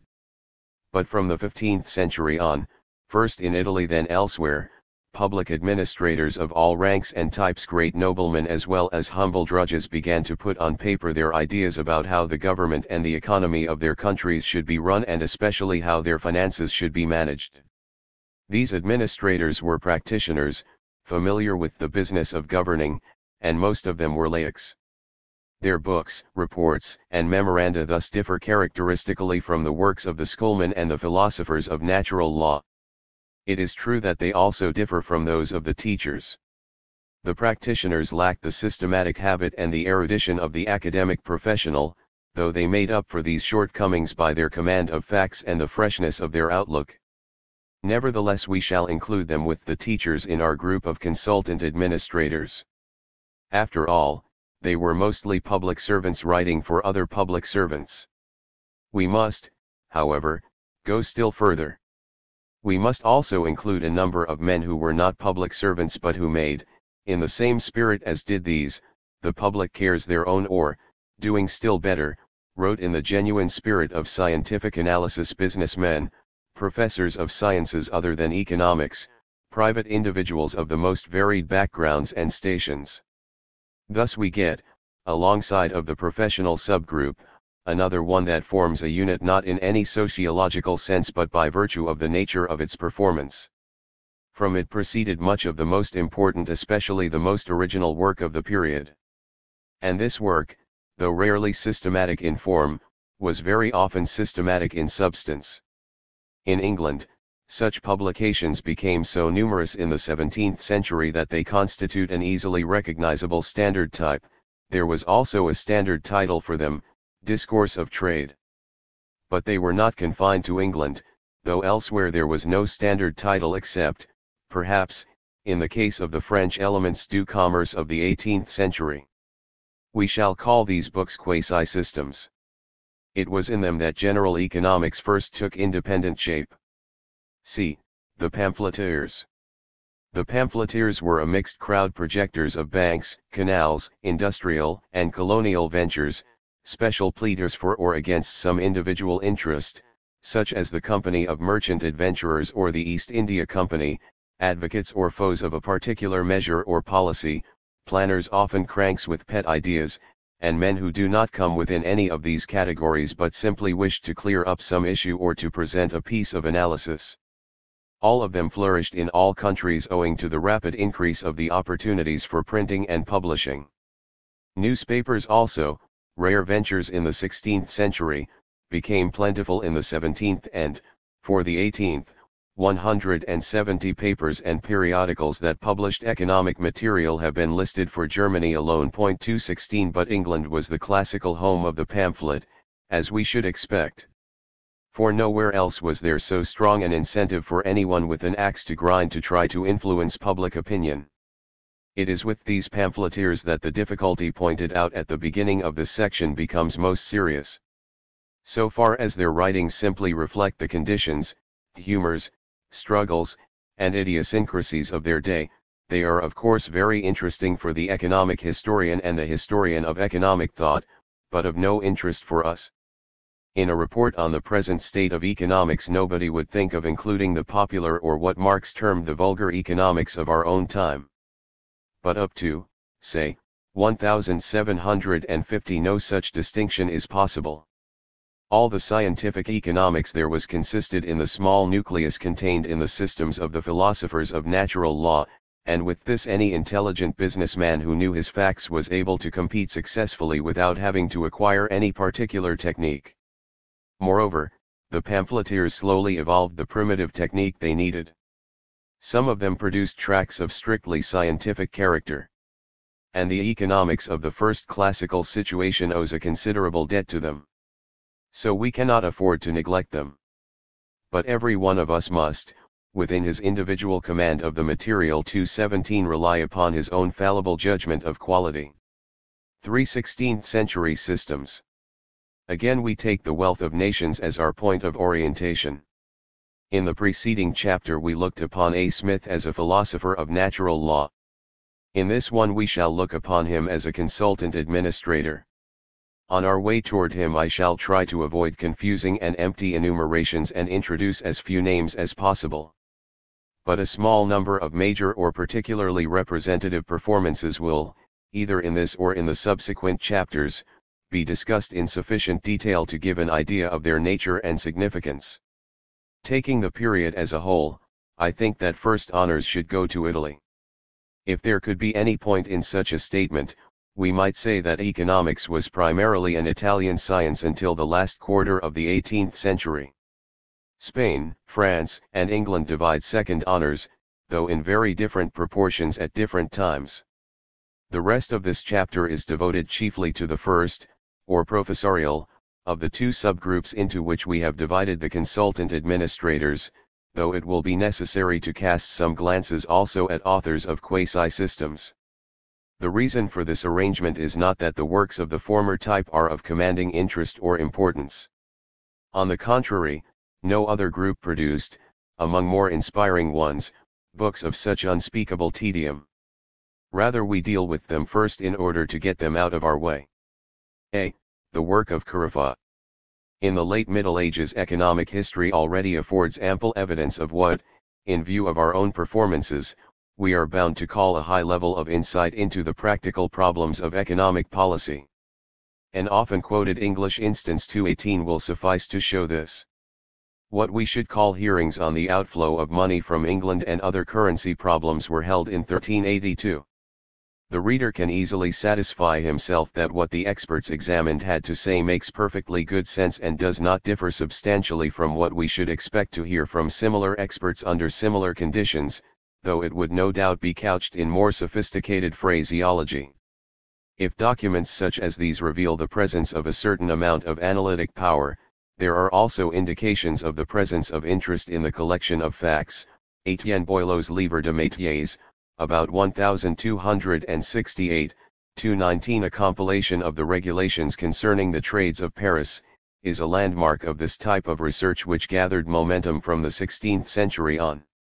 Literary effort of the type to be discussed in this chapter also goes far back in a sense to St. Thomas's De Regimen Principum and to the English Speculum Regis, ed. by Moyant, 1894, and other works of the 13th and 14th centuries, such as Egidius Colonna's De Regimen Principum Libri, or Fra Paolino's Trattato, ed. Masafia, 1868, or Petrarch's De Republica Optimi Administranda. From this literature emerged, in the 15th century, a work so superior to all that had been written before that we may fittingly head our list of consultant administrators with its author, though he was primarily a practical one, the Neapolitan Count and Duke, Carafa. 220. The range of his ideas may be indicated by some of his recommendations. He wanted to see a balanced budget that would have plenty of room for welfare expenditure and avoid the necessity of resorting to forced loans which he compared to robbery and theft and the like, definite, equitable, and moderate taxes that would not drive capital from the country or oppress labor which is the source of wealth, business left alone, though he added that industry, agriculture, and commerce alike should be encouraged by loans of money and in other ways, foreign merchants made comfortable because their presence is most useful to the country. All this is no doubt excellent sense and remarkably free from any definite errors and prejudices. But it is equally free from any attempt to analyze. The normal processes of economic life harbored no problem for Carafa. The only problem was how to manage and improve them. In particular, we must not suspect a theory of value behind that passage about labor's being the source of wealth. Such questions exercised the nimble minds of his scholastic contemporaries. But they never occurred to that soldier statesman. Nevertheless, his performance holds a prominent place in the history of economic analysis. His systematic arrangement alone would suffice to show this. The first part of his book discusses the principles of general policy and of defense. Compare A. Smith's Lectures on Arms. The second, the administration of justice. The third is a little treatise on public finance and within measurable, though of course long, distance from the fifth book of the Wealth of Nations, of the revenue of the sovereign or commonwealth. The fourth and last part presents Carafa's views on economic policy proper, and many an 18th century treatise reads like an expansion of these views. There is no evidence that later writers took his book as a model and that, in this sense, he created the systematic form in which an important part of the work of the consultant administrators was to be cast. But as a matter of fact, he was, so far as I know, the first to deal comprehensively with the economic problems of the nascent modern state, and during the next 3 centuries a host of writers, adopting the same systematic ideas and defining their fields similarly, followed in his wake and wrote in the spirit that he represented at its best. They no doubt learned to plough more deeply as well as to take new land under the plough. But they did not alter the general layout. In particular, they not only adhered to, but in time also developed, the fundamental idea that Carafa clothed in his conception of the good prince, and which Sir James Stoyart was to personify in his statesman. This anthropomorphic entity is the embryo of their concept of a national economy, in German, Volkswirtschaft or Staatswirtschaft, which reflects so well the historic process we have tried to visualize in the first section of this chapter. This national economy is not simply the sum total of the individual households and firms or of the groups and classes within the borders of a state. It is conceived as a sort of sublimated business unit, something that has a distinct existence and distinct interests of its own and needs to be managed like a big farm. This was the way in which that epoch conceptualized the key position that governments and bureaucracies actually acquired, and also the way in which a distinction was drawn between political and business economy that survived to our own day, although, from a purely analytic standpoint, there is little to be said for it. b. Representative performances, Bodin and Botero. In the 16th century this type of economics flourished in all continental countries. As representative performances that were also outstanding in their influence on contemporary and later writers, we shall choose two works by Bodin and by Botero. 221 Both works are primarily treatises on political science written in the spirit of Aristotle's Politics and as such are important stepping stones between Machiavelli and Montesquieu. Their economics is, like Carafa's, the economics of public policy and administration, taking its place beside all other branches of political knowledge.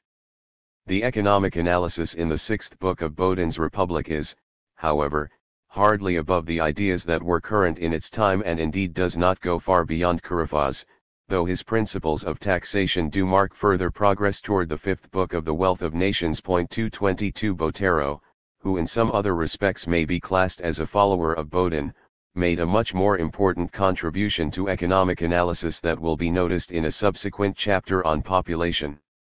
Here, another remark suggests itself.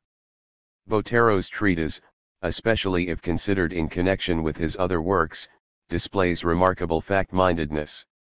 He was an able analyst. But the bulk of his labors went toward the collection, coordination, and interpretation of past and contemporaneous fact economic, social, political. In this he was no exception. We have seen that the scholastic doctors of the 16th century were eager fact hunters and that they reasoned much more from observation and much less from abstract premises than one might suppose. This was, however, still more the case with the literature now under discussion, whose greater part as well as main value may be said to consist in factual investigations, than as always, throughout the history of economics, fact-finding was the chief care of the overwhelming majority of economists. Besides Botero's theory of population, Italy produced during the 16th century several other works that are much more important than the systematic literature we are now surveying, especially in the field of money, De Vanzati, Scar Uffic below, ch. 6. c. Spain and England. The very high level of Spanish 16th century economics 223 was due chiefly to the scholastic contributions. But we may note what I believe to have been an early quasi-system, the work of Ortiz 224, mainly a well-reasoned program for industrial development of a type that was to be so prolific in the 17th century, both in Spain and in England. For Germany there is little to record.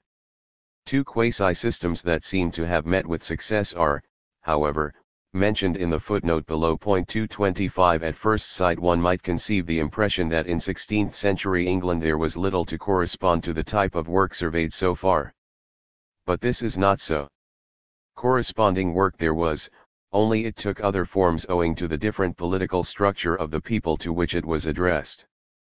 Discussion of the economic problems of the day, encouraged and also disciplined by the ritual of parliamentary and government inquiries, greatly improved throughout that century and occasionally rose to scientific significance.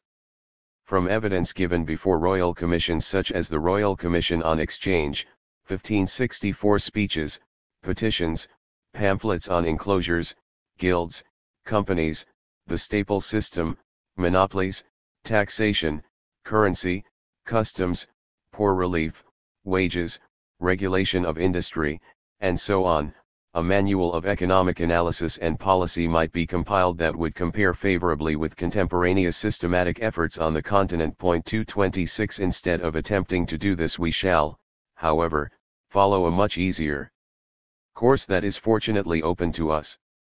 There are a number of publications that may be considered as general surveys of the economics of the time.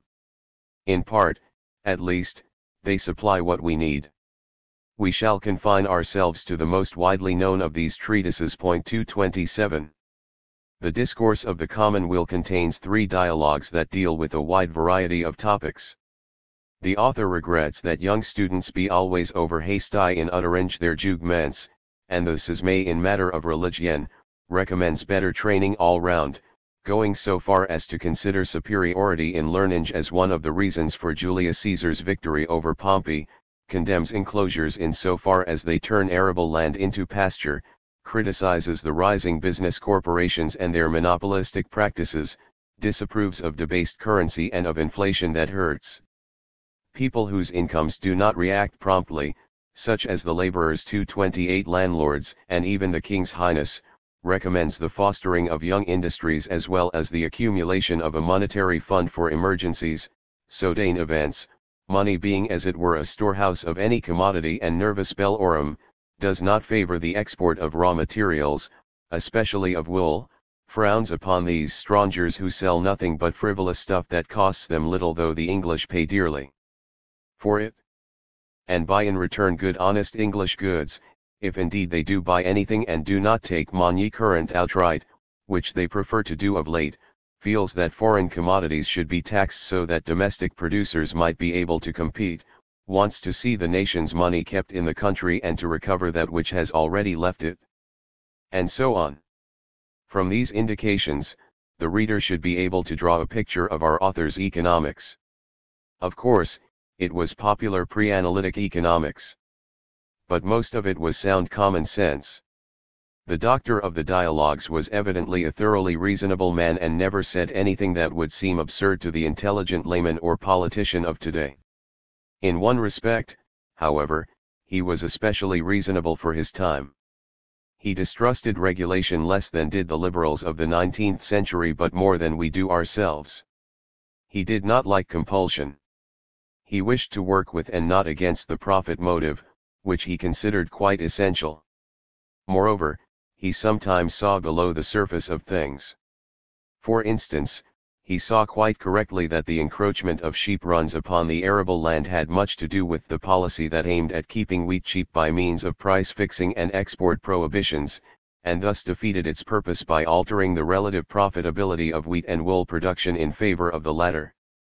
This piece of reasoning, analoga of which are frequently met with in the writings of the consultant administrators, goes beyond the obvious. In its implications, it approaches the status of analytic work. For the systems, 1600 to 1776. A. Representatives of the earlier stages. The richer developments of the 17th and 18th centuries are much more difficult to convey. Keeping in mind our plan of campaign, we shall, in this section, provisionally disregard everything else and go through with our survey of the systematic literature of those 2 centuries until we reach the neighborhood of the wealth of nations.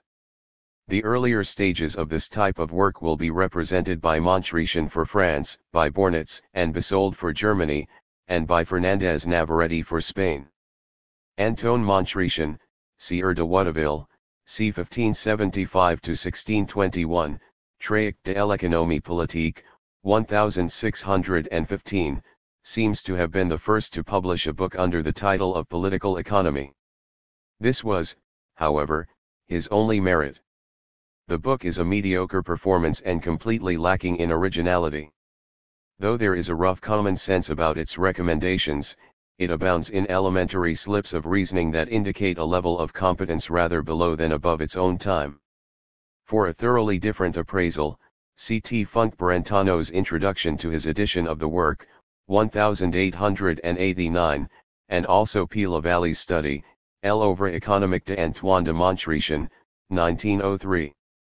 Jacob Bornitz, Tractatus Politicus de Rerum Sufficientia in Republica et Civitate Procuranda, 1625, an ill-digested compilation of economic facts, Christophe Besolds, 1577 to 1638, Collegium Politicum, 1614, Politicorum Libri Duo, 1618, and, to mention another of his numerous works, Synopsis Politici Doctrini, 1623, moved on the higher level of the polyhistoric learning of this famous teacher, though he was inferior to Bornitz in factual knowledge, his treatment of interest anticipated that of Salmasius. Bodin's influence is unmistakable. Pedro Fernandez Navarrete, Discursos, first 1621, later edition under the title Conservation de Monarchias, 1626. This author, an officer of the Inquisition, displays a remarkable freedom from the tendency of his, and our own, time to overstress the importance of the monetary factor, and a not less remarkably sound judgment in maintaining that a normal process of industrialization would have gone far toward remedying the ills from which Spain was suffering, the value added to raw materials by human labor being much more important than gold and silver, see the 16th of his 50 Discursos, and that this process was capable of being accelerated by removing obstacles. I feel fairly confident that I am right in preferring Fernandez Navarrete's performance to that of the equally well-known Moncada, Discursos, 1619, republished as late as 1746 under the title Restauración Política de España, so far as ability to analyze is concerned. 4 further names will suffice to characterize what may be considered a more advanced stage: Martínez de la Mata, who developed a program of industrial policy on the lines of Fernandez Navarrete; Seckendorf, who wrote the first outstanding treatise on the public administration and policy of German principalities; the great name of Sully, whom we neglect as we must, and du Refuge, Philippe de Bethune, who went much beyond either Bodin or Montresquieu. Francisco Martínez de la Mata is known for his memorial O Discursos en razón del remedio de la despoblación, Pobreza y esterilidad de España, 1650, the epitome de los discursos.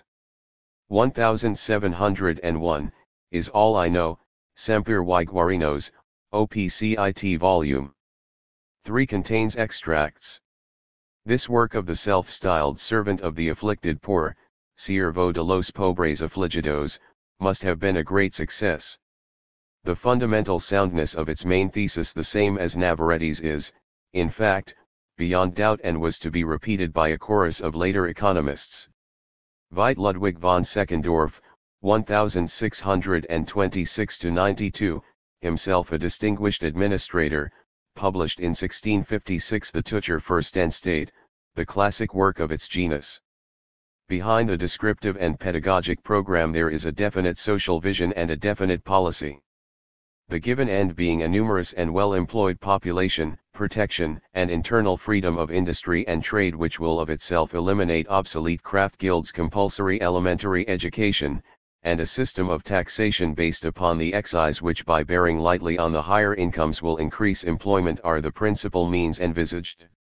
We shall presently see that this was, and continued to be, the typical program and, by implication, the typical analysis of the German and Italian Cameralists throughout their careers, that is, up to the first decades of the 19th century.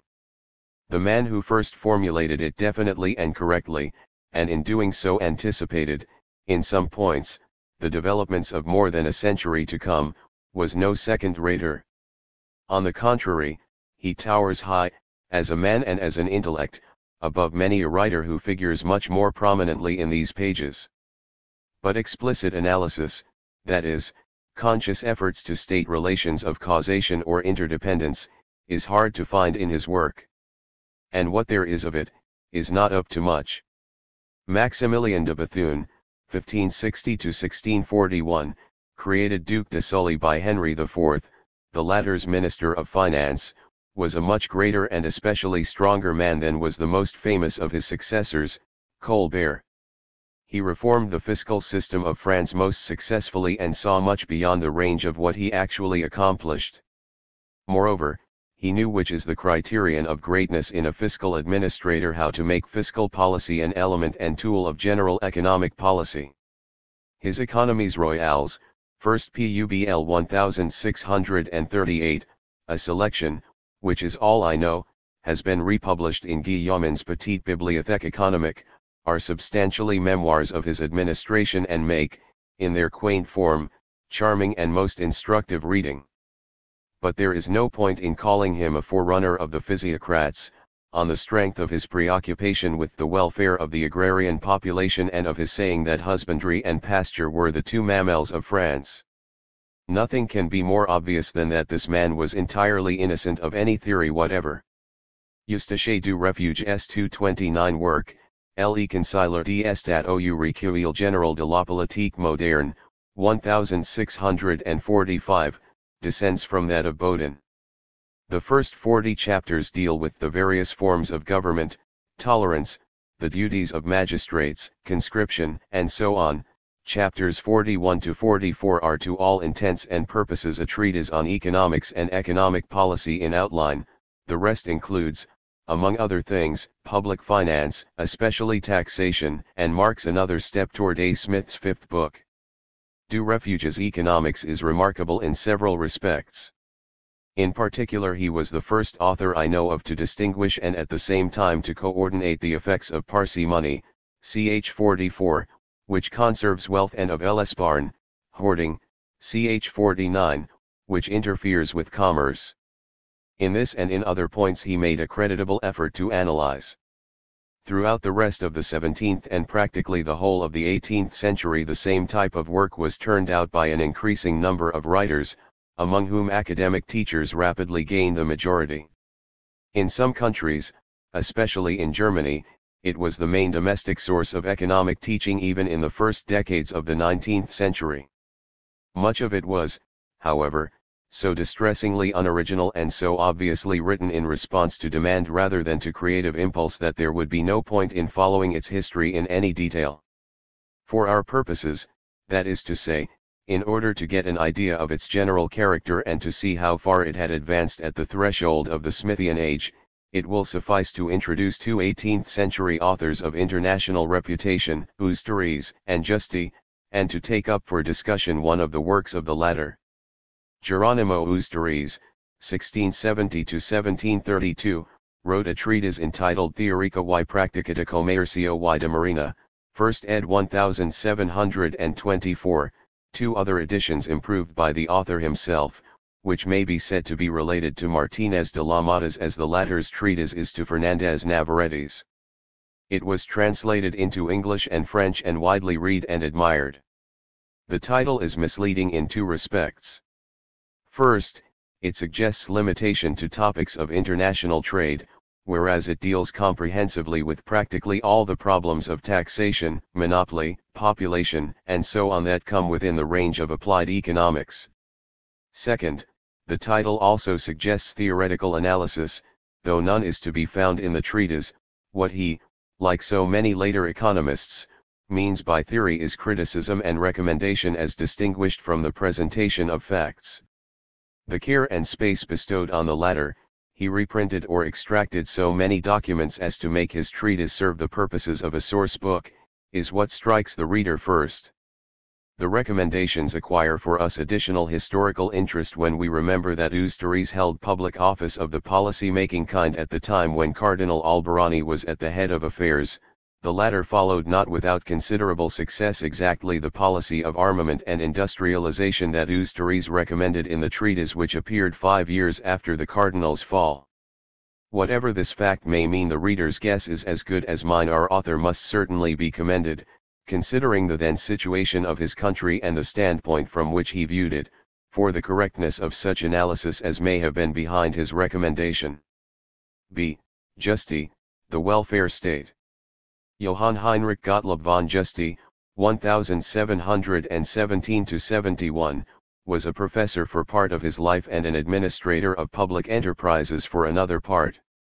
His intellectual equipment covered all the natural law philosophy of his and the preceding epoch, but was enriched by practical experience in a way in which the two were rarely combined. Of course, we must grant the professor a fair ration of ponderous triviality, and also allow for his way of arriving at common-sense conclusions by a circuitous route that leads through questionable political philosophies. An example will illustrate the latter point. Freedom is absolute by virtue of natural law, only, as the professor has somewhere learnedly shown, it consists in freedom to obey the laws and the rulings of the bureaucracy, but the latter as taught by Justi is so very reasonable that after all we come out of the woods with the result to be presented in the text. Of Justi's numerous works, his System de Finance Ouisennes, System of Public Finance, 1766, has been chosen by Professor Monroe for partial publication in Early Economic Thought, 1924. Our sketch in the text is based upon Die Grundfestziele macht und die Glückseligkeit der Staaten oder Ausfuhr Vorstellung der gesamten Politikwissenschaft, the groundwork of the power and welfare of states or comprehensive presentation of the science of public policy, 2 volumes, 1760-61. We are concerned with the first volume only. The second contains, in the spirit of that science of administration, dissertations on religion, science, the government of the private household, civic virtues, fire brigades, insurance of which Justi was a fervent advocate, regulation of dress, and the like. His Staatswirtschaft, 1755, would have served equally well. Instead of Justi, I might have chosen Joseph von Sonnenfels, 1732-1817, Grundsätze der Policy, Handlung, und die Finanzwissenschaft, 1765-7, who was in several respects superior to Justi, though in substance he moved on the latter's and Forbinaeus lines.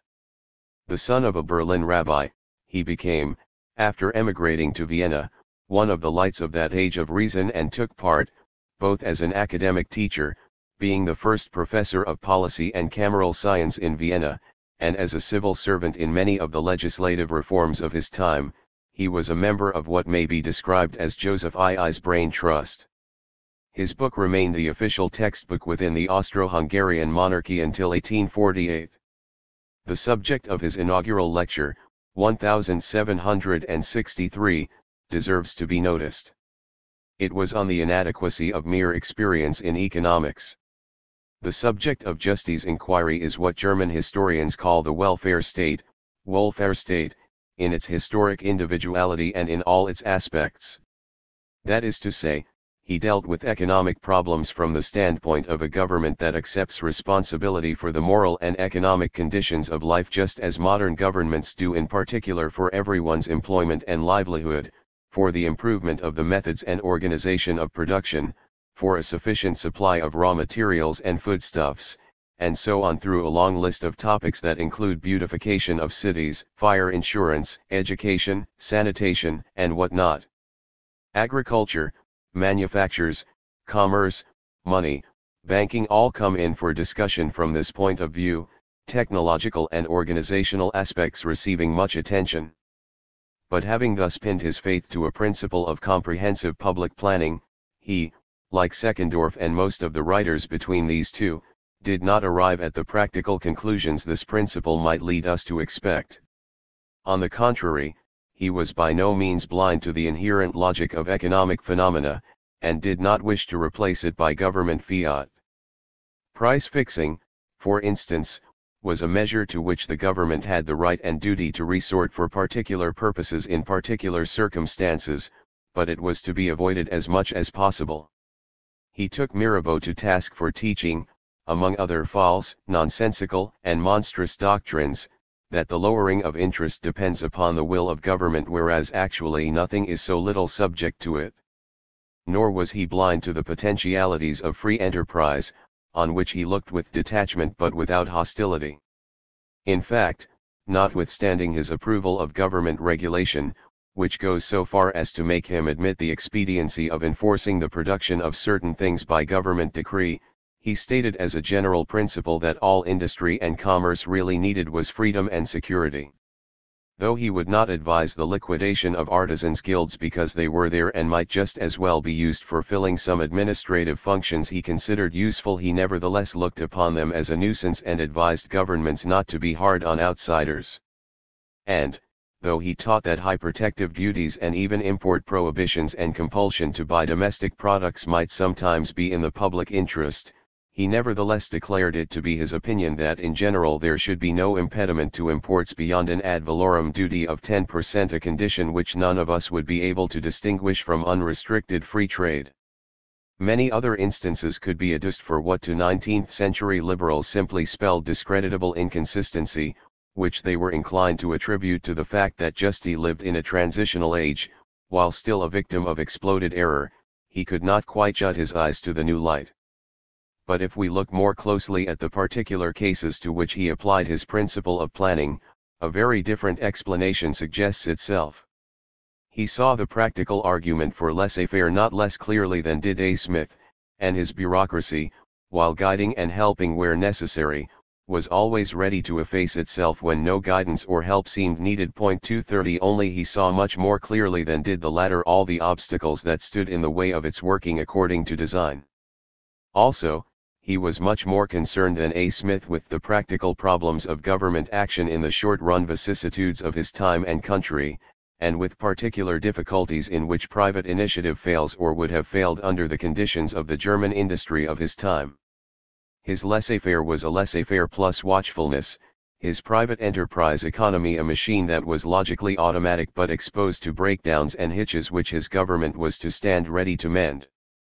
For instance, he accepted as a matter of course that the introduction of labor-saving machinery would cause unemployment, but this was no argument against the mechanization of production because, also as a matter of course, his government would find equally good employment for the unemployed.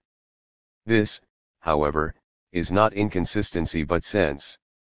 And, to us who are apt to agree with him much more than we do with A. Smith, his vision of economic policy might look like laissez-faire with the nonsense left out. 231 But two Spanish examples show still better than does Justy's how well the best brains of that time knew their applied economics.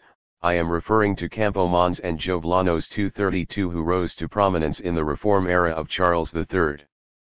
They were practical reformers in the line of economic liberalism, and neither bothered about nor contributed to the progress of analysis. But they understood the economic process better than did many a theorist. And, in view of the date of Campomanes' Discurso, 1774, it is not without interest to observe how little, if anything, he stood to learn from the wealth of nations. This covers, and indeed sums up, a large part of continental 17th and 18th century economics. The reader should realize, however, that though in practical insight and practical usefulness, it was at least as it came to be taught eventually hardly inferior to the wealth of nations, it also was, with the exception to be noticed presently, completely outdistanced by the latter as regards analytic achievement. Justy's work exemplifies this weakness as clearly as it exemplifies those merits. I have said that he was not blind to the inherent logic of economic phenomena. But this was mere prescientific intuition. He did nothing to show how they hang together and how they determine each other, which is where scientific economics begins. He was not alive to the necessity of proving propositions. For instance, his proposition that mechanization creates unemployment or of using any tools not at the layman's command. His arguments were the arguments of untutored common sense. It was only when he argued against another author that he attempted any analysis at all. And when he did so, he occasionally slipped up badly. To quote an instance, he was not above pulling the following atrocious boner: suppose that two countries, A and B, are exactly alike in every respect except that A holds twice as much monetary silver as B, while their states of welfare will be exactly equal. Prices in A will be twice as high as prices in B, but owing to the double quantity of money, A's rate of interest will be half of B's rate of interest, and therefore A, producing more cheaply, will undersell B and keep on drawing money from it, which will increase employment in A, and so on. Die Grundfest, p. 611, and all that in spite of the facts that his reasoning on interest was otherwise quite sensible, that in general he did not at all overrate the advantages that accrue to a country from an abundance of metals, and that he emphasized the basic importance of consumption not less than did A. Smith. C. France and England. The French civil servant was educated as an abbé or else as a lawyer. Economics was not taught, as a distinct subject, until during and after the Revolution. Could it be that this great disadvantage carried some compensation? In any case, the much less voluminous French literature of the systematic type rose in the 18th century to a level far and away above the German. Since we reserve such peaks as Bois-Guilbert, Cantillon, Turgot, and, of course, the physiocrats for discussion in the next chapter, we may content ourselves with the 5 following names: Frobenius, Mellon, Mirabeau, Graslin, and Condillac. Frobenius 233, who might be compared with Justy or Sonnenfels, is the prototype of the useful or sound economist of whom the public approves. No historian will ever sing his praises, for the historian who is interested only in what policy a man was for or against will not be satisfied and will put down Frobenius as an eclectic without originality, and the historian who looks for contributions to our analytic apparatus will also be dissatisfied, for he will not find it, and he will notice clumsy and pedestrian behavior whenever Frobenius did venture upon theoretical ice. But few economists ever said or implied so little that is definitely and provably wrong in either fact or logic. He is an outstanding example by which to illustrate the truth that to be an economist or physician is one thing and that to be a theorist or physiologist is quite another thing. Markedly inferior to Frobenius in these respects and but little above him in analytic proficiency, Mellon 234 has fared somewhat better at the hands of later critics.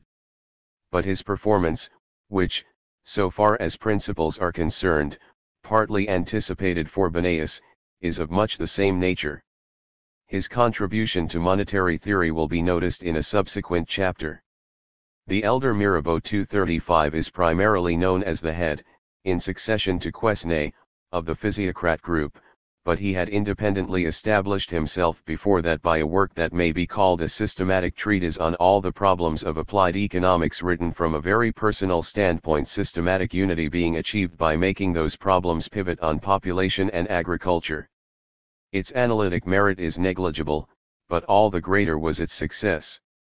Graslin's 236 reputation never was what it should have been because he put so much emphasis upon criticism of the physiocrats, which is in fact the best ever proffered, that his readers were apt to overlook his positive contribution. Actually, his Essai analytique presents the outlines of a comprehensive theory of wealth as a theory of total income rather than of income net of all producers' expenses including wages, a not inconsiderable improvement considering the role the latter was to play later on. Also, he was above his contemporaries in insight into the problem of incidence of taxation. Finally, Condillac's work 237 does not indeed quite merit the eulogies of W.S. Jevons, who called it original and profound, and of H.D. MacLeod, who called it infinitely superior to A. Smith's. The eulogies are amply accounted for by the enthusiasm of those two authors for what they believed to be an early formulation of their own theory of value. But there was nothing original about it, and, considering all the predecessors on that path, we should wonder at Condillac's inefficient handling of it rather than at his sponsorship of it. Still, the book is a good if somewhat sketchy treatise on economic theory and policy, and much above the common run of its contemporaries. England was still more immune to systemitis than was France. Excepting The Wealth itself, there is but one book of the strictly systematic type to mention, but this one is of first-rate importance, Stoyart's Principles. 238. It was intentionally and laboriously systematic. What he wanted was to consolidate the factual and analytic knowledge of his time into a regular science, that is to say, he clearly aimed at the same goal as A. Smith. Comparison with The Wealth of Nations is rendered difficult by two facts. In the first place, Stoyart's work did not ride, like Smith's, on the wave of a single and simple policy that was rapidly conquering public opinion. On the contrary, he grouped all that really interests the public around the old-fashioned figure of an imaginary patriot statesman who in infinite wisdom watches the economic process, ready to interfere in the national interest, a conception that recalls Justy's and was quite out of contact with England's humor. But this should not weigh with us. In the second place, when one surveys, as the reader should, the 5 books into which the work is divided: population, trade and industry, money and coins, credit and debts, and taxes, one cannot fail to be struck by the number of points that indicate more originality and deeper thought than does The Wealth of Nations, but also by the number of definite mistakes and infelicitous formulations. In the theories of population, prices, money, and taxation Stoyart went much below the smooth surface on which A. Smith happily sailed his course. But only in the first of these did he make a significant contribution, which will be discussed below in Chapter 5, in the others it is a hard job to get the wheat out of unpromising chaff or even, in some instances, to be quite sure that there is any wheat at all. D. High level of the Italian contribution. But the honors of the field of pre-Smithian system production should go to the 18th century Italians. In intent, scope, and plan their works were in the tradition that has been illustrated by the examples of Carafa and Giusti. They were systems of political economy in the sense of welfare economics, the old scholastic public good and the specifically utilitarian happiness meeting in their concept of welfare, felicita publica. But whereas in zeal for fact-finding and in grasp of practical problems they were not inferior to the Germans, they were superior to most of their Spanish, English, and French contemporaries in analytic power and achievement. Most of them were professors and civil servants and wrote from the standpoint of professors and civil servants. The regionalism of Italian life 239 divides them into groups. But I can discern only two schools in the strict sense of the term, which implies both personal contact and similarity of doctrine due to mutual influence, the Neapolitan and the Milanese. Genovesi and Palmieri represent the former, 240 other members, particularly its brightest star, Gallieni, will be introduced later. The representative figures of the Milanese school are Verri and Beccaria. We take, however, this opportunity to introduce a man who stands quite by himself, Orts the Venetian. Count Pietro Verri, 1728–97, an officer in the Austrian administration of Milan but not a teacher, would have to be included in any list of the greatest economists.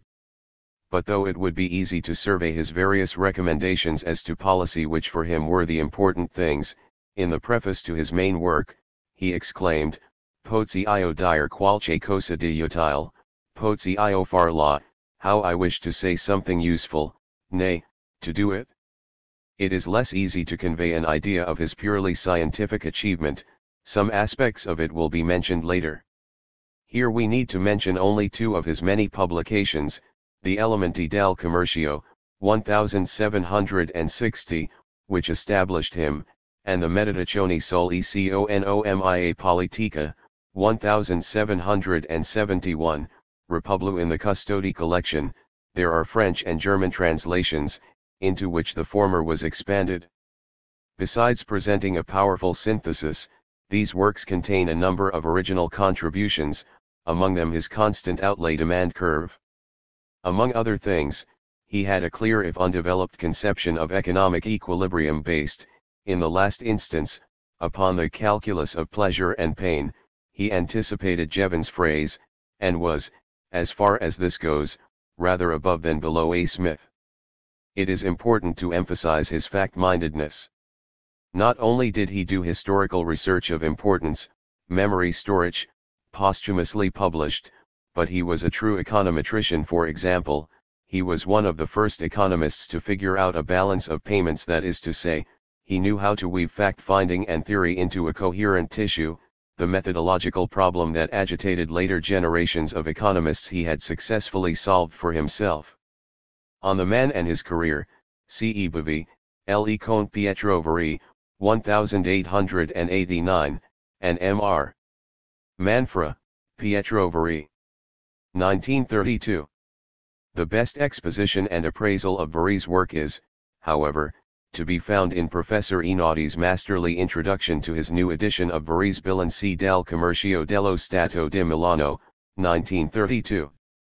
Maria Orts, 1713–90, main title to fame is in his contribution to the Malthusian theory of population, see below, ch. 5. His systematic venture, Economia Nazionale, 1774, Republi in the Custodi collection, will always stand out in the history of the theories that look upon consumption as the limiting factor of total output and derive from this set up their economic diagnosis. This is another link between him and Malthus.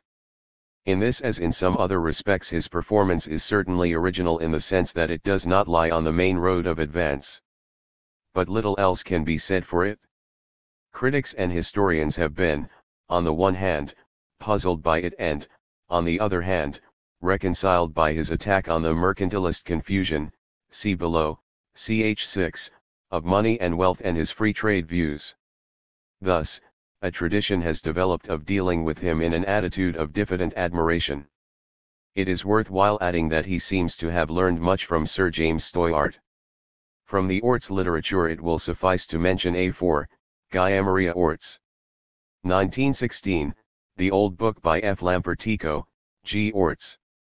1865, and C. de Franchis, G. Orts, Un Sistema d'Economia Mathematica. 1930, though I cannot myself find much mathematics in Orts. Cesare Bonsana, Marchesi di Beccaria, 1738-94, was a Milanese and the product of Jesuit education. His international fame as a penologist, won at the age of about 30, the year of his birth is not quite certain, and the place he incidentally acquired in the history of utilitarianism have been mentioned already. Mainly on the strength of this success he had as yet done little as an economist. The Austrian government, Prince Kaunitz, appointed him to a chair of economics in Milan founded for the purpose, 1768. After only 2 years of tenure, he exchanged this chair for employment in the Milanese administration, in which he continued to serve until his early death, rising by degrees to the highest rank open to a man not qualifying for governor, taking part in, and in some instances initiating, the reforms of the period, busily writing a great many reports and memoranda on grain storage, monetary policy, the metric system, population, and whatnot, and roaming over a wide realm of intellectual interests. At the same time, among other things, he was co-founder of, and a contributor to, Il Café, a periodical modeled on the example of the English Spectator. In 1770 he published the first and only volume of his Aesthetics, on style. Moreover, he seems to have been a fair mathematician. The bulk of his economic writings consisted of those government reports.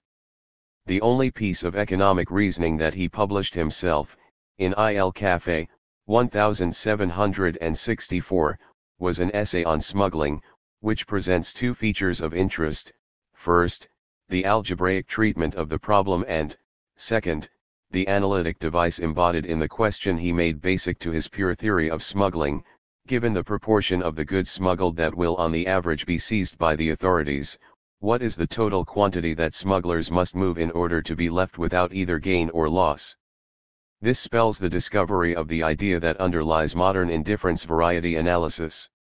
Beccaria's argument was developed by Gisilio, 1792, see Augusto Montanari's La Matematica Applicata all'Economia Politica, 1892.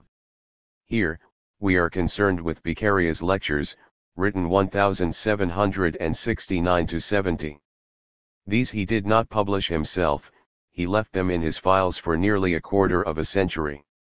They were first published in Custodi's collection, under the title, Elementi d'Economia Publica, 1804.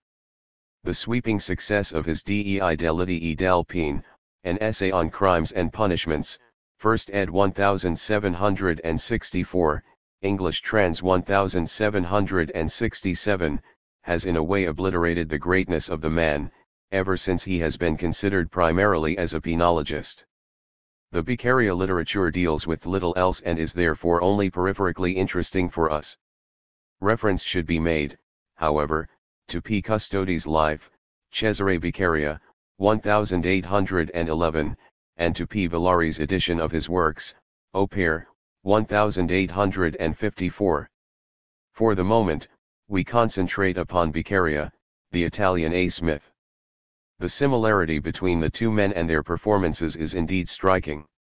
There is even some similarity in their social backgrounds and locations. There is similarity in their lives and in those attitudes that are conditioned by one's pursuits, though Beccaria was much more of a public servant than A. Smith, who only held a subordinate position without creative possibilities, and A. Smith was much more of a professor than Beccaria, who taught for only 2 years. Both were sovereign lords of a vast intellectual realm that extended far beyond what, even then, was possible for ordinary mortals to embrace. Beccaria presumably knew more mathematics than A. Smith, but A. Smith seems to have known more astronomy and physics than Beccaria. Neither was merely an economist. A. Smith's life work contains no match for Dei Delity del Pine, but his moral sentiments are more than a match for Beccaria's aesthetics. Both swam joyfully in the river of their time, but with a difference.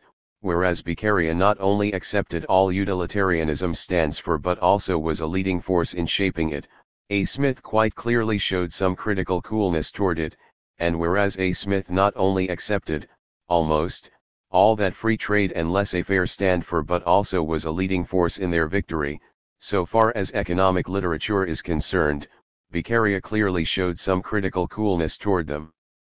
Splendid figures both of them.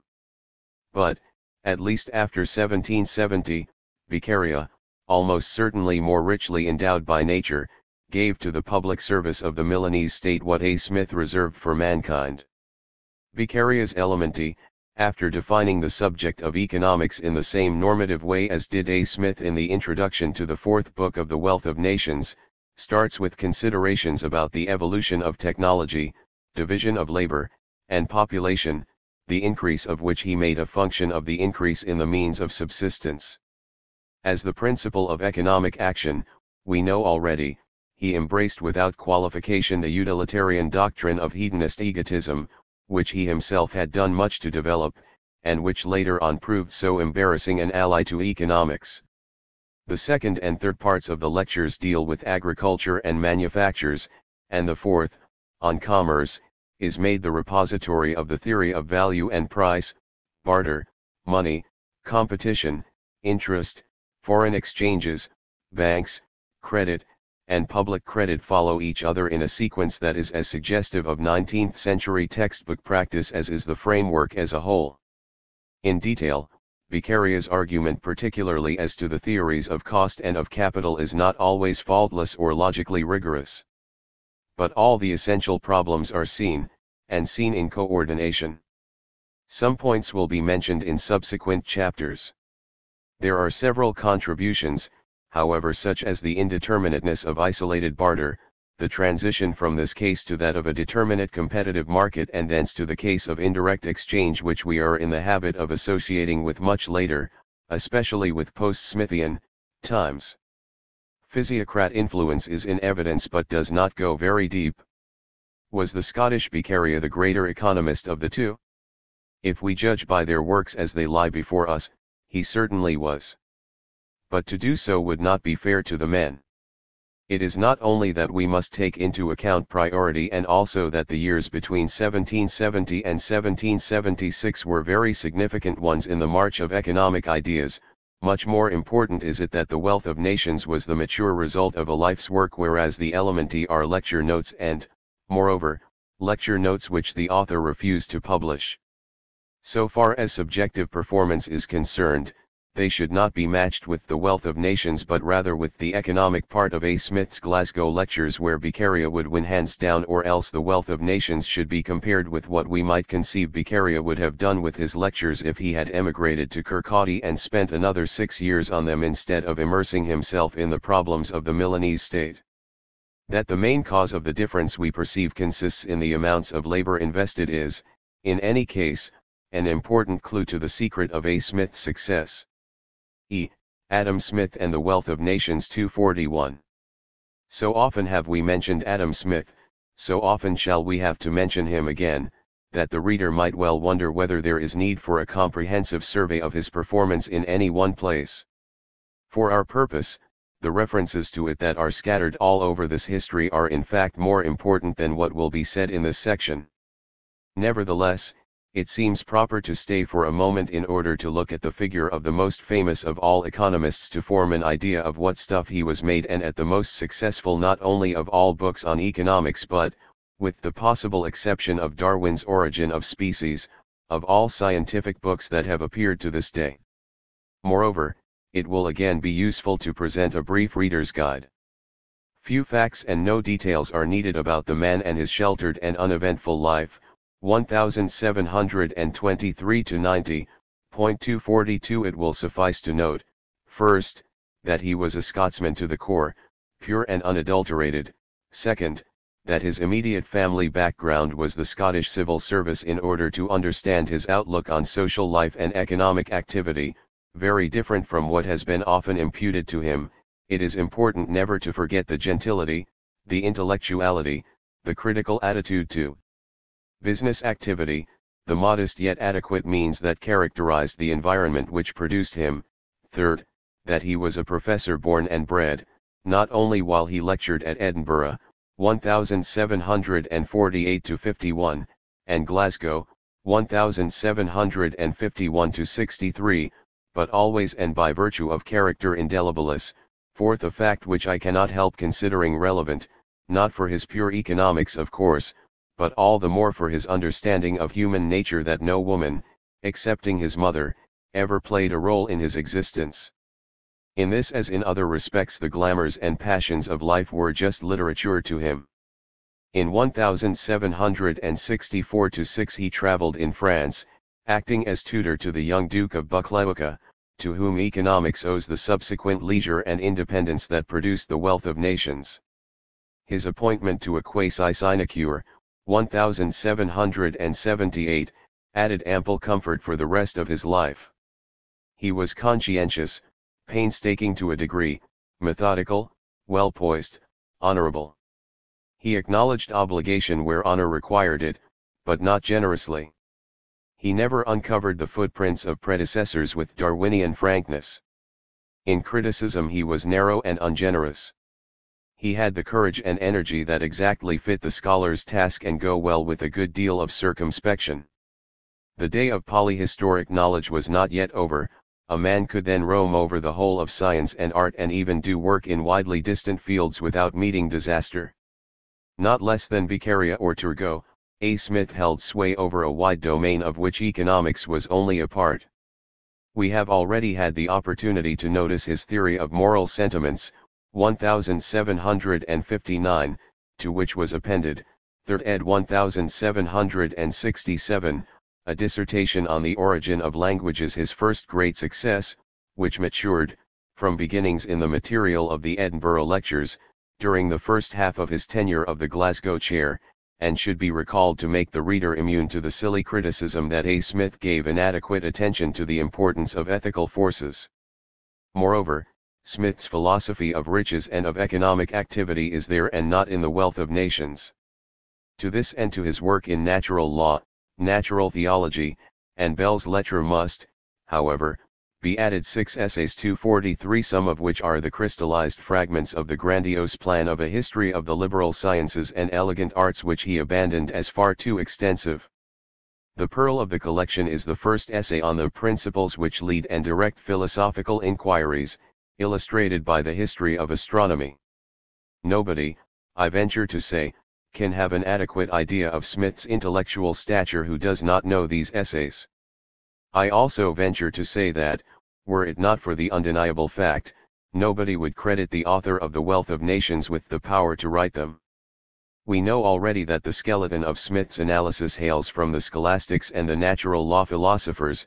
Besides lying ready at hand in the works of Grotius and Pufendorf, it was taught to him by his teacher Hutcheson. 244 It is true that neither the scholastics nor the natural law philosophers ever evolved a completely articulate scheme of distribution, still less the misleading idea, which was to play so great a role in the theory of the 19th century, of a social product or national dividend distributed among the agents that take part in its production. But they had worked out all the elements of such a scheme, and Smith was no doubt equal to the task of coordinating them without further help from anyone. According to Cannon, the Glasgow lectures, which show no great advance beyond Hutcheson in any direction, contain no trace whatever of the scheme of distribution which the Wealth of Nations sets forth. It is not necessary to infer from this, however, that Smith was under heavy, and largely unacknowledged, obligation to the physiocrats, whom he met, 1764 to 6, and presumably read before he settled down to work at Kirkcaldy.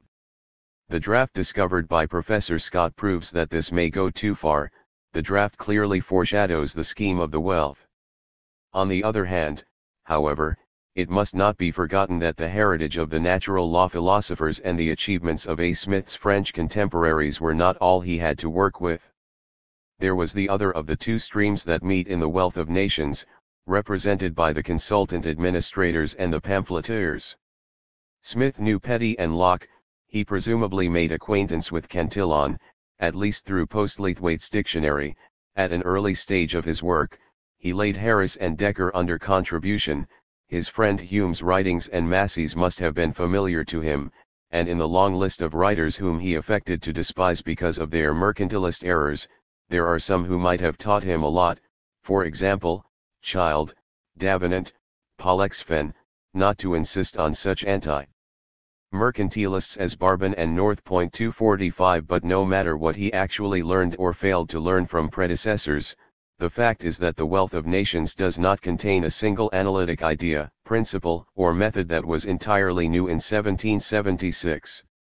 Those who extolled A. Smith's work as an epoch-making, original achievement were, of course, thinking primarily of the policies he advocated: free trade, laissez-faire, colonial policy, and so on. But, as should be clear by now and as will become still clearer as we go along, this aspect would not lead to a different conclusion even if it were relevant to our subject. Smith himself, according to Dugald Stewart, indeed laid claim, in a paper drawn up in 1755, to priority concerning the principle of natural liberty on the ground that he had taught it as early as 1749. By this principle he meant both a canon of policy, the removal of all restraints except those imposed by justice, and the analytic proposition that free interaction of individuals produces not chaos but an orderly pattern that is logically determined. He never distinguished the two quite clearly. Taken in either sense, however, the principle had been quite clearly enunciated before, for example, by Grotius and Pufendorf. It is precisely for this reason that no charge of plagiarism can be made either against Smith or on his behalf against others. This does not exclude the possibility, of course, that, in stating it with greater force and fullness than anyone before him, Smith experienced subjectively all the thrill of discovery, or even that, some time before 1749, he actually made the discovery himself. But though the wealth of nations contained no really novel ideas, and though it cannot rank with Newton's Principia or Darwin's Origin as an intellectual achievement, it is a great performance all the same and fully deserved its success. The nature of the one and the causes of the other are not hard to see. The time had come for precisely that kind of coordination. And this task A. Smith performed extremely well. He was fitted for it by nature. No one but a methodical professor could have accomplished it. He gave his best. The wealth is the product of labor ungrudgingly bestowed during more than 25 years, exclusively concentrated upon it during about 10. His mental stature was up to mastering the unwieldy material that flowed from many sources and to subjecting it, with a strong hand, to the rule of a small number of coherent principles. The builder who built solidly, regardless of cost, was also a great architect. His very limitations made for success. Had he been more brilliant, he would not have been taken so seriously. Had he dug more deeply, had he unearthed more recondite truth, had he used difficult and ingenious methods, he would not have been understood. But he had no such ambitions. In fact, he disliked whatever went beyond plain common sense. He never moved above the heads of even the dullest readers. He led them on gently, encouraging them by trivialities and homely observations, making them feel comfortable all along. While the professional of his time found enough to command his intellectual respect, the educated reader was able to assure himself that, yes, this was so, he too had always thought so. While Smith taxed the reader's patience with his masses of historical and statistical material, he did not tax his reasoning power. He was effective not only by virtue of what he gave but also by virtue of what he failed to give. Last but not least, argument and material were enlivened by advocacy, which is after all what attracts a wider public, Everywhere, the professor turned his chair into a seat of judgment and bestowed praise and blame. And it was Adam Smith's good fortune that he was thoroughly in sympathy with the humors of his time. He advocated the things that were in the offing, and he made his analysis serve them. Needless to insist on what this meant both for performance and success, where would the wealth of nations be without free trade and laissez-faire? Also, the unfeeling or slothful landlords who reap where they have not sown, the employers whose every meeting issues in conspiracy, the merchants who enjoy themselves and let their clerks and accountants do the work, and the poor laborers who support the rest of society in luxury, these are all important parts of the show. It has been held that A. Smith, far ahead of his time, braved unpopularity by giving expression to his social sympathies. This is not so. His sincerity I do not for a moment call into question. But those views were not unpopular. They were in fashion. A judiciously diluted Rousseauism is also evident in the equalitarian tendency of his economic sociology. Human beings seem to him to be much alike by nature, all reacting in the same simple ways to very simple stimuli, differences being due mainly to different training and different environments. This is very important considering A. Smith's influence upon 19th-century economics. His work was the channel through which 18th-century ideas about human nature reached economists. Now for the Reader's Guide, an inquiry into the nature and causes of the wealth of nations by Adam Smith, Doctor of Laws and F.R.S., formerly Professor of Moral Philosophy in the University of Glasgow, in 2 volumes, London 1776, defines scientific economics quite well by its title and hardly less felicitously, though less concisely, in the last paragraph of the introduction. But in the introduction to Book 4 we read that political economy proposes to enrich both the people and the sovereign, and it is this definition which expresses both what Smith wanted above everything and what interested his readers more than anything else. It makes economics a collection of recipes for the statesman. All the more important is it to remember that the viewpoint of analysis is not absent and that we, whatever A. Smith himself may have thought, can separate the analysis from the recipes without doing any violence to his text. There are 5 books. The 5th and longest, taking 28.6% of total space, is a nearly self-contained treatise on public finance and was to become and to remain the basis of all the 19th-century treatises on the subject until, mainly in Germany, the social viewpoint taxation as an instrument of reform asserted itself. The length of the book is due to the masses of material it contains. Its treatment of public expenditure, revenue, and debts is primarily historical. The theory is inadequate, and does not reach much below the surface. But what there is of it is admirably worked in with the reports on general developments as well as on individual facts. Further facts have been amassed and theoretical technique has been improved, but nobody has to this day succeeded in welding the two plus a little political sociology together as did A. Smith. The 4th book, nearly as long, 246, contains the famous indictment of the commercial or mercantile system, the patronizingly benevolent criticism of physiocrat doctrine. In the 9th and last chapter does not call for comment, from the ashes of which rises, phoenix-like, Smith's own political system. Again, the reader beholds masses of facts painstakingly marshaled, very little of very simple theory, no advance whatever in this over even distant predecessors, which is, however, most successfully used in lightening up the mosaic of details, in heating the facts till they glow. The facts overflow and stumble over one another. 2 monographs are inserted by way of digressions, on banks of deposit and on the corn trade, where they do not belong. The great and justly famous chapter of colonies, which should be compared with the last pages of the work, falls out of line, but nothing matters. We have a masterpiece before us, a masterpiece not only of pleading but also of analysis. Book 3, which occupies less than 4.5% of total space, may be described as a prelude to Book 4, filling in general considerations of a primarily historical nature on the natural progress of opulence, the rise and the commerce of towns as distorted, hampered or propelled by the policies sponsored by various interests. This 3rd book did not attract the attention it seems to merit. In its somewhat dry and uninspired wisdom, it might have made an excellent starting point of a historical sociology of economic life that was never written. Books I and II respectively about 25 and 14% of the whole, also overflowing with illustrative fact, present the essentials of A. Smith's analytic schema. They can indeed be perused by themselves. But the reader who, more interested in theory than in application, refuses to go beyond them will miss much that is indispensable for a full understanding of the theory itself. The first 3 chapters of Book 1 deal with division of labor. 247 We are in the oldest part of the building, the part already completed in the draft.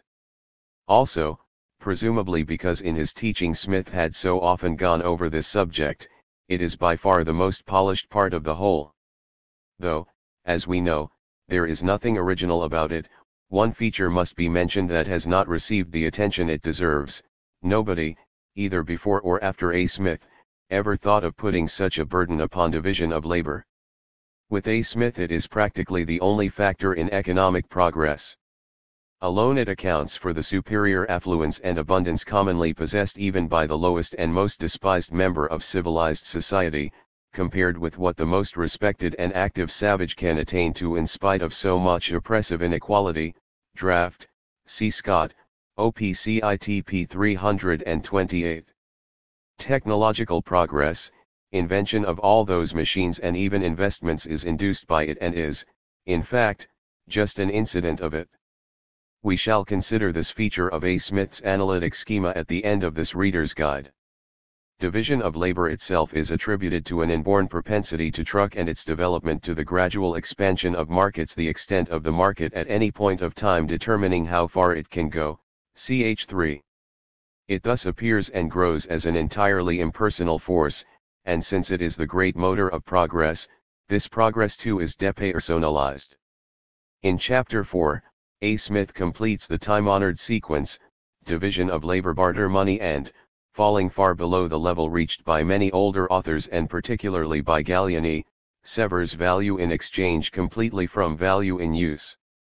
In Chapter 5, which starts with Cantillon's definition of richesse, he undertakes to find a measure of the former that is more reliable than is price expressed in terms of money. Equating value in exchange to price and observing that price in money fluctuates in response to purely monetary changes, Smith replaces for purposes of interlocal and intertemporal comparisons this monetary or nominal price of each commodity by a real price in the same sense in which we speak, for example, of real wages as distinguished from money wages. 248 that is, by price in terms of all other commodities. And these real prices he in turn replaces, in ignorance of the index number method already invented in his time, by prices expressed in terms of labor. After having considered corn for the roll, in other words, he chooses the commodity labor instead of the commodity silver or the commodity gold as numeraire, to use the phrase brought into general use by L. Walras. This may or may not be helpful, but there is no logical objection to it. But Smith flounders so badly in conveying the idea and, moreover, confuses it with philosophies concerning the nature of value and real price in a different sense. See the famous doctrines about toil and trouble as the real price of everything, paragraph 2 of ch. 5, and about labor alone never varying in its own value, paragraph 7, that his fundamentally simple idea was misunderstood even by Ricardo. Accordingly, he was credited with a labor theory of value, or rather with 3 incompatible labor theories. 249 Whereas it is quite clear from Chapter 6 that he meant to explain commodity prices by cost of production, which in this chapter he divides up into wages, profit, and rent, the original sources of all revenue as well as of all exchangeable value. This is no doubt very unsatisfactory as an explanation of value, but serves well as an avenue both to a theory of equilibrium price and to the theory of distribution. The rudimentary equilibrium theory of Chapter 7, by far the best piece of economic theory turned out by A. Smith, in fact points towards Say and, through the latter's work, to Walras. The purely theoretical developments of the 19th century consist to a considerable degree in improvements upon it. Market price, defined in terms of short-run demand and supply, is treated as fluctuating around a natural price J.S. Mill's necessary price, A Marshall's normal price, which is the price that is sufficient and not more than sufficient to cover the whole value of the rent, wages, and profit, which must be paid in order to bring to market that quantity of every commodity which will supply the effectual demand, that is, the demand effective at that price. There is no theory of monopoly price beyond the meaningless, or even false, sentence that the price of monopoly is upon every occasion the highest which can be got, whereas the price of free competition is the lowest which can be taken in the long run, an important theorem, though Smith does not seem to have had any notion of the difficulties of a satisfactory proof. Chapters 8 to 11 complete the self-contained argument of the first book, whose contour lines, though hidden by the luxuriant foliage of illustrative fact that often degenerates into digression, are not without beauty. They deal with the circumstances which naturally determine the rate of wages and the rate of profit and regulate the rent of land, p. 56.250. These chapters, summing up and coordinating, handed down the theory of distribution of the 18th century to the economists of the 19th, who found it all the easier to start from them because the very looseness of Adam Smith's doctrines invited development on many different lines. Smith's very weaknesses conspired to qualify him for his type of leadership. It must suffice to draw the reader's attention to the following points. Chapter 8 on wages contains not only the rudiments of both the wage fund, p. 61, and the minimum of existence, pages 71, 76, theories, which might have been derived from Turgot and the physiocrats and which have been made the most of by A. Smith's English successors, but also another element, the full importance of which these successors failed to see.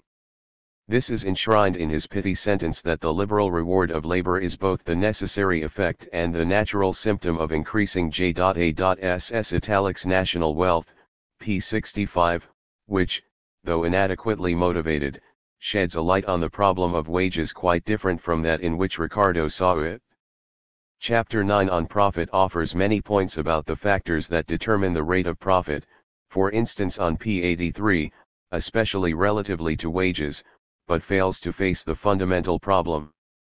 So far as Smith can be credited with having had a theory of profit at all, it must be pieced together from indications, mostly vague and even contradictory, that are scattered over the first two books.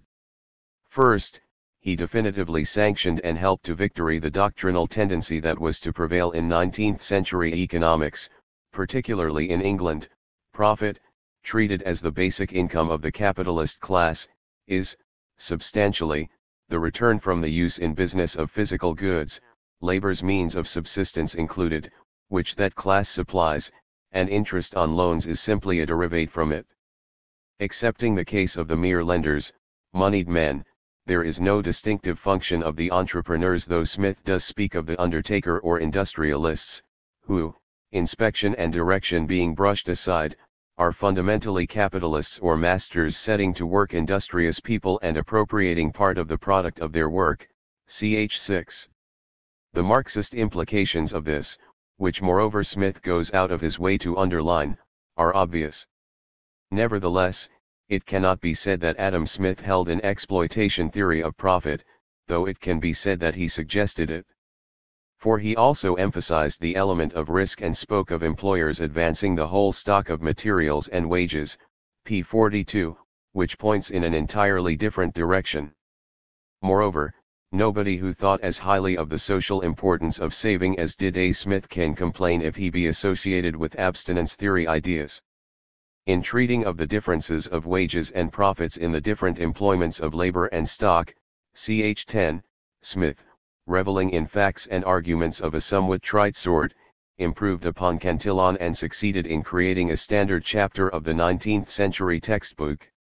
Chapter 11, of the rent of land. Smith, and following him, practically all the English economists to Marshall's epoch, confine the concept of rent to land and mines is swollen by a gigantic digression, or a cluster of digressions or monographs, that makes up about 7.6% of the whole work.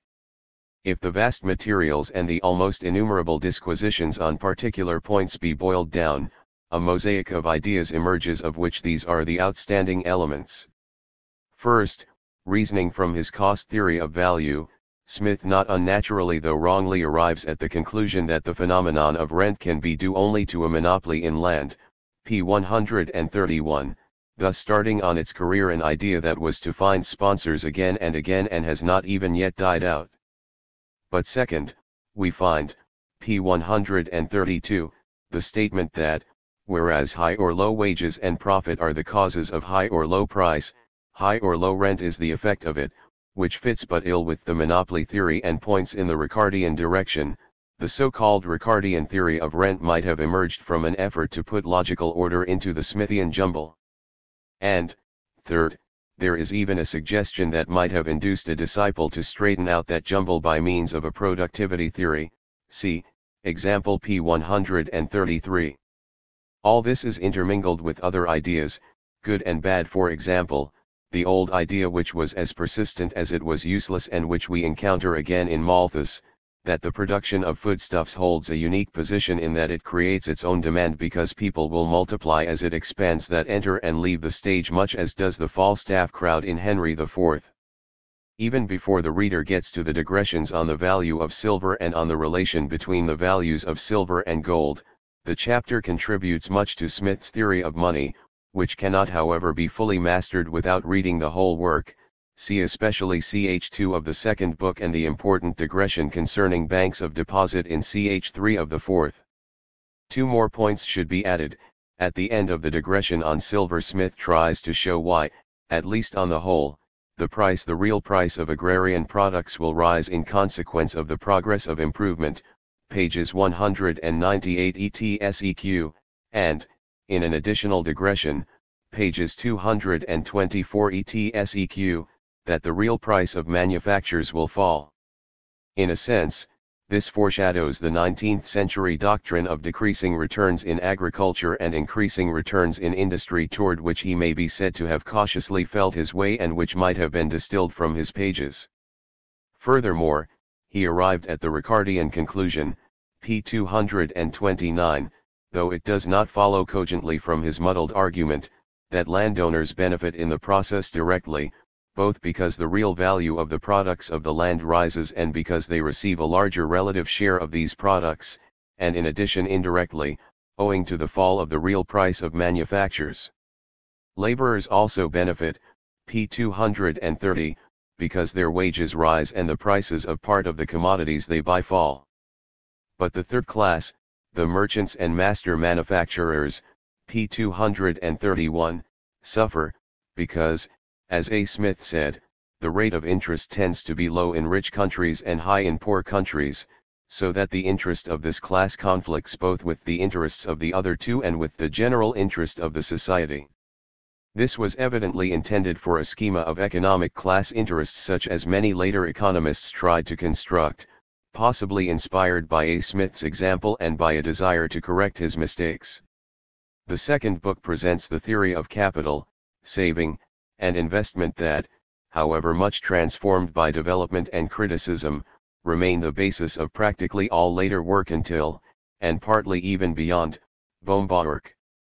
It certainly looks like a new wing added to an old structure. In spite of the weak attempt made in the introduction to link it to the first book by means of another and quite unconvincing appeal to division of labor, there is no reason to believe that any essential part of it was either written or planned before A. Smith's stay in France. Specifically, physiocrat influence is much more definitely recognizable than it is in any part of the first book, both in many details and in the conception as a whole. This statement must not be misunderstood, however. A. Smith was not in the habit of accepting passively what he read or heard. He read and listened judicially, criticized vigorously, and in so doing arrived at a conception of his own. This is why I have spoken of physiocrat influence only, and not also of his being influenced by Turgot. Turgot holds priority in essential points, but it does not follow that Smith derived his views from him. For these views are such as would naturally emerge in Smith's mind from a creative criticism of Quesnay's teaching, so that, in the absence of cogent evidence to the contrary, it seems more just to speak of parallelism than of dependence. Space forbids our presenting more than a single illustration. The Scotsman's common sense took offense at Quesnay's statement that only agricultural, and extractive, labor was productive. From Turgot he might have learned how to shrug his shoulders at this vagary and to pass on with a graceful bow. This, however, was not his way. He took things not only seriously but also literally. He had to embark upon ponderous refutation. But in his meditations on the subject it may have occurred to him that there was something to the distinction between productive and unproductive labor. 251 And so he worked out his own interpretation of it and substituted it for Quesnay's. In a sense it was suggested to him by Quesnay. This is indicated by the fact that there is no hint of it in the first book, though it would naturally belong there, but in another sense it was his own.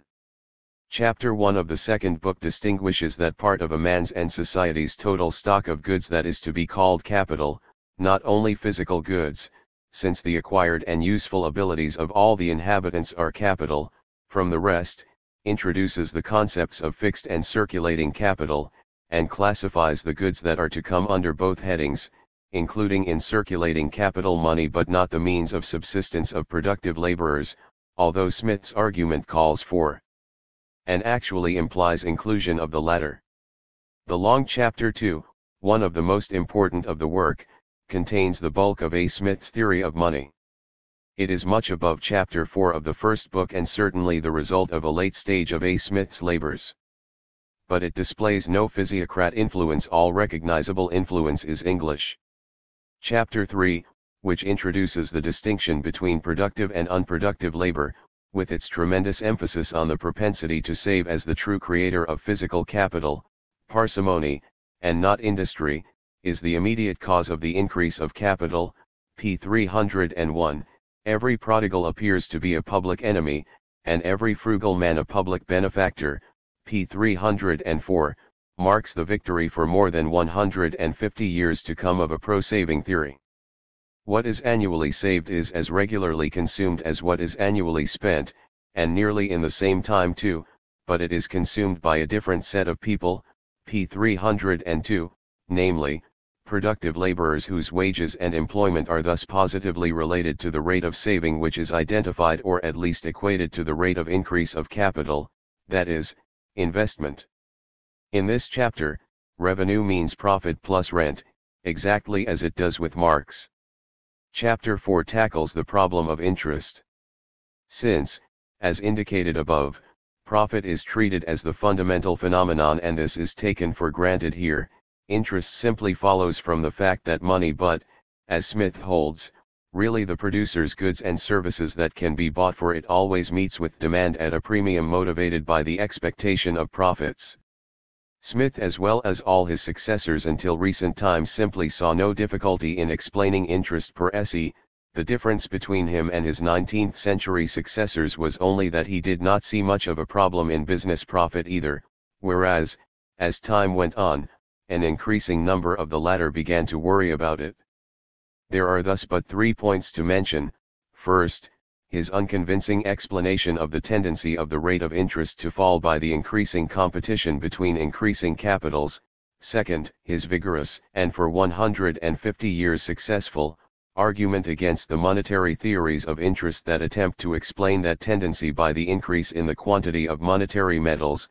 Third, his moderate and judicious argument about legal maxima which called forth an entirely unjustified attack from Bentham. The reader's guide was not completed. There is, for example, no discussion of ch. 5, of the different employment of capitals, the concluding chapter of the second book. The final paragraph was on a separate sheet with no indication as to its intended position. Before the century was out the Wealth of Nations had run to 9 English editions, not counting the ones that appeared in Ireland and the United States, and had been translated, so far as I know, into Danish, Dutch, French, German, Italian, and Spanish. Italics indicate more than one translation. The first Russian translation appeared 1802-6. This may be taken to measure the extent of its success in the first stage of its career. For a work of its type and caliber which entirely lacked the graces of the esprit de l'auteur it can, I think, be called spectacular. But this was as nothing compared with the really significant success that is not so easy to measure. From about 1790 on, Smith became the teacher not of the beginner or the public but of the professionals, especially the professors. The thought of most of them, including Ricardo, started from him, and most of them again never got beyond him. For half a century or more, roughly until J.S. Mill's Principles, 1848, started on its career, Adam Smith supplied the bulk of the ideas of the average economist. In England, Ricardo's Principles, 1817, meant a serious check. But outside of England, most economists were not quite up to Ricardo, and Smith continued to hold sway. It was then that he was invested with the insignia of founder, which none of his contemporaries would have thought of bestowing on him, and that earlier economists moved into the role of precursors, in whom it was just wonderful to discover what nevertheless remained Smith's ideas. 5 Quasi-systems. Lest the reader should conceive an entirely wrong impression which, if it be allowed to settle in his mind, the subsequent chapters might be powerless to dispel, it is necessary to supplement without delay the story told in the preceding section by at least some account of the parallel stream of quasi-systems. Most of them, as we know, were programs of industrial and commercial development. Their authors recommended or fought policies appropriate or inimical to those programs, and reasoned in terms of individual problems. But their ideas were not unsystematic in the sense of lacking coherence. They knew how to relate one problem to another and to reduce them to unifying principles, analytic principles, not merely principles of policy. If these analytic principles were not always stated explicitly, they were nevertheless often worked out effectively in a way that suggests the development of English law. In this section, we shall confine ourselves to a selection of 17th-century writers, all of whom will have to be mentioned again as we go along. Many more will be introduced in the next and later chapters. The honors of this literature for the 17th century belong to English businessmen and civil servants, but the list is headed by an Italian, Sarah. 252. This man must, I think, be credited with having been the first to compose a scientific treatise, though an unsystematic one, on economic principles and policy. Its chief merit does not consist in his having explained the outflow of gold and silver from the Neapolitan kingdom by the state of the balance of payments, but in the fact that he did not stop there but went on to explain the latter by a general analysis of the conditions that determine the state of an economic organism. Essentially, the treatise is about the factors on which depend the abundance not of money but of commodities, natural resources, quality of the people, the development of industry and trade, the efficiency of government, the implication being that if the economic process as a whole functions properly, the monetary element will take care of itself and not require any specific therapy. And this argument contains several contributions to the nascent stock of theoretical tools that will be noticed later. 253. For several decades, there was nothing like this anywhere. But in the second half of the century we behold a rich crop of works of a similar type in England, the standard title of which was, as mentioned already, Discourse of Trade. Gradually their authors discovered for themselves pieces of the logic inherent in the economic process, the things which they could have learned from the scholastics and their successors, and which, under different circumstances and, accordingly, from the standpoint of different political aims, were to become the rationale of the doctrines of laissez-faire liberalism. A landmark on this way was Child's Discourse. 254. This outstanding performance was and is usually disposed of as one of the many mercantilist writings which was and, to some extent, still is sufficient to prevent many historians from seeing any merit in it. But quite independently of whether or not that label fits, it should be recognized that this discourse deals with the practical problems of its time: employment, wages, money, exchanges, exports and imports, and so on, in the light of clearly adumbrated laws of the mechanism of capitalist markets. Though not explicitly worked out, the tool that we call equilibrium theory is, as it were, present behind the scene. This performance was matched and in many individual points surpassed by such men as Barbon, Davenant, North, Pollexfen, and others. 255. In every one of these cases we see more or less awareness of the existence of an analytic apparatus that runs on in essentially the same manner, whatever the practical problem for the sake of which it is set working, and more or less willingness and ability to use it. For us this is what matters, whether we like or dislike the practical recommendations that are supposed by the authors to follow from their analysis is entirely immaterial. I take this opportunity to mention a remarkable though little-known treatise on foreign trade which Professor Foxwell, Sechrest Library of Business and Economics, Harvard Graduate School of Business Administration, Catalog, described as one of the earliest formal systems of political economy, and stating one of the most forcible practical arguments for free trade, though the latter part of Foxwell's statement seems to me more true than the former. Isaac Gervais, The System or Theory of the Trade of the World, 1720.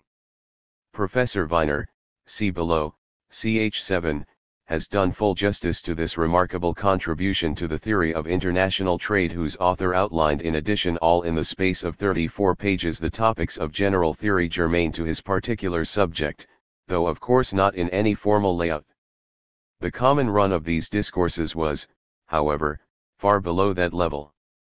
Most of them were merely motivated programs for the industrial and commercial development of England. Since foreign trade occupied the place of honor and most of the space in those programs, a selection of works of this type will be noticed in the last chapter of this part. For the moment it will suffice to mention by way of example the tracts of the overrated Munn. His title was, however, not Discourse of Trade but England's Treasure by Foreign Trade, 1664, of Carey, and of Petit. 256. There was no lack of unity about them as to political vision. And this vision was quite comprehensive, embracing all the economic problems of the nation.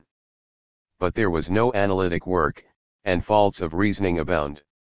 Carey, for instance, besides discussing carefully the conditions and possibilities of English trade with each foreign country, with Ireland, and with the colonies, the most valuable part of the tract, also concerns himself with monopolies, that is, the monopolies of the great trading companies, the causes of and remedies for unemployment, coinage, credit, and many other subjects, down to the problem, or was this Mrs. Carey's contribution, of how to make maidservants more orderly and governable than now they are, p. 162.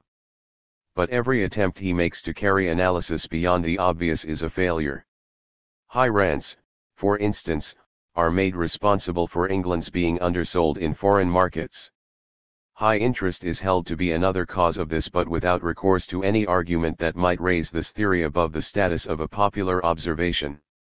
In spite of the emphasis on export surpluses, high prices and high wages are commended on grounds that tax the reader's capacity for generous interpretation. And so on.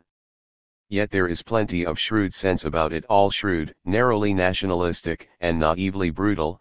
Compare, for example, his enthusiasm for the slave trade, England's silver mine, p. 76, or his views about the treatment to be dealt out to Ireland, passim. Once we have learned to discern quasi-systems in or behind writings that profess to deal only with particular problems, we find the genus everywhere. In the Netherlands, for instance, Graswingel's and de Lacord's 257 writings belong to it, although the former dealt only with the grain trade. Many historians will place them above their English contemporaries on account of their liberal views on national and international trade, though de Lacord lapsed from grace as to the latter government interference, medieval corporations, and so on. But we shall arrive at a substantially similar estimate because of those authors' clear perception of causes and effects in all matters of the price mechanism. A man who in 1651 recognized the economic function of forestalling and speculation, as did Graswingel, knew something that could have been presented as a discovery in 1751, not that it would really have been one, though it was a commonplace in 1851 and will sound altogether wrong now. German 17th century writings of this genus, besides taking, of course, a different view as to policy, were not on this level, but there were many of the Carey type or better. We shall be content with an Austrian representative, the well-known Horney 258, who, like the much more important Beecher and some others, figures in every history of economics. His book is another program for a policy of fostering economic development, written this time for a poor country, perennially threatened by Turkish invasions and lacking both the resources and the possibilities of England. If, However, we take due account of this fact, the family likeness of the recommendations with those of Horneach's English contemporaries or even with those of the doctor in the Discourse of the Common Will is striking. Waste lands and other unused resources are to be exploited, the efficiency of labor is to be increased by better training, domestic industry should be helped, among other things, by directing consumers' demand toward its products, exports of manufactures and imports of necessary raw materials should be favored, exports of the latter and imports of the former restricted, trade should be balanced bilaterally with every individual foreign country, see last chapter of this part, and so forth. Sound sense all or most of it, and very interesting as a monument of the intelligent bureaucrat's thought, but sound sense that did not even suspect that it might be usefully reinforced by analysis.